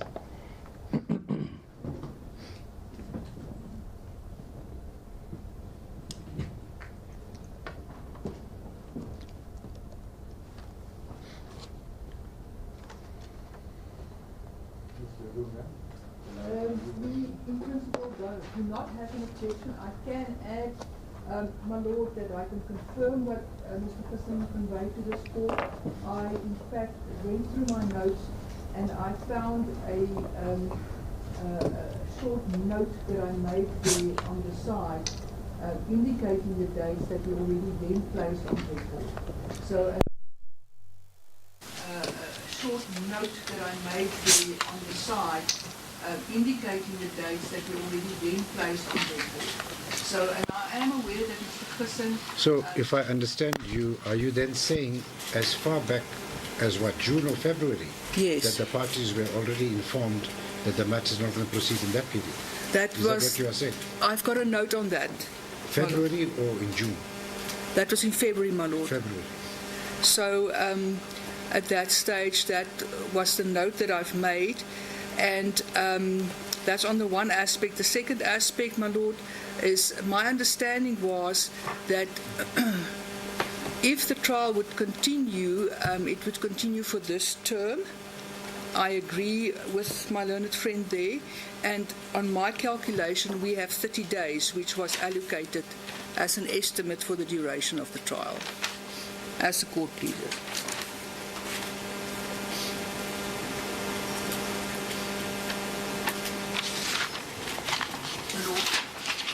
Sorry, 1 minute.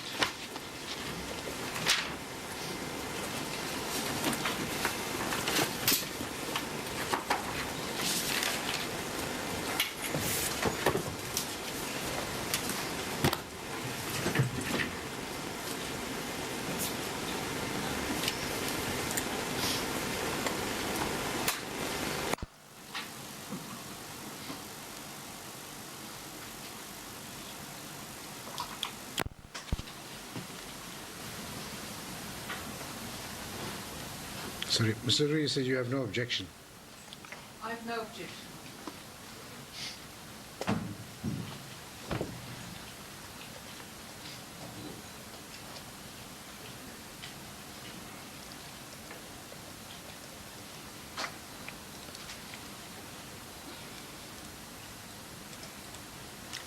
My lord, with your lordship's permission, if you have any doubt as to the existence of a valid court order, I'm going to ask your lordship, to which you are bound, I'm going to ask your lordship that the matter then, this particular issue is held over. I do not believe we should further spend undue time on it today. There's other matters that your Lordship is seized with in this trial that you can continue with. And we present your Lordship with the transcripts where your Lordship can see for yourself that the issue about the unavailability of Mr. Gisson was ventilated before Mr. Justice Curran, and notwithstanding the arguments that he made. When was this, in June or in February? My Lord, it was throughout. There was a No, but just give me the date. if your Lordship will have to give me a second so I can give you the No problem. dates. Just give me the date. I will give you. So I know it was argued on the 30th of June. 30th of June. Yes, it was argued then. That was the date when Mr. Strauss first came on record. It was again ventilated on that day, his non-availability. So you say 30th of June, eh? Yeah.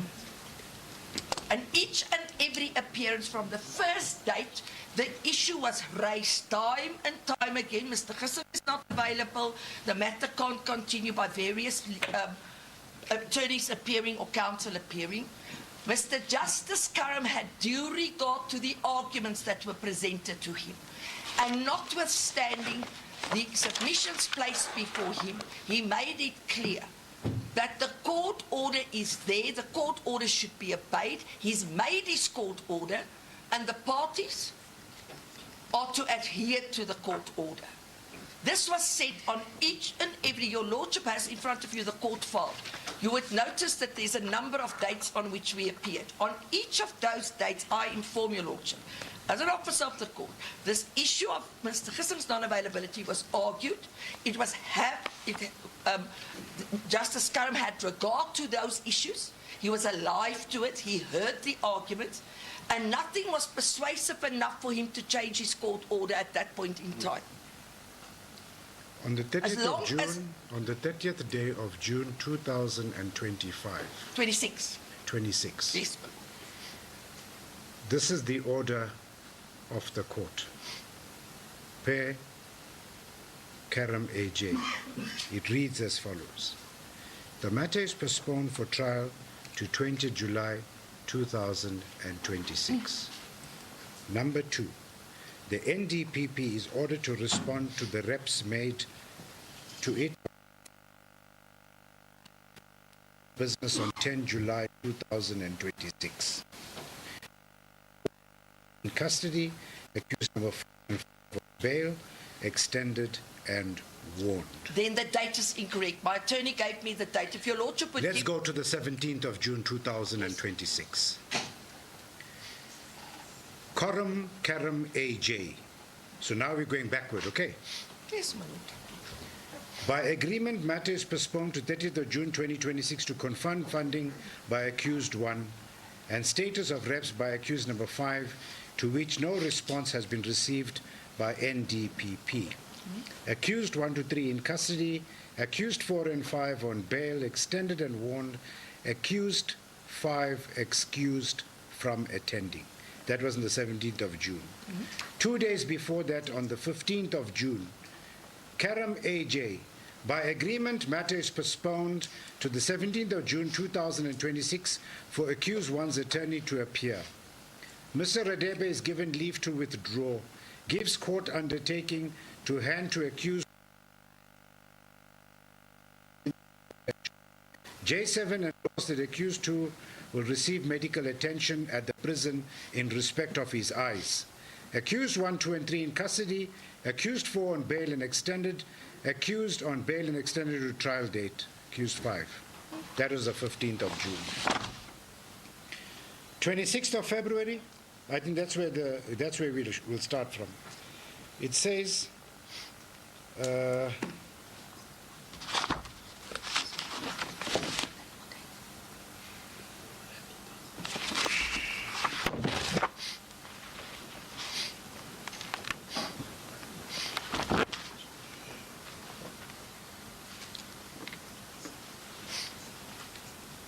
please turn over. Let's see where it says turn over. 26th of June, I just see it says turn over. I don't see anything else. My Lord, okay, hold on a second. Just want to see here. It says here, on the 26th of February, Karam AJ, the indictment is amended. 2. The trial date remains the 20th of July 2026 and to proceed uninterruptedly.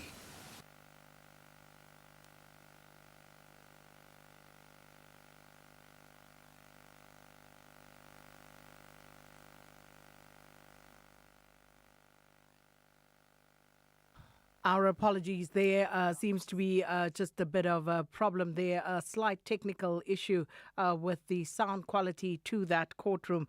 And this, of course, in the case involving Vusmuzi Katmatlala and his 4 co-accused. So those in the dock currently is, of course, Vusmuzi Katmatlala.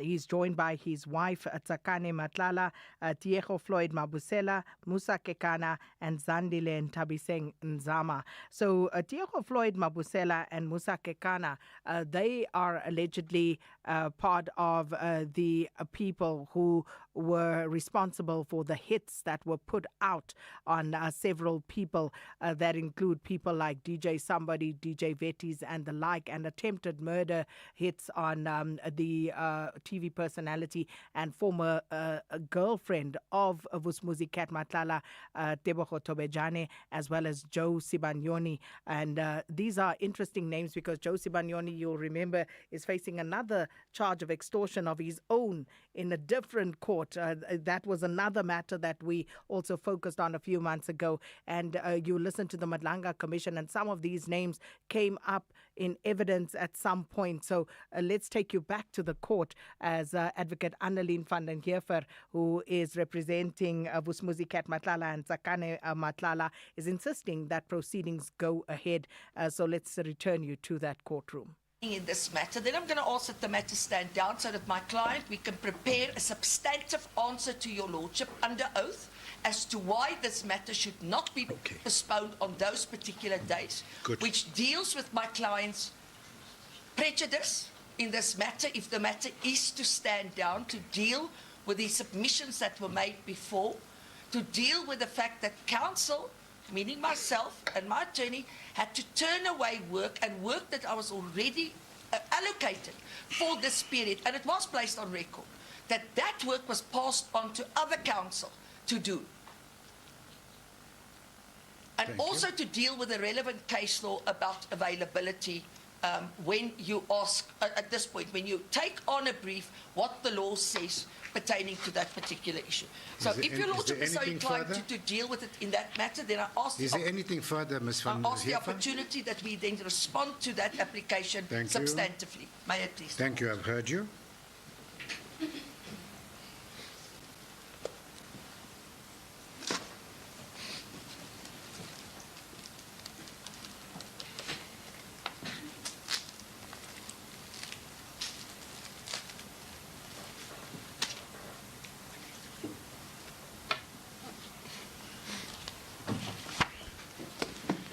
This is case number SS98 of State 2025 in the matter of State versus Musa Kekana et al.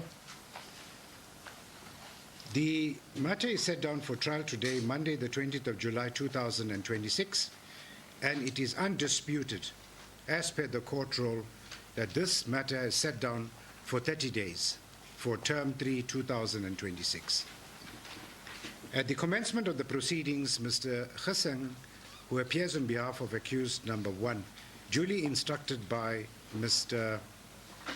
Strauss from Strauss Duval Attorneys, brings an application to this court for the matter to be paused during the period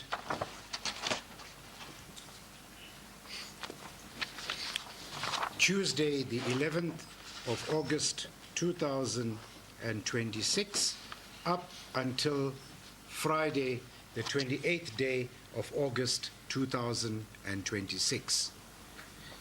In support of his application from the bar, Mr. Geseng indicates that as at the time when the dates were in fact set down, he had made it abundantly clear that he was not going to be available on the 5th and 6th of August 2026, and in addition thereto, not available to proceed during the period the 11th to the 28th of August 2026. In support of his non-availability, Mr. Hissing had indicated, as he did to the pre-trial court per Karam AJ, as well as today, that he is seized in a matter before the High Court Pretoria, sitting at the Magistrates Court in Benoni, with a matter where he's been instructed, and the dates of the 11th to the 28th of August were set down prior to his engagement in the current trial. In support of his application, Mr. Hissing indicates that the challenge he would have is that accused number 1 would be severely prejudiced in the instance where the matter would proceed to trial in his absence.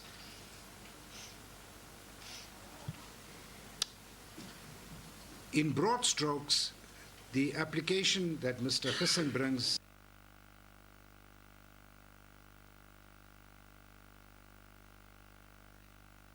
August 2000 available, he will attorney available to stand so that there's in this particular.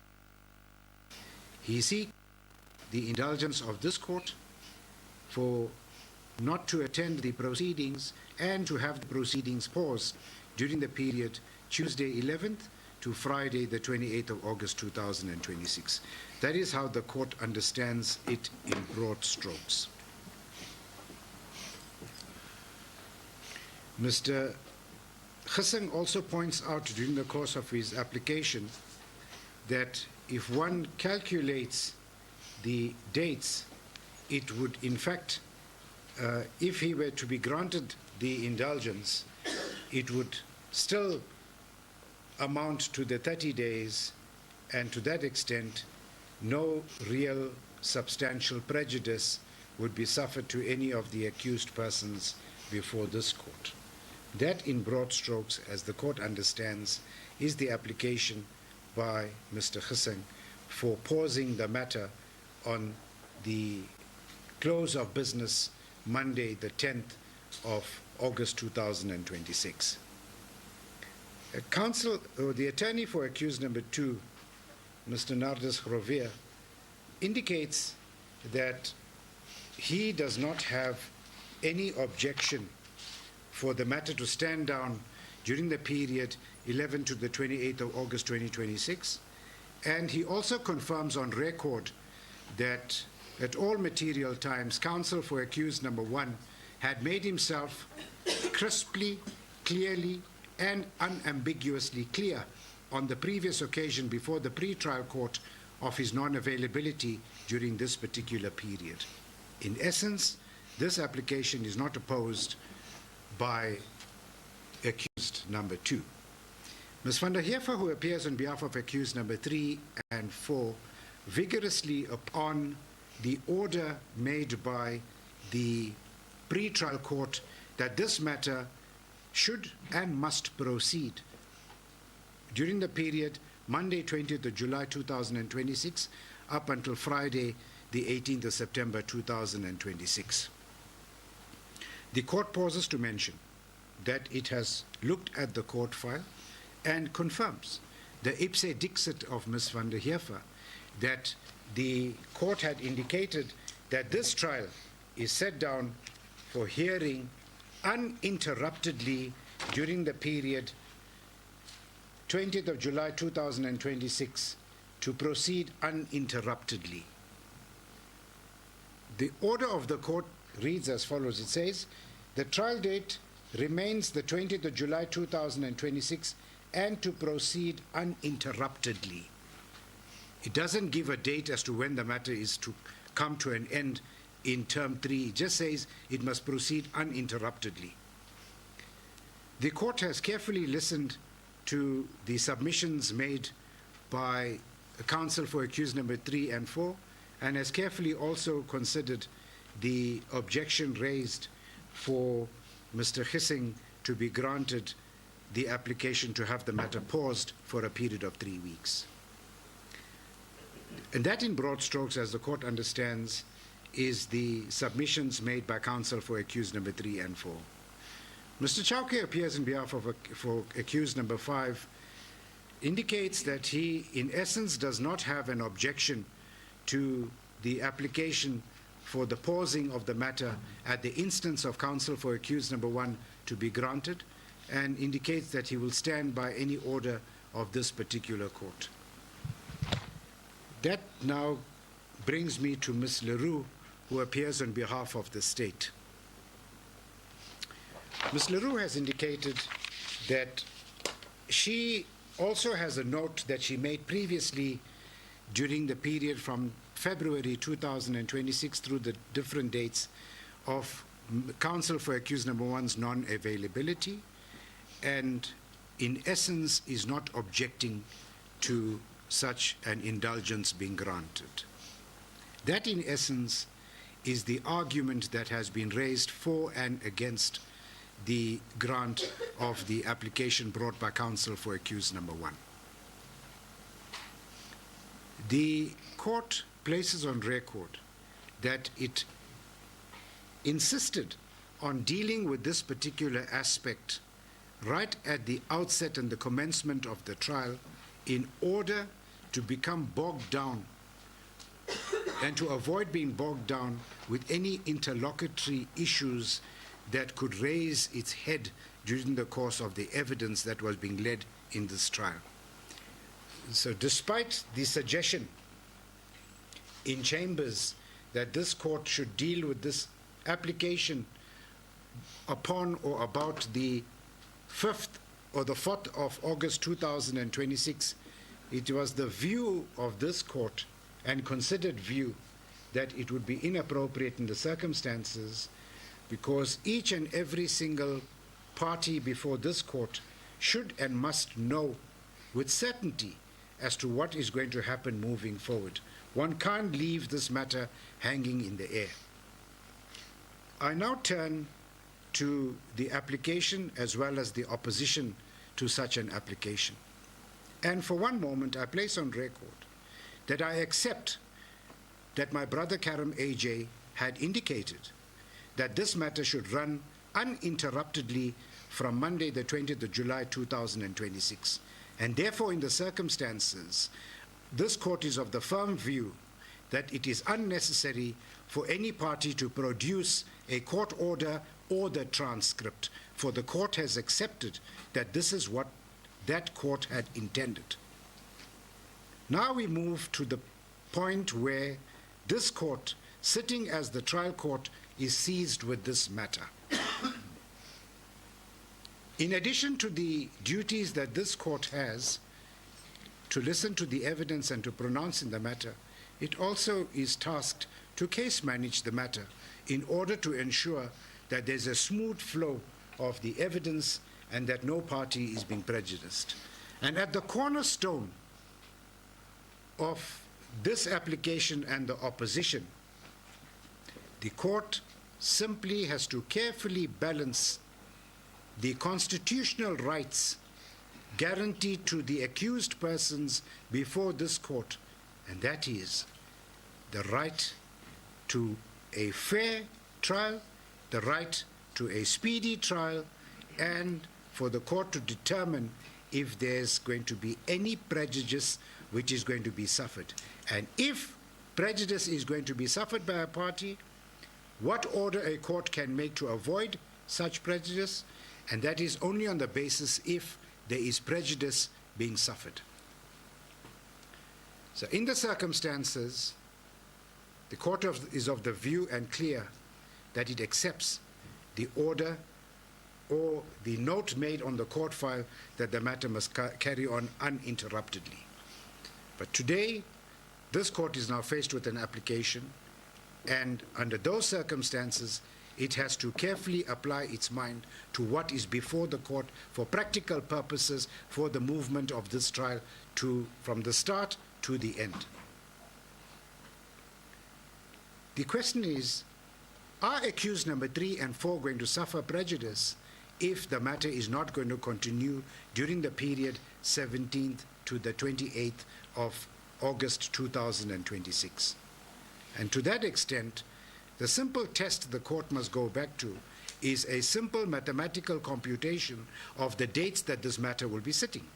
And to that extent, this matter is now destined to sit during the following period. It is going to sit from today, the Monday, the 20th of July, 2026, up until the 7th day of August 2026. And the next dates that the court is going to be sitting, as proposed by counsel for accused number 1, is from Monday, the 31st day of August 2026, up until Friday, the 18th day of September 2026. It is undisputed, clear, and unambiguous when one refers to the court roll that this matter is set down for 30 days. If one computes the days as set down between the period Monday, the 20th of July 2026, up until Friday, the 7th of August 2026, and from Monday, the 31st of August 2026, up until Friday, the 18th of September 2026, it will amount, if not exactly or close to, the 30 days that this matter is set down. Therefore, in the circumstances, the considered view of this court is that there shall be no prejudice suffered to any of the parties before it if this court were to lean in favor to grant the application by counsel for accused number 1. Having read the documents before this court, having considered this matter, having heard counsel, the following order is made. It is ordered that 1, the trial in case number SS 98/2025 shall commence today, Monday, the 20th of July 2026, and shall continue uninterruptedly up until Friday, the 7th day of August 2026. The trial shall then pause during number 2. The trial shall then pause during the period Tuesday, the 11th, Friday, the 28th day of August 2026. 3. The trial shall resume again on Monday, the 31st day of August 2026, and shall continue uninterruptedly up until Friday, the 18th day of September 2026. That is the order of this court. Thank you. As the court pleases. Thank you, Ms. Leroux. You may continue.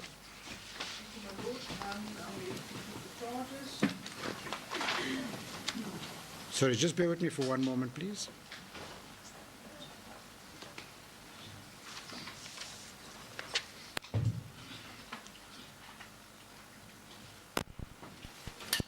So as you heard, the dates there set down for this particular trial, which will start, of course, immediately, today being day 1. It's, bears some thought that Kat Matlala, Vusmuzi Kat Matlala, appeared before the Madlanga Commission last week, and it was stated that he will appear before that commission on the 1st of September.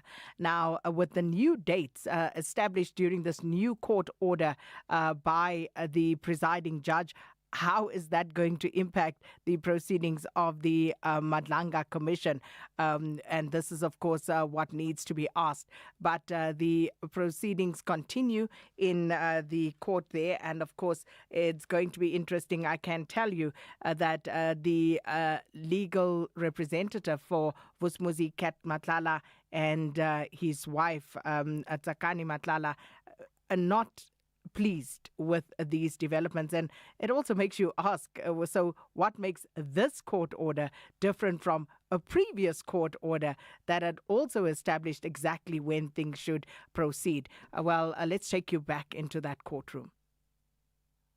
Most kindly. Good. The court, having heard the submissions made by counsel and having considered the totality of the circumstances, is in agreement that for the purposes of the state case, we shall proceed in English. As the court pleases, my lord. Thank Obviously, you. your witnesses will be a different issue altogether. Yes. Okay, just give me a second.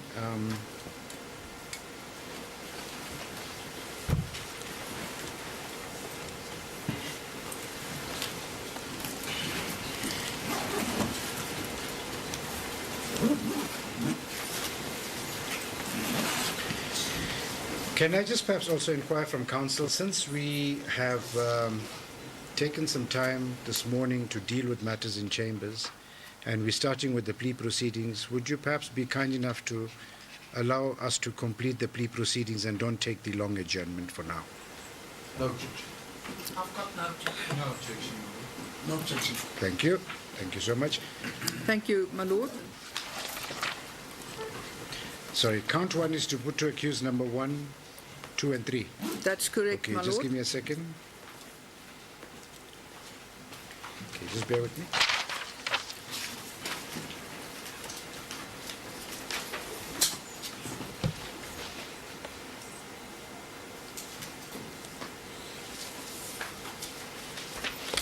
Yes, thank you. Count 1 is that of conspiracy to commit murder against accused number 1, 2, and 3, in that on or about the period leading up to the 10th of August 2022 and at or near Pretoria or another place unknown to the state and within the jurisdiction of the North Gauteng Division, Pretoria, the accused unlawfully and intentionally conspired with each other to aid or procure the commission of or to commit an offence to wit the unlawful and intentionally killing of Mr. Madoda Johannes Sibanyoni, my lord, and I've already indicated there on the indictment that centralization was granted with regard to counts 1 to 8. Mr. Musa Kekana, please, you can rise, sir. Do you understand the charge against you? How do you plead to the charge? Thank you. You may take a seat. Mr. Floyd Mabusela, sir, you may rise. Count number 1, the conspiracy to commit murder. Do you understand this charge against you, sir? Yes. How do you plead? Thank you. Mr. Vusumuzi Matlala, sir, do you understand count number 1, which is a conspiracy to commit murder? Yes, I do. And how do you plead to the charge? Thank you. You may take a seat. Count number 2. Count number 2, my lord, is that of attempted murder. And here I just want to draw the court's attention that I'm relying on section 51(1), part 1 of Schedule 2 of the Criminal Law Amendment Act, that is the Minimum Sentences Act. So, my lord, and that is the case with all the attempted murder charges. In that on the 10th of August 2022 and at or near John Foster Avenue, Centurion Golf Estate, and within the jurisdiction of the North Gauteng Division, Pretoria, accused number 1 and 2, with the knowledge and on instruction of accused number 3, that unlawfully and intentionally attempt to kill Madoda Johannes Sibanyoni by shooting at him and wounding him. Count number 2, accused number 1, sir, Mr. Kekana. Count number 2, the charge of attempted murder. Do you understand this charge against you? And how do you plead to this charge? Thank you.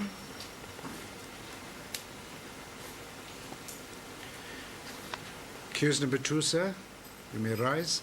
Do you understand count number 2, which is attempted murder? Yes. How do you plead to the charge? Thank you.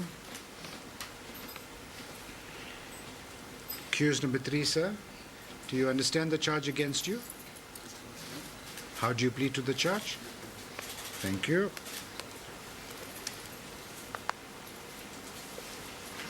Count number 3.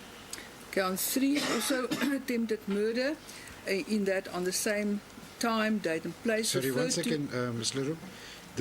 Every count of attempted murder is read with section 51(1). Yes, my lord, and I would like the court to confirm that. Just place on record when you say section 51(1), just indicate to the accused the provisions of section 51(1). is that of life imprisonment. Yeah, just indicate so that they understand before they plead to the charge. Yes, my lord, I will do so. So that is then schedule, part 1 of schedule 2 of section 51(1) of the Criminal Law Amendment Act 105 of 97, which now provides for life imprisonment even for attempted murder. So there you have heard the start of this particular trial. Vusmuzi Kat Matlala and his 4 co-accused, the first 2 charges being put to them, that of conspiracy to commit murder and attempted murder. And those were the charges against the first 3 accused, which are, of course, Vusmuzi Kat Matlala, Diego Floyd Mabusela, and Musa Kekana, to which the 3 of them have pleaded not guilty. So those are just the first set of charges. And you'll remember, in fact, you know what, I'll leave it there because we don't have time. Tomorrow I'll go back because I need to go listen back to witnesses A, B, and C in the Madlanga Commission, where they spoke about these 2 witnesses alongside Kat Matlala in the first 2 charges, Diego Mabusela and Musa Kekana, as hitmen, alleged hitmen, with that Armand Swart case. You'll remember that. But as I say, I'm going to listen back and I'll come back. In life's most challenging moments of loss, compassion can be your greatest comfort. You shouldn't have to face the financial burden of losing a loved one by yourself. Rest assured, Clientele's funeral plans pay out cash within 24 hours. You can cover up to 13 family members on one plan, ensuring all your loved ones are taken care of, and 3 children are covered at no additional cost. With Clientele, you are not just buying a plan, you are also buying peace of mind. When the time comes, you will need to make important calls with your 200 Rand airtime you will receive when you claim. Plans offer double accidental death cover as well as a transport, grocery and unveiling benefit. Apply today, it's easy. There are no medical examinations and no paperwork. SMS SAFM to 48031. That's 48031. Clientele Life is an authorized FSP and licensed life insurer. T's and C's online. Standard rates apply. Here, there, and everywhere. SAFM 106.6 FM in King Williamstown.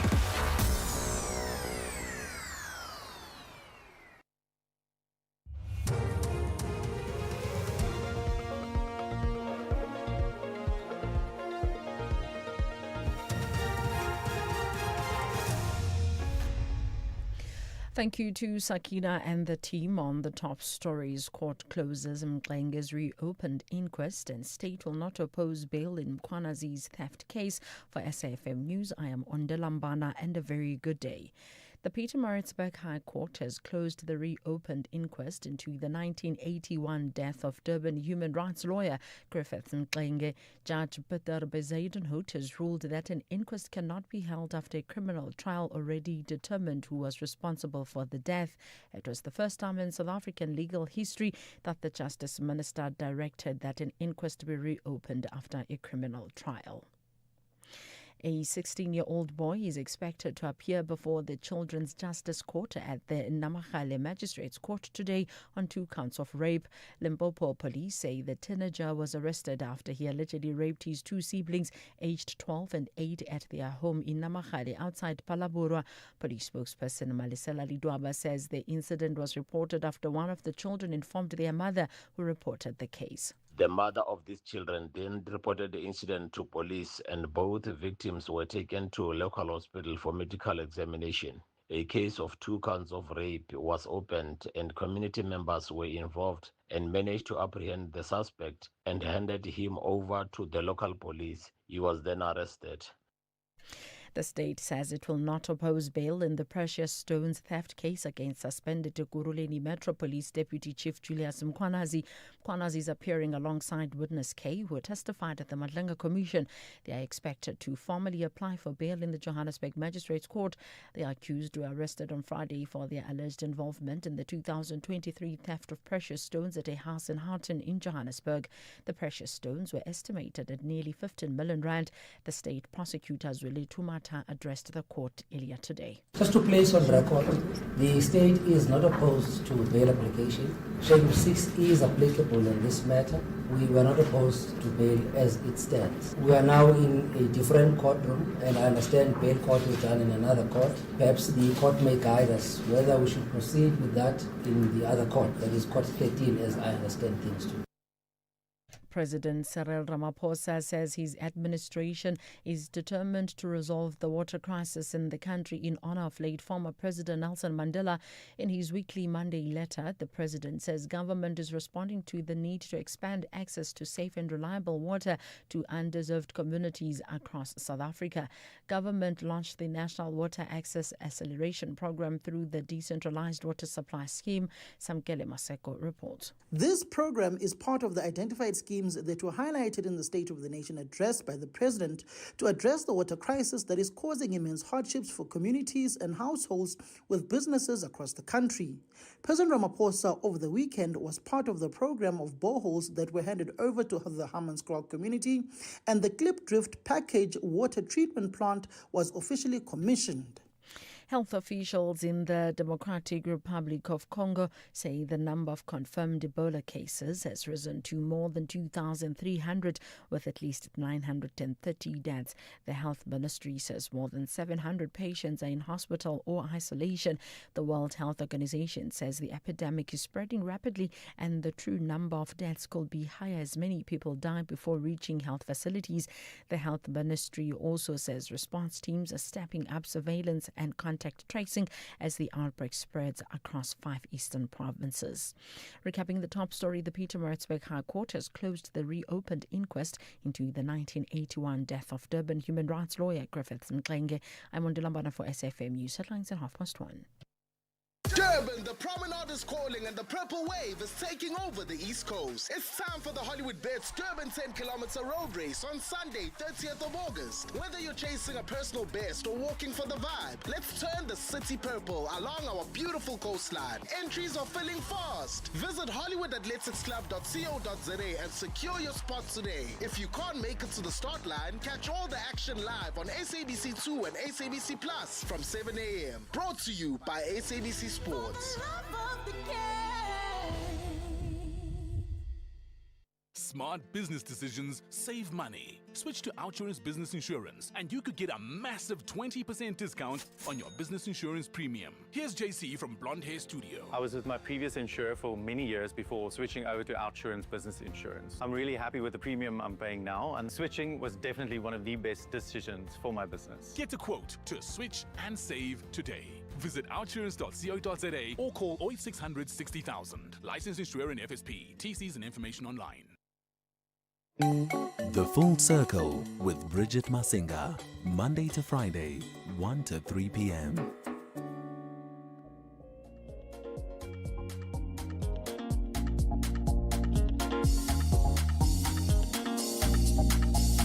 I've never been to heaven, but I'm pretty sure that's where you came from. Oh, your angelic your majestic way. Yes, I know it sounds kind of cheesy, but girl, you got to know that I am for real. See, oh, I would never say things that I don't mean. Oh, girl, you've got me crying over you. You rock my world and got me changing things I do.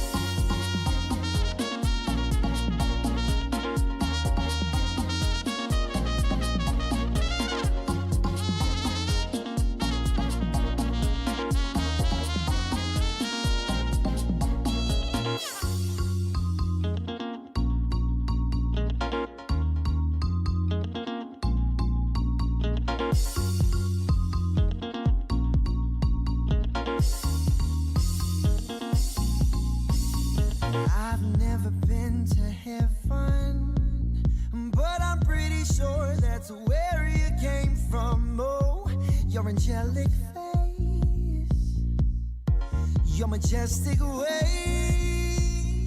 Yes, I know it sounds kind of cheesy, but girl, you got to know that I am for real. See, oh, I would never say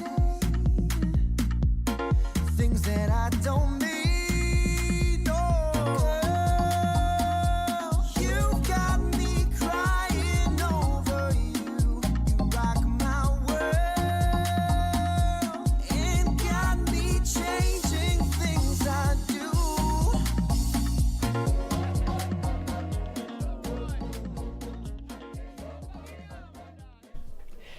A little bit of Mikasa coming through with Heavenly Scent, a wonderful classic from the trio.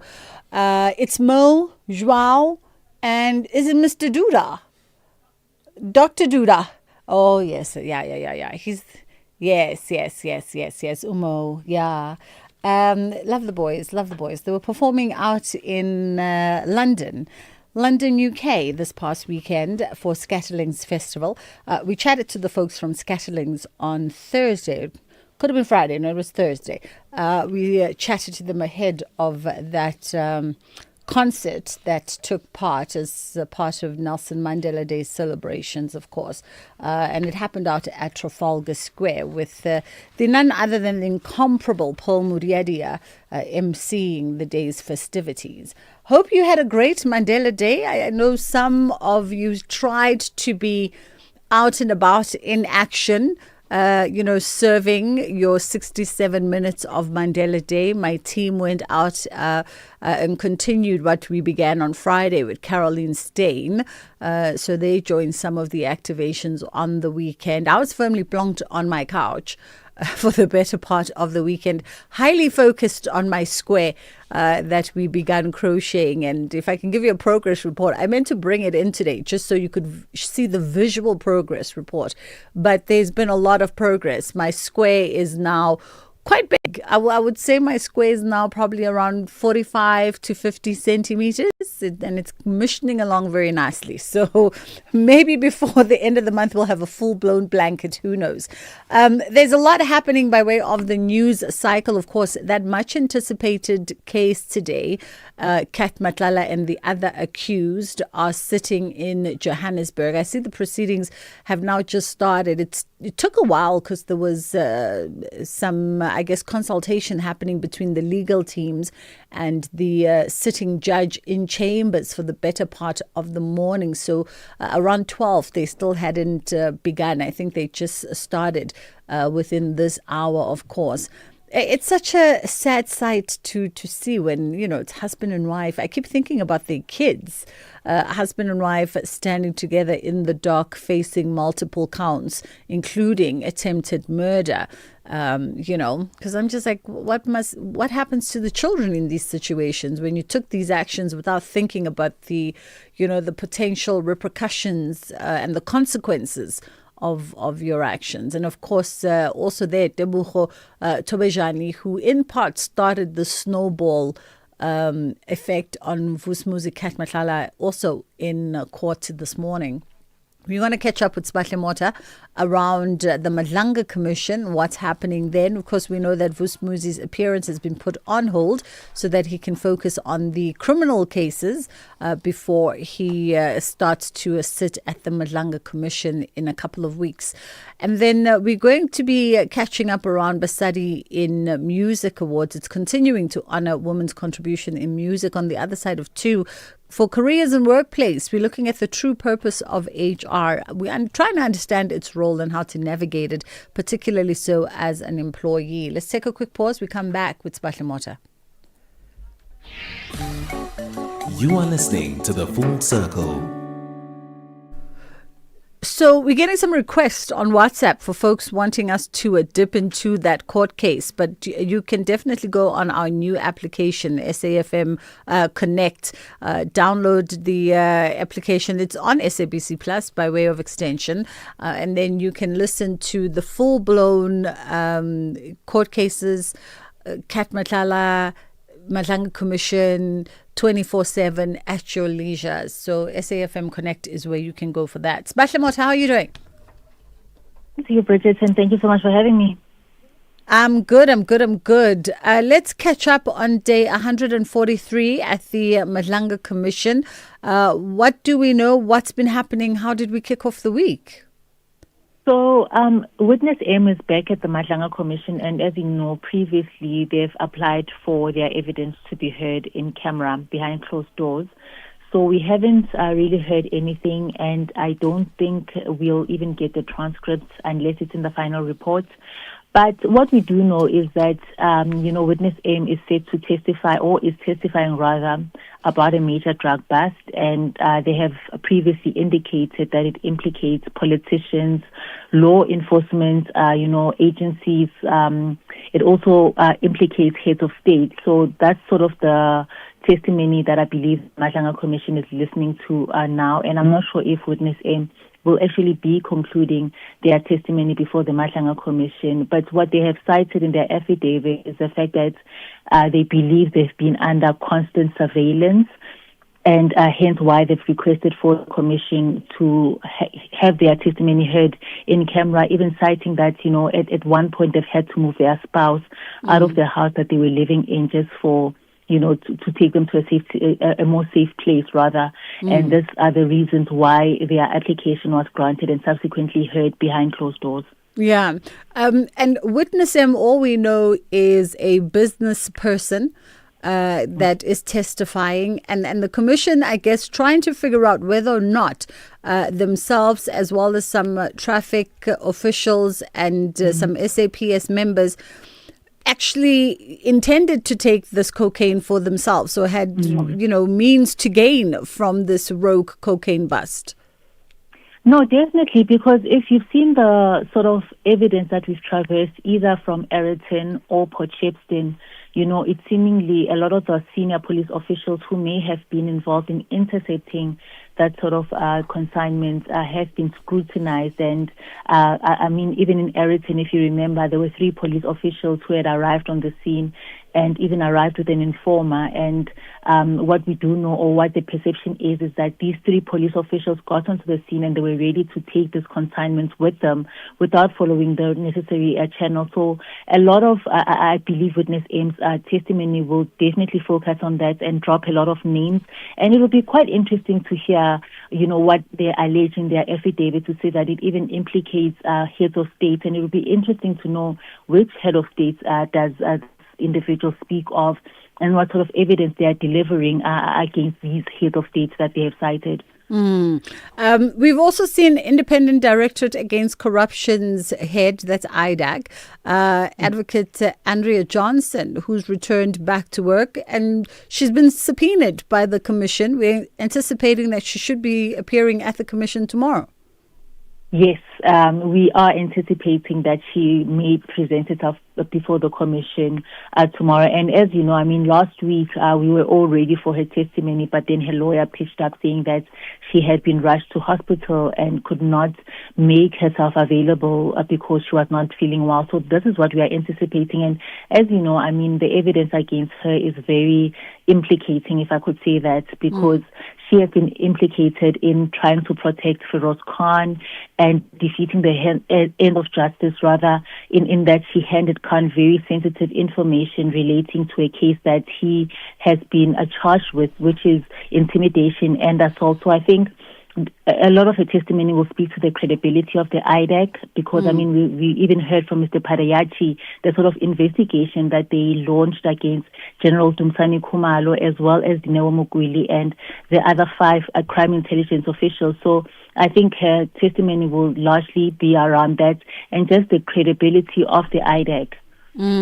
There's so much happening, Sbahle, and of course you're going to keep a keen eye for us on the Madlanga Commission, because the news channels right now, the 24-hour news outlets, are all really much focused on the parallel court cases that speak to everything that's happening at the Madlanga Commission at the moment.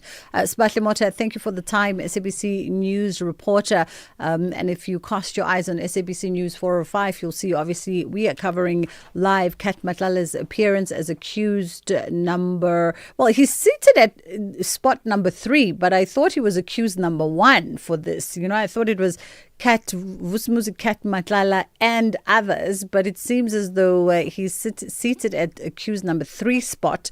They are labeled for the benefit of the court. And of course, we saw also on the weekend Julius Mkwanazi and witness, I forgot, Gonja, what was she was K.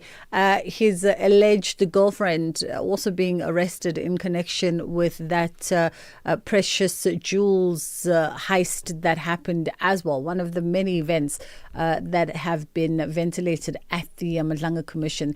It's 20 past 1 o'clock on the Full Circle with myself, Bridget Masinga on SAFM. SAFM supports a litter-free South Africa. Play your part in keeping our surroundings and environment clean. SAFM, leading the conversation.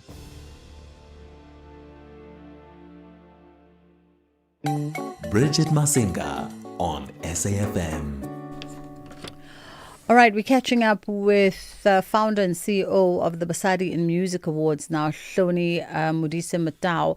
And we're going to catch up on this season, the Basadi in Music Awards 2026, which will honor global house music icon Monique Bengham with the International Recognition Award this year. How are you doing, Hloni? Hloni, are you good? Hello. How are you? Fine, thanks. And how are you? I'm fantastic. All right, let's for the benefit of our listeners who might not be aware, perhaps a little bit of context and background on the Basadi in Music Awards. Sure. So you want me to give you context? Yes, ma'am. Oh, okay. Hello. So I'm like, wait, are we already on? Yes. Please forgive me. I am having quite the day today. So my name is Hloni Modise Matau, and I am the founder and the CEO of Basadi Music Awards. For those that don't know Basadi Music Awards, Basadi Music Awards is an award ceremony that celebrates women in the music ecosystem basically of the music industry of South Africa. So that's what Basadi Music Awards is. So we've gone beyond South Africa now. So it's Pan-Africa to be exact now. Yeah, absolutely. And this year you're honoring singer Monique Bengham. Talk to me about, why Monique, for a lot of South African lounge singers, it's a name they're very much synonymous with. But why honor Monique Bengham this year with the International Recognition Award? So, every year the committee sets in terms of the various categories, in terms of who should be honored for each category. And Monique's name came up this year in terms of the international recipient, going with our theme, which is Rewind, and looking at the contributions that she's made in the music industry, especially working with a lot of South African greats and what she has contributed to our South African ecosystem.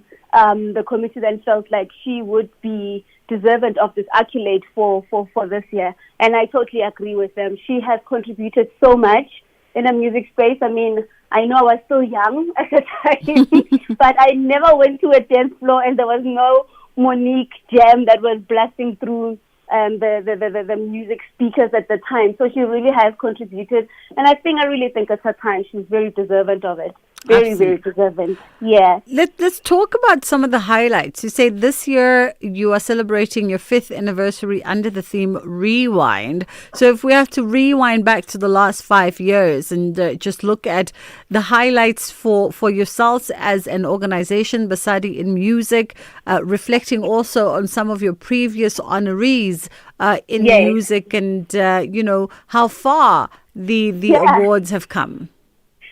Firstly, when you say 5 years, it's so surreal because I remember the first interview that I did for Basadi Music Awards and someone asked me, where do you see yourself 5 years from now?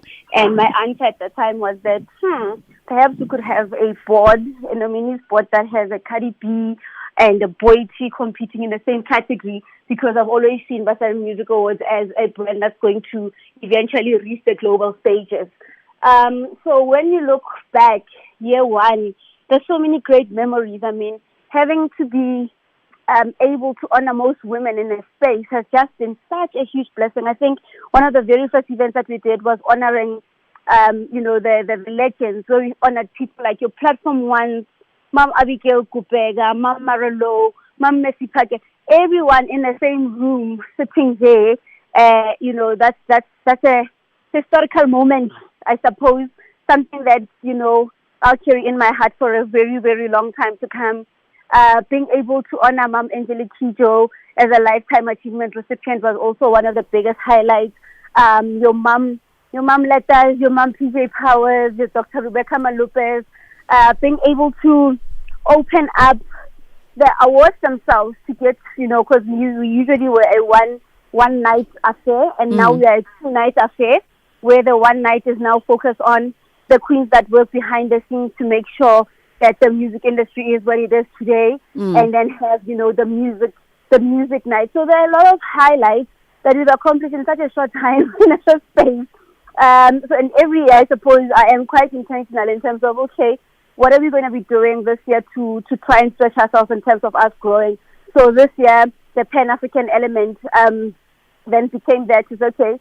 In the previous year, what we did was we honored them to say that, this is the direction that we want to take. But this time around, we want them to participate from being nominees, and that has just been phenomenal to watch. So yeah, it sounds like a 15-year journey, doesn't it? It really, really does. It really does. So this August we're marking obviously the 70th anniversary of the 1956 Women's March. And for yourself as a young woman, when you reflect back on the women of that generation, what do you see to be the role of women of your generation in bridging the gap? Is there still unfinished business that was ignited by those women in 1956 that you still feel requires a concerted and collective effort from women of this generation to take up the baton and move the conversation forward? Yeah, I think, I'm going to talk a lot about my blessings today. Yeah. And I think one of those as well is the blessing of having to work with intergenerational artists. So I've had, some mentors that were of that era. So having to speak to them and hear what they want for the music space, you still see that there's a lot of work that still needs to be done, especially from a governance point of view, right? I know that there was a conversation that I had with Mamle Tambulu, I think, 3, 4, or 5 years back. And, she was just talking about the importance of governance and how, that can protect artists if we get systems right, and I suppose that was from her coming from a point of a lot of our artists dying poor, a lot of our artists, contracts not understanding contracts, not understanding the music business. So there's that big gap that still needs to be bridged with musicians in terms of getting to a space where we understand fully, completely the business of music, how you can get to, make understanding the different revenue streams, understanding the music industry right now. Like right now we are moving into a whole digital space. How does that work? How does it affect, So I think they were very big on education, and I suppose that was also an element of experience from their side. So I think in bridging the gap, I see myself as well as a product of that and trying to bridge some of the gaps to create, like a platform like Basadi is now saying it's creating a space where women can be celebrated entirely. So this is their safe space, and it goes beyond just the awards themselves. So I think the awards is just the cherry on top. The different programs that we have leading up to the actual events, we've got workshops, we've got, we're currently now trying to talk to different doctors so that we can be able to look at how we can address mental health, social ills within the space. So there is still a lot of work that needs to be done. There's still bigger conversations that need to be done. But we are not at a 0 point, change is happening. Is it happening at a rapid pace? Personally, I think, it could have been further than where it is now. but I think we are moving towards the right direction. Yeah, I mean, it sounds like you definitely have your finger on the pulse and your focus on the mission, Hloni. So the Basadi the Basadi in Music Awards is going to be taking place at the Joburg Theatre this year, come the weekend of the 7th and the 8th of August 2026. You don't want to miss it. And of course, you can get your tickets if you want to be in the room via joburgtheatre.com. Otherwise, follow the Basadi in Music Awards on their social media handles. That's where we'll leave it today with founder and CEO of the Basadi in Music Awards, Hloni Modise Matau. It is 1:30. It's time for Ndalambana to bring us the news headlines. Thank you, Bridget. On the news headlines, the Pietermaritzburg High Court has ruled that the reopened inquest into the 1981 death of Durban human rights lawyer Griffith Mxenge cannot go ahead. A 16-year-old boy is expected to appear before the Children's Justice Court at the Namahale Magistrates Court today on 2 counts of rape. And the Gauteng taxi industry says its relationship with Gauteng Roads and Transport MEC Kitibone Diale Tlabela has reached breaking point, accusing her of delaying the issuing operating licenses needed to keep taxis on the road. A full update follows at the top of the hour. Bridget Masinga, weekdays on The Full Circle. All right, let us now catch up with Ian Jacob, Head of Department Skills and Enterprise Development at ORT. That's the Organization for Resources and Training South Africa. And we're looking at Mandela Day, the Organization for Resources and Training is continuing its work on its 90th anniversary, and we want to see how that plugs into skills development, entrepreneurship, training, etc. How are you doing this afternoon, Ian? I'm well, thanks to you. Thanks for having me today. And hello to all your listeners. I'm fantastic. We appreciate the time. Give us a bit of context, perhaps, and a little bit of background around ORT SA. The ORT is an educational non-profit organization, and we are an organization for training and resources. And what we do is we implement education, mentoring and coaching projects nationally. And our mission is creating employment opportunities and making people employable.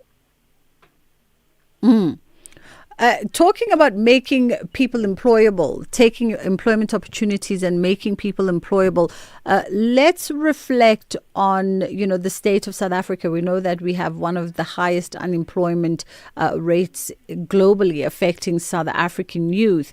How do youth then plug in and access some of the skills development and entrepreneurial programs that you have under ORT?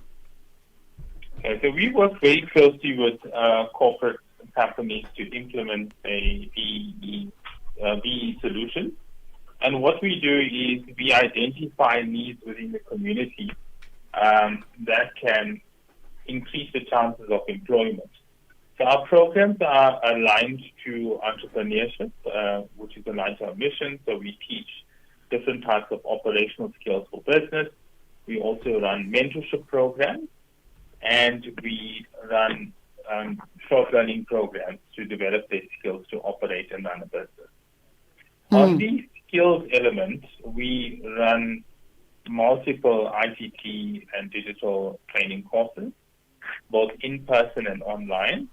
Our beneficiaries are mostly in the underserved areas, so we go directly to the beneficiaries and implement training programs closer to where they are. Let's talk also about some of the main sectors of skills development, the sectors that you are zoning in on as an organization, and perhaps even sort of straddled to that, some of the pillars that you deem far critical to create a more productive and inclusive economic environment.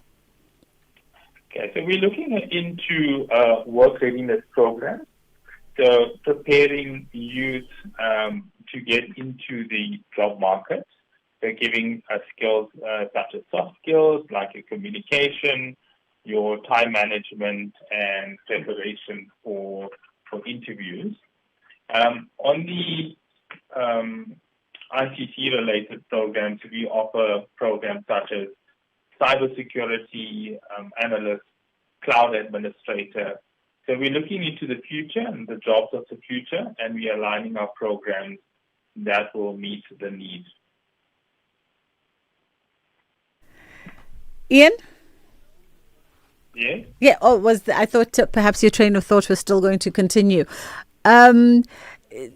The sort of this unemployment rate falls hardest right on South African youth. The same school leavers, by the way, because I'm told that Nelson Mandela actually had an opportunity to address your first graduation ceremony of the ORT STEP Institute back then in May of 1996, if I'm not mistaken. And we know that former president believed highly in education, believed highly in its ability to equip particularly young people, enabling them to enter industry, start businesses and study further. Let's also maybe focus on the weight of burden that lays on young people's shoulders that makes it near impossible for them to do exactly that. Penetrate industry, start up business as entrepreneurs and create environments that employ other young people, or even just the ability to get a quality, good, higher education. Yeah, 100% I agree. So our models integrate different aspects to it. So we run training and development. We also have a practical element to our program where we give them actual real-life examples or scenarios and cases where their youth or beneficiaries will actually need to work on. And then we look at a workplace model as well. So they go into industry and they are able to implement the skill, practice it, and thereafter make them a little bit more employable as well. Mm.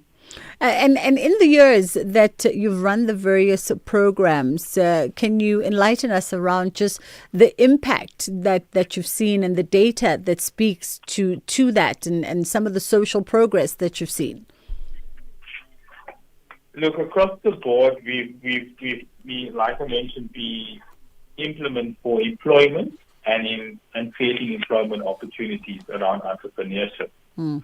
And we ultimately want to give you the opportunity to choose between the two. Because a lot of times people just see themselves getting a job, but then they could be solving a problem in the community by starting and operating their own business. So we give you the opportunity to explore those two options and see which they'd like to take forward as a starting point. And thereafter, we give them the skills to actually operate the business and as well as work on their compliance as well. So we believe that compliance also is something that's actually absolutely needed in order to operate the business.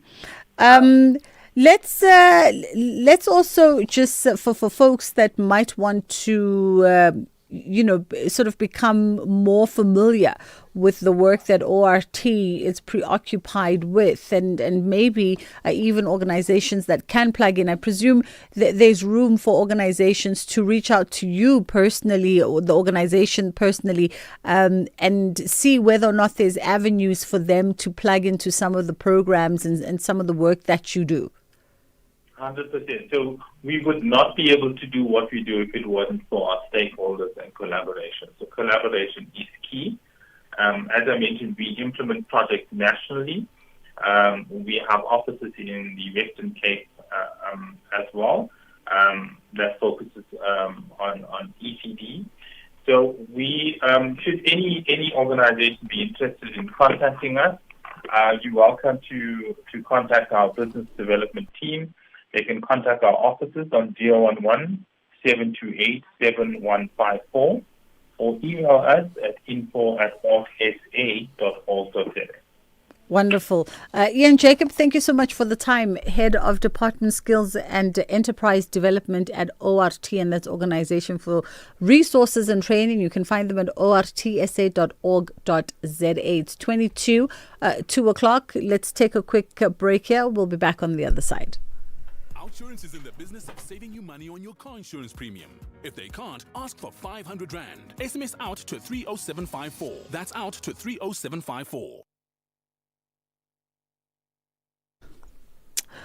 All right, with the price of fuel going up, we all need to drop expenses wherever we can. So switch to Outsurance and you could save big on your car insurance, like 48-year-old Adam, who saves a jaw-dropping 1,803 Rand a month on his 2020 Audi Q3.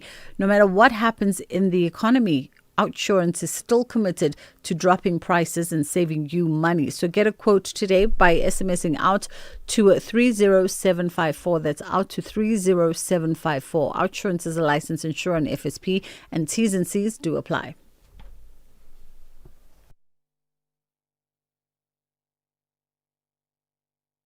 Outsurance will go out of their way to try and save you money on your car insurance. If they can't, ask for 500 Rand. SMS out to 30754. That's out to 30754.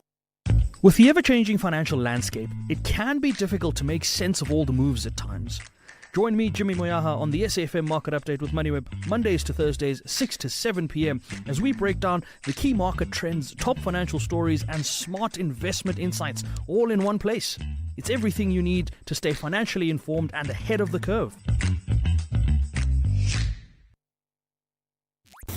Every South African has a Mandela memory, a moment. You're such an inspiration to all human beings, not just South Africans, but to the rest of the world. Thank you very much for that. A speech, a handshake, a lesson. He just stood there and he said, good luck, boys, and then turned around. And my number was on his back, and I was just so proud to be South Africa that day. This Mandela Month, SAFM invites the nation to remember together as we celebrate a life that continues to inspire the world.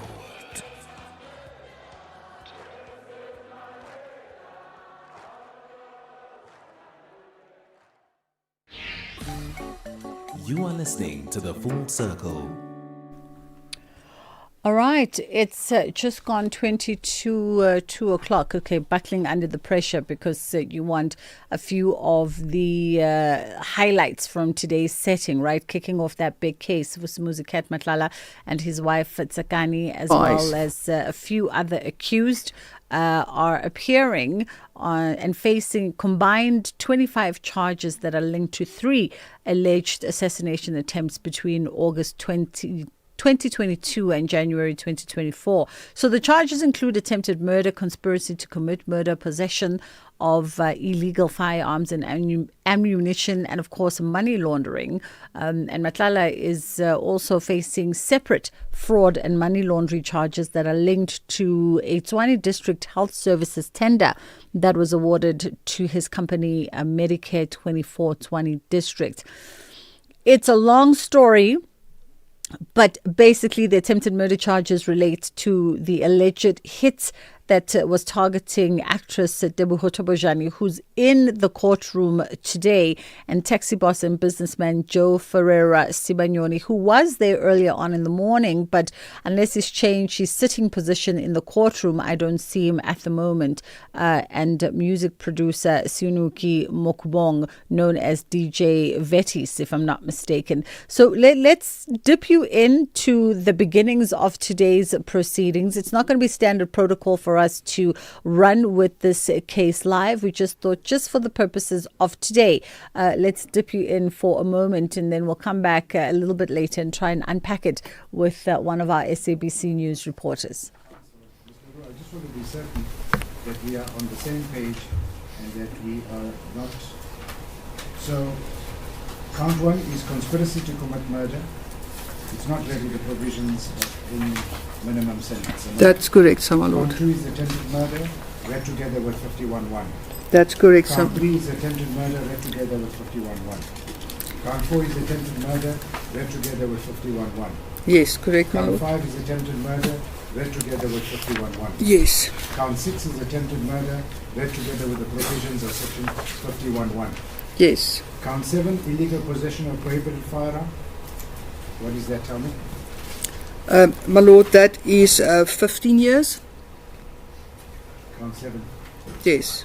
Just show me, 25. My Lord, my learned colleague here is informing me that it's actually 25 years. 25 years. prohibited firearm is 25 years. Yes.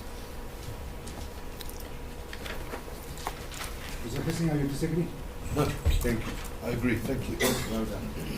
Count number 8, illegal possession of ammunition. Is there any prescribed minimum there? My Lord, if I can just look at my indictment, yes, indeed. 51.2. 51.2. That is 15 years, my Lord. Correct. Conspiracy to commit murder, count number 9, there's no prescribed minimum. No, my Lord. Count number 10, attempted murder, section 51.1. That is correct, sir, my Count Lord. 11, attempted murder, section 51.1. Yes. Count number 12, attempted murder, section 51.1. Count 13, Yes. illegal possession of prohibited firearm, 25 years minimum, am I correct? That's correct, sir, my Lord. Illegal possession of firearm, count number 14. Help me with count 14. Yes, that's correct, my Lord. What is count 14? That is ammunition, sorry. 15 years, yes, Yes. that's correct.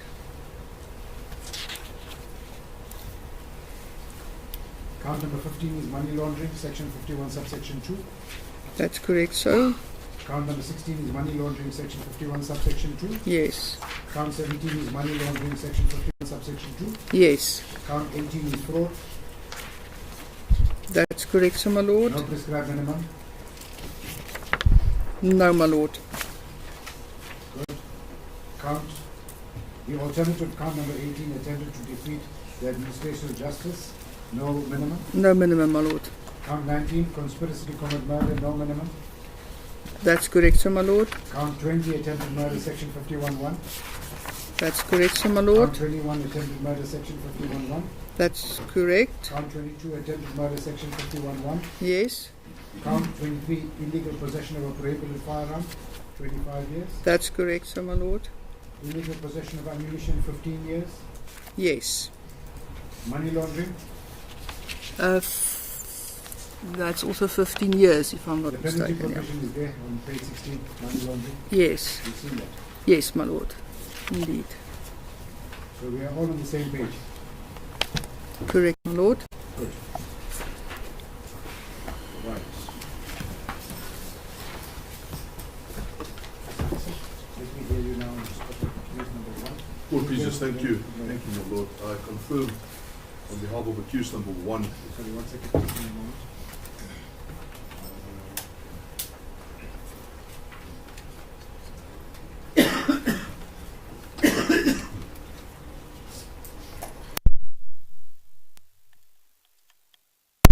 That on behalf of accused number 1, that my instructions are that his plea of not guilty is in fact in accordance with my instructions.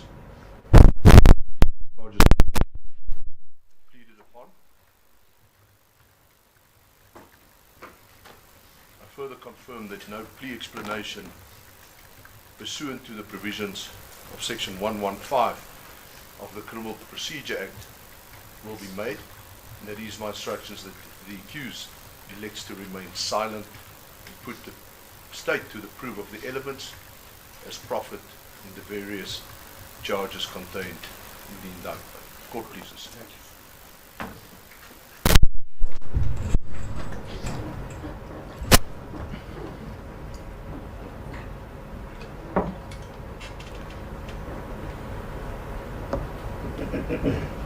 Mr. Cowley, for case number 2, sir.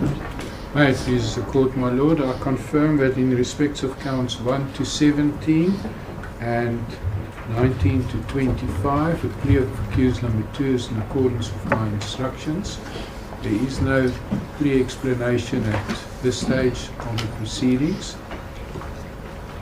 As indicated to your lordship, there are certain admissions that will be made in terms of section 220 of the Criminal Procedure Act, number 5177, which will be dealt with. May it please the court. The accused accordingly elects to remain silent. Yes, indeed, sir. My lord.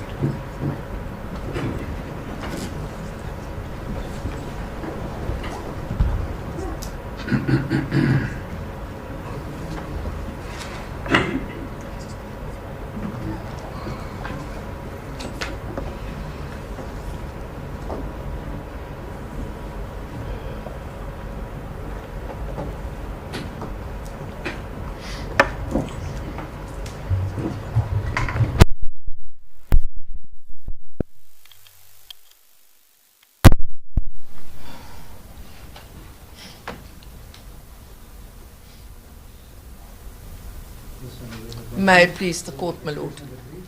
On behalf of accused number 3, these pleas are in accordance with my instructions on all the charges preferred against him as per the indictment.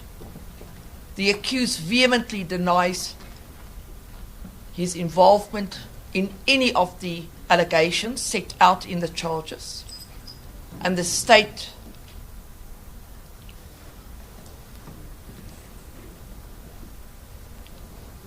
is put to the proof thereof. We do intend, however, my lord, tomorrow to make certain section 220 admissions that relates to the injuries and has bearing on the J88, and that we do to try and curb the proceedings before your lordship. My lord, in respect of accused number 4, again, her pleas are in accordance with my instructions on all the charges preferred against her. Again, the state is put to the proof of all the allegations preferred against the accused. She denies her involvement in any of the charges with reference to the allegations set out in the charge sheet. As I said, and the state is put to the proof thereof. Again, similarly, with her insofar as it is relevant, certain section 220. Admissions will be made tomorrow, my lord, again, in order to curb the proceedings before your lordship. May it please the court, my lord.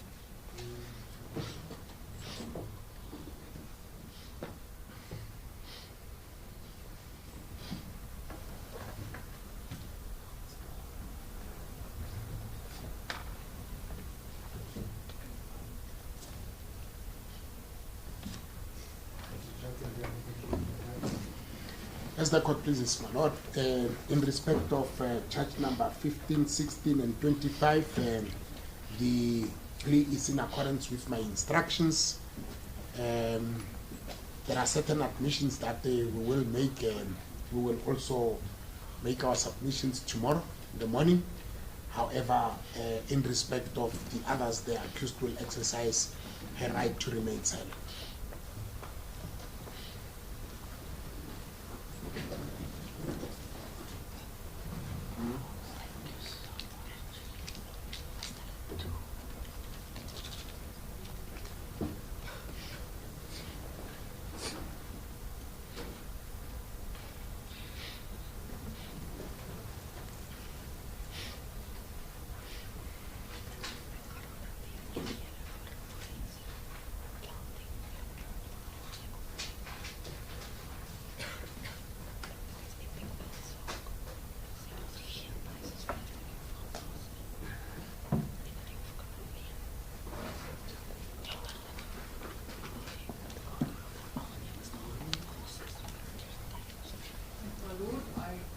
Proceed with the section 150 address, and there should be a copy available for all parties who disseminated it.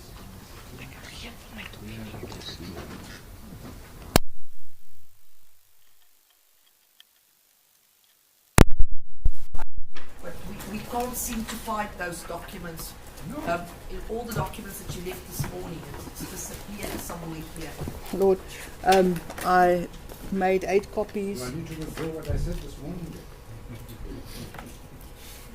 I've made 8 copies and it should be available. Yeah, just take a look, Mr. Leroux, if they've got copies.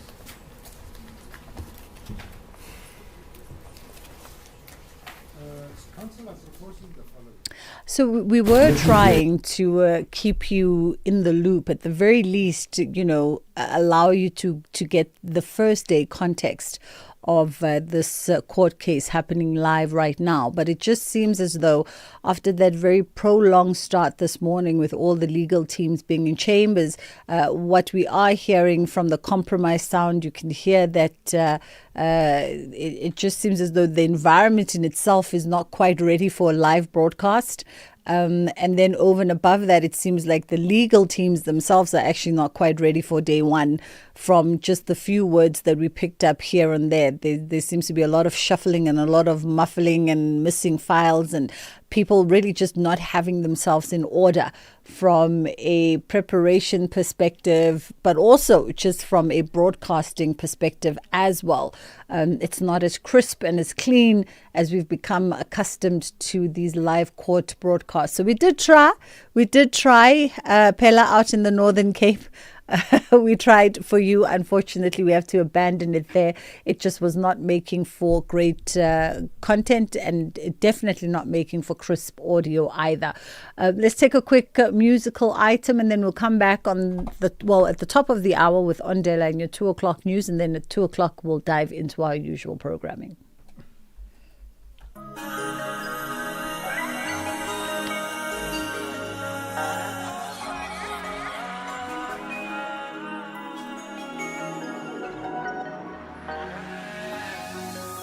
Ambekwa sewashonilanga mama, funana nothando lwangempela, engibatholayo badlala ngothando lwami. Ngisize ube impendulo yami, ngoba uthando lungehlule. Thando lungehlule mama, thando ngiyabonga ngigeza izandla, inhliziyo yami suyiphendula into yokudlala. Kanti thando yini lena ifuna kimi, kanti thando yini ngempela lo ifuna kimi, ngoba ngihlangane nabo bonke mina ngibathandile, awukho ubuhlungu nengibathembile bangiphoxile. Yazi kubuhlungu uthanda umuntu, tumnika uthando lwakho yini, they don't appreciate it. They just don't appreciate it. Yeah. Uthanda alboni, abadlale ngothando lwami ayangibasoli, vele kunjalo.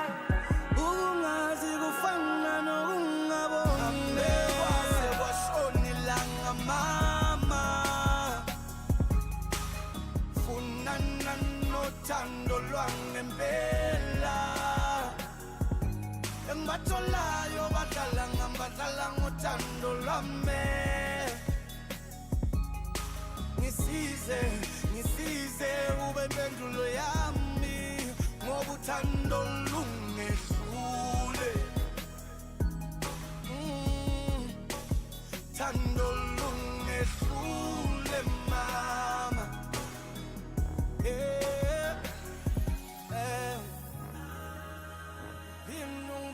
Ngithemba umuntu, phinda ungibone ngithanda umuntu.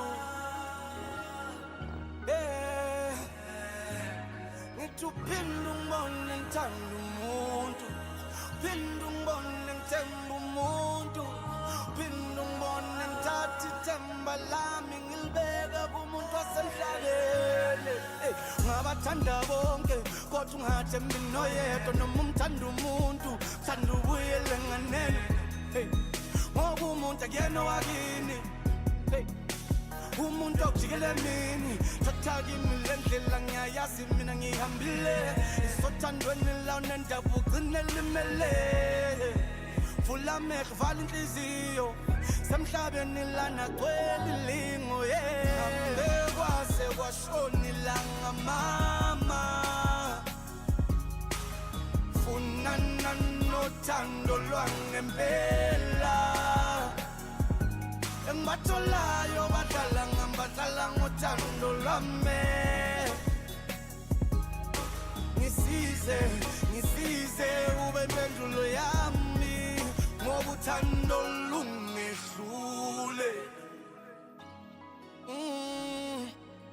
thando lungehlule mama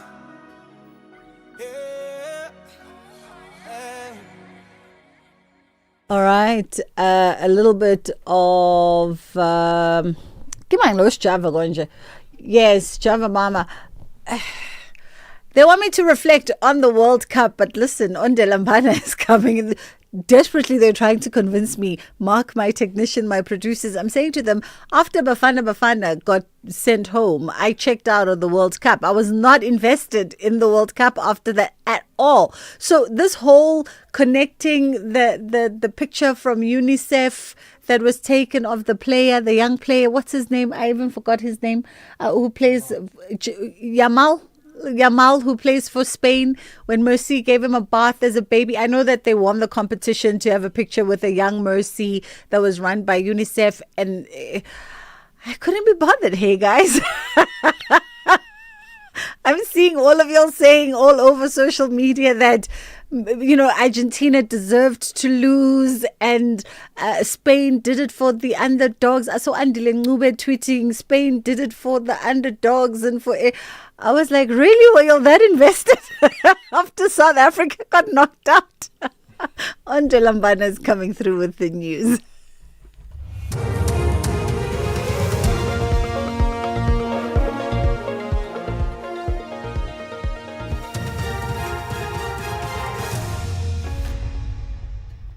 Thank you, Bridget. On the top stories, court closes Mxenge's reopened inquest and Mkwanazi to deny all allegations against him on the theft case.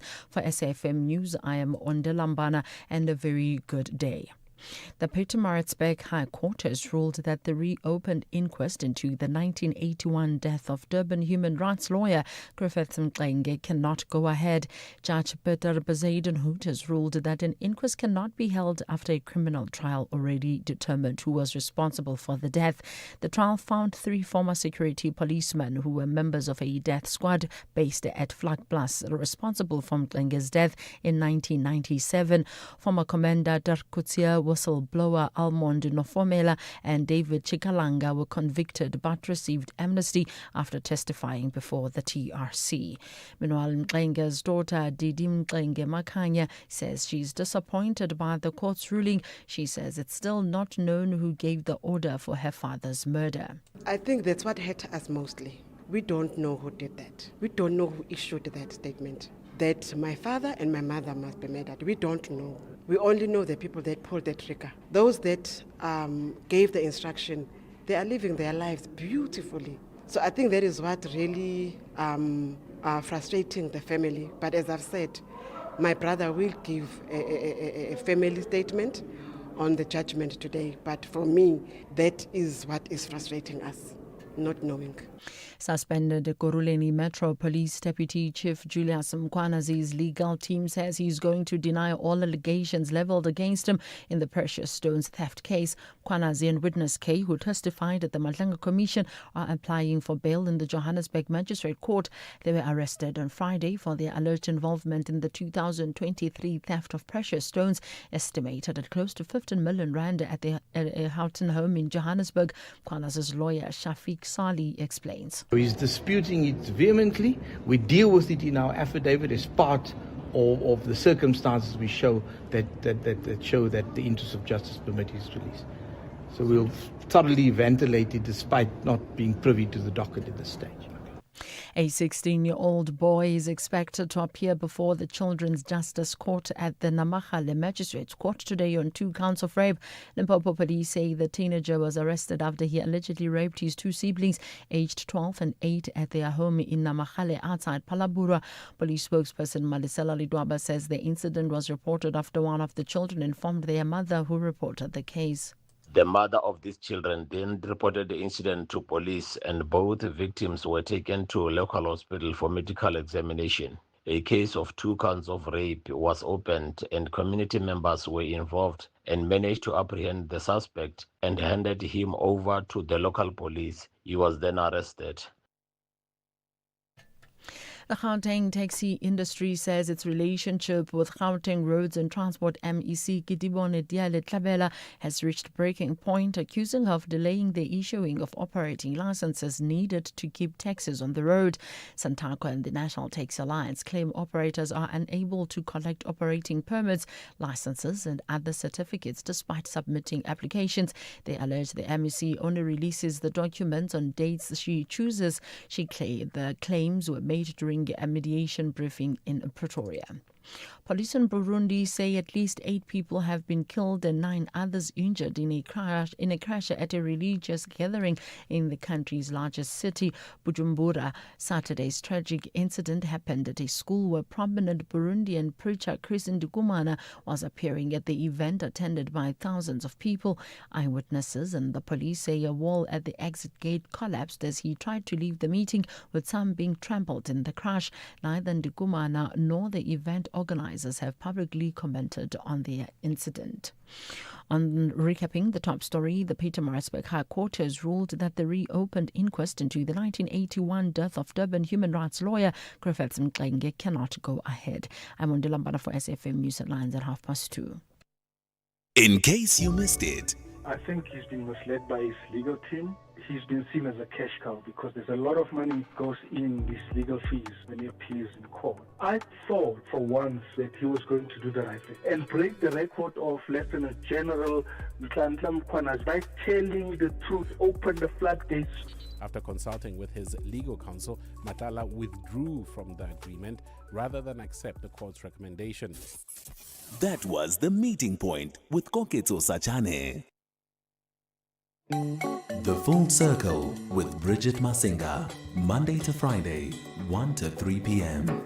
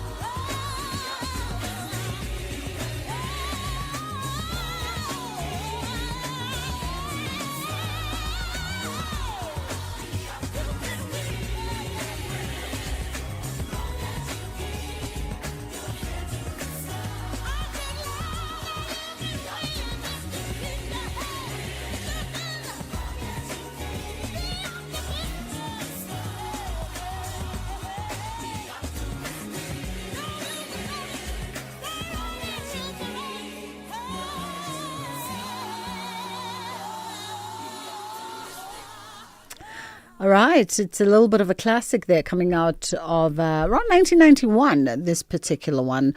Optimistic is the name of the track. And of course, it is Sounds of Blackness. That is how we enter the 2 o'clock hour. I'm not too sure about where they ended up in the world, but this came from their debut studio album, apparently, The Evolution of Gospel. And here's the interesting thing about this song, which you would not have thunk it. Did you know it was written and produced by Gregory Hines, Jimmy Jam, and Terry Lewis? I had no idea either. The trifecta of great producers. 10 past 2 o'clock on the Full Circle with myself, Bridget Masinga. Lerato Shawana joins us now, human resources specialist, and we're looking at the true purpose of HR, understanding the role of HR and how to navigate it as an employee. It's just one of those departments that I think, depending on the engagement and the interaction you've had with HR, whether good or bad, you will then base your opinion around HR, whether it works in your favor or is there to work for the employer based on that. How are you doing, Lerato? I'm good, thank you, Bridget. Thank you once again for the opportunity. Only but a pleasure. I get the sense that, if we had to poll a room full of people, you'd get people who say HR is great and it's there working for the employee, making sure that it advances, the wishes, the protections and the privileges of employees. And then you'll get the ones that go, HR is just there for the betterment of the company. They care nothing about employees. But I think that's dependent, as I say, on the types of engagements people have had with their respective HR departments. That's very true. It depends on the experience that a person has had firsthand. Because you'll find in some instances, the only interaction a person has with HR is when I was appointed, they gave me my contract and off they went, and that was the last time I saw my HR representative or someone representing HR. And then you get other organizations where it really is a department or a unit that is entrenched in, some of the business units, just in terms of understanding what people are actually doing and how HR can be of value to those particular business units. And then you get those that will interact with HR, when the disciplinary or, the punitive aspects now have to get involved. And then it doesn't become a positive experience as far as interactions with HR are concerned. Are there general misconceptions from employees about HR and maybe even just the role of human resources within an organization? Look, there are. One of them you've alluded to, that, HR is just there for the company. One of the ones that I've had in my career is someone has actually said to my face that, HR is just a hired gun, for the business, and there's just so much more that HR does besides, recruitment and talent acquisition, and also, the disciplinary aspects. There's certain things that they do in the background, where we look at policies that actually will help us to make the organization work a lot better, especially when there are changes to legislation. HR has to be on the ground, making sure that the policies translate to what the legislation basically says. And also just, being there for the well-being and support of employees, either through service providers that were able to engage on employee wellness services. Other things like, making sure that people are skilled, developed, and trained, making sure that we have those opportunities, or we go out there and get those opportunities and bring them into the organization. So there's quite a lot that HR actually does operationally and strategically. Back to sort of that negative attitude around HR is just there to, just to protect the company and its vested interests. How do we start rebuilding that trust between employees and HR? Because I think that probably speaks to a negative sentiment that either person walks into an organization with based on their previous experiences with other organizations, or speaks to what they've observed within a particular organization, or even maybe just speaks to an uninformed view of human resources. All of it, though, boils down to there is a trust deficit between an employee and the human resources department. So how do we start to rebuild that trust? The trust has to be built through, in any relationship, it takes time, but it has to be done. And how we rebuild the trust is HR has to have an open door policy. We also have to be comfortable having uncomfortable conversations with employees and listening to them. And this is done in a number of ways. Like we actually have to make employee engagement, part of our KPIs and part of the DNA of what it is, that we do. And engagement can be on a number of levels. We can engage them through newsletters. We can engage them through giving them information about policies that are already in place. I've been in an organization where when the leadership would have some sort of town hall or engagement, there would always have to be an item from the human resources department. It would be either wellness, it would be health, it would be just different topics that speak to what actually employees might be going through or things that we need to commemorate in the organization and the business. So making sure that HR isn't just that back office function, but also just, shows up when the business is thriving, shows up when the business needs support, and just, is in the face of the business and is visible. As you're speaking, Lerato, I'm thinking, interestingly, I've just made this thought, this connection in my brain, that interestingly enough, HR will almost give you a sense of where the business or organization is at by way of the organizational culture, where it's lacking, because I find that as you talking, I'm taking a snapshot of my various interactions with HR, and there's been organizations where HR has been a back office function, and that was broadly indicative of the organization. So you met HR when you signed the contract, and maybe, once a year when you'll convene for a strat, and that's about it. And then there's other organizations where HR is participating and it's active, and to a point where that what you speak of, the open door policy, you pop in to go see the HR people because they part and parcel of what is happening on a daily basis. But that also spoke to the broader organizational culture and what's been inculcated by the leaders. That's very true. Everything rises and falls on leadership, and it's one of the things that makes the difference in how HR is able to show up and be effective in an organization.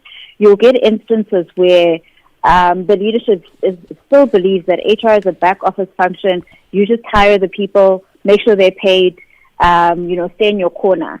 And HR isn't invited to the table, to have those engagements, to have an understanding of how human resources can help, support the strategy.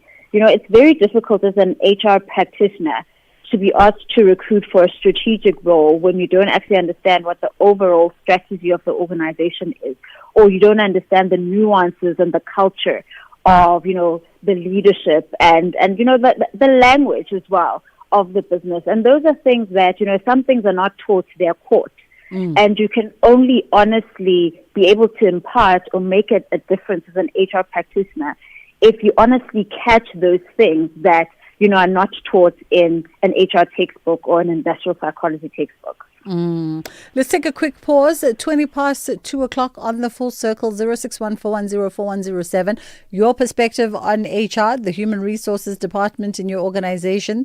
You don't have to give us your name or any other detail, identifying detail. You can keep that to yourself. Or just your general perceptions around HR. Do you think it's for employees? It's there to create better relations between the employee and the employer, protecting all parties, advancing the personal growths and interests of all parties? Or you really do believe it's solely there just for the benefit of the company, and one should stay clear and far away from it. 061-410-4107 is our WhatsApp line. It's just gone 20 past 2 o'clock.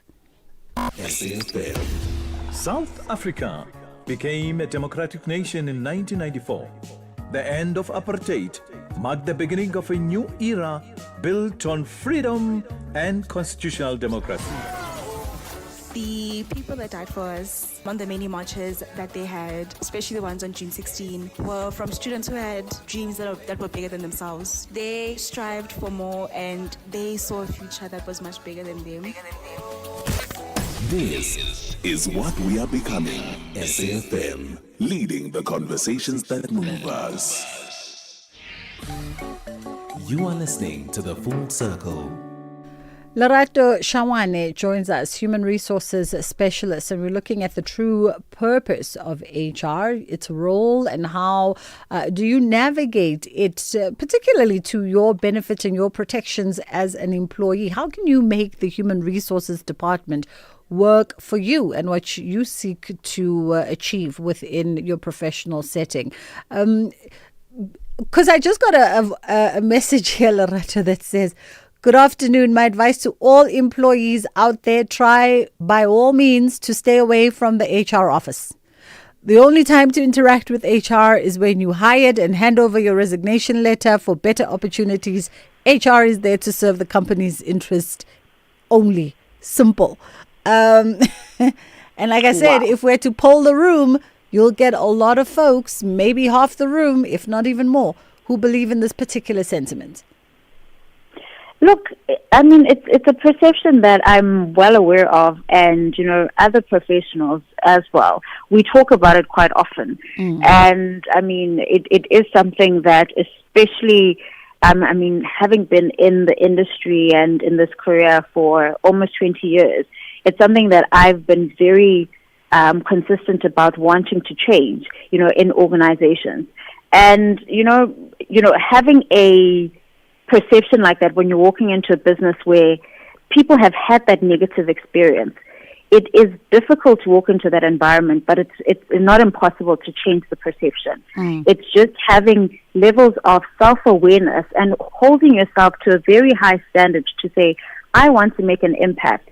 And it might just mean, doing things that are outside of your comfort zone, setting up meetings. I mean, I've had to set up meetings with people to just engage on how things are going, and people would not arrive, or your emails get ignored, or, there's interventions and interactions that you put together, and half the organization doesn't arrive because, there's no trust. So it's still there, but it doesn't stop us from actually changing the perception, and also just giving support in other ways where we're not at the forefront. I'm comfortable to call out an external speaker or an external service provider to come and have a conversation with the organization if I feel that I might be too close to the topic or I might be conflicted. So it's a balancing act that we have to honestly navigate. Yeah. And I think whilst we're on this balancing act, right? So how do employees build and sort of foster that professional, warm relationship with HR? Is there anything that is in the control of the employees themselves? Yeah, there is. I mean, HR is an environment that is highly controlled by policies and procedures. So, having an understanding of the policy environment as far as, what do the policies say about, performance management? What do the policies say if I have a question about, my KPIs and I'm having a conversation with my manager, but I just need, a different opinion or a third eye? Can I go to HR, break the ice in that instance where you actually speak to HR about things that are in their purview and areas of expertise?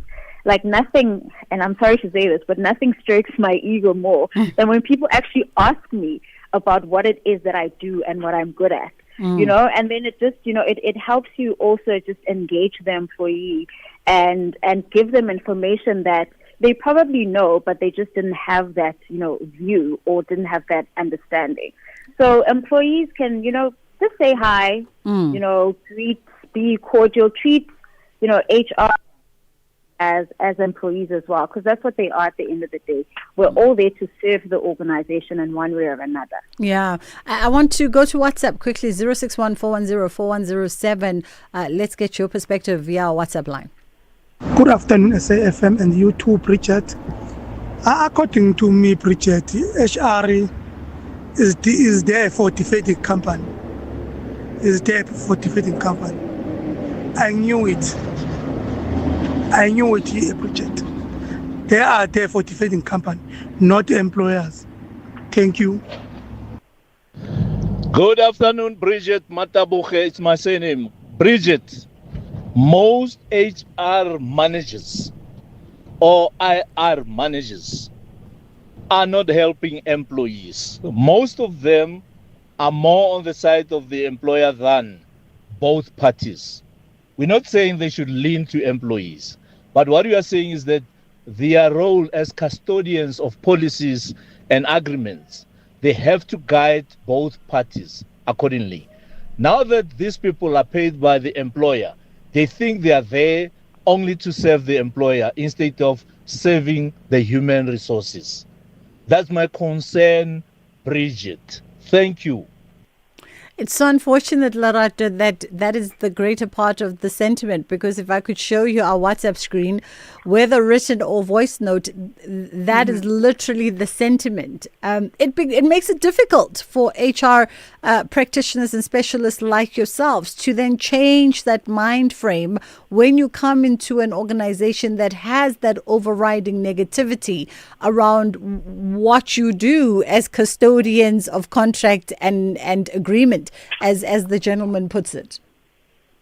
Yeah, look, yes, it is very difficult, when you come into that organization. And I think one of the things that makes the difference is when leadership themselves change their perception of HR and how they actually engage HR or use HR in the organization. And I use the word use quite loosely, in the sense that, if leadership does not actually empower, elevate HR to be like any other department that is serving the strategy of the organization, then they are always seen as, the people that get brought in when someone is in trouble, someone needs to be disciplined or things have gone wrong. And also, I do think that leadership in organizations need to also acknowledge the contributions that, HR does make in the business, whether it is meeting, their talent acquisition targets, whether it is meeting their KPIs, whether it is, saving the business money, whether they are, using company resources to help employees either through wellness and engagement and other initiatives. So it's important that leadership also starts to change the perception and treatment of HR, so that then the rest of the business, can start warming up to the function and seeing it differently. Absolutely. Lorato, Shawana, we appreciate the time. Human Resources Specialist. 2:30 on Delambana is standing by with your bottom of the hour headline. And then we're going to get into kids programming, which is Kids Corner coming up. And then we'll come back and we'll wrap up the show.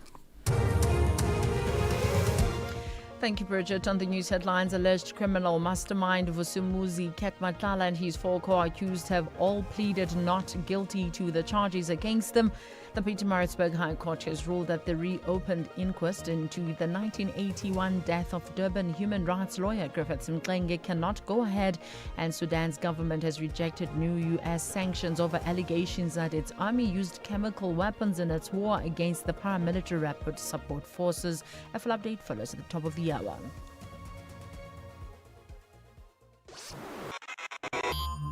This program is brought to you by SABC Education.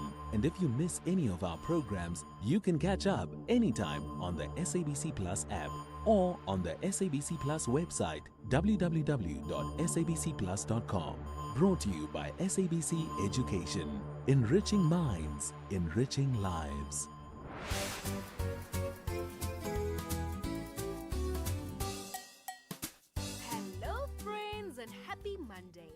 Welcome to another exciting episode of Kids Corner. The school holidays are almost over, and tomorrow most schools will be opening for the third term. It's time to get ready for another exciting term of learning. Are you excited and ready to go back to school? Have you packed your school bag and checked that all your books and stationery are ready? Are your school shoes and uniform clean and ready for your first day back? What are you looking forward to the most this term? What is one goal you have set for yourself for the third term? Alright friends, let's hear from some of our friends while you share answers with the people next to you.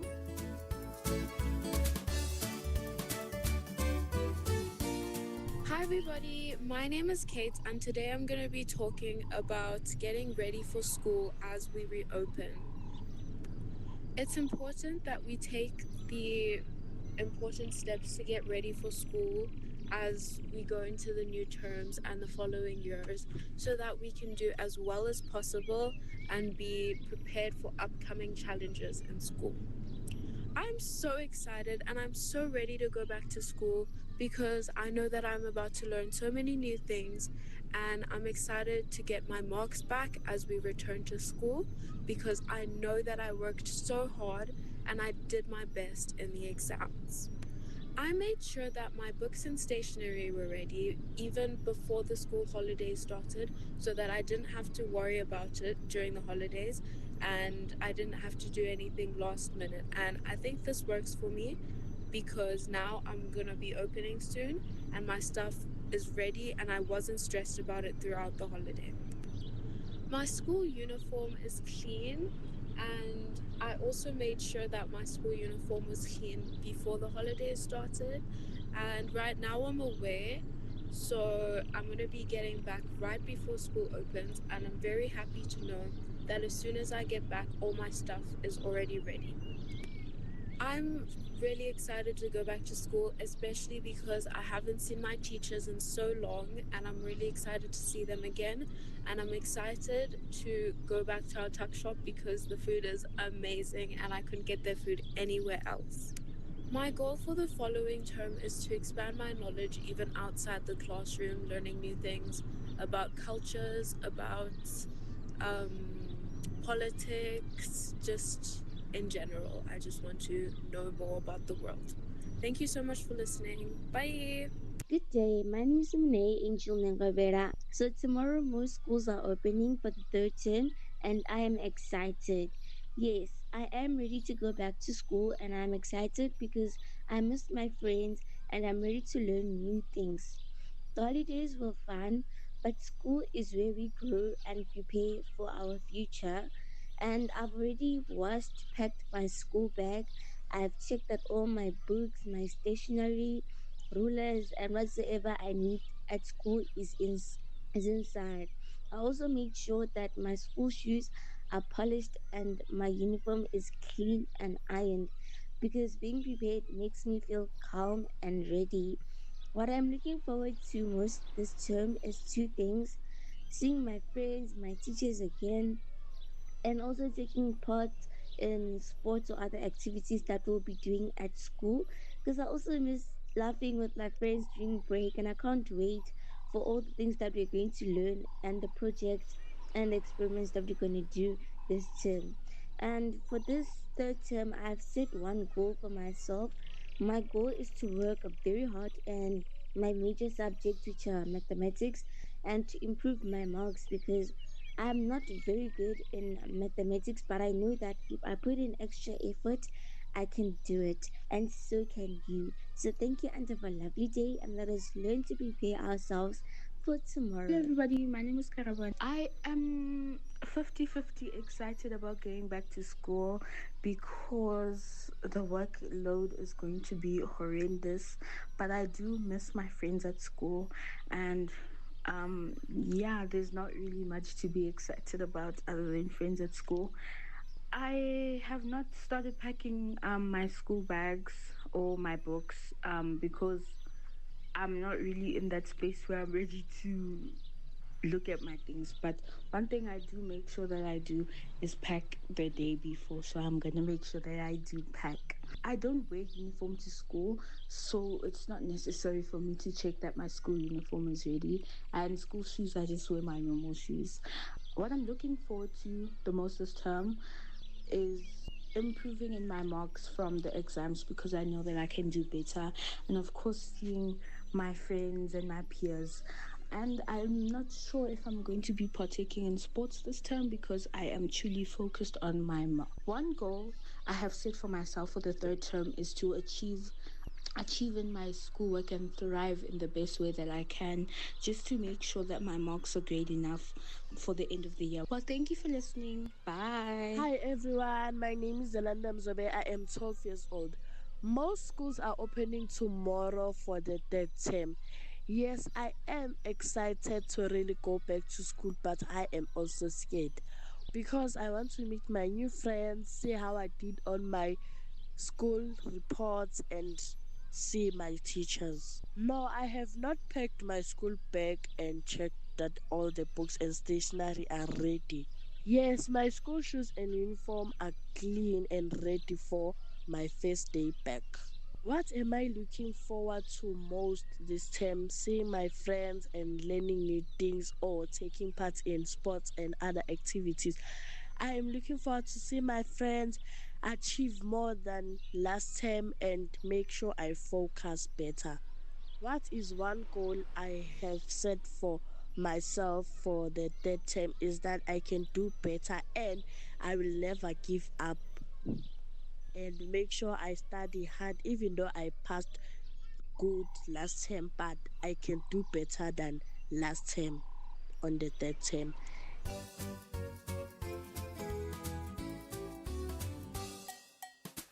Thank you, friends. It's always great to hear from you. And to our friends listening, I hope you shared your answers with the people next to you. Tomorrow is an exciting day because the school holidays will be coming to an end and many of us will be returning to school for the third term. A new term is like a fresh start, a chance to learn new things, make great memories, and work towards our goals. Whether you are feeling excited or a little nervous, remember that every new beginning is an opportunity to do your very best.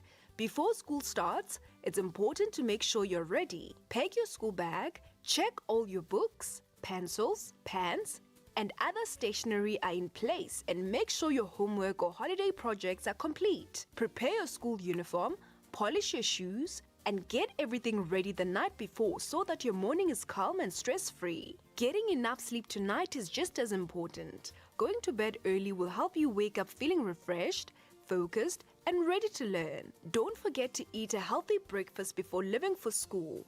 It gives your brain and body the energy you need to concentrate in class. The third term is filled with exciting opportunities. You'll get to see your friends again, meet your teachers, learn interesting new lessons, read new books, take part in sports, arts, and cultural activities, and continue growing into the best version of yourself. Remember to be kind to new learners, respect your teachers, work well with your classmates, and always try your best. This is also a great time to set a new goal for yourself. Maybe you want to improve your math, read more books, participate more in class, make new friends, hand in all your homework on time, or simply be more confident. No goal is too small when you're willing to work hard and never give up. Friends, we should remember that success doesn't happen by chance. It comes from being prepared, working hard, listening carefully, and believing in yourself. So as you begin the third term, walk into school with a smile, a positive attitude, and a heart that's ready to learn. This could be your best term yet. Start preparing now and have a wonderful first day back at school after your holidays. Work hard, be kind, dream big, and remember, you are capable of amazing things. That's it for today, friends. See you next time.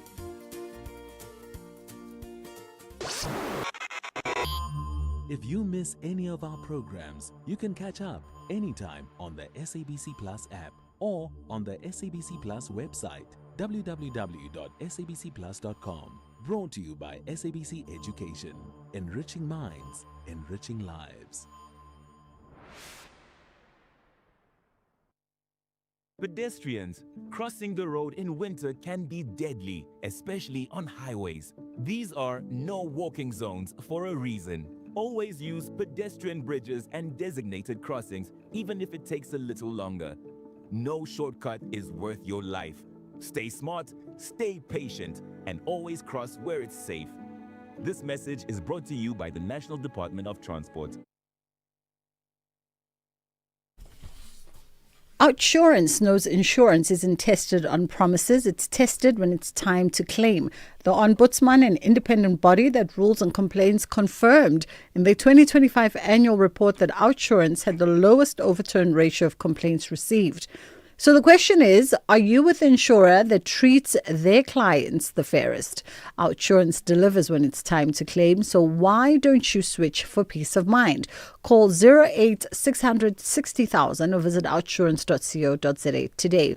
Outsurance is a licensed insurer and FSP, and T's and C's do apply. Bridget Masinga, weekdays on The Full Circle. All right, it's gone 3 o'clock, by the way. We're catching up with Richard Mabasona, Chief Executive at Imbumba Foundation and Social Entrepreneurship. For 54 states on this Mandela Month, we're looking at Madiba's legacy that's highlighted at Mount Kilimanjaro in Tanzania. The group of Trek for Mandela 2026 climbers has landed back in South Africa from their expedition in Tanzania after embarking on their journey as part of Imbumba Foundation's campaign to combat period poverty and, of course, ensure that no girl misses school because of her menstrual cycle. Richard, how are you doing this afternoon? I'm good. How are you, Bridget? Can you hear me? Yes, I can. I hear you just perfectly fine. Have you actually... I think I spoke to you about 3 years ago, Richard, and I forgot to ask you then. I'm going to ask you today. Did you actually climb? Like, as in you yourself, did you actually climb? Okay, so maybe we can start it like this. Today, I didn't summit. Yes. I went with the SABC crew. Mm-hmm. We went to Horombo, which is camp number 2. We were purely doing content. Okay. So, but in essence, I've submitted Kilimanjaro 8 times, and I'm still going back there for many more times. What? Oh, wow. 8 times. I mean, yes. I know you do it all for the greater good, to raise awareness around combating period poverty. 8 times, though, shows a very clear dedication to the cause and for championing the late statesman Nelson Mandela's inclusive vision. Yes, absolutely. And when you said you forgot to ask me if I submitted, you also forgot that I invited you to join us. I was hoping you would not remember. Yes, Bridget, thank you very much once again. Yes, we are celebrating a legacy that is bigger than any of us. It's a legacy that is celebrated all over the world, and a legacy that has taught us selfishness and always doing something for the next person without expecting anything in return. And this is what we have seen from the nearly 500 people who have submitted Kilimanjaro to date. And I mean, this has been an ongoing campaign as part of Mandela Month Trek for Mandela. It's been a few years in, and it's grown from strength to strength. Let's talk about, the individuals that take up your call. And the individuals that brave that summit, which I'm told gets up to sub-0 degrees at some points. Let's talk about them and why they do it and why they feel so connected to helping Imbumba realize this mission.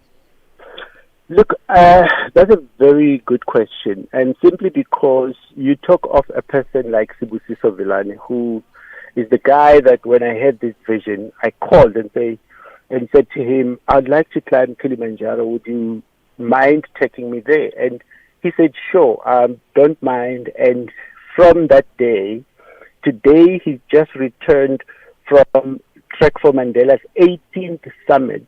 Sure. And every year he picks up the call and he makes sure that he can help, guide, and give everything that he knows on guiding or about guiding to the climbers. Then I have a special human being that just returned today. Her name is Terisho. Terisho, she's only 13 years old. Guess what? On the 18th of July, she was standing tall at 5,895 meters above sea level on Mount Kilimanjaro. And I had an interview earlier this morning with one of your sister station, Ukozi. And I said to them, excuse me, for me, people like Terisho, they remind me of the man himself, Nelson Mandela, and his comrades, because those who have, given us the history, they've told us at some point that Mandela, Tambo, Sisulu, these were learned people. They they actually chose struggle over everything, over their careers. So today, Tarisho comes back as a 13-year-old who says, I go to a good school, I have a family that cares for me and caters for me, supports me, but I need to take this moment and go take on this journey on behalf of the millions of girls whom we know that some of them tomorrow as schools reopen, they won't be able to go to school simply because they do not have a packet of sanitary pads. And some might have, but, they're struggling from menstrual pains or any other feminine-related challenge that they might come across. And Terisho says today, I'm taking the baton. As young as I am, she's actually the youngest female summiteer in the history of Trek for Mandela. So those individuals, Sibusiso, Terisho, and the 400 plus, because we are nearing 500 climbers since 2012. The 400 plus are the people who have made sure that in the past 13 years, we donate over 100 million sanitary pads to more than 3 million girls across South Africa. I mean, it's an incredible, it's an incredible dedication, I think, to the well-being of the collective, because it really speaks to the sentiment of it's in all our hands, and when one also reconciles just the physical demands and the physical challenge of summiting Kilimanjaro. Every time we talk, I let out a sigh a little bit, a sigh of relief that everyone's made it down, because we do know that not everybody gets to make it down. You haven't had, too much incident, but we do know that Kilimanjaro is saying not everybody makes it down from that summit. So for folks to really take up the call, take on take up the baton and really see this challenge through. I think we forget, because you'll have done it so many times. We forget at what real risk it could potentially be at. Absolutely. Yes, you're right. Excuse me. People go to Kilimanjaro, and yes, we've had an incident in the past. It is very difficult, Bridget. Every person that we were talking to now here at OR Tambo, they tell you that day 1, day 2, day 3, you can feel your body changing. You start feeling lightheaded, you start feeling nauseous, you start feeling different elements. But the last day, this is now, you are at 4,700 meters above sea level. All you need is about 1,000 to 1,200 meters above sea level to get to the summit. But that 1,000 plus minus 200 odd, it is about 5 kilometers. But now they have to start at 10:30 p.m. at midnight. They have to trek until the next day. They only got to the summit at about 11 o'clock the next day. So it's about 13 hours of hiking 5 kilometers. That's how gruesome, that's how intense, that's how challenging this is. And this is the point when when we reach that point, the guides tell us that, we've done everything we could, but from here to the top, it's entirely up to you. And it's not about how fit you are, it's not about how strong you are, but it's about how strong your brain is. And these people, they always push and push until the end. Excuse me. I had just had a chat with a 15-year-old who, unfortunately, she ended at about 5,600 meters. And she says to me, "You know what, Uncle Richard? I'm going back again next year because I think what I've done today with this trek this year, I've removed the barrier of my fears. Now I will go there with more knowledge because I cannot substitute the lessons I've heard from day one up until I got to the point where I couldn't go anymore. But I know that I'm capable of going beyond." So these are the powerful stories. I'm talking about teenagers who are saying, I'm willing to continue, I'm willing to challenge myself. But I was trying to reiterate the fact that what you've raised about how challenging Kilimanjaro is cannot be understated. Absolutely. The interesting thing also is that Trek for Mandela has also inspired local Tanzanians on the ground, I'm told. And they've ignited a similar kind of trek for their former president, Julius Nyerere. Yes, they've been asking us, why can't we trek for Nyerere and trek for Kaunda? So for me, Bridget, that speaks to, once again, the spirit of African unity, that you cannot speak of one leader in exclusion or, excluding the other leaders, because we've always known of, in the sentence that you mentioned, Tambo, Mandela, Sisulu, you're bound to mention Nyerere, you're bound to mention Samora Machel, you're bound to mention, Kaunda. Sankara, yes. Sankara, yes. So I think for us here, what we are learning with what these Tanzanians are doing, we are learning of something that our leaders have always envisioned, to say the future of Africa is an Africa that is united, an Africa that is working with each other, with other people, creating collaboration for common good. So beyond them trekking, the group that we took now, they had about 70 people. So 70 people are made up of the local leaders, the group guide, chief guide, deputy chief guide, the chef, the porters. Bridget, these are people who wake up every morning. They live on the foothills of Kilimanjaro. They wake up every morning going to Kilimanjaro Gate with the hope of getting employment for that 1 week. All they will do is to help you carry your duffel bag, is to bring you water, is to cook food for you, so the economic spin-off to the local is always absolutely incredible. To see those people who are taking their kids to school with the money that we pay in the park, that is now, trickling down to the local people. So I think the story of Trek for Mandela, for me, it has gone far beyond about being Mandela. It has gone far beyond being Mandela Day. It has gone far beyond Richard, because in 2024, for example, we had a gentleman, Tom, from Pretoria, who currently lives in Australia. He summited with me. I was in that group. And then today, on the 18th until the 23rd of August, Tom is hiking with a group of 13 people from Singapore, China, England, in Australia, and they are raising funds for Caring for Girls.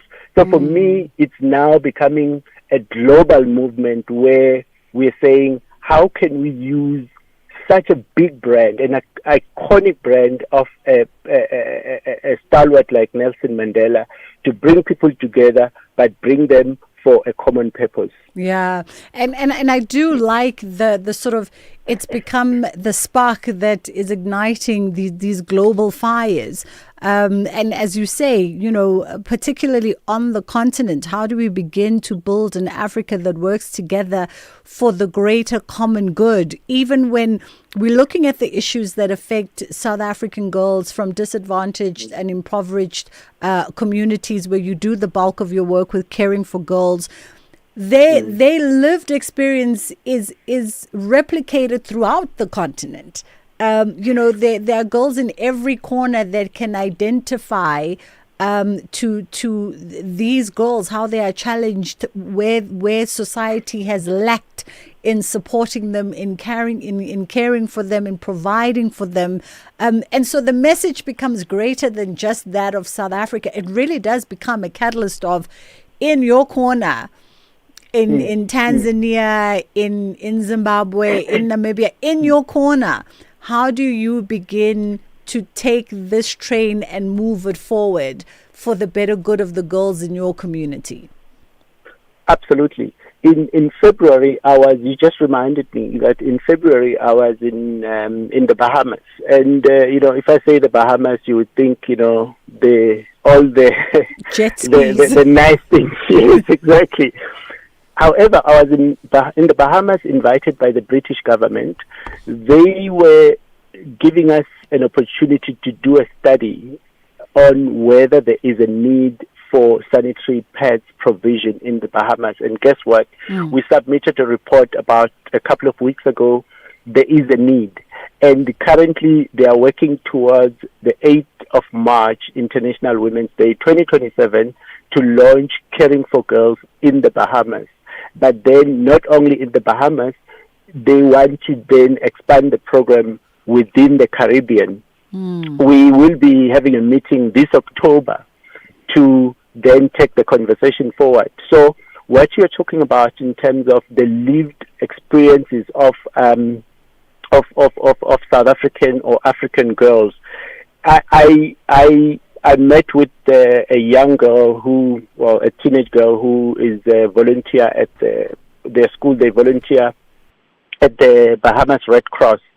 So we sat, we had a conversation, and she said, I come from the Bahamas, but in the Bahamas there are islands that are poorer islands, and I gave her a little book. It's a puberty education book for Caring for Girls, and she says, in my island where I live, this book would be the only conversation that most girls have on period poverty, because the taboo, the stereotype, it still exists. So the challenges that these young girls are facing in South Africa or in Africa or elsewhere in the world, you can see that they become similar.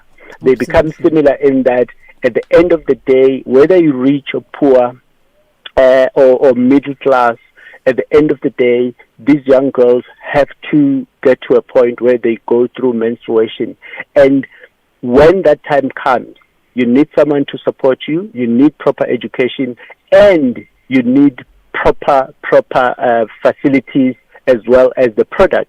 So if any of those things are not available, or they're available at a certain price where majority of the society cannot afford, then that's when exclusion begins. Exclusion from education, from sport, and any other opportunities that can be experienced or you can be able to participate in if you are not in that condition of not being able to go to school. Richard, we have to leave it there for this afternoon, but congratulations on another successful track. That was Richard Mabaso, Chief Executive of Imbumba Foundation. You can find them on imbumbafoundation.org. And of course, they do it all as part of Trek for Mandela for #CaringForGirls. Top of the hour, 3 o'clock. Ashraf and his team are standing by on the National Pulse. That's where we'll leave it with you. We will see you tomorrow. Inshallah, God willing. Have a great day.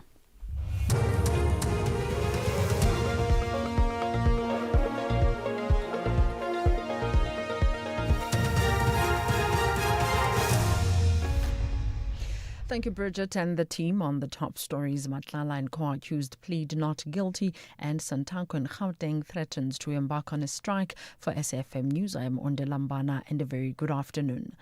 Alleged criminal mastermind Vusimuzi Ketmatlala and his 4 co-accused have all pleaded not guilty to the charges against them. The 5 accused are currently appearing for day 1 of their trial at the High Court in Johannesburg. Matlala is accused of orchestrating 3 failed assassination attempts targeting his former girlfriend, Tebogo Tobejane, businessman Joseph Anyon, and music producer Sienki Mokubongo, popularly known as DJ Vetis. The alleged assassinations attempts are said to have occurred between August 2022 and January 2024. Session Naidu reports. Matlala, together with his co-accused, are facing a total of 25 charges, all in relation to the 3 assassination attempts. Amongst the string of charges against them, Matlala is facing the majority, including conspiracy to commit murder, 11 counts of attempted murder, money laundering and fraud. His wife Tsakani is facing charges of attempted murder as an accessory after the fact, money laundering and fraud. Meanwhile, Diego Mabusela and Musa Kekana are faced with the charges of conspiracy to commit murder, attempted murder and possession of unlicensed firearms and ammunition. Pietermaritzburg High Court Judge Peter Bezuidenhout says his ruling in the Griffiths Mxenge matter was based on the wording of the Inquest Act. He has ruled that the reopened inquest into the 1981 death of Mxenge, who was a Durban human rights lawyer, cannot go ahead. Bezuidenhout ruled that an inquest cannot be held after a criminal trial already determined who was responsible for the death. The trial found 3 former security policemen who were members of a death squad based at Vlakbas responsible for Mxenge's death in 1997. Judge Bezuidenhout explains. Therefore, in my view, an interpretation of the section indicates that whenever a presiding officer is to conduct an inquest, and it comes to his or her knowledge that criminal proceedings are to commence or are also commenced or have been completed, that an inquest must be stopped. It cannot proceed. The Gauteng government has been given a 7-day ultimatum by the provincial taxi industry, warning that it will embark on a province-wide shutdown if its demands are ignored. Gauteng National Taxi Alliance chairperson Mpho Motsipe says taxi organizations, including Santaco, will hand over a memorandum to the Premier Office. They are calling for urgent intervention and a meeting with the Roads and Transport MEC Kidibone Diale Tlabela. Motsipe says if there is no response within 7 days, the industry will organize a protest march that could culminate in a complete shutdown across Gauteng. Schools across the country are set to reopen tomorrow as learners and educators return to classrooms for the start of the crucial 3rd school term. For grade 12 learners, the term signals the beginning of final preparations for the National Senior Certificate examinations, with mock exams around the corner. The Western Cape Education Department is encouraging learners to return focused, punctual and ready to make the most of the academic term. The department spokesperson, Bronna Hammond. This is an important term, particularly for our grade 12 learners who will sit for their mock exams, which will assist them in preparing for their final National Senior Certificates examinations, which is due to start in mid-October. We hope that all learners are prepared and ready to tackle this term and ask that they continue to arrive at school on time, prepared for the lessons ahead, and show kindness and respect to their fellow peers and teachers. Sudan's government has rejected new U.S. sanctions over allegations that its army used chemical weapons in its war against the paramilitary Rapid Support Forces. Officials in Khartoum called the measures illegal and urged Washington to present evidence to support its claims. The BBC's Richard Kagowa reports. Sudan has repeatedly denied the allegations, describing them as baseless and politically motivated. The Foreign Ministry says Sudan complies with Chemical Weapons Convention and files regular reports to the international watchdog. The U.S. State Department announced new sanctions last month, but has yet to provide details of the alleged weapons. However, international media have reported that Sudan's army used chlorine gas near the Al Jaili oil refinery north of Khartoum in 2024. Washington has also imposed sanctions on RSF commanders, accusing them of atrocities. Recapping the top story, alleged criminal mastermind Vusimuzi Ketmatlala and his 4 co-accused have all pleaded not guilty to the charges against them. I'm on Delambana for SAfm News Headlines at 3:30. In sports, the Sawa Maseko set for Sundowns' exit. Junior box triumph strengthens South Africa's rugby legacy, and South Africa open Namibia series with convincing victory. More details at 3:30. SAFM 105 FM in Polokwane.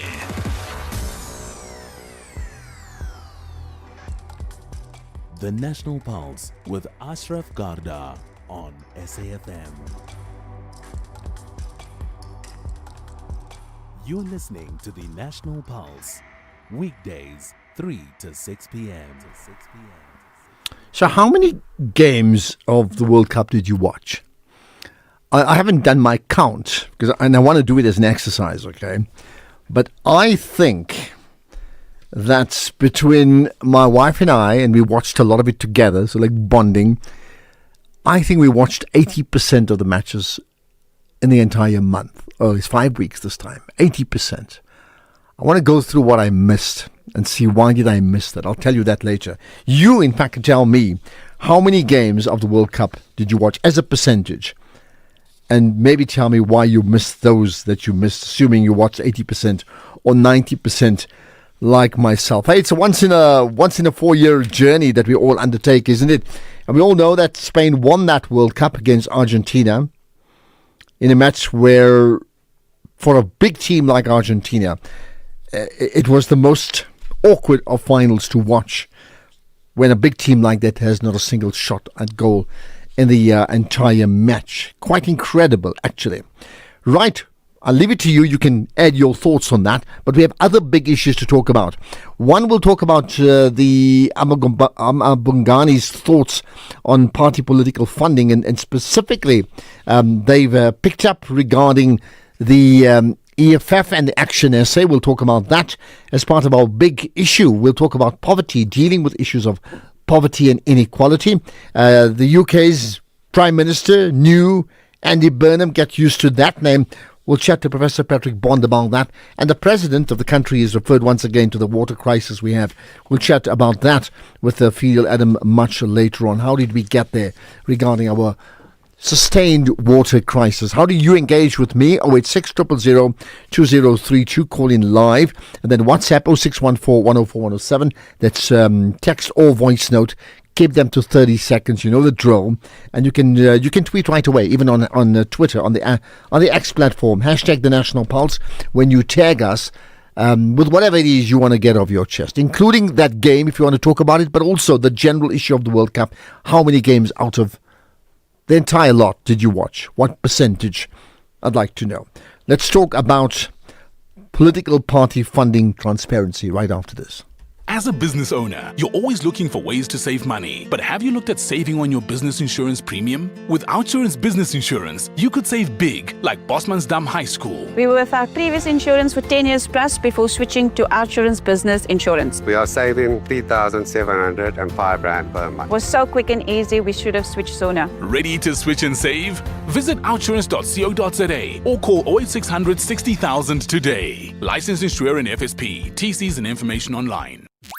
Mandela believed that listening was the beginning of understanding. We are therefore prepared to work with them to arrive at a just and lasting negotiated solution. This Mandela Month, SAFM continues the tradition through meaningful conversations that challenge, inspire, and unite South Africans from every walk of life.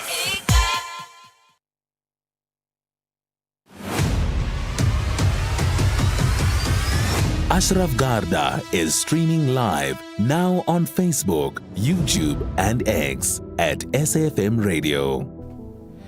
Right, let's talk about party political funding. Certainly, Amabungani, they have done an investigation into it, and they released a story yesterday looking at political funding and transparency, and they question it even beyond just legislative demands.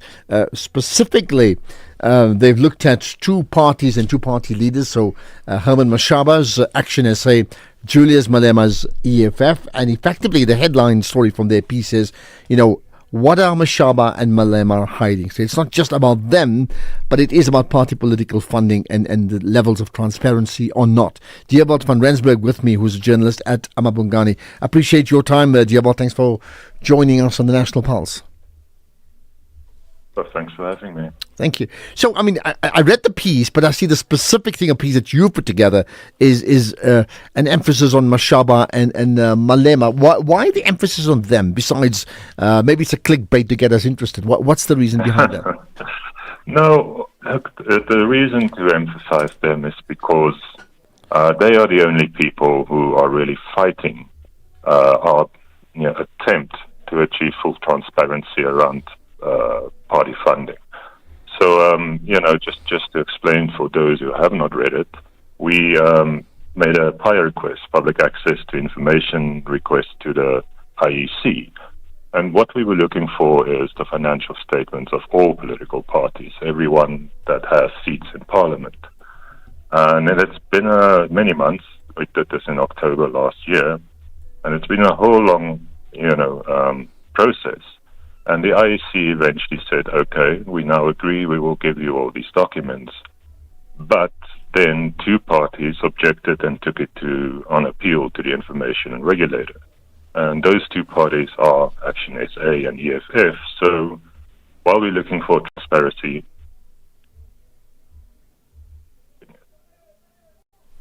Yeah, shall I have you there? I think I just lost you for a moment, Diebold. Mm-hmm. You were saying those two parties said no, right? They not only said no, they took it to the information regulator, which is to appeal the decision to give us these financials that the Independent Electoral Commission had made. Now, this has kept us not only from seeing the EFF and Action SA's financial statements, we now can't see anyone's financial statements. So this is why we emphasize these two. These two are the ones blocking overall transparency. So it's not about us wanting specifically to go after the EFF or Action SA. It is about them being the ones fighting the transparency initiative. Okay, I hear you. Let's then actually go a step back. In terms of legislation with regard to political parties, what is the current situation regarding sources of, and I have to separate it, sources of party political funding, and then we'll then talk about revealing their financials. First with the first one. Well, as things stand, we have the Political Party Funding Act. And in practice, all that really gives us in terms of transparency is that any donation over 100,000 Rand has to be declared. And every quarter, the IEC puts out a report that says, here are the declared donations. So you can see who the major donors are to all the parties. It's the usual kind of suspects. The Oppenheimer family is there. Gambling, billionaire Martin Marshall is the big figure there. The ANC is funded by, a couple of companies related to certain ANC figures. So we know about kind of the big donors for the big parties. A lot of stuff obviously flies under the radar. We know Malema has instructed, kind of in public, say, if you're going to donate to us, donate under 100,000 Rand, so we don't have to say it was you. So that's one element of what we're going for. It's like what happens underneath the threshold of 100,000 Rand. The second thing is we're not just looking for donations. We want to see what gets done with money that is donated. So we don't have any insight into how political parties actually work. We don't know what they spend the money on. We don't know if they own companies. We don't know about any other third-party relationships they may have. So it's not just about who donates money to them. So it's not just about that threshold of declaration being too high. I get that. All right. In in those two parties, so if all parties had agreed, right, because your approach was to the IEC. So let me understand this. There's a difference between revealing party political funding, which, as you said, if you're below 100,000, you're not obliged to reveal it. If you're above that, you're obliged to. And there's a difference between actually presenting your financials, right? Your reasoning was centered around financials. You wanted to have the financials of the political parties. And if I heard you correctly, you're saying that in fact it needed. After you spoke to the IEC, they agreed, provided what? All parties agreed, and in this case, two parties did not agree. So it's not about the parties agreeing or wanting to release it. So how this would work is the IEC gets our request, the only institution that has everyone's documents. So they are then obliged by law to go to all the political parties and say, do you have any comment to make about this? And they can then make, submissions to the IEC, whether they like it or not, or whether there's a good reason not to do it. None of these are binding on the IEC. The IEC can go, okay, we think that's a good point. Oh, no, we don't think that's a good point. It makes its own decision, which it did, and its decision was it will give us the financials. That decision then stood, and we would have gotten what we had asked for. But then the EFF and Action SA took it on appeal to the information regulator. So it's not that all the parties want to, be transparent. It's just that they ultimately said, okay, fine, we'll let you do it. They may very well have kicked up a fuss and said, no way, it's a terrible idea, but then said, well, there's no prospect of appealing this successfully. But these two parties seem to think they can succeed or they can drag it out longer. So, we don't know. Have they given reasons why? Have they given, because you approached them, right? No, sure. We asked them, and they, I think I reflected it in the article. They're kind of, why say we have every right to do this? And it doesn't really matter why we're doing it. I mean, they're not particularly clear on that. The EFF, as I also reflected, ignored us completely. But let's be clear. Do they have a right to ignore you regarding the financials? They of course have a right to, ignore us. They have no right to ignore a legitimate PIA request. And this was not only legitimate, it was successful. Because it's a request to the IEC, not to the political party. The IEC said, sure, yes, we'll release. The party simply objected to the IEC's decision. So it's open to them to object and appeal the way they have, of course, and we will hope that they do not succeed, and we'd like to join into that particular fight. Okay, just lastly on that issue, I mean, including these two parties and others, right? Why is it that important, from your perspective and for the public, that we know who funds the political parties? Your thoughts on the 100,000 threshold, should it be lowered, right? And thirdly, outside of public funding, what about the financials? Why are the financials important if you've actually got the funding, the funders themselves? Okay, in terms of the threshold, so the 100,000 rand threshold, of course, it's kind of arbitrary. You can argue that if you take it too low, it's just impractical. What if, a lot of people are giving 1,000 rand? Giving us a list of that would be ridiculous. We ourselves, we publish people who fund us, but we stop at 10,000 rand.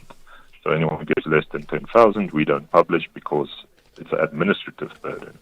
So that's fine, that's good. We can argue about the level that is appropriate. I would say lower than 100,000, but be higher. Okay. Yeah. But that's not really the point. As I said, getting the financials, it's not just about who donates. It's about how the parties use money. It's about who they have relationships with.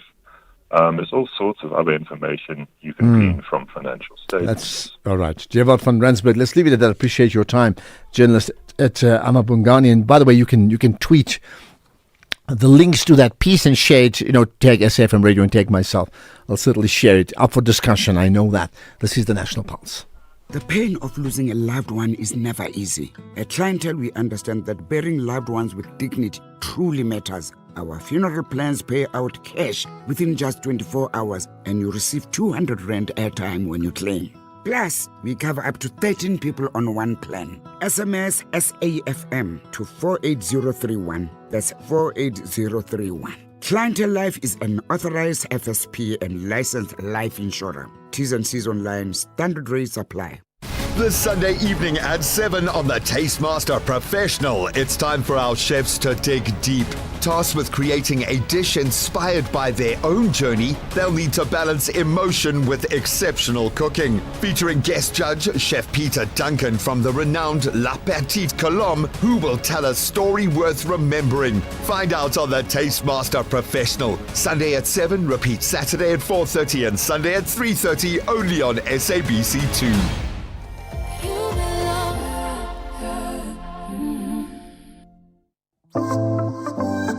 Wherever you are in the world, SAFM 104 to 107 is accessible. We're also streaming live on Facebook, X, and YouTube at SAFM Radio. We acknowledge and appreciate everyone tuning in and watching our streams. Stay with SAFM 104 to 107 as we bring you commission live, breaking stories, and thought-provoking lectures. SAFM, leading the conversations that move us. Across South Africa, online and on radio. SAFM, let's talk. Let's talk indeed. In fact, I'll get your thoughts on some of the issues. In fact, here's one, Ashraf. I listened to all the matches that were broadcast on radio because I didn't own a TV. All right, interesting thought. I mean, in many ways, then you still followed the game. So what I'm asking is how many of us watched or listened to, as a percentage, all the games at the World Cup? So yours is 100%, if that's the case. Good afternoon, Ashraf. What happened yesterday was poetic justice. Argentina was completely outclassed. And they actually knew that they were not at the level of Spain. They couldn't compete. That's why they had to resort to dirty tactics. They knew that they were not at the level of Spain. They were actually pushed to the final. They didn't even deserve to get to that stage. I'm happy that Spain won. And actually the world was against Argentina yesterday. Football won yesterday. Thank you. This is KG from Ekurhuleni. Okay, football won, says KG, right? Here's a comment on the question we just had. Good afternoon, Ashraf. This is Bagi in Cape Town. You know what? Insofar as what Amapungane has come up with, critically speaking, while remaining, objective, I think this is about that time of the year when political funding is now going to come to the surface.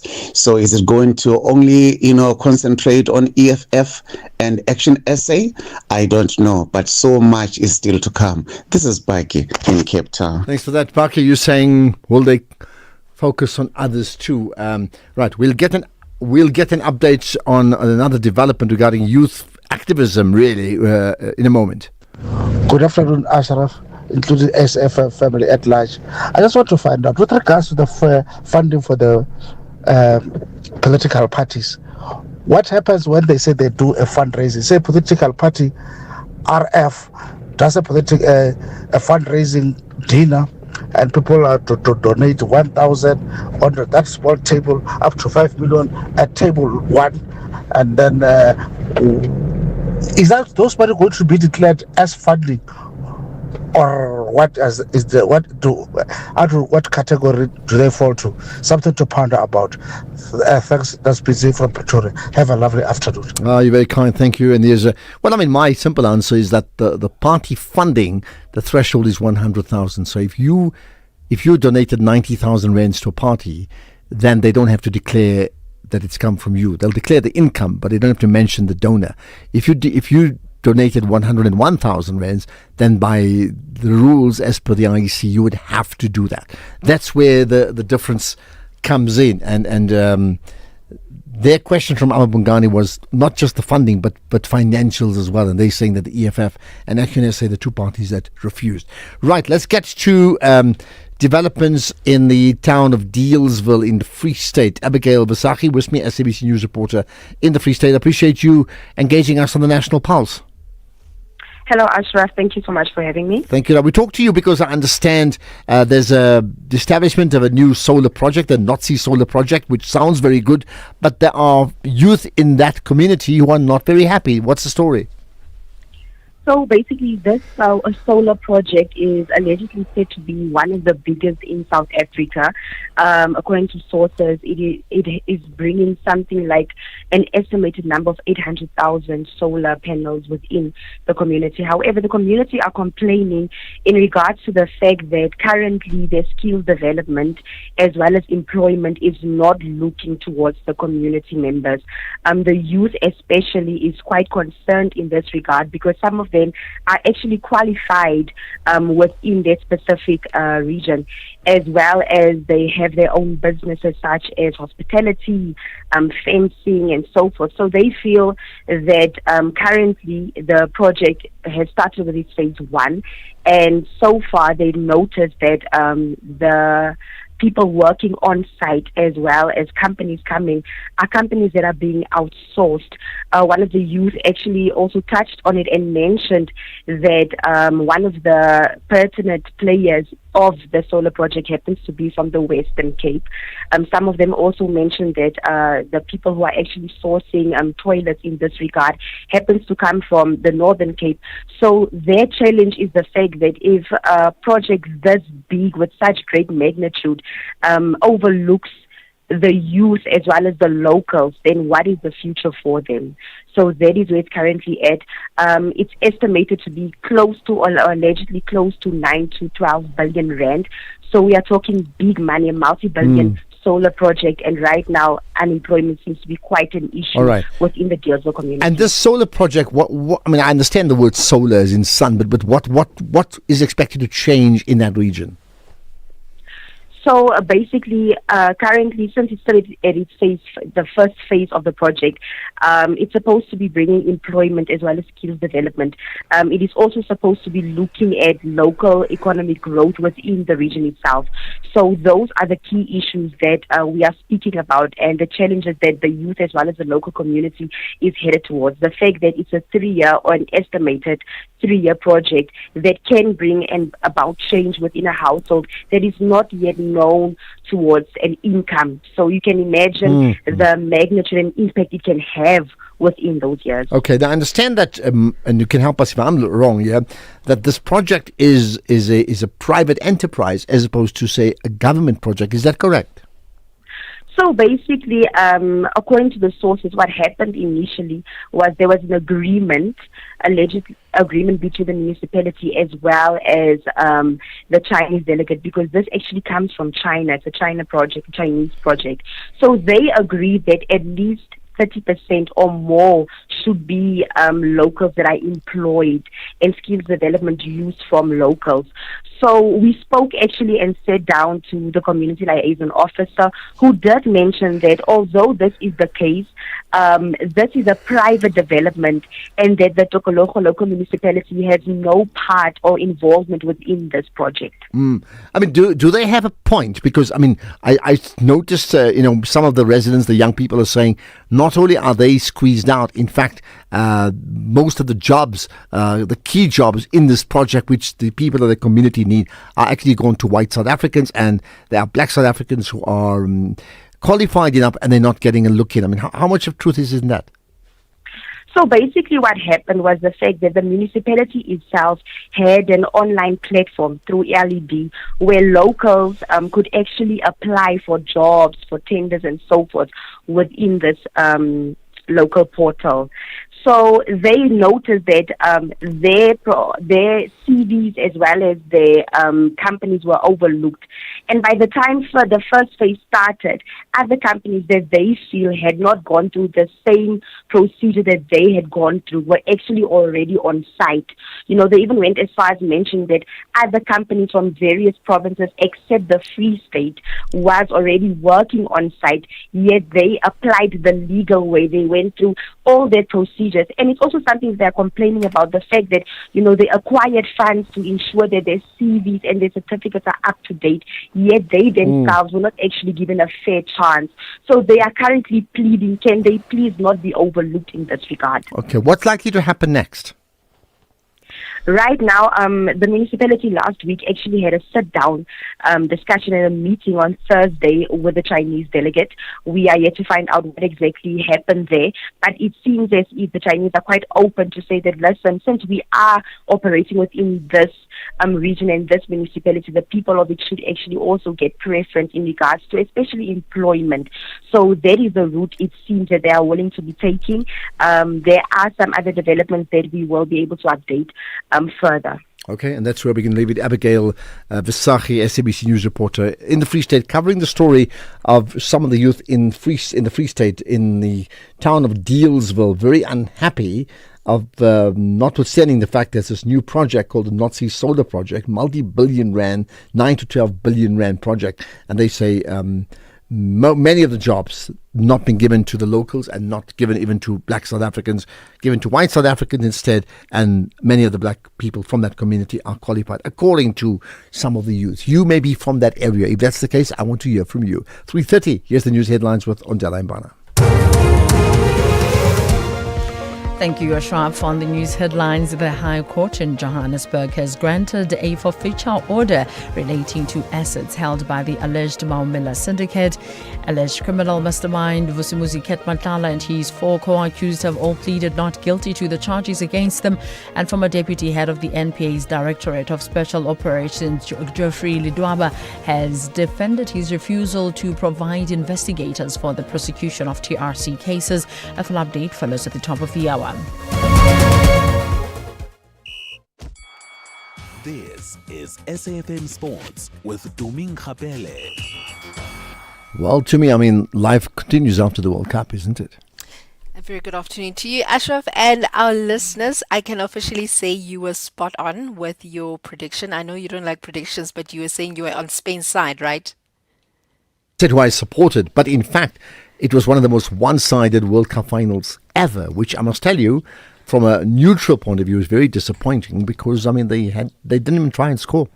And considering Right. that Messi in their team, like, it would have been a travesty. My biggest fear was that they could have scored in the 88th minute of normal time and then won the match, or in the 15th minute of extra time and take the game to penalties. And penalties is a risk. They could have won the game. It would have been a complete travesty of justice if Argentina had won this World Cup. Yeah. Absolutely. I think for me, I was impressed by Argentina's goalkeeper, Martinez. Those saves from yesterday, my word, no wonder the scoreline was just 1-0. However, obviously we expected more from Argentina, but Spain walked away as the winners, and the World Cup winning team will return home this afternoon. The 11 players will be welcomed by the Spanish royal family and Prime Minister Pedro Sanchez. After that, they will travel through central Madrid on an open-top bus so fans can celebrate them, and then there's going to be a special celebration with the players at Lebers Square, and the square is basically a traditional gathering place where Spain's national teams and their fans celebrate major sporting victories. So a big congratulations to Spain and their players. It was very interesting to see when Lamine Yamal walked to Messi. I don't know if you saw that video, I saw that, Ashraf. and Yeah, he sort to of hug him. embraced him, yeah. Yeah, I think it was very sweet. Very touching moment. Very But much I so. think for me, I was very touched, obviously, to see Messi cry at the end over there. But it was... Yeah, when the it is what supporters it were is. chanting for him, the Argentinians, obviously. I mean, look, he's an absolute legend. Then you know that there's no doubt. I'll tell you what, here's a question for you to think about. Since they're doing a tour of Spain, the world champions, right, and the whole team will be there, will Donald Trump be there as well? Absolutely not. Because, I mean, he was part of the team, wasn't he? So why would he not be there? We'll see, but I don't think he's going to be there. But still staying with football, South African Football Association presidential candidate Sandile Zungu has spoken strongly against what he calls the weaponization of the SAFA constitution. And he says that this is something that he will address should his campaign be successful. Speaking to the media shortly after his speech during the launch of his campaign at Emperor's Palace at the weekend, Zungu reveals that some of the regions that are backing him have been receiving a lot of threats. Present in the meeting were SAFA NEC members, including Vice President Bernard Bailey, as Zungu talks strongly against the current SAFA constitution. The issue of eligibility talks is not even an issue for us. We are eligible. It's now a question of those who stand up and say we support SZ 2026. Will they be having a constitution slapped in front of them with immediate suspensions?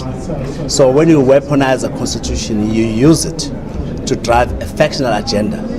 And when you do that, you may think you are successful in the short term, but you are destroying the very fabric of the institution that you lead.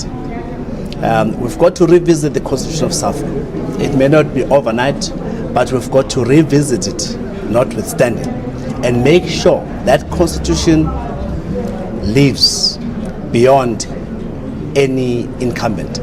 That Constitution is sacrosanct because it has capacity to withstand all seasons. Then Thapelo Maseko's time at Mamelodi Sundowns looks to be over. This is after the winger was left out of the club's pre-season tour to Austria. The 22-year-old recently returned from a loan spell in Cyprus, where he impressed with 15 appearances, 2 goals and assists. His form earned him a recall to Bafana Bafana for the World Cup, where he scored the decisive goal against South Korea in the group stage. And despite that resurgence, Sundowns have given him permission to find a new club, with his representatives favouring an exit. In terms of rugby, the junior Springboks returned home today to a hero's welcome. This is after retaining the World Rugby Under-20 Championship with a 16-5 victory over France in Georgia. SA Rugby President Mark Alexandra hailed the team's courage, discipline and skill, saying that their back-to-back titles highlight the strength. The team is chasing history at the SPAR National Netball Championships, aiming for a record-extending 5th consecutive title. The tournament takes place from the 5th to the 11th of August at Stellenberg High School in Cape Town, returning to its traditional August slot during Women's Month. Johannesburg have dominated in recent years, lifting the last 4 trophies in Potchefstroom, Rustenburg and Johannesburg, and they head into Cape Town as strong favourites once again. And head coach Dr. Elsa Jordan, the most successful in the competition's history, is confident that her side can defend their crown. We fought 4 times now in a row, Charles, so it's quite special for us. We're going down as reigning champions. I always say you never defend anything. It's a new year, it's new teams. So we are the reigning champions, and we've been that for the last 4 years. So if we have a good tournament, it will be our first attempt to try and win it.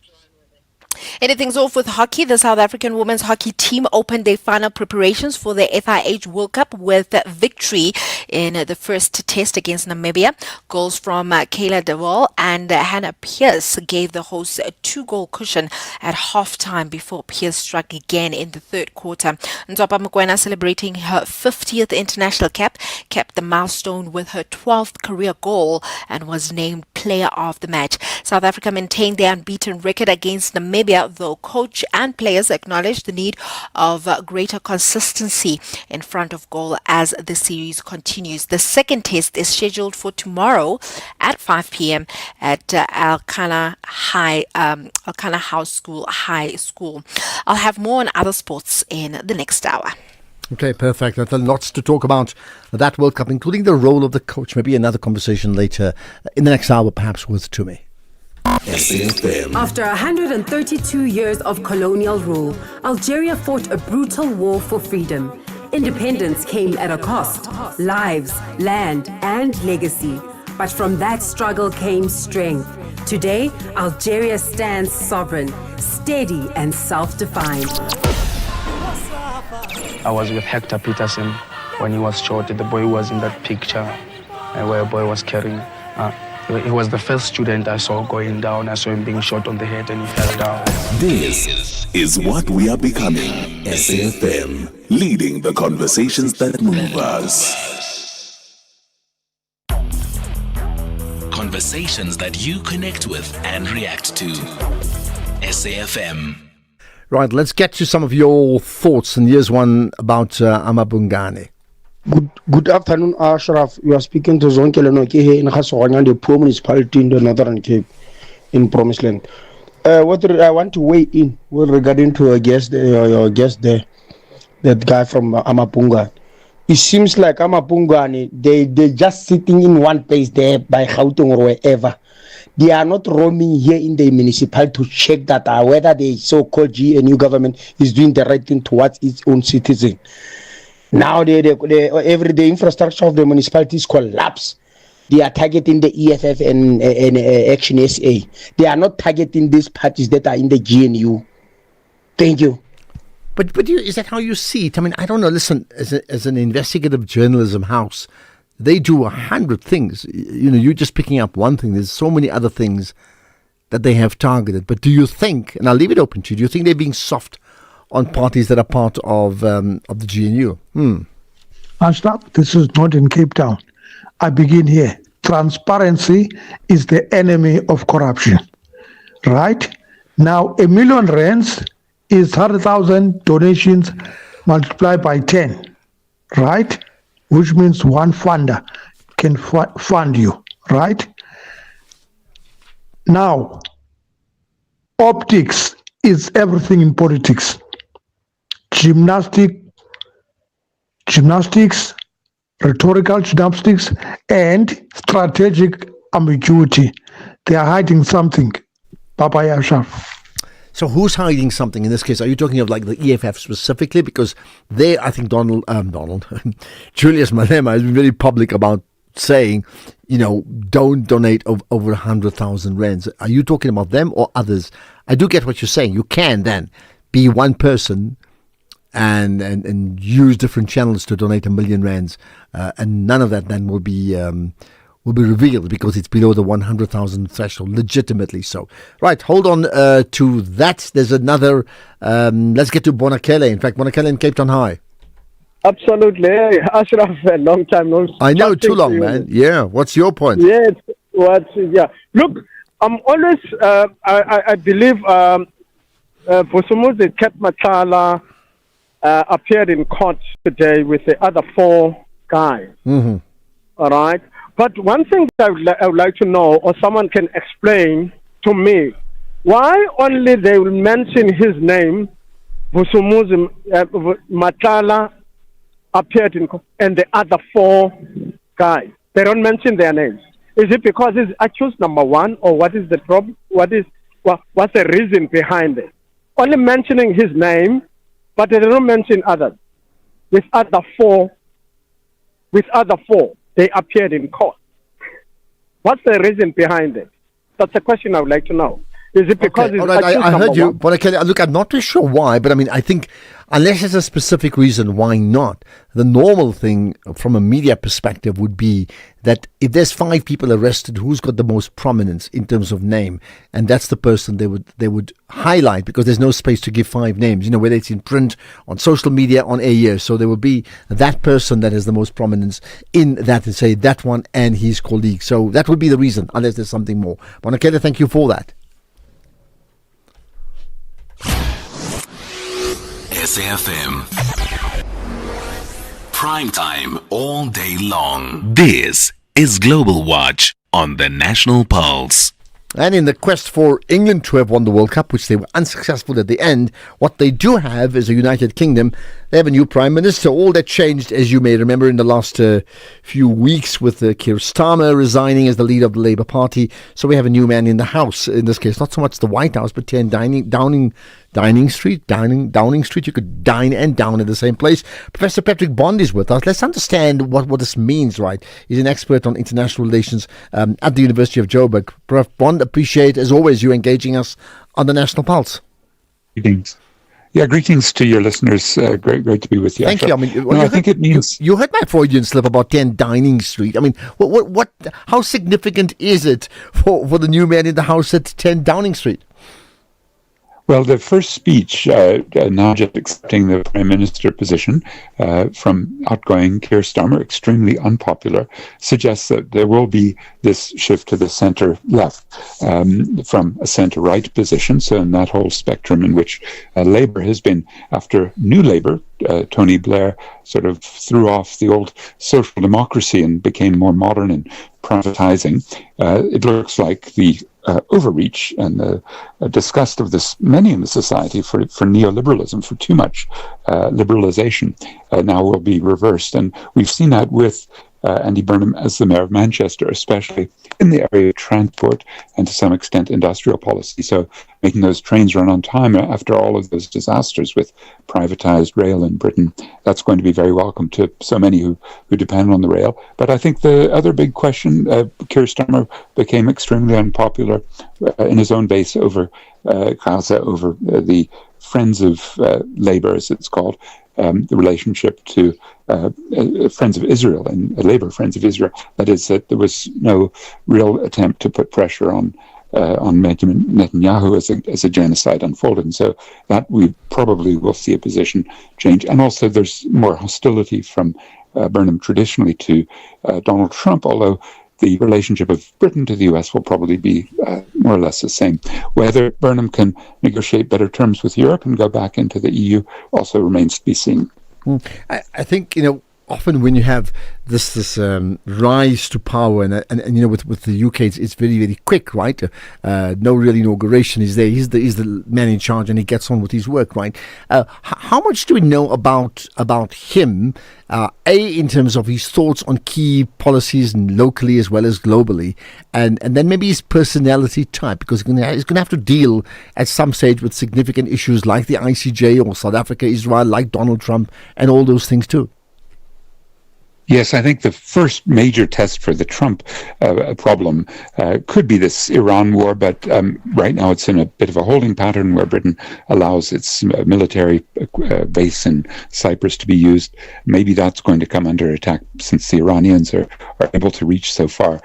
But it'll be the G20 meeting, the one that South Africa's prohibited from coming to in December, where we'll really see probably first in-person engagement. They may have some visit, but Burnham takes over there before then. But then on domestic, I think the crucial question is whether the right-wing threat from reform, which is itself going through quite a hiccup at the moment because of its leader, Nigel Farage, being accused of taking £5 million and using it for his own personal use and without declaring it properly for his own legislation in a by-election. But right now he's the most popular politician. That sort of populism that Donald Trump and the Germans, the French, already in Italy in power, that sort of move to the far right is something Britain is going through with reform.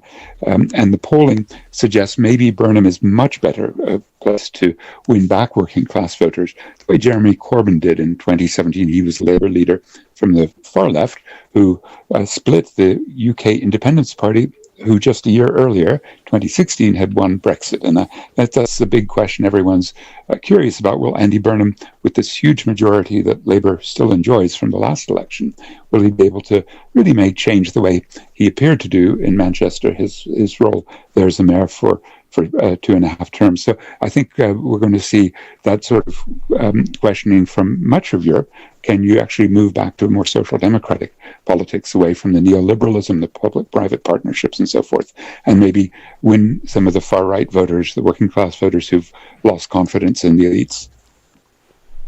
Let's then just talk about maybe some thought. I mean, you mentioned Manchester. I get that, right? But his ability then to give hope to people, is that a factor? Because obviously, if you're the leader of a party and now the country, you like many others, you make promises and people buy into your promises. What is he been able to do in the past?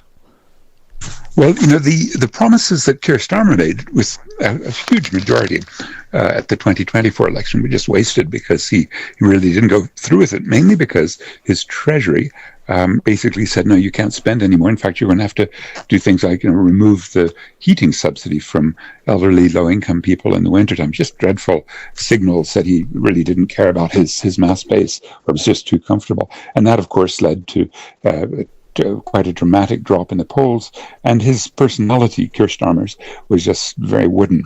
So Burnham's a kind of regular oak. You'd run into him in the pub, and much more of the people than your sort of Nigel Farage right-wing populist, the banker. And so I think he'll actually show a kind of working class spirit that the old Labour Party was known for.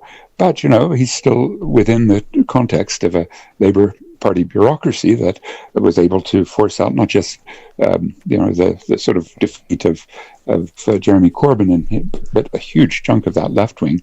They've gone on to found a little party called Your Party. It's not doing very well. But then the real challenge for Andy Burnham, for those voters who would be more environmental, more socially progressive, is that the Green Party has come up, and they've got some very good young leaders, and they're actually coming up in a sort of 15% level, maybe challenging Labour from the left and pulling Burnham further back to the left.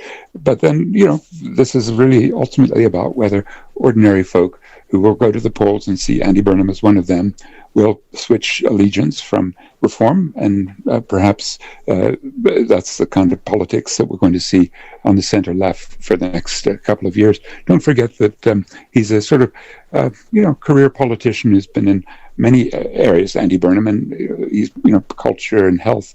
He's going to have some conservative choices within his party, like Wes Streeting probably getting the defense ministry. It may be that Ed Miliband who's more centre-left like him, gets the treasury, the exchequer. But I think, those are in the next few hours. We'll learn a little bit more about whether the personalities coming in to run different parts of the British government, plus the policies that they're going to announce, whether he will continue the shift. And that policy is what happens next. Professor Patrick Bond, and of course that cabinet, his cabinet that is, Professor Patrick Bond from UJ. Thank you for talking to us about the new British Prime Minister, Andy Burnham. There we are, new man in charge at number 10 Downing Street. You think what? It's always the same with you. I want this, I need that, and somehow I am always the one paying for it. I think we need a little time apart. Not forever, just long enough for me to build some interest again. After all, distance makes the funds grow stronger. Give your money time this July savings month. Open a Nedbank 32-day notice account on the Money app and earn up to 7.55% interest with 0 monthly fees. Go to nedbank.co.za. See money differently. Nedbank, we're a licensed FSP and registered credit provider. T's and C's apply. This Sunday evening at 7 on the Tastemaster Professional, it's time for our chefs to dig deep. Tasked with creating a dish inspired by their own journey, they'll need to balance emotion with exceptional cooking. Featuring guest judge Chef Peter Duncan from the renowned La Petite Colombe, who will tell a story worth remembering. Find out on the Tastemaster Professional. Sunday at 7, repeat Saturday at 4:30 and Sunday at 3:30 only on SABC2.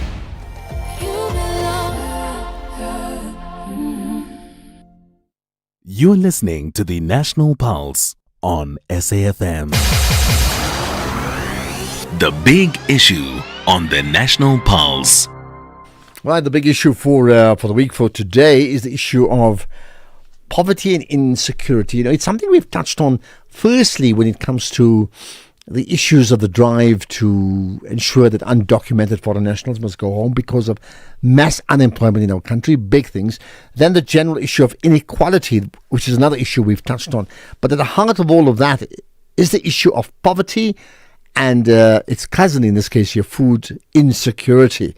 Let's find out more about it with Dr. Peter Jacobs, who's a Senior Research Director for Land, Food, Security and Agriculture and Human Settlement in the Equitable Education and Economies Research Division of the Human Sciences Research Council.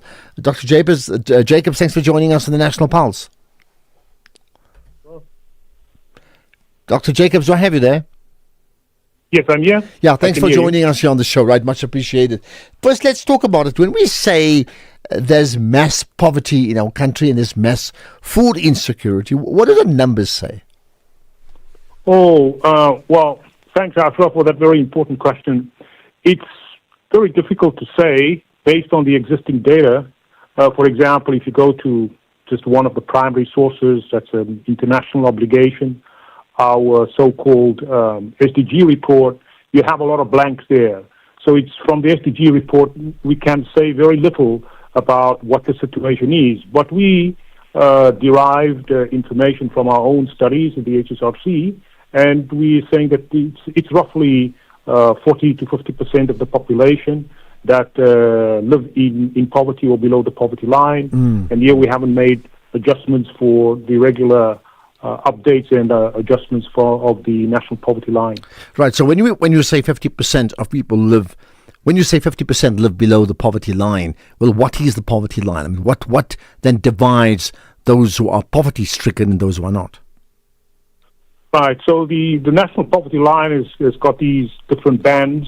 So the lowest band is the most important part of poverty, which is called food poverty, which is, in other words, you cannot afford enough to feed yourself. So to give you a sense of what we're talking about here, if you look at these two basic big grants, the child support grant and maybe the new SRD, they're giving you a bit of money in roughly about 400 rand. If you take the food poverty line at 650, 700 rand per person, then that tells you that half of the income that you're getting via these two grants, it's going toward basically to cover food, or it's not meeting your food target for the month per individual.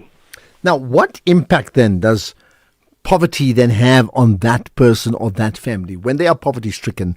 What is their life like compared to, say, what is my life like? Well, that should be fairly clear from what we're seeing at the moment. It's like a perfect storm, a double whammy, as it's often referred to, which is if people cannot afford to feed themselves, or if the grants are unable to lift people above the poverty line, then those people are forced to engage in a whole host of other survivalist activities.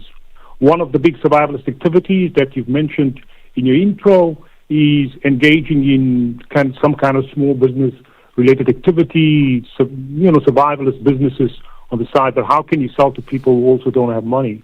And so this is the difficulty then that people have. And then I think the biggest coping strategy, which is what you're pointing at, has been to rely on altruistic neighbors who are willing to help you, but also on other civil society organizations who are willing to hand out food. I mean, do you get a sense, and then of course, I mean, naturally with poverty, there's food insecurity. And food insecurity, again, just to be clear, what does that mean? When we say that group of people are food insecure, it means what? Well, this is where we're getting very deep into the numbers, Ashraf. The first one is that people don't have enough to eat. The other one is that people don't have enough of the right quality of food to eat. Now, we as the HSRC, we are mainly interested in that second category. Why? Because that is about your quality of life, right? The first category is really just basically putting food on the table or putting food into somebody's mouth and giving them a plate of food to eat. It doesn't matter what the quality of the food really is. Now, so we have found that in the first category, there are a lot of people who may be able to get access to food. In terms of the actual numbers, in South Africa, there are different ways of how this is measured. On the one hand, it's measured by means of what is referred to as a subjective hunger score. You're just telling the survey respondent how many days per month you went hungry. That in itself is very vague. Something that is a little bit more useful that they've improved upon is about, are you having enough money to buy food? And this has become a fairly interesting and useful indicator. And according to that indicator, we have roughly 22% of the population who are unable to afford a proper meal per day. Let's just understand this then. How did we get ourselves into that situation where, as you said, 50% of people in our country are poverty stricken? How did we get there? Well, there are a number of drivers of the poverty puzzle and the food insecurity puzzle, which is closely tied to it. We have, I think, two main drivers of it. The first driver, I think, is the high levels of unemployment. And there is obviously a positive correlation between high levels of unemployment and the inability to afford enough food. But then there is also the other area of what we study very closely, which is called structural inequality. What is structural inequality? Structural inequality is basically, we have to understand this notion of what is called poverty wage. where you can't work, when you're unemployed, but the level of wage is so low that you are really struggling to make ends meet. And those are, to us, the two fundamental drivers of this. And poverty wages, if you go very deep into it, especially International Labour Organization data and studies, it's largely driven by structural inequality, which is that the labour market is so constrained and operates in such a way that no worker will be able to earn enough to on the side of food security and all the other areas that they have to cover. But more recently, I think we've had a lot of macroeconomic problems aggravating those two fundamental indicators. And the most extreme one has been what we call cost of living crises, price crises, and so forth. And for there, we've got to go and look further into the drivers of cost of living crises. The primary driver at this stage of cost of living crisis, and it's basically just the cost of food and the inputs to produce food, which would be the fuel, the energy, and what we cannot avoid, the crises in the Middle East. And that's what comes up next in terms of what should South Africa as a country be doing. Dr. Peter Jacobs from the Human Sciences Research Council. Much appreciate you engaging me here on the National Pulse. Let's get to the news. It's now 4 o'clock.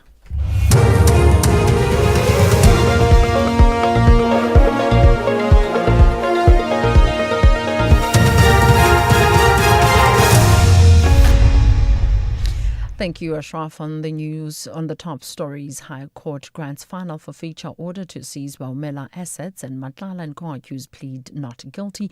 For SAfm News, I am Ondalambana, and a very good afternoon. The High Court in Johannesburg has granted a forfeiture order relating to assets held by the alleged Baumela syndicate. The order follows a preservation order granted by the court on the 14th of August last year relating to property owned by members of the Baumela syndicate. The property is valued at approximately 326 million rand, include high-end residential properties in affluent areas and a number of luxury vehicles. Sashin Naidu reports. The applications by the NPA's Asset Forfeiture Unit were premised on forensic investigations by a firm appointed to assist in the investigation concerning allegations of procurement fraud and corruption that took place at the hospital during the period from January 2019 to August 2022. Forensic investigations revealed a multitude of irregularities in the procurement process in the awarding of contracts. Alleged criminal mastermind Vusumuzi Matlala and his 4 co-accused have all pleaded not guilty to the charges against them. The 5 accused are currently appearing for day 1 of their trial at the High Court in Johannesburg. Matlala is accused of orchestrating 3 failed assassination attempts targeting his former girlfriend, Tabuho Tobejane, businessman Joe Sibanyoni, and music producer Sienke Mokubong, popularly known as DJ Vetties. The alleged assassinations attempts are said to have occurred between August 2022 and January 2024. Former Deputy Head of the NPA's Directorate of Special Operations, Geoffrey Lidwaba, has defended his refusal to provide investigators for the prosecution of TRC cases. Lidwaba has been testifying at the TRC cases inquiry in Newtown, Johannesburg. He served as head of the Scorpions between 2003 and 2005. Lidwaba insists that the core focus areas of the Scorpions, as per the NPA Act, were finance crimes, organized crime and public corruption. He says any understanding that the TRC cases could have fallen under its mandate is a matter of interpretation of the Act. Lidwaba responded to questions from evidence leader for the families of victims, Howard Vani. Even under Circular 1, we suggest to you, read with Section 7, that these TRC cases involving murders, kidnappings, disappearances and the like clearly fit the definition and the way they were executed as being carried out in an organized fashion. That's the beauty of the law. I would interpret it differently and the council would interpret differently, and that's how it worked in 2002 and 2003. If anybody say we were wrong, that's a question commission can ask, or a judge in a dispute between the two can then decide. But that's how we interpreted it and that's how we work. The Department of Community Safety and Transport has issued a stern warning to over 500 scholar transport operators who did not pitch for a mandatory inspection last week. The inspection was a response to the findings by the Human Rights Commission that a number of Northwest Scholar Transport buses were unroadworthy. The department says the absent operators run the risk of being removed from the roads and, as a last resort, having their contracts terminated. The department's acting HOD Molefe Morulia says there is no room for any more excuses. We have put aside or identified people who have the requisite capacity, but requisite capacity even in terms of compliance. And once we pick up, in terms of the findings of the Human Rights Commission, 1 day of non-attendance to school constitute violation. And we're not, as a department, willing to continue or to perpetuate non-compliance. Therefore, we will be on standby, ready to make sure that kids are going to school without any hindrance tomorrow. Thousands of protesters have marched towards India's parliament demanding the resignation of Education Minister Dharmendra Pradhan over exam paper leaks. Police used barricades and tear gas to disperse demonstrators after activist Sonam Wangchuk, who is on a hunger strike, was moved to hospital. The protest is being described as the biggest public challenge to Prime Minister Narendra Modi's third term. Protester and law student Abhishek. So many people have waited. They have been coming to the protest side for the last 1 month, and so many people have come today as well. So we are hoping for a peaceful protest and a peaceful march as well. We know that the police has already imposed Section 163 of BNSS. They would want to curb it, but the aim will be to keep it peaceful. That is what we are hoping for. Recapping the top story, the High Court in Johannesburg has granted a forfeiture order relating to assets held by the alleged Maumela syndicate. I'm on Dilambana for SAfm News Headlines at 4:30.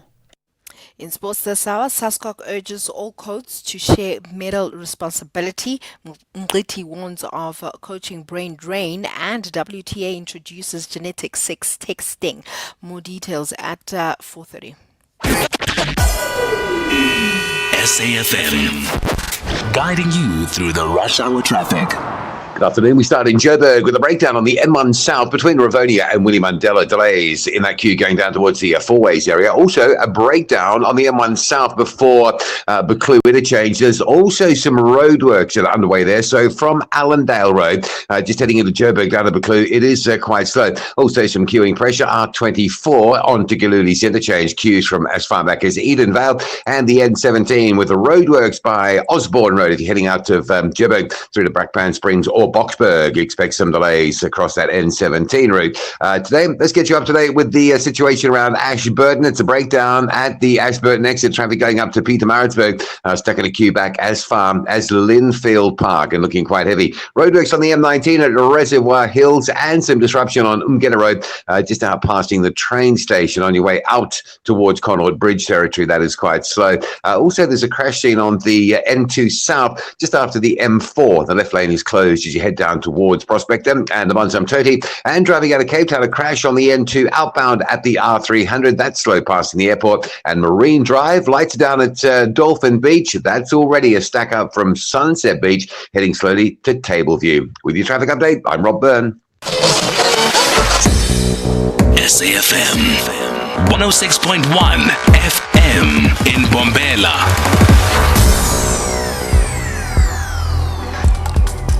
The National Pulse with Ashraf Garda on SAfm. You're listening to the National Pulse, weekdays 3 to 6 p.m. So what do you make of that conversation I had with Amabungane later on in terms of their investigations and their requests, not just for party political funding to be revealed, which is already a statute, that's the one, but in fact to get the financials also showed, which the IEC's agreed, but two parties have refused, being the Action SA party and the EFF, and they then have put forward this question about, why? Why are these two parties refusing? What's holding them back around that? But you may want to comment on that. But not just that. What about the conversation I had with Patrick Bond with regard to United Kingdom? They've got a new leader. What do you make of that? And then the conversation we just had around poverty, such an important issue. Poverty, food insecurity. How did we get there? What do we do to get out? I don't know how many times I've asked that question. Do we actually have an answer on that? On the more light-hearted note, how many games did you watch in the World Cup? I put it down for me at 80%. I'm serious, 80%.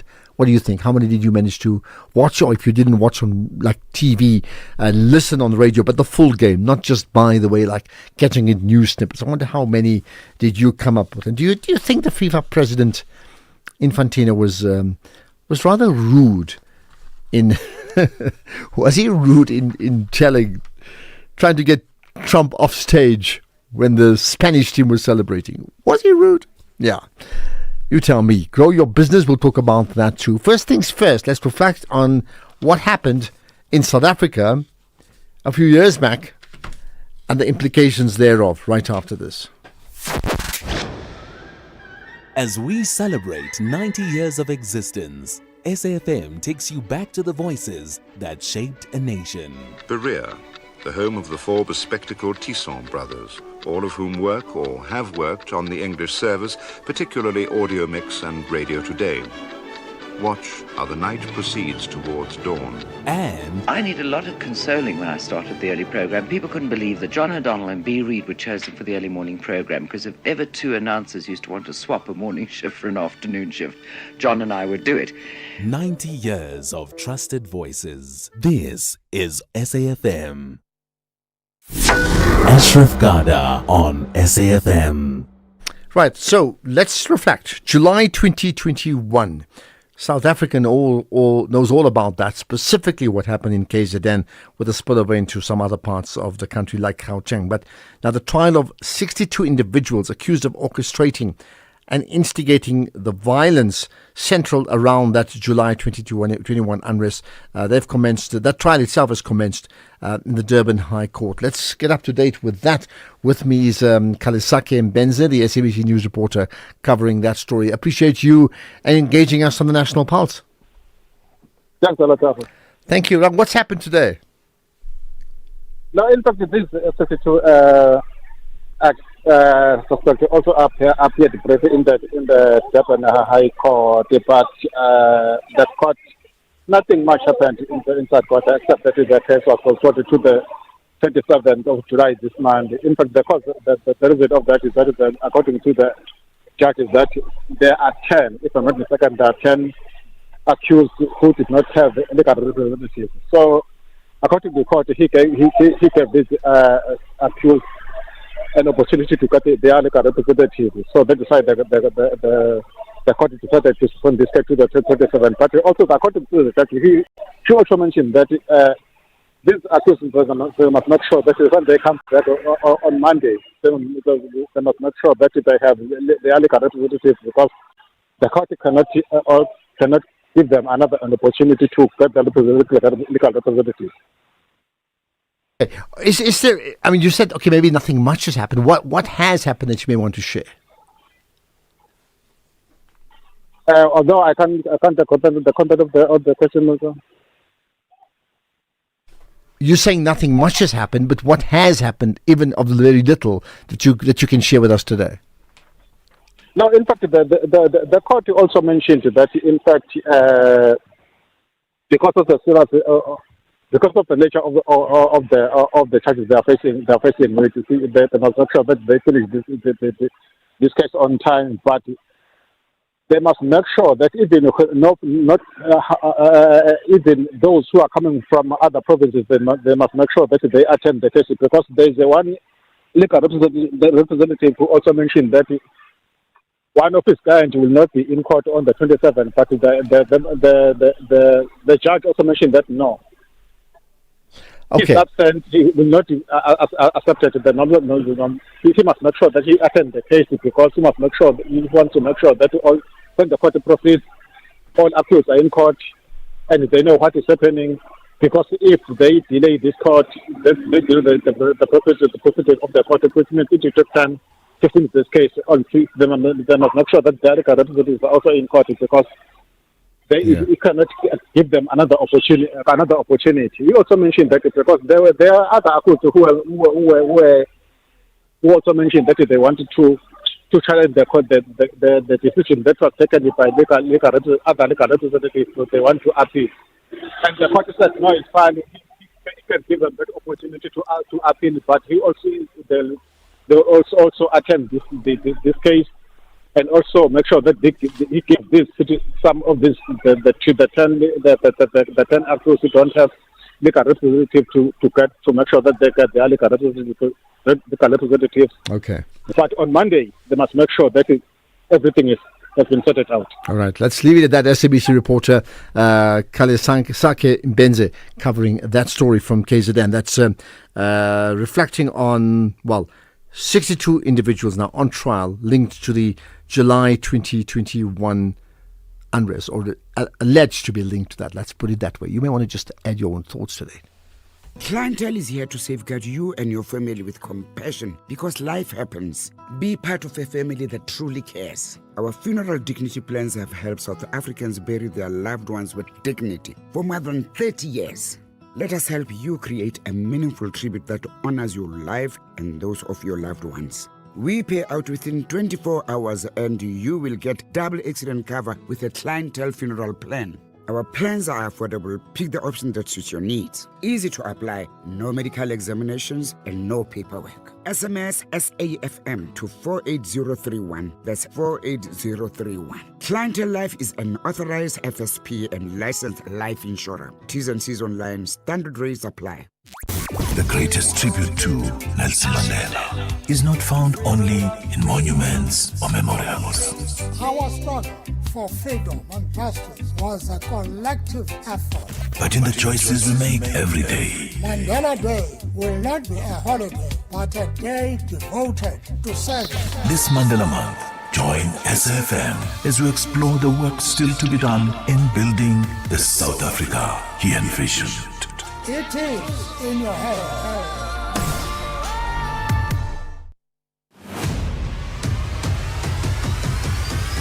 Ashraf Garda is streaming live now on Facebook, YouTube, and X at SAFM Radio. Right, we have the feature called Grow My Business, which we'll do just now. And today, giving you some very important tips how you can grow your business. Let's, however, look into other, in fact, we'll do that just now, look into other issues around transport that I think are very, very important. But before that, let's get to some of your thoughts as well. Right, Matebe in Pretoria, hi. Good afternoon, Ashraf. Yeah, good afternoon. Good indeed, right? What do you want to talk about?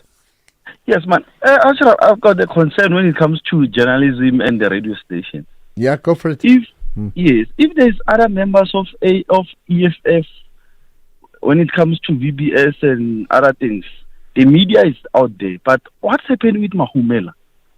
You are so quiet. So your point is what? My point is, why is Mahumela, you are afraid of Mahumela? The radio stations is not talking about him. But if there's other members, the social media and radios is talking about EFF this, EFF that. But because of now these cousin Cyril Ramaphosa and Mahumela, they are related. You are quiet. You are protecting Ramaphosa and his relatives. He's a darling. You see, that's an issue that I'm. But when you say who's protecting Mahumela? Who's doing that? As long as you know you are a part of journalism in South Africa. So the whole journalism industry, something so we all get together and we decide we're going to protect them. Yeah, that's how you are so mum about Mahumela. Okay. All right, I get that. Yes, yes, I get that. We're going to disagree, but fine. We're all getting together and saying, let's protect him. Matebe in Pretoria. Let's get to other comments. Yes, yeah. What about South African football? Good afternoon, Mr. Asraf Mbongo Sundisa Mbuyisa here. Mr. Asraf, man, I would like to say no to Danny Jordan, Mr. We cannot have Danny Jordan as the president of SAFA again. Man, it's abnormal. You say this thing of old people who want to continue like holding the high positions. When is he gonna retire and enjoy like pension with his grandchildren? Man,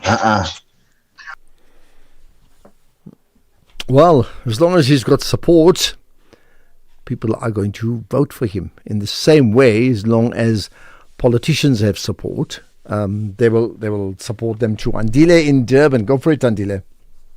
Ashraf, how are you doing? Yeah, good talking to you. Thanks for calling in. Good. Yes, I just want to concur with the previous caller, in terms of the media and all these social medias. I think there's a biasness, seriously. This Mahumela case, you guys are not talking about it at all, and that's how we feel as South Africans. Some of us, not all of us, but yes, the previous caller is 100% correct. So we need to see and hear what is happening with Mahumela case as well. It must be out there. Yeah. I'll tell you what happens. I mean, first of all, the whole production team decides what goes on there. It's never just one person, okay? Just so that you know that, right? Number two, we, even as a media, let's take on the show here today. There's probably only time for 9 or 10 interviews we have over the whole 3 hours, okay? And what it means, and within that, we have to get it right between the breaking stories, the most significant stories of the day. At the same time, we have to factor in 1 or 2 light-hearted features, global stories as well, and it can't always be just, hard politics. So when you put that mix in place, for example, when we speak about UK today, they've got a new prime minister. At the same time, the leader of Burkina Faso has made other pronouncements we haven't even touched on, right? So you tend to cover one and leave 2 out. And that call, yes, I agree, the call is made by a production team, but whether it's made deliberately to keep something off the agenda is maybe where I disagree with you. But I hear what you say, and I've taken note. Certainly have done that. Andila, thank you for that call from Durban. Right. Okay, there's more. In fact, we'll get to our guest after this. Ashraf Garda is streaming live now on Facebook, YouTube, and X at SAFM Radio. Right, so here's a story that should get you thinking. The Gauteng MEC for Roads and Transport, that's Kediboni Diale Tlabela, this afternoon provided an update on progress made in addressing challenges facing the minibus taxi sector. So what are those challenges that perhaps may be different from before? With me is Midday Mali, South African National Taxi Association or Taxi Council, Gauteng spokesperson. I appreciate you joining us on the National Pulse. Thank you very much, sir. Good afternoon to your listeners. Good afternoon indeed. Right. I'm the chairperson of the province. Thank you. Sorry, have I got your title wrong? Is that what you're saying?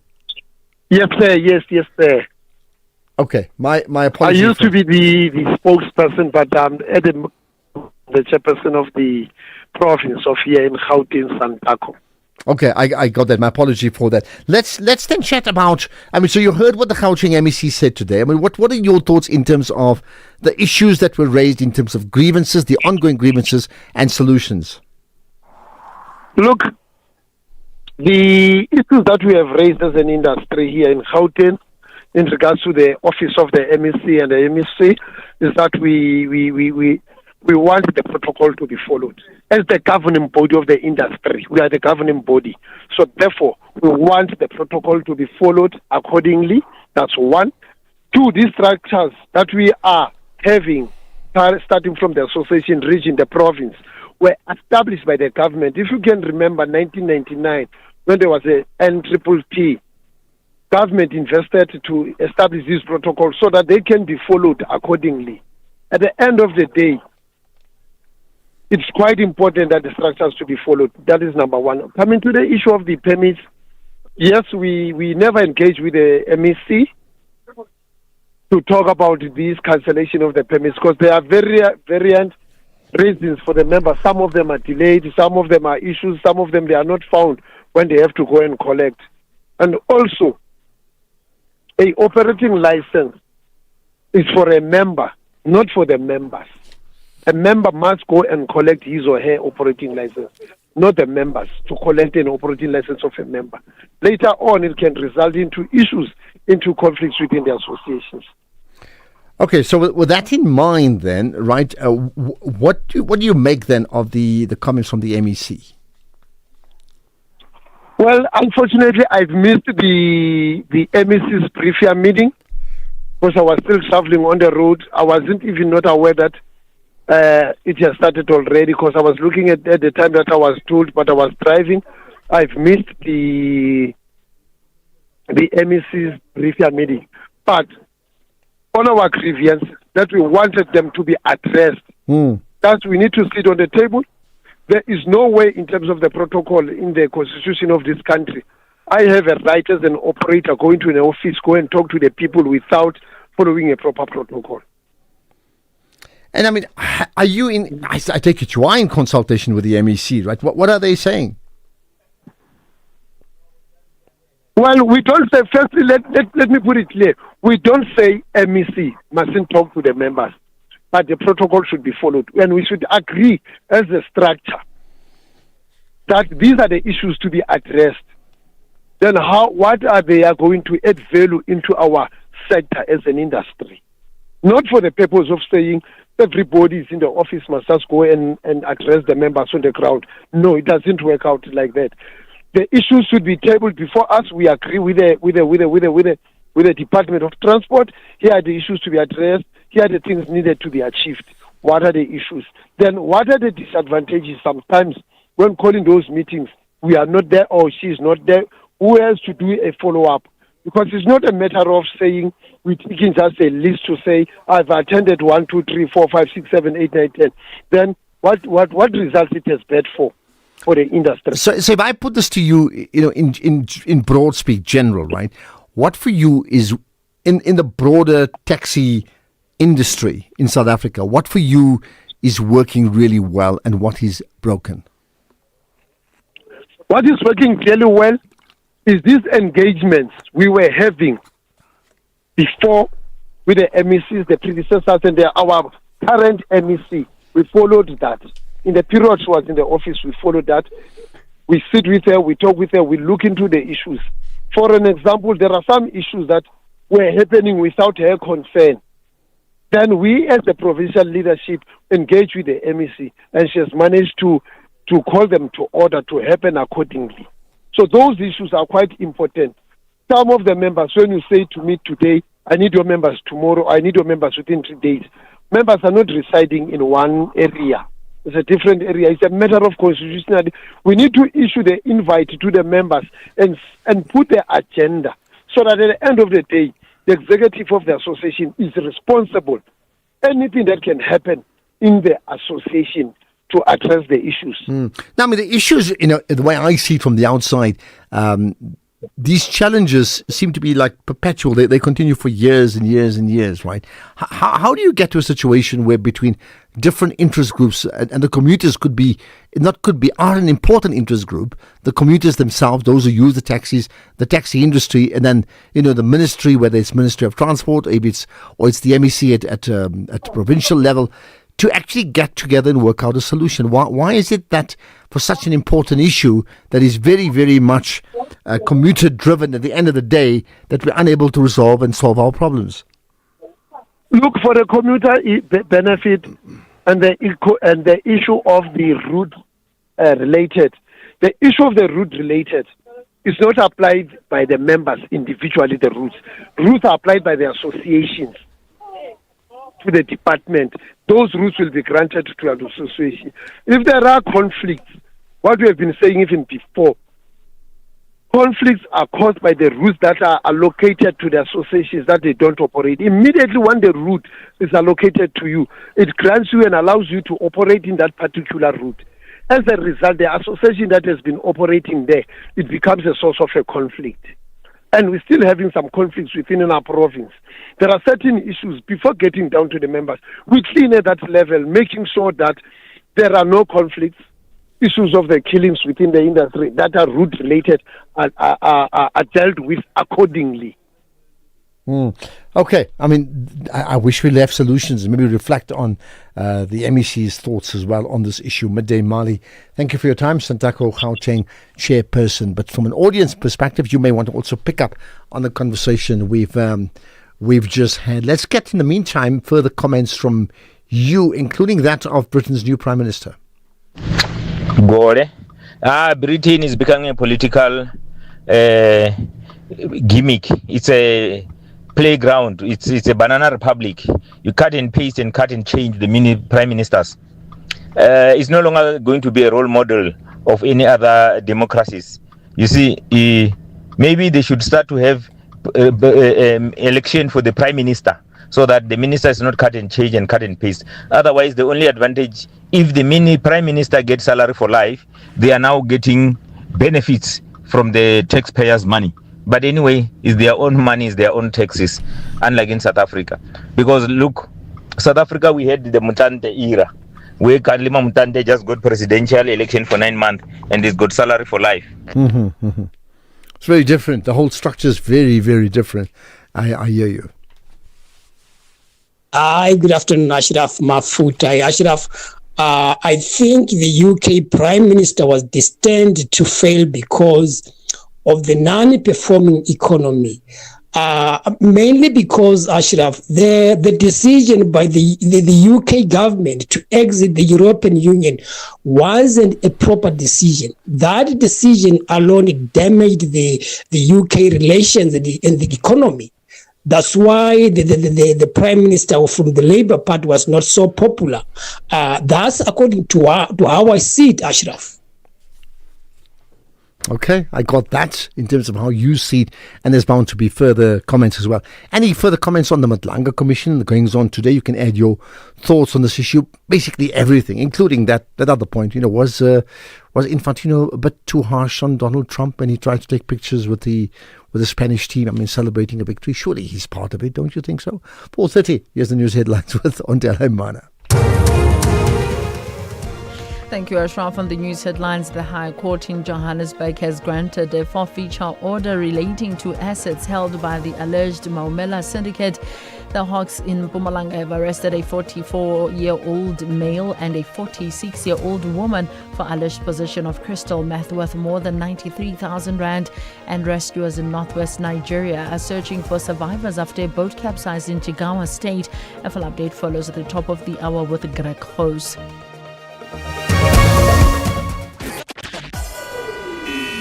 SAfm, guiding you through the rush hour traffic. Good afternoon, Joburg's M1 South down to Willie Mandela. That breakdown before the four-ways off-ramp still there. Traffic piling back now towards the Buccleuch interchange. Mike 1 fairly heavy. Melrose right through to Boysons today. And the M1 running north up through Midrand is currently sitting from Buccleuch through to New Road. Get past New Road and it eases up quite nicely. Pretoria not having a bad run through Monday afternoon traffic. It generally has a very normal sort of feel to it. Nothing really standing out as anything you need to divert or take action from. Crossing to KZN, the N3 up to Pietermaritzburg is heavy today. Big backlogs from Linfield Park all the way through to Ashburton. That's a really heavy queue as well as you come off those multiple lanes into that construction zone at Ashburton. The N3 from Sherwood into Spaghetti Junction is busy, and roadworks on the M19 at Reservoir Hills, again slowing you up as we get into what appears to be another week of works out there. Cape Town crash, N1 out of town at the R300 is quite slow today, queuing up from certainly Parow, Goodwood area. The Marine Drive option that caught everyone this morning, catching you for the trip home. It's the lights at Dolphin Beach that are down. Queue heading that way starts around Milnerton High School. It's a heavy one home to Tableview. With your traffic update, I'm Rob Byrne. This is SAfm Sports with Tuming Khapele. Right, Jimmy, you want to talk about Sescock, right? Yes, so with the Commonwealth Games set to begin on Thursday, SASCOC President Barry Hendricks says that it's unfair to expect only swimming and athletics to deliver medals for Team South Africa. Hendricks insists every sporting code has a role to play, pointing to recent success in cycling, weightlifting, and netball as areas of opportunity. He stressed that while relay teams have been backed to reach the podium, there is no added pressure on athletes. In terms of South Africa, they won 6 medals at the Paris Olympics with contributions from swimming, athletics, cycling, and also rugby sevens. In football, new Young Africans SC head coach Manqoba Mngqithi has raised concerns about a potential coaching brain drain in South African football. Mngqithi, who was appointed this month by the Tanzanian Giants, is the third South African coach in East Africa after Fatlu Davids and Steve Barker, with Rulani Mokoena also working in North Africa at Pyramids FC. The former Sundowns and Golden Arrows mentor says that while overseas opportunities are valuable for individuals, the PSL risks losing local talent if too many homegrown coaches depart. Mngqithi added that coaching abroad offers the chance to experience the CAF Champions League, which in South Africa is largely limited to Sundowns and the likes of Orlando Pirates.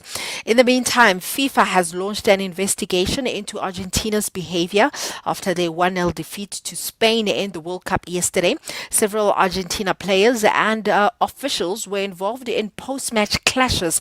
Leandro Paredes was sent off after the final whistle, while Nahuel Molina and Nicolas Otamendi and also the assistant coach Roberto Ayala were also involved in heated confrontations.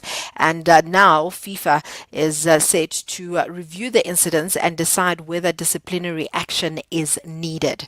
In terms of cricket, Harry Brook has praised coach Brendan McCullum after England claimed their first ODI series over India since 2018, winning by 27 runs at Lord's yesterday. McCullum recently removed as Test coach after England's 2-1 defeat to New Zealand, remains in charge of the white ball sides and has overseen a 4-0 T20 whitewash of India, followed by a 2-1 ODI triumph. And then in terms of cycling, tensions flared at the Tour de France. This is after riders clashed with anti-doping testers over nighttime controls. Former champion Jonas Vingegaard confirmed that he was woken at 2 a.m. for testing, while reigning champion Tadej Pogacar says that officials arrived at his hotel at 5 a.m. Now, Pogacar described the practice as inhumane, with riders furious that their rest was distributed. The International Testing Agency defended its actions, insisting nighttime checks are vital to protect the integrity of cycling. Ending things off with tennis, the Women's Tennis Association will now require all players to undergo genetic sex testing to compete in the WTA Tour. Now, under the updated women's eligibility policy, which was effective from Tuesday, athletes must provide a cheek swab, blood, or saliva sample to test for the SRI gene or the Y chromosome. A negative result will confirm eligibility, while a positive test will trigger further medical assessments. Players refusing to comply could face disciplinary action, and the new rules replace the 2024 policy that allowed transgender women to compete if testosterone levels were kept below 2.5 milliliters for 2 years. And the WTA says that the change is designed to ensure fair competition and also follows similar moves by World Athletics and World Boxing, which introduced mandatory gene testing in 2025. And Ashraf, before I go, very interesting facts with regards to the Spain coach, Luis de la Fuente. So let me say this before you talk. I mean, he's not what you would call normally like the high-profile coach from a big club and then gets into country management, right? This is the other way around. Tell me his story. So he was unemployed, and then one day he just came across a job advertisement from the Spanish Football Federation looking for a coaching job specifically for the youth teams. He got the job, and since then it's been uphill for I mean, it's been a great trajectory for his career, because in 2015 he won the UEFA European Under-19 Championship with Spain. In 2019 won the European Under-21 Championships. 2023 he won the UEFA Nations League with Spain, and then in 2024 he won the UEFA Euro. Now he's won the World Cup.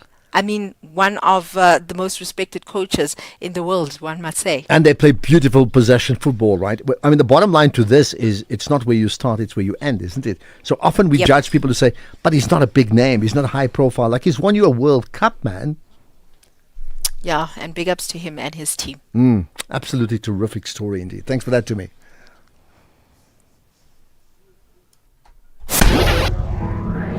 Do great solutions start with a good conversation?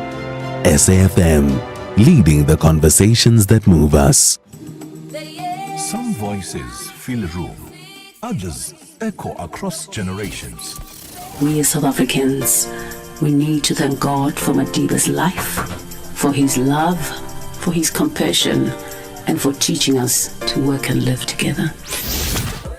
This Mandela Month, SAfm honors the life, the leadership, and the enduring legacy of Nelson Mandela. Economic news on SAfm. Facts and figures you can count on. Well, let's get to those facts and figures with Makwe Masilela. Makwe, you've got news about South 32 first up. Yes, their quarterly report, Ashraf, the guys continue to accelerate their portfolio transition to base metals with the sale of their aluminum business for almost $5.6 billion. Their portfolio will be built around high margin, long life assets with approximately 85% of pro forma earnings coming from their base and precious metals. And the guys for the quarter increased their volumes by 15%, capturing the benefit of strong market conditions that's across many of their commodities. And yes, we started, Ashraf, with investor sentiments remaining fragile, and that's after the US continued to launch attacks against Iran, and it was more of a tit for tat. And the escalating conflict has renewed concerns over energy supplies and inflation. And also, we saw that the sell-off when it comes to chip makers pausing, and big tech earnings reports remaining key to whether stocks will be volatile or regain momentum. Remember, Ashraf, the local post doesn't have decent exposure to chip makers, and local on Wednesday we're getting the latest consumer inflation. May was 4.5%, and then also getting the May retail trade numbers. April increased by 1.3%. Then on Thursday we're getting an interest rate decision. Currently prime rate is sitting at 10.5%, and we secured a $1.5 billion World Bank infrastructure loan. This is the fourth in a series of standalone development policy loans since 2022. We are sitting at approximately $5.4 billion, and the euro metal, still frightened by the possibility of interest rate hike, is down 0.4% at 3,999. Platinum also down 0.4% at 1,582. Oil prices are steady as hopes of renewed US-Iran negotiations offset Houthi threats, and Brent crude is up a mere 0.1% at $88 a barrel. Global stocks are mixed as oil rally wanes, but the JS is down 0.5%, tracked mainly by resources, and the rand is down 0.1% against the dollar, 16.50, 22.21 against the pound, and 18.84 against the euro. All those numbers, thanks for that, Makwe. As always, we'll connect with you tomorrow, but a reminder of an hour of the markets coming up from 6 to 7 tonight. Yep.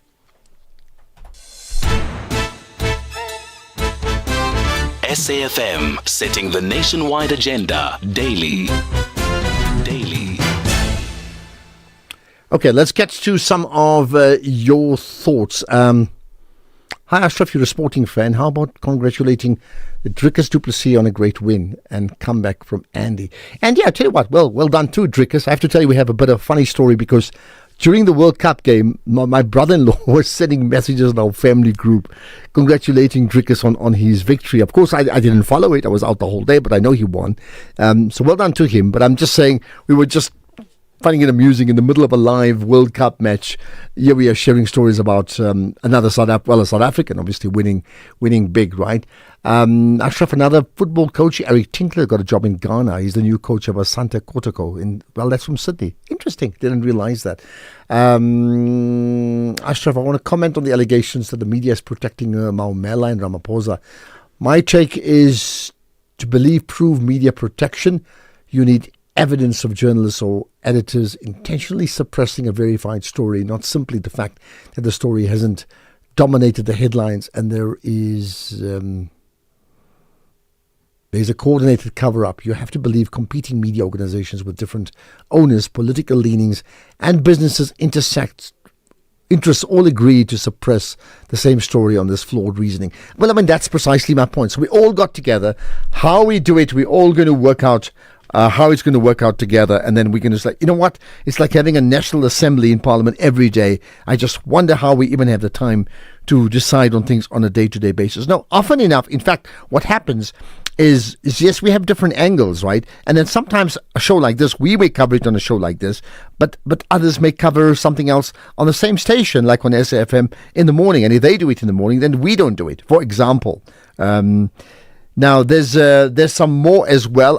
I will pick up on. In fact, wait, let me just find it. There's another comment, in fact, from Noel, who obviously tweets very often and listens to the show, Noel Crow. He's saying, the caller from Pretoria can't be serious. From an audience perspective, Hangwani Maumela, the central figure to the Tembisa corruption, has been covered on SAfmRadio, and why Maumela managed to evade arrest while other South Sex-based prosecution is up for debate. Yeah, well, there we are. It's been done. And once, on a different day, different shows within our station do different things. Okay? Got that. Afternoon to you, Ashraf. This is Mabena in Mpumalanga. You see the frustration that Santako is feeling, ne? In my civilian conspiratorial mind, I'd think that the government of Gauteng transport department is deliberately causing these frustrations, and I wish they would exert more pressure. Santako, being a violent organization as it is, needs to be tamed, by frustrating them on one hand, and on the other hand, allowing other modes of transport to have a significantly good portion to operate in, whether they be buses, whether they be rail, whether they be e-hailing, whatever, fast trains, they need to have a play. Santako should be tamed. Santako should be tamed. Well, I mean, some people have said, like, I'm not saying I know it's true, but people have often said that for whatever reason, there's a sense Santako has got a license, to do whatever. Good afternoon, Ashraf and SAFM listeners. The last two callers, I hear them blaming the media for the issue of this Maumel. Do these people, because not about Maumel, I heard it from the media. Why are they saying you media is mum about this matter? I heard it from the media because I'm not in Gauteng, I'm in Mahike. So are they saying you guys media must go and arrest the guy there if the NPA is not doing anything about it? And I don't know what people want from the media. I heard this from the media about the issue of Maumela and this cars and the house. Marumo, good afternoon. Marumo Mahike. Okay, got that. Well, thanks for that. Mamo, you're right. I mean, how do you know? How do you know? You know that because of the media. In fact, how do you know about some of the big exposés in the country? I mean, we don't do investigative journalism on this show. I'm not that. But there are different people who do that, right? Ultimately, how do we know about those big issues? Guess what happened? Good afternoon, Ashraf. NPA has been granted a forfeiture order to seize assets of Morgan Maumela syndicate relates to Tembisa hospital corruption worth about 326 million rands. But this chap is still roaming around our street. No accountability, no arrest from him. This is a worrisome and concerning. So this Nolan Mafefel in Popo. Thank you, Ashraf. Okay, thank you for that. And there's more, and I'll pick up more. I mean, okay, I was sort of teasing along about, was the FIFA president unfair to Donald Trump? I mean, what did you make of Donald Trump?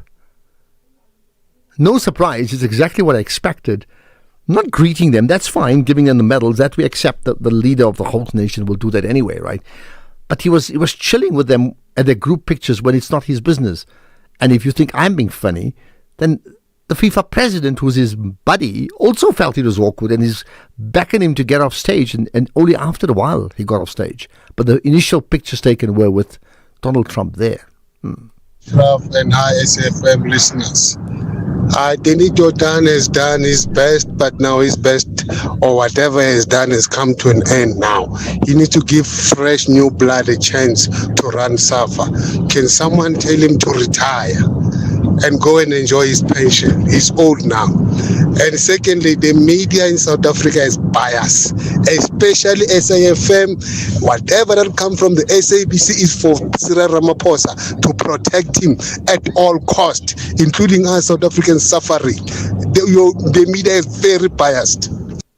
Well, the media is biased, so we protect Ramaphosa at all costs. So even when we say that there's been years of mismanagement of the country and look who's in charge, then we're still protecting people. Ashraf, this matter must be reviewed as parties like the MK and the EFF and ATM can use the 100,000 Rand issue to get different payments from their financial backers.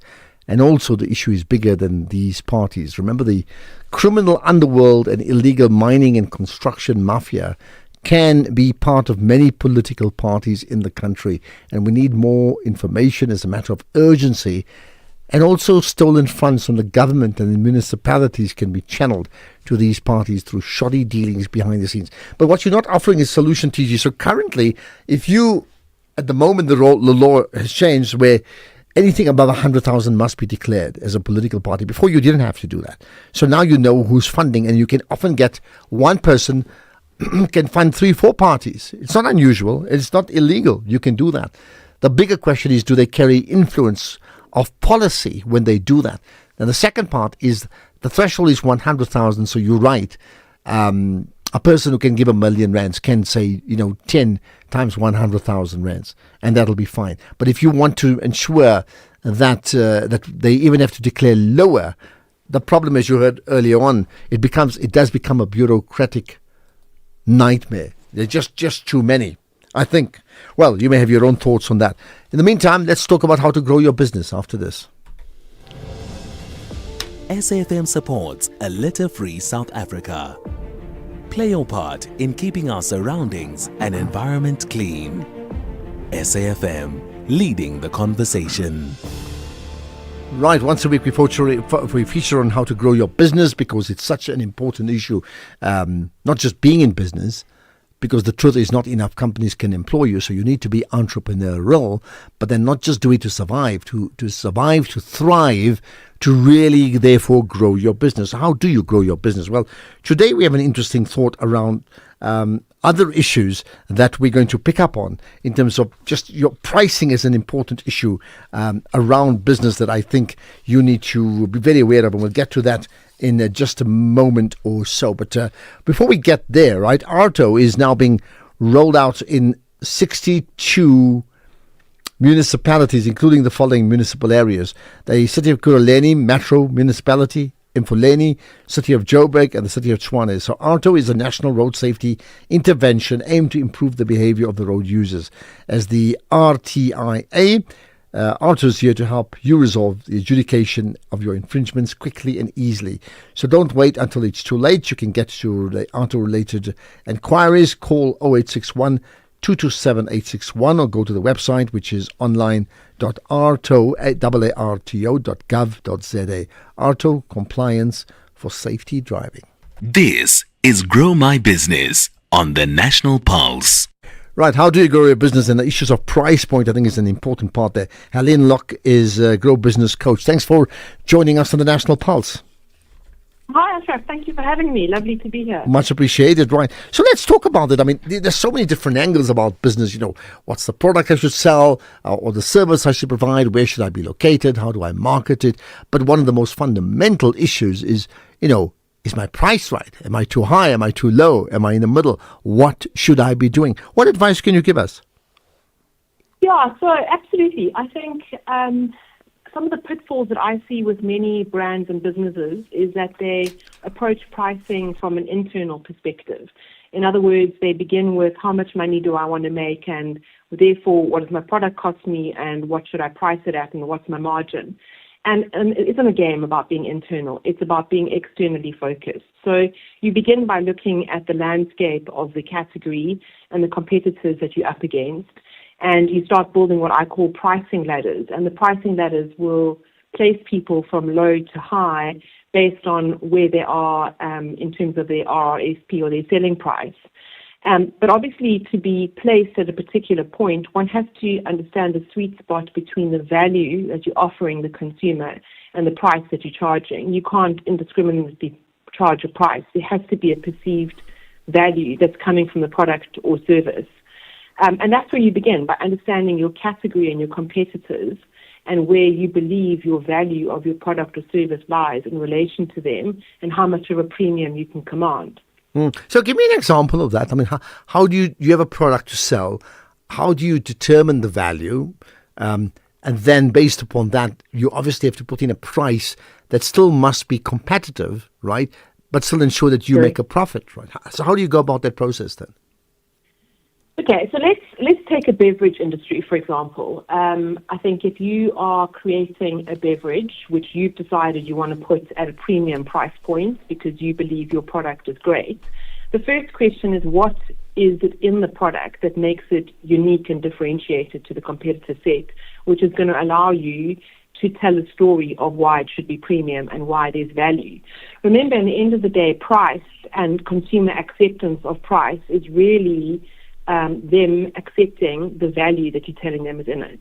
So if they don't perceive the value that you're telling them is there, they're going to reject the price. So if you want to have a premium drinks beverage or beverage brand, you need to have a product story and an intrinsic liquid that's going to command that. On the flip side, if you want to sell something at value, you can strip all that value out and it becomes about a cost and a volume game. So that's the opposite side. So now it's about as cheap as you can make it to get something that tastes decent. But where people slip up is they think what's unique and differentiated about their product is not actually what matters to the consumer. And if it's not what matters to the consumer, they're never going to accept your price. How would they know what matters to the consumer? Yeah, that's consumer research, right? And that's really the foundations of marketing. Is you can't, and again, many entrepreneurs get it wrong. They come across an idea and they think, you know what, I've got a great idea. I'm going to go build a business or a product or a service based on X, Y, and Z. And they completely skip the process of doing market research and actually testing the theory or the hypothesis that they've got with people that would be their target audience. And by doing that, you'll get clearer around what's really the tension or the issue or the need for them. And once you can unpick what the tension, issue, or need is, then you can provide the solution to solve for it, which gives the value, which in turn allows you to set the price. So I think it's really about building products, services, and businesses, understanding your consumer and customer, not based on what you perceive to be the opportunity. Well, what about those that say that because you're in business, I mean, and you're not in business to give people jobs? You know what I'm saying? Then you have a job yourself. You may give people jobs anyway, but primarily you may want to make an impact and be profitable and viable in your own right. So what about those who say that when you're in business, you have to adopt a philosophy of a certain percentage of markup that you mark up as profit, no matter what. So let's just, hypothetically, I'm looking at a bottle of water, it costs 10 rands. If the markup is 50%, then I would always say 10 times 5 rands. Or if it's 100%, then it's double that. Or if it's 20%, it's 2 rands, right? And that standard must be a feature that must be built in to the cost to customer. So is that naive? Because it doesn't factor in then what customers think, and it doesn't factor in the markets itself. Yeah, I think it's different by different categories, obviously, firstly. And secondly, I think it depends what channels you're selling to. So I always do an exercise of what's called a value chain. And the value chain is where you work backwards from your retail selling price and you build in the margins that you expect to have to pay customers or distributors. You build in the cost of manufacture or production of the product. And then that gives you back your margin structure. But all categories have different margin structures, right? It's commonly understood that something like a spirits brand, a premium spirits brand, will have a much higher margin structure than a business trying to sell something like washing powder or pasta, right? So I think it depends on the industry. I think that's where many business owners get hung up on a certain margin percentage that they want, and they drive their price around that, instead of working it backwards and going, what's going to be acceptable in the category and to the consumer, and then working out how they can rather leverage efficiencies to improve their margin than their price. Because there's two ways you can make more money, right? You can either put your price up, or you can cut the costs that's sitting in your product. And if you can cut the costs, then you are going to drive your margins up. Or if you can get to scale or economies, you're going to drive your margin up. Well, I want to ask you about value, but just in a moment, because there's a listener who has a question to ask. Sure. Me, the guest, on the pricing issue, what is it of an advantage to opt for a franchise compared to trying to come up with your own pricing model? What's the advantage of the franchise in terms of pricing? Thanks. Wiseman here from Johannesburg. Okay, thank you. From Wiseman. Helen, you respond to that? Yep. So just to check I got the question right, what's the difference or what's the benefits of pricing through a franchise versus your own pricing structure? I would think so, yes. Yeah. Yeah, I mean, the value of a franchise is obviously they have tried and tested the model and the product, right? So you're buying into something which has already been adopted and accepted by the consumer. Otherwise, you wouldn't have a franchise. The downside is that you don't have that pricing authority to be able to make your own decisions or to launch additional products or services which might be able to command you a price premium. But, you know, the benefit of being in the franchise is that it's de-risked from a consumer acceptance and adoption perspective, because you'll be able to have the revenue figures and the success stories of other franchisees to go on. When you go on your own, you've obviously got the authority to make the decision yourself on how you want to price your product and services, but you don't always have the knowledge of the competitors or the market to know whether that's going to stick. And that's why it's so important, if you're building a business, that you're testing that in a small environment early on and getting that feedback loop on whether it's being accepted, rather than sort of, you know, going all out before you realize that actually your product is just way too expensive and no one's going to buy it. Yeah, good point. Let's wrap up. We're almost on to news, Helen, unfortunately. But here's the thought: if you're selling, if your key feature is you're selling product at price as the main selling point, is there a danger that you could be outpriced? That means you have to sell product price, but you have to sell experience. And if you sell experience, they'd come back no matter what your price is, assuming still the price is still within the market space. What's your thoughts on that? Very quickly. Yeah, absolutely. I mean, experience is absolutely key to being accepted by the price, and that's the experience of the product as well as the consumption of the service, right? And again, I think if you are a premium product, you're going to expect a brilliant experience. If you're a value product, then consumers will give you more leeway, right? So it's absolutely experience leads to the value, which leads to the acceptance of the price. Okay, let's leave it at that. Lots to consider. By the way, Helen, feel free to, if you're on social media, just tag SAfmRadio and myself, all different platforms from, LinkedIn to TikTok to Instagram to the X platform, Facebook. We'll gladly share that if you've got some further thoughts and insights on this conversation. Let's get to the news now. It's 5 o'clock. Here's Greg.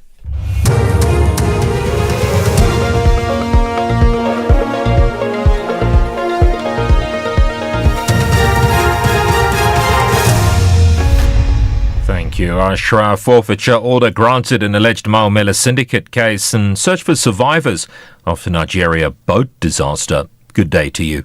The High Court in Johannesburg has granted a forfeiture order related to assets held by the alleged Hangwani Maumela syndicate. The order follows a preservation order granted by the court relating to property owned by members of the syndicate. The property is valued at approximately 326 million rand, include high-end residential properties and a number of luxury cars.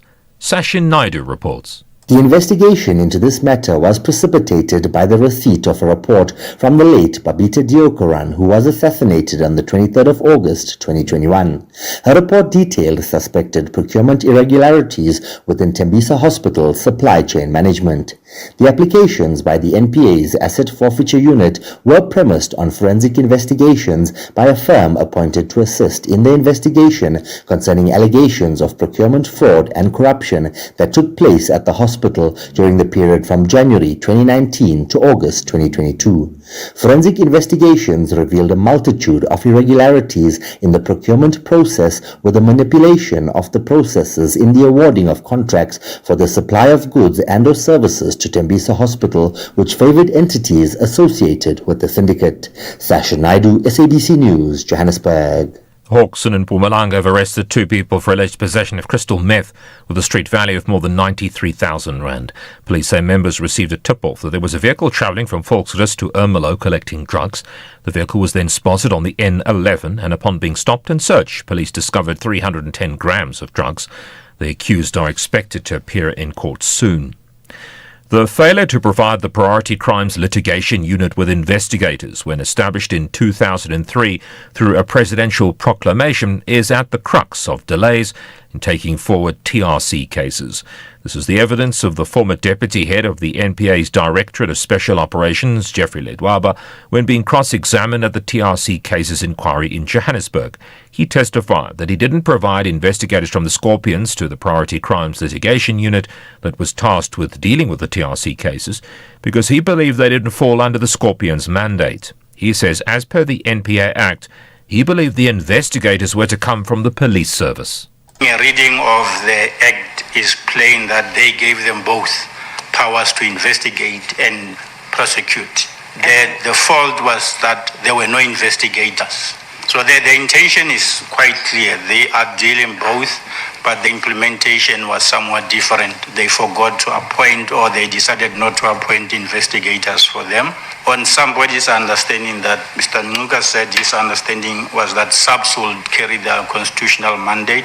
SAPS, on the other hand, says President says TRC's cases are now NPA. They believe this entails DSO.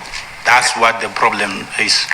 The Western Cape Department of Mobility says they're offering free vehicle checks for scholar and public transport vehicles from tomorrow in a bid to keep learners who are starting the new academic year safe on the roads. The free assessments are available until Thursday when the new term starts and can be done at checkpoints across the province. The department's Maxine Bezaden note. For many families, scholar transport is an essential service that they trust every day. These free vehicle safety checks provide operators with an opportunity to identify and address potential safety concerns. While this is not a roadworthy test, it is a practical preventative measure that can make a meaningful difference to road safety. We encourage every scholar transport and public transport driver and operator to make use of this free service and demonstrate their commitment to safety of the passengers they transport. Further afield now, rescuers are searching for survivors after a boat capsized in northwestern Nigeria. Police say 6 bodies have been recovered so far and 15 people rescued, with dozens more feared missing. About 40 people, including women and children, were on board when the boat overturned. Top story, the High Court in Johannesburg's granted a forfeiture order related to assets held by the alleged Tangwani Maumela syndicate.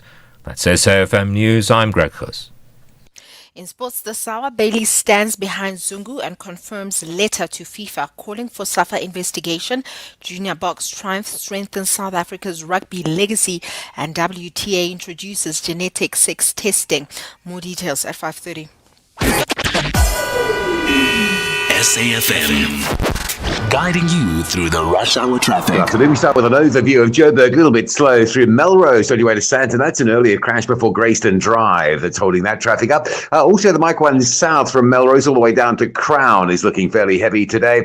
Pressure on the N1 north getting through Midrand, Quays, and just after Allendale Road. Quite heavy through Buccleuch, up through that Allendale exit. And the N1 south got a breakdown at William Mandela. So from Buccleuch to Fourways, busy. Of course, those lights on William Mandela at Monte Casino are down heavy, getting heading up from Bryson across the highway and into Fourways. Queuing traffic on the N12 home to Benoni. Backlogs passing Boxburg down as far as about the Atlas Road exit today. Pretoria's N1 North just on a clog up towards Buerta Avenue, and then another queue just after that around Breakdown going into Rigel. Now, the big traffic that we had from Linfield Park up to Ashburton, that stays slow, but it is moving a bit better. If you're sort of out of Durban, going to Pietermaritzburg, you'll get to Linfield Park, and then it all slows down. The R103 up through Polly Shorts in towards Pietermaritzburg, bypassing the N3 heavy as well. In Underroad, out to the N2 is slow.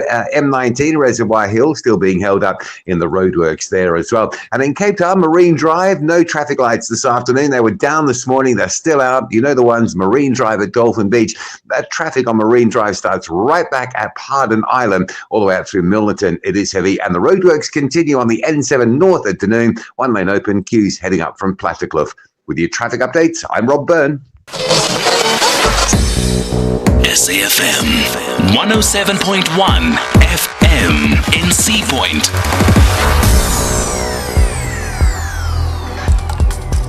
The National Pulse with Ashraf Garda on SAfm.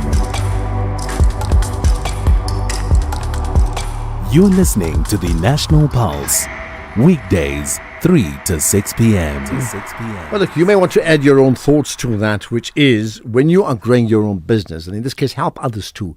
Is it, what sells for you? Assuming the product is decent, is it always the price? Price is the number one factor that matters. So you're selling, you're selling a shoe for 1,000 rand and somebody else sells it for 900. If you can get down to 850, you're in business. If you can't, you're out. Meaning price, assuming the product is fine, the price is the primary factor. Or are you able to sell an experience? But if you're able to sell an experience, how far can you go above the 1,000 rands that your competitor's selling for? I'd love to get your thoughts. And the reason is that we can all learn from it. Every one of us, right? What can we learn about water? The president has been... I believe he was at Hammanskraal today, if I'm not mistaken, and looking at the issues of our South Africa's serious water problems. We'll touch on that with Dr. Fidel Adam imminently so, and also have an update on the Matlala, Muzikat Matlala trial, and being, in this case, you're co-accused with them in court for attempted murder. We'll talk about that just now. Now, for you to engage and... let me tell you this, I welcome your thoughts. I did ask the question, I'm surprised nobody's answered it. I said, what percentage of all the football matches in the World Cup did you watch? Was it 10%, 20%, 40%, 80%, 90%, 100%? Did anybody watch every single game, 3 a.m., 5 a.m.? I think I set at 80%. That's what I think I did, okay? But you tell me your story. I'd love to know. But anything else that you'd like to share, including that halftime, as Wayne Rooney said, something like, he used the word, something that sort of is a synonym for nonsense, if you get my point. 086 000 2032. Issues of poverty, inequality that we touched on earlier, bring that up. Santaco and taxis. And then lots of people commenting about the media, the role of the media. 0614 104 107, WhatsApp, text or voice note. First things first, we talk about water, or the lack thereof, in South Africa. Wherever you are in the world, SAfm 104 to 107 is accessible. We're also streaming live on Facebook, X, and YouTube at SAfm Radio. We acknowledge and appreciate everyone tuning in and watching our streams. Stay with SAfm 104 to 107 as we bring you commission live, breaking stories, and thought-provoking lectures. SAfm, leading the conversations that move us. July is Mandela Month on SAfm, a month to ask the difficult questions. 30 years into our democracy, what have we built? What have we broken? And what remains unfinished? This July, SAfm examines the legacy of Mandela through the realities of South Africa today. Inequality, leadership, social justice, nation building, and the responsibilities that belong to every generation. Because the question is no longer who Nelson Mandela was. The question is, what have we done with the country he helped create? Join the national conversation only on SAfm. the home of real conversations.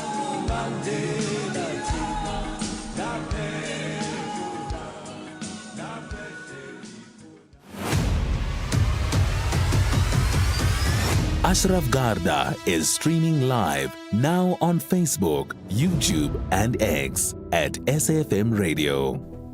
By the way, I just want to touch on this, and it's nothing to do with soccer, but the lesson. Lamine Yamal, you know that. I mean, his father is from Morocco, mother is from Equatorial Guinea. They both landed up in Spain he was born. Both the parents were teenagers, right, when he was born, and the mother, that means the mother of the father, really looked after the youngster. But here's the thought. She made the point about how she had to get through the desert, get to Morocco, get to Spain to survive as an immigrant. And I'm just saying that because it's very topical in our country right now. There's another story. You may have seen Nico Williams, part of the Spanish team. Now, Inaki Williams is his brother, Arthur. He plays for Ghana, and the one brother plays for Spain.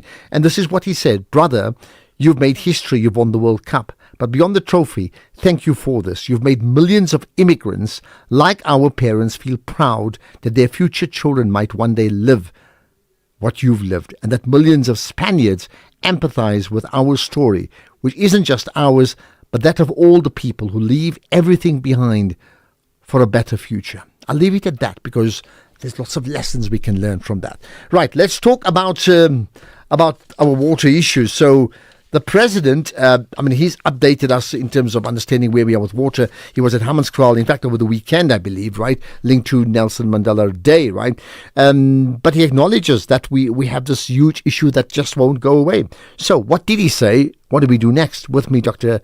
Fidel Adam, who's the executive manager at WaterCan. Fidel, as always, thanks for joining us on the National Pulse. Good afternoon, Ashraf, and thank you for having me, and good afternoon to all your listeners. Thank you so much. Right, so besides the president going to Hammanskraal, there's a unique issue in Hammanskraal, I remember, because, you and I have chatted, and when people complain about the problems in their cities, like be it Durban or Joburg or Cape Town, maybe, others will say, I'm in Hammanskraal, we haven't had water for 10 years, right? It's the most remarkable thing to think that this can be allowed to happen in our country, isn't it? Absolutely. That's something it's happening more and more often in many areas where people don't have water for years. We've got Hammanskraal, but Hammanskraal really is what happens when things really get bad. Money's gone stolen, and they've never been able to get that money back. They've never been able to fix the water systems, and so it continues this whole cycle of being dependent on water tankers, right? But also, there are other parts of the country where in KZN, rural KZN, where people are saying to WaterCan, saying, please, can you ask our municipality to allow us water 2 to 3 times a week in your tap? That's what people are negotiating, that at least allow us 2 to 3 times a week, let us have water in our taps. That is really concerning, that this is becoming a violation of human rights across South Africa. Now, in terms of what Ramaphosa has said or even admitted to, let's say over the weekend or even maybe today in his Monday report, what has he said about water? So he said a number of things, and just the one thing that they were talking about this weekend was the 67, and they called it water management, big words using just to talk about the fact that they're going to be putting into place 67 boreholes. Now, that is really it's a good thing, but it doesn't take away the fact that we still have municipalities that are corrupt. We still have municipalities that are mismanaging their funds, and that they're not ring fencing. So you can't provide the one and think this is going to be a sustainable solution if we don't fix up the municipalities as well. That's the one thing he talked about. The other thing is, which we've heard about a few times, is the 156 billion rand that will be allocated to water. But they don't break it down. They don't tell us that this is over 5 years, that it's in the 8 metros, and we don't know what metro is getting how much, each metro, what are they getting. So there's no detail which we're missing in terms of all that he's saying, in terms of saying that we're going to have a lot more actions. We're going to hold municipal managers accountable. That's great. That is something that we have been supporting and saying that we need to have accountability in terms of water and sanitation services. But that is and has been discussed in the new amendment bill. that needs to be signed, and when is that going to happen? So that's still in the future, Ashraf. It's not going to be happening now. I mean, has government admitted, and I don't mean the city of Joburg, because we have spoken about them a lot, the city of Joburg and Rand Water, that in fact, as a country, we are actually in the midst of a water crisis, and it should be dealt with as government did or attempted to do it, maybe successfully so now, with regards to electricity by appointing a minister of electricity, and then ensure the right appointments at ESCOM level, for example. Are we in that same situation with regard to water? I think we're even in a worse situation when it comes to water, if that's my opinion and maybe my bias, because if you think about electricity, there's alternatives to electricity. You can have solar, people tend to able to find ways, whether it's gas, whether it's paraffin, whatever, to find ways of working. But without water, it's very difficult to make this like an alternative to water. And so even having that kind of ministry, we have a Department of Water and Sanitation. The challenge that we have, and I think needs to be discussed in much more detail, is the division between national government and local government, and provinces in between. I think that those kind of what their roles and responsibilities are in terms of water and sanitation it's not great, and that needs to be discussed, and it needs to be changed. What sort of solutions is he offering? I mean, you mentioned boreholes, and you're quite right. I mean, those are temporary solutions that are there. Well, yes, I mean, they're very helpful. I think we get that. What should be happening is municipalities need to be ticking over and working really well, right? Yes, and I think this is the thing, is that, when government issues the blue drop and green drop reports that we get ever so often, Department of Water and Sanitation in those reports has clear things that each municipality needs to do to fix their water and sanitation. And there are so many plans. There's the turnaround plan that Joburg Water has, which is really good on paper. But if you don't have the skills and you don't have the budget, then that's just a plan. And that's the problem. For as long as we don't ring-fence the money for water and sanitation, none of the municipalities are going to be able to get us out of the mess we're in right now. And we just need to look at, report after report is saying that municipalities are failing. National government is saying they can't stand back and watch it anymore. But holding back on the equitable share is not the right response. So what would you propose as WaterCan that you can do next? So I do think that they need to, National Treasury needs to say we're going to have a bigger hold over grants, etc. But the equitable share affects the kind of the water tankers to the most vulnerable communities. It affects the indigent households for free water. Those need to be looked at. I think that national needs to be speaking to local a bit more. There needs to be a bit of a collaborative approach on that side. So that leadership there needs to be put into place, right? The second thing, and it's something we've been talking about for a while, it is not a silver bullet. It's not going to solve it all. But as long as you don't ring-fence the budget for water and sanitation, not enough money is going to be spent on the infrastructure that needs fixing. So you can talk about, for example, in Joburg, we have the Hurst Hill Reservoir, right? There was a whole lot of things that we're starting the Hurst Hill repair of this reservoir. It's going to be finished in August. Joburg Water did not have money to pay contractors for some time. And so what has happened is this project is now moved to May next year where it will end. Sure. And the more you push these projects out because you can't pay contractors, it actually costs the country more. You start paying double the price on that project. So we need to make sure that the budget's ring-fenced, right? We need to make sure there's leadership in terms of national and local government speaking to each other. And then, of course, there needs to be accountability. Just a quick one, and we got 30 seconds to go. Quick one. Should we have a figurehead person that is, for example, like the Minister of Electricity, that we can say, that's the Mr. Fix-It or Miss Fix-It or Mrs. Fix-It of water? Should we have that in our country as the go-to person who's going to be on top of all things water because it's that important?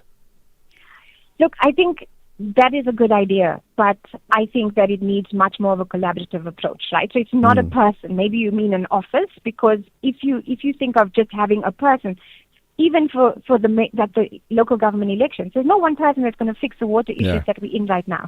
Well, you need to have a collaboration between government, business, and civil society. Well, maybe it's an institution, but the person drives it with very much in your face, so we know exactly who we should be talking to. Maybe that's Fidel, Adam, that needs. thank you for your time. Much appreciate you engaging us on the National Pulse. Wet power crisis, water crisis, nationwide. It's not going away.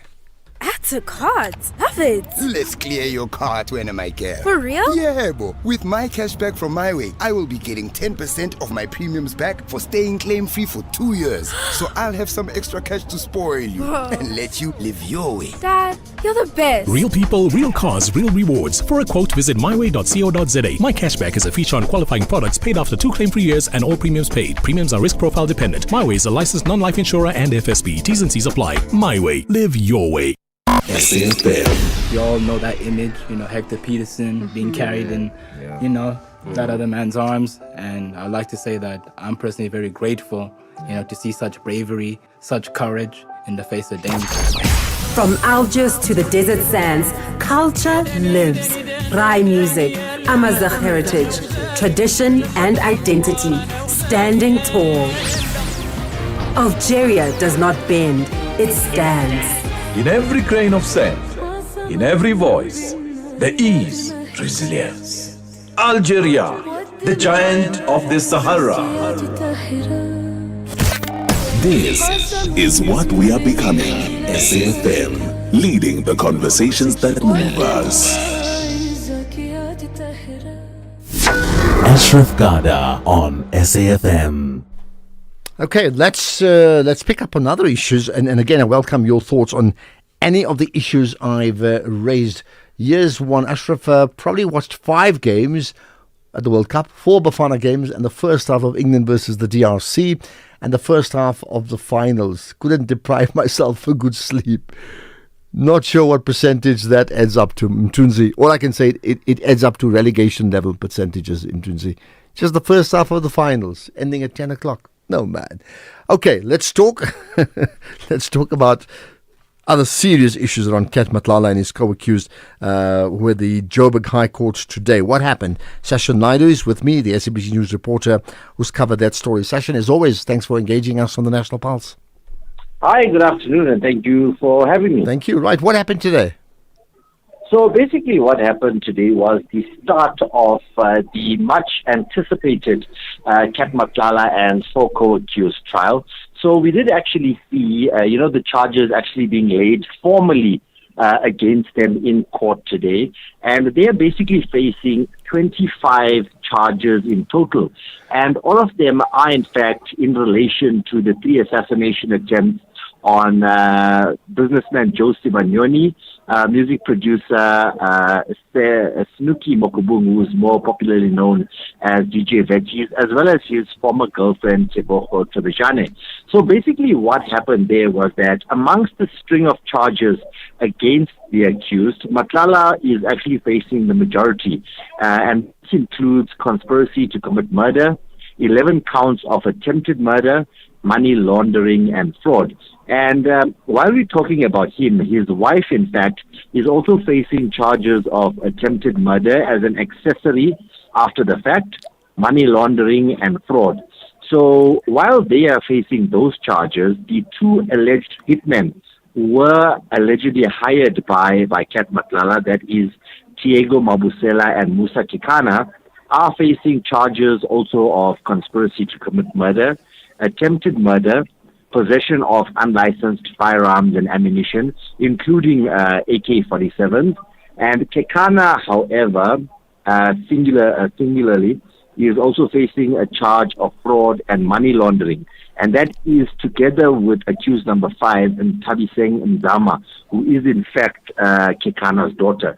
So how this charge actually came about was it is understood that Kat Matlala's business account actually transferred money to Tabiseng Nzama's business account, which the state alleges was then sent to Kekana, her father, who then obviously paid Tiago Mabusela, and that is apparently for their jobs as hitmen. Okay, and just so that we're very clear, there's been this parallel issue of Kat Matlala in that plea bargain issue that, it reached a climax last week when effectively it was thrown out when his lawyers pulled out of that plea bargain agreement. How do you view the two different issues? So this case and that case are completely different matters. This case only relates to the 3 attempted assassinations on Sibanyoni, Tobejane, and DJ Vetis. So in this case, he was arrested last year already. We have seen quite a number of postponements leading up to where we are today. The pre-trial just finished last week, if I'm not mistaken, early last week or the week before. And now we are sitting in the trial court where the matter has in fact been set down for 30 days. So after the charges were formally read out to all of the accused in court, all of them had the opportunity to state whether or not they are going to plead guilty or not guilty. That process took about an hour itself because, as you would know, there are 25 charges and each person has their own set of charges against them. So all of them are not charged for all of the exact same charges. So this matter, none of their legal representatives had any problems, with the charges and so on.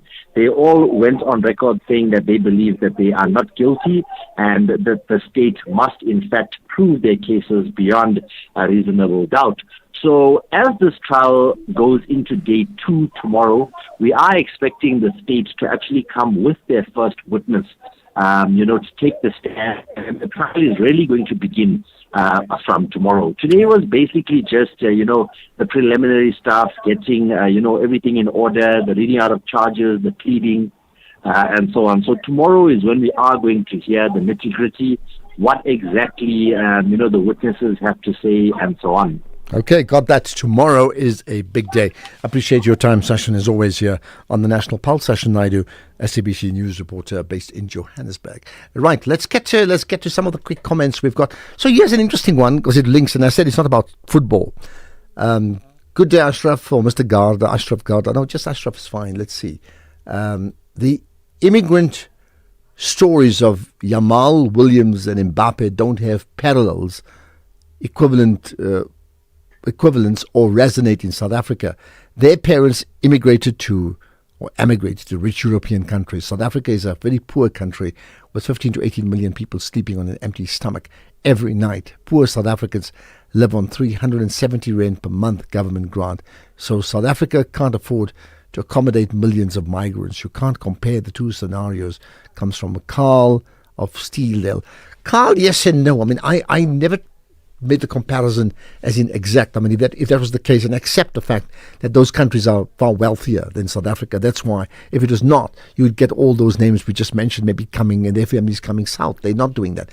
The point I wanted to bring up, and this for me is the issue, follow all those stories and the level of desperation those families underwent and took, and decisions they made to get to a relative safety and what they felt was a better life for all. And within that, tremendous struggle. So, for example, I think Lamine Yamal's granny, I think, and I stand to be corrected, she was talking about sweeping the floors for years just to get jobs, and 3 jobs to make it happen. So even in a rich country, she did the most menial work. It wasn't like something was on a plate.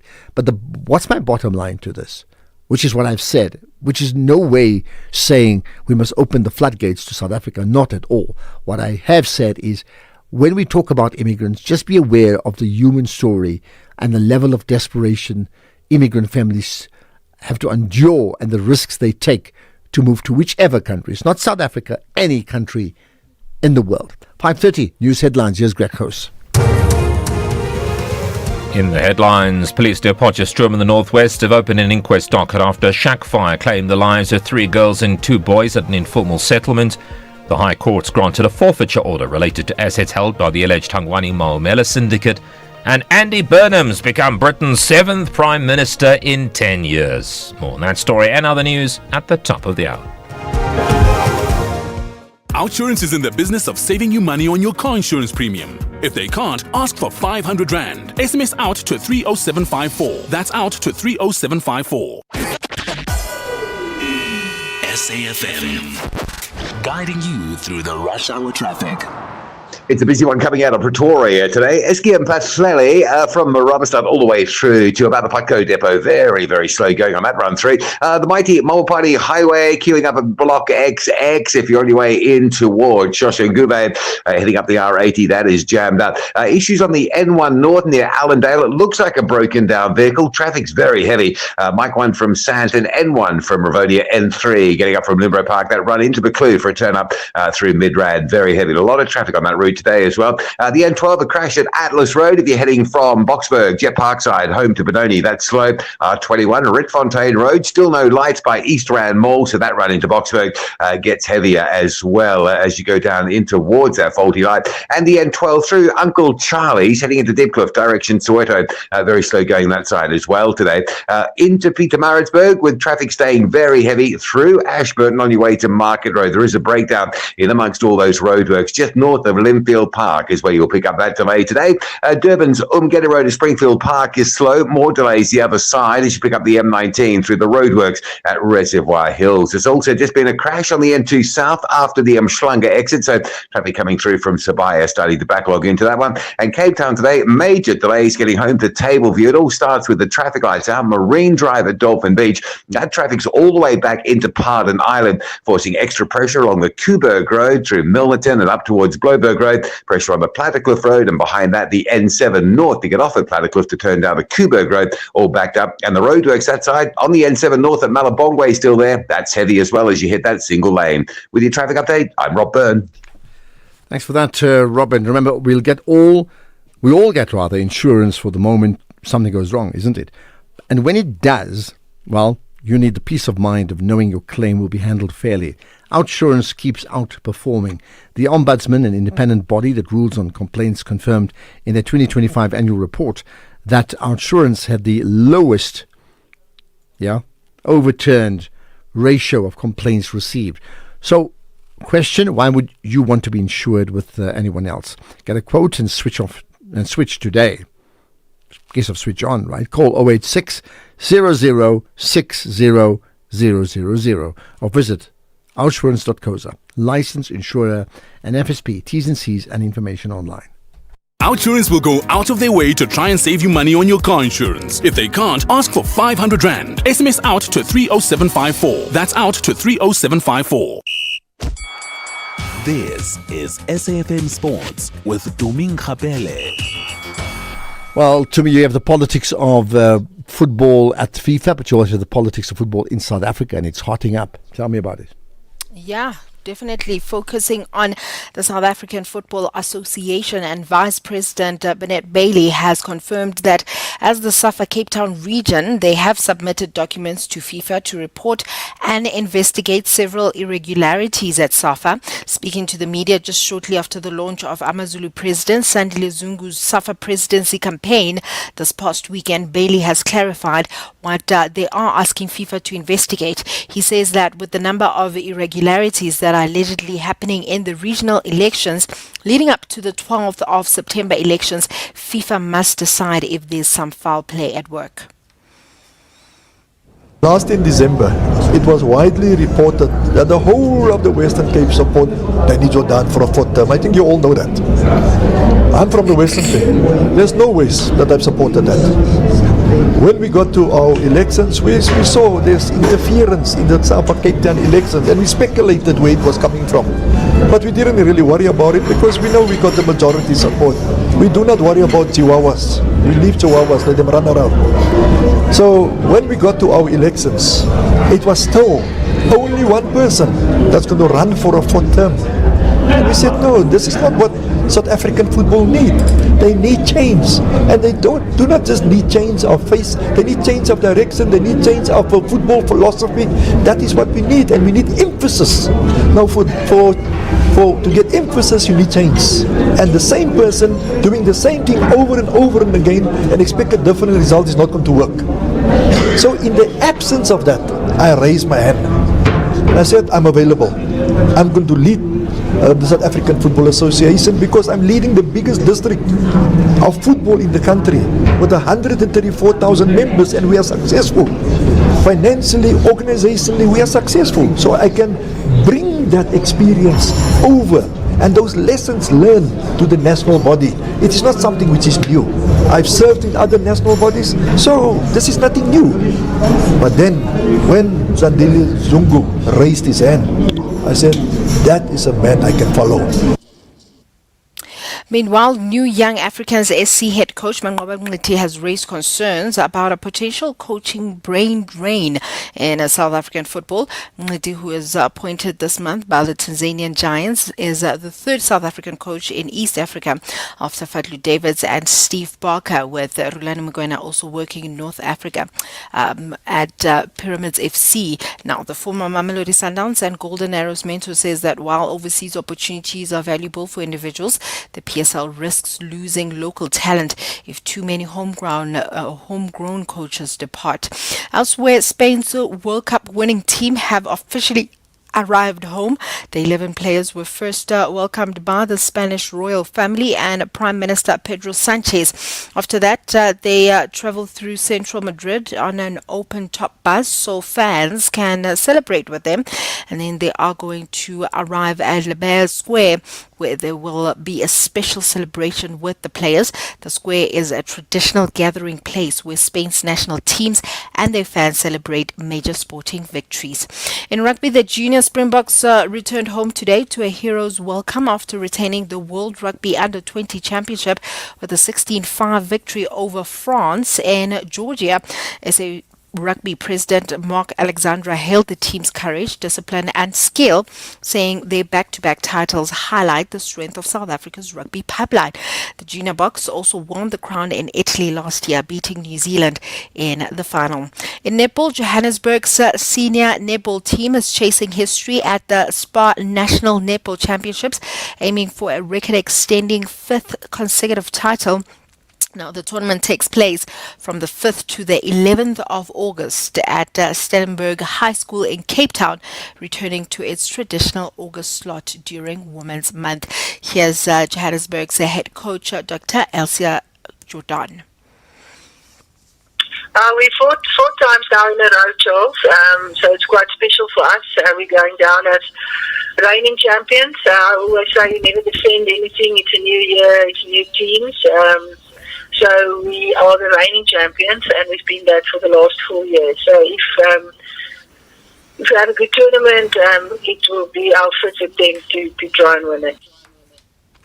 And then finally, the Women's Tennis Association will now require all players to undergo genetic sex testing to compete in the WTA Tour under the updated Women's Eligibility Policy. Effective Tuesday, athletes must provide a cheek swab, blood or saliva sample to test for the SRI gene or the Y chromosome. A negative result will confirm eligibility, while a positive test will trigger further medical assessment.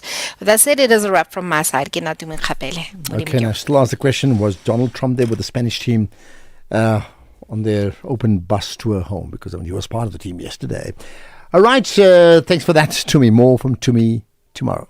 Quantum on SAFM. Step into the future with Quantum.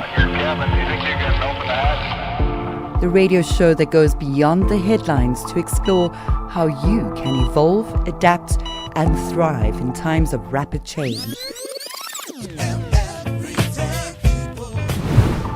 We will explore cutting-edge thinking coupled with practical life design applications. I'm Angela Ludek, and I invite you to join this community where real progress begins with human capital development. Quantum, Monday to Friday, 3 to 5 a.m. on SAFM. Economic news on SAFM. Facts and figures you can count on. All right, Jimmy, your show comes up 6 to 7. Set the scene. Tell us about Cisco and smart cities.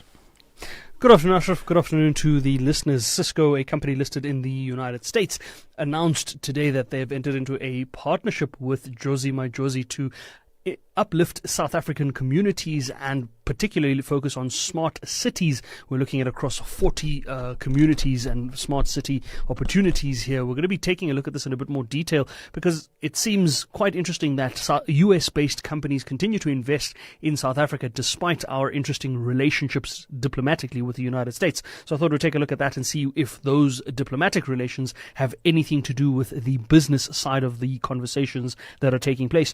We also have a conversation taking a look at the world of private medical care, the organization that represents more than 120 private ambulance providers has gone to the Competition Commission in an effort to seek the ability to negotiate better tariffs for themselves as an industry. Apparently, the tariffs that are currently out there in the market are not competitive enough and are potentially posing a threat to this particular industry. We're going to speak to the association and get a sense of where this particular problem sits and how it is that it can be looked at. We also have a conversation taking a look at the latest World Bank loan that has been afforded to South Africa. We've managed to secure an infrastructure loan for infrastructure development in South Africa. We know that that has been a cornerstone of what it is that we've been looking to do from an advancement purpose. It's a $1.5 billion loan that has been secured through the International Bank for Reconstruction and Development,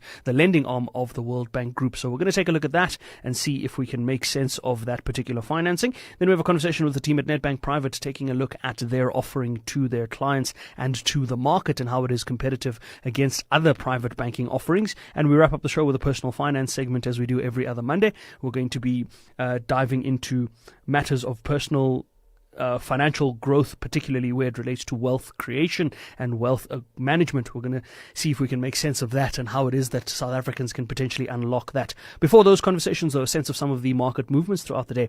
It's been a bit of an up and down start to the week as well. The Hang Seng in Hong Kong up 2.2%, but at the same time, the Nikkei in Tokyo, well, that was closed for trade today, but it closed down 4% towards the end of last week. The ASX in Sydney closed out flat today.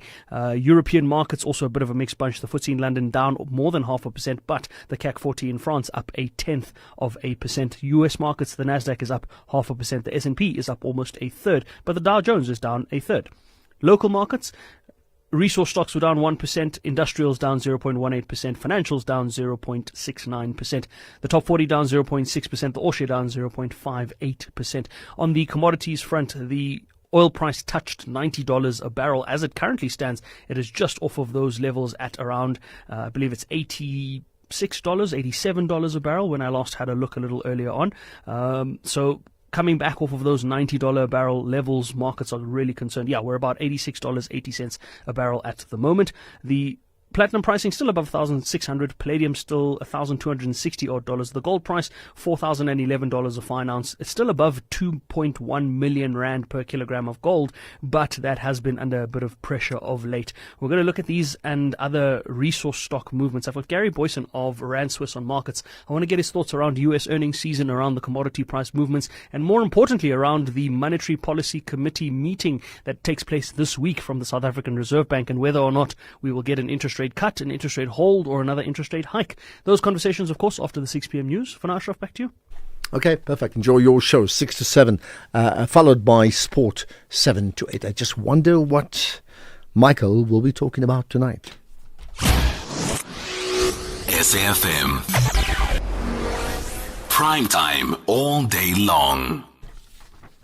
Right, we're going to get to further calls from you, and I like the fact that it's a range of calls from ranges of people all around the country and abroad listening on streaming live who are willing to chat, and some are much older, some are younger, some are male, others are female. Would love the cross section. So to call in, well, give me a shout out that you are a first time caller as well, so I can give you a shout out too. In the meantime, here's good news for South Africa. Total Energies, in partnership with the Hydro Storage Holding and Riatile Renewables, have inaugurated the Hydra project that's in the Northern Cape province.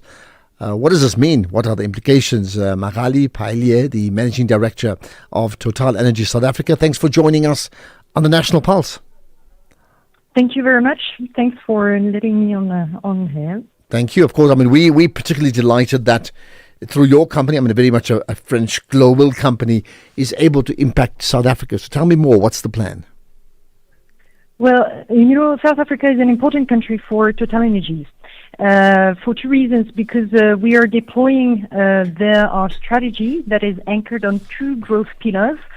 And those two growth pillars are the renewables, with, for example, Hydra project that you just mentioned, and the oil and gas, where we also have 3 operated offshore blocks offshore the West Coast. So as you see, TotalEnergies is deploying its strategy in South Africa, and it's one of the important countries where we sit on those two legs. Okay, and tell me more in terms of what contribution would you make, and of course, specifically, why the Northern Cape? So in terms of contribution, Hydra storage project is a major project because it's a huge project. It combines a 216 megawatt solar plant with a 500 megawatt hour battery energy system, and as such, it is the biggest hybrid project of that kind in Africa. So that's one element.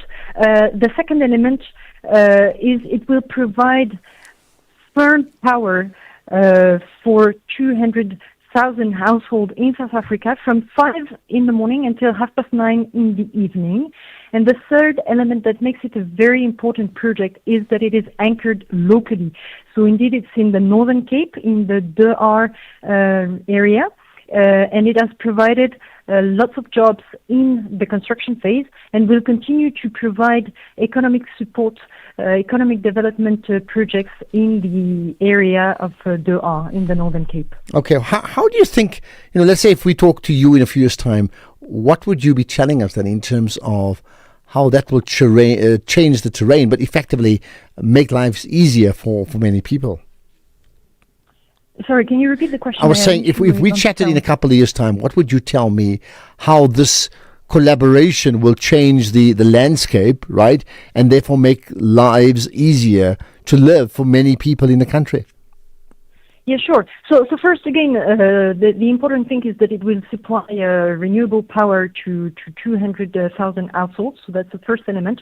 And then for the people living in the Northern Cape, in the area of DR, again, at peak, this project has hired 1,600 people. 45% of those jobs have been provided to people in the vicinity of the project, so in the DR area, and more than 90% of the jobs were provided to South African people. Now the construction is over, so obviously there will be less people on the project, around 60 to 80 people, and still, again, these employments will be provided in priority to local community people. So that's how the project will impact through jobs, skill upgrading, but also, as I mentioned, through the economic development projects that will be put in place from now on, now that the project is producing, and this for 20 years. So the impact will be tremendous on the area. Where does Eskom fit into this? So that's a good question. Thanks. Eskom is in fact the buyer of the electricity. In fact, this project came to life following a tender launched by the authorities back in 2020, and it was awarded in 2021. By the way, I need to thank the authorities for that because it's thanks to this tender that it came live. So Eskom is the buyer of the electricity that will be generated on this project. Eskom will be the buyer. Just last thing, how would it change, the lives of average households? I know we're talking at a macro level, which is Eskom utilities, but ultimately it must change South Africa and usage of power, in this case here with renewable projects. Tell me about that. So I would say there are two elements to answer your question. The first one is that, as you know, South Africa energy mix today is very much weighted on coal.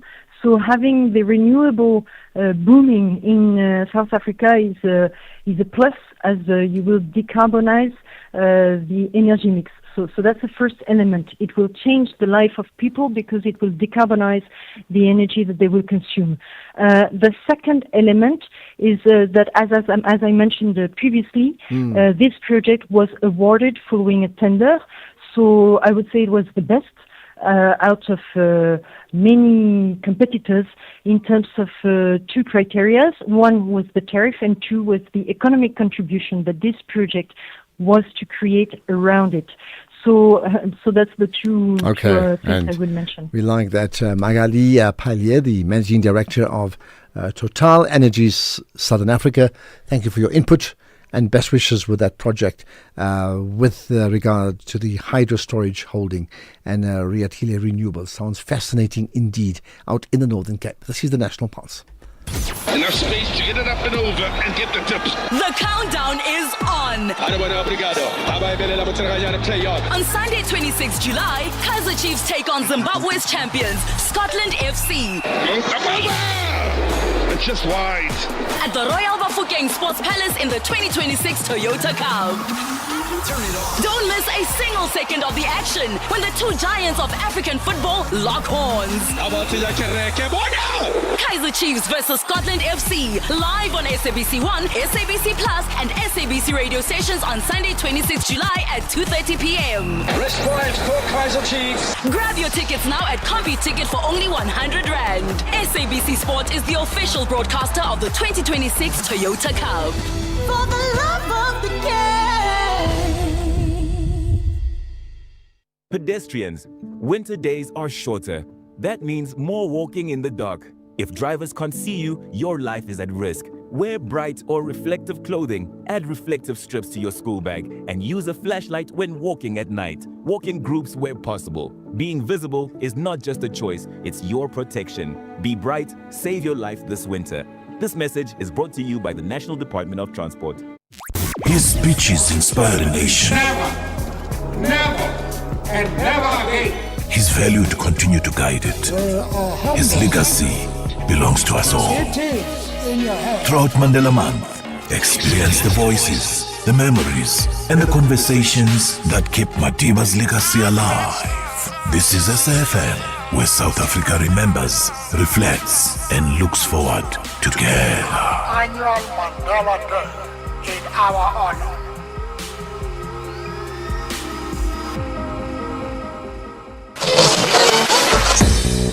SAFM 106.2 FM in Thohoyandou. Right, and you're part of the Pulse community. I need to feel, well, what you feel. So we'll get to you now. Takalani in Thohoyandou, go for it. Let's talk about poverty. Okay, hi. Okay, so in inequality and poverty, which I think I will touch more on the poverty side of things. The reason for that being, we have got, I think poverty has got about 4 phases, if not 3. The first of it being hunger, or lack of food. The second one being lack of shelter, and then the other one being, of course, lack of clothing. So this is how it would obviously manifest itself. But then the thing that is burning at the back of my mind is, when it comes to poverty, when it comes to hunger, do we not have a greater issue with redistribution than this hunger itself? Because we spend, or we lose, about 61 billion rands annually through throwing away of food, or through the food that ends up in dumpsters and landfills. And that is about 30% of all the food that is produced, which means that we can never be at a point where we produce enough food to can sustain everyone unless we have worked on redistribution and the distribution of such foods. So that is the one thing. Then when it comes to, obviously, the other thing, which is shelter, which is obviously the second phase of poverty, that's a very different thing, because we have got vast lands, empty land. So if we were talking about just shelter, that is something that can also be addressed, meaning that the concept of poverty, it's not something that is really impossible to eradicate or to limit. You mentioned earlier that about 20 million people go to bed hungry in South Africa. And that is very ironic, in that every single day we are throwing away food. every single day. We're throwing away food. But then now we've got, that is 33%. In actual fact, that is just 33% of the nation that is going to bed hungry. Yet we're throwing away 33% of the food. Yeah. All right. I think you've made your point very strongly. And I wonder, you're not the first person, and yet it continues, right? This issue of so much food going to waste in a country that so desperately needs it. There must be a way around it. So, Takalani, thanks for putting it back on the agenda. Let's get to other thoughts from you. Hi, Ashraf. This is Rowan in Pretoria. Regarding your question about the World Cup and Infantino being rude, I think both Infantino and Trump were rude, not including the president of Mexico and Canada who co-hosted the World Cup. I think they're just the wrong people in the wrong jobs. Thank you. Thank you. And how do the wrong people in the wrong jobs get the right jobs? So even though they are wrong, they still get it right for themselves. Here's one. Good afternoon, Ashraf. After all the African teams were knocked out, I listened only 40%. Thomas from the Northern Cape. Okay, from Douglas. So then you switched off. Good afternoon, Ashraf. Good afternoon to the SAFM listeners. Ashraf, the issue of accessible to drinkable water has been a long-standing issue in many parts of our country. In particular, Ladysmith, for as long as I remember, we've never had a consistent water supply. It is really a big issue, not only in the big cities, but across the whole country. This thing needs to be addressed. We need to have relevant stakeholders attending to this. Okay. Well, it is a big issue, and it's not going away, isn't it? Hi, SAFM. It must be noted that General Mandondo has been arrested by the IDEC for losing a laptop that is less than 50,000 rand for sure. And Morgan Maumela has extracted over 300 million out of the taxpayers and is still working free. Thank you, Tumelo Kimberly. Okay, Tumelo's made the point. Ashraf, the Spanish coach, doesn't deserve the credit. He was just lucky to get the job. Remember, Spain won the World Cup by 1 goal. It was not a landslide victory. It was just luck once again, like in 2010. Daniel Branston. No need to comment to Daniel talking about it was not a landslide, just luck. Ashraf, the asset forfeiture unit does not stop criminal proceedings to fight the state. Rather, it actively seizes the illicitly acquired assets of corrupt individuals to prevent them from using stolen funds to finance legal battles against the state and against all prosecutions. Criminal charges on the Maumela syndicates will follow. Yeah, I mean, I think that's the point about the differences. Here's another on media bias. Good afternoon, Ashraf, your production team, and the entire SAFM family. Look, Ashraf, I tend to disagree with the previous listeners in terms of the media not covering everything. I want to commend you guys. I mean, we listen to you guys from the morning till late at night. You try by all means to cover everything. So I just want to commend you. Fantastic job, guys. Keep South Africa informed and engaging in conversations. So yes, thank you very much, Ashraf, and all the best. Sean, South Africa. Well, you see, that's not. Thank you for that, Sean. And honestly, it's not just me. This show is myself and the production team in Tabising and Keys. That's us. But I can say ditto then for everywhere else, isn't it? Here's another. Hey, Ashraf, I hope you're doing very well. Man, I hear a lot of people talking about the state not arresting or charging Maumela. They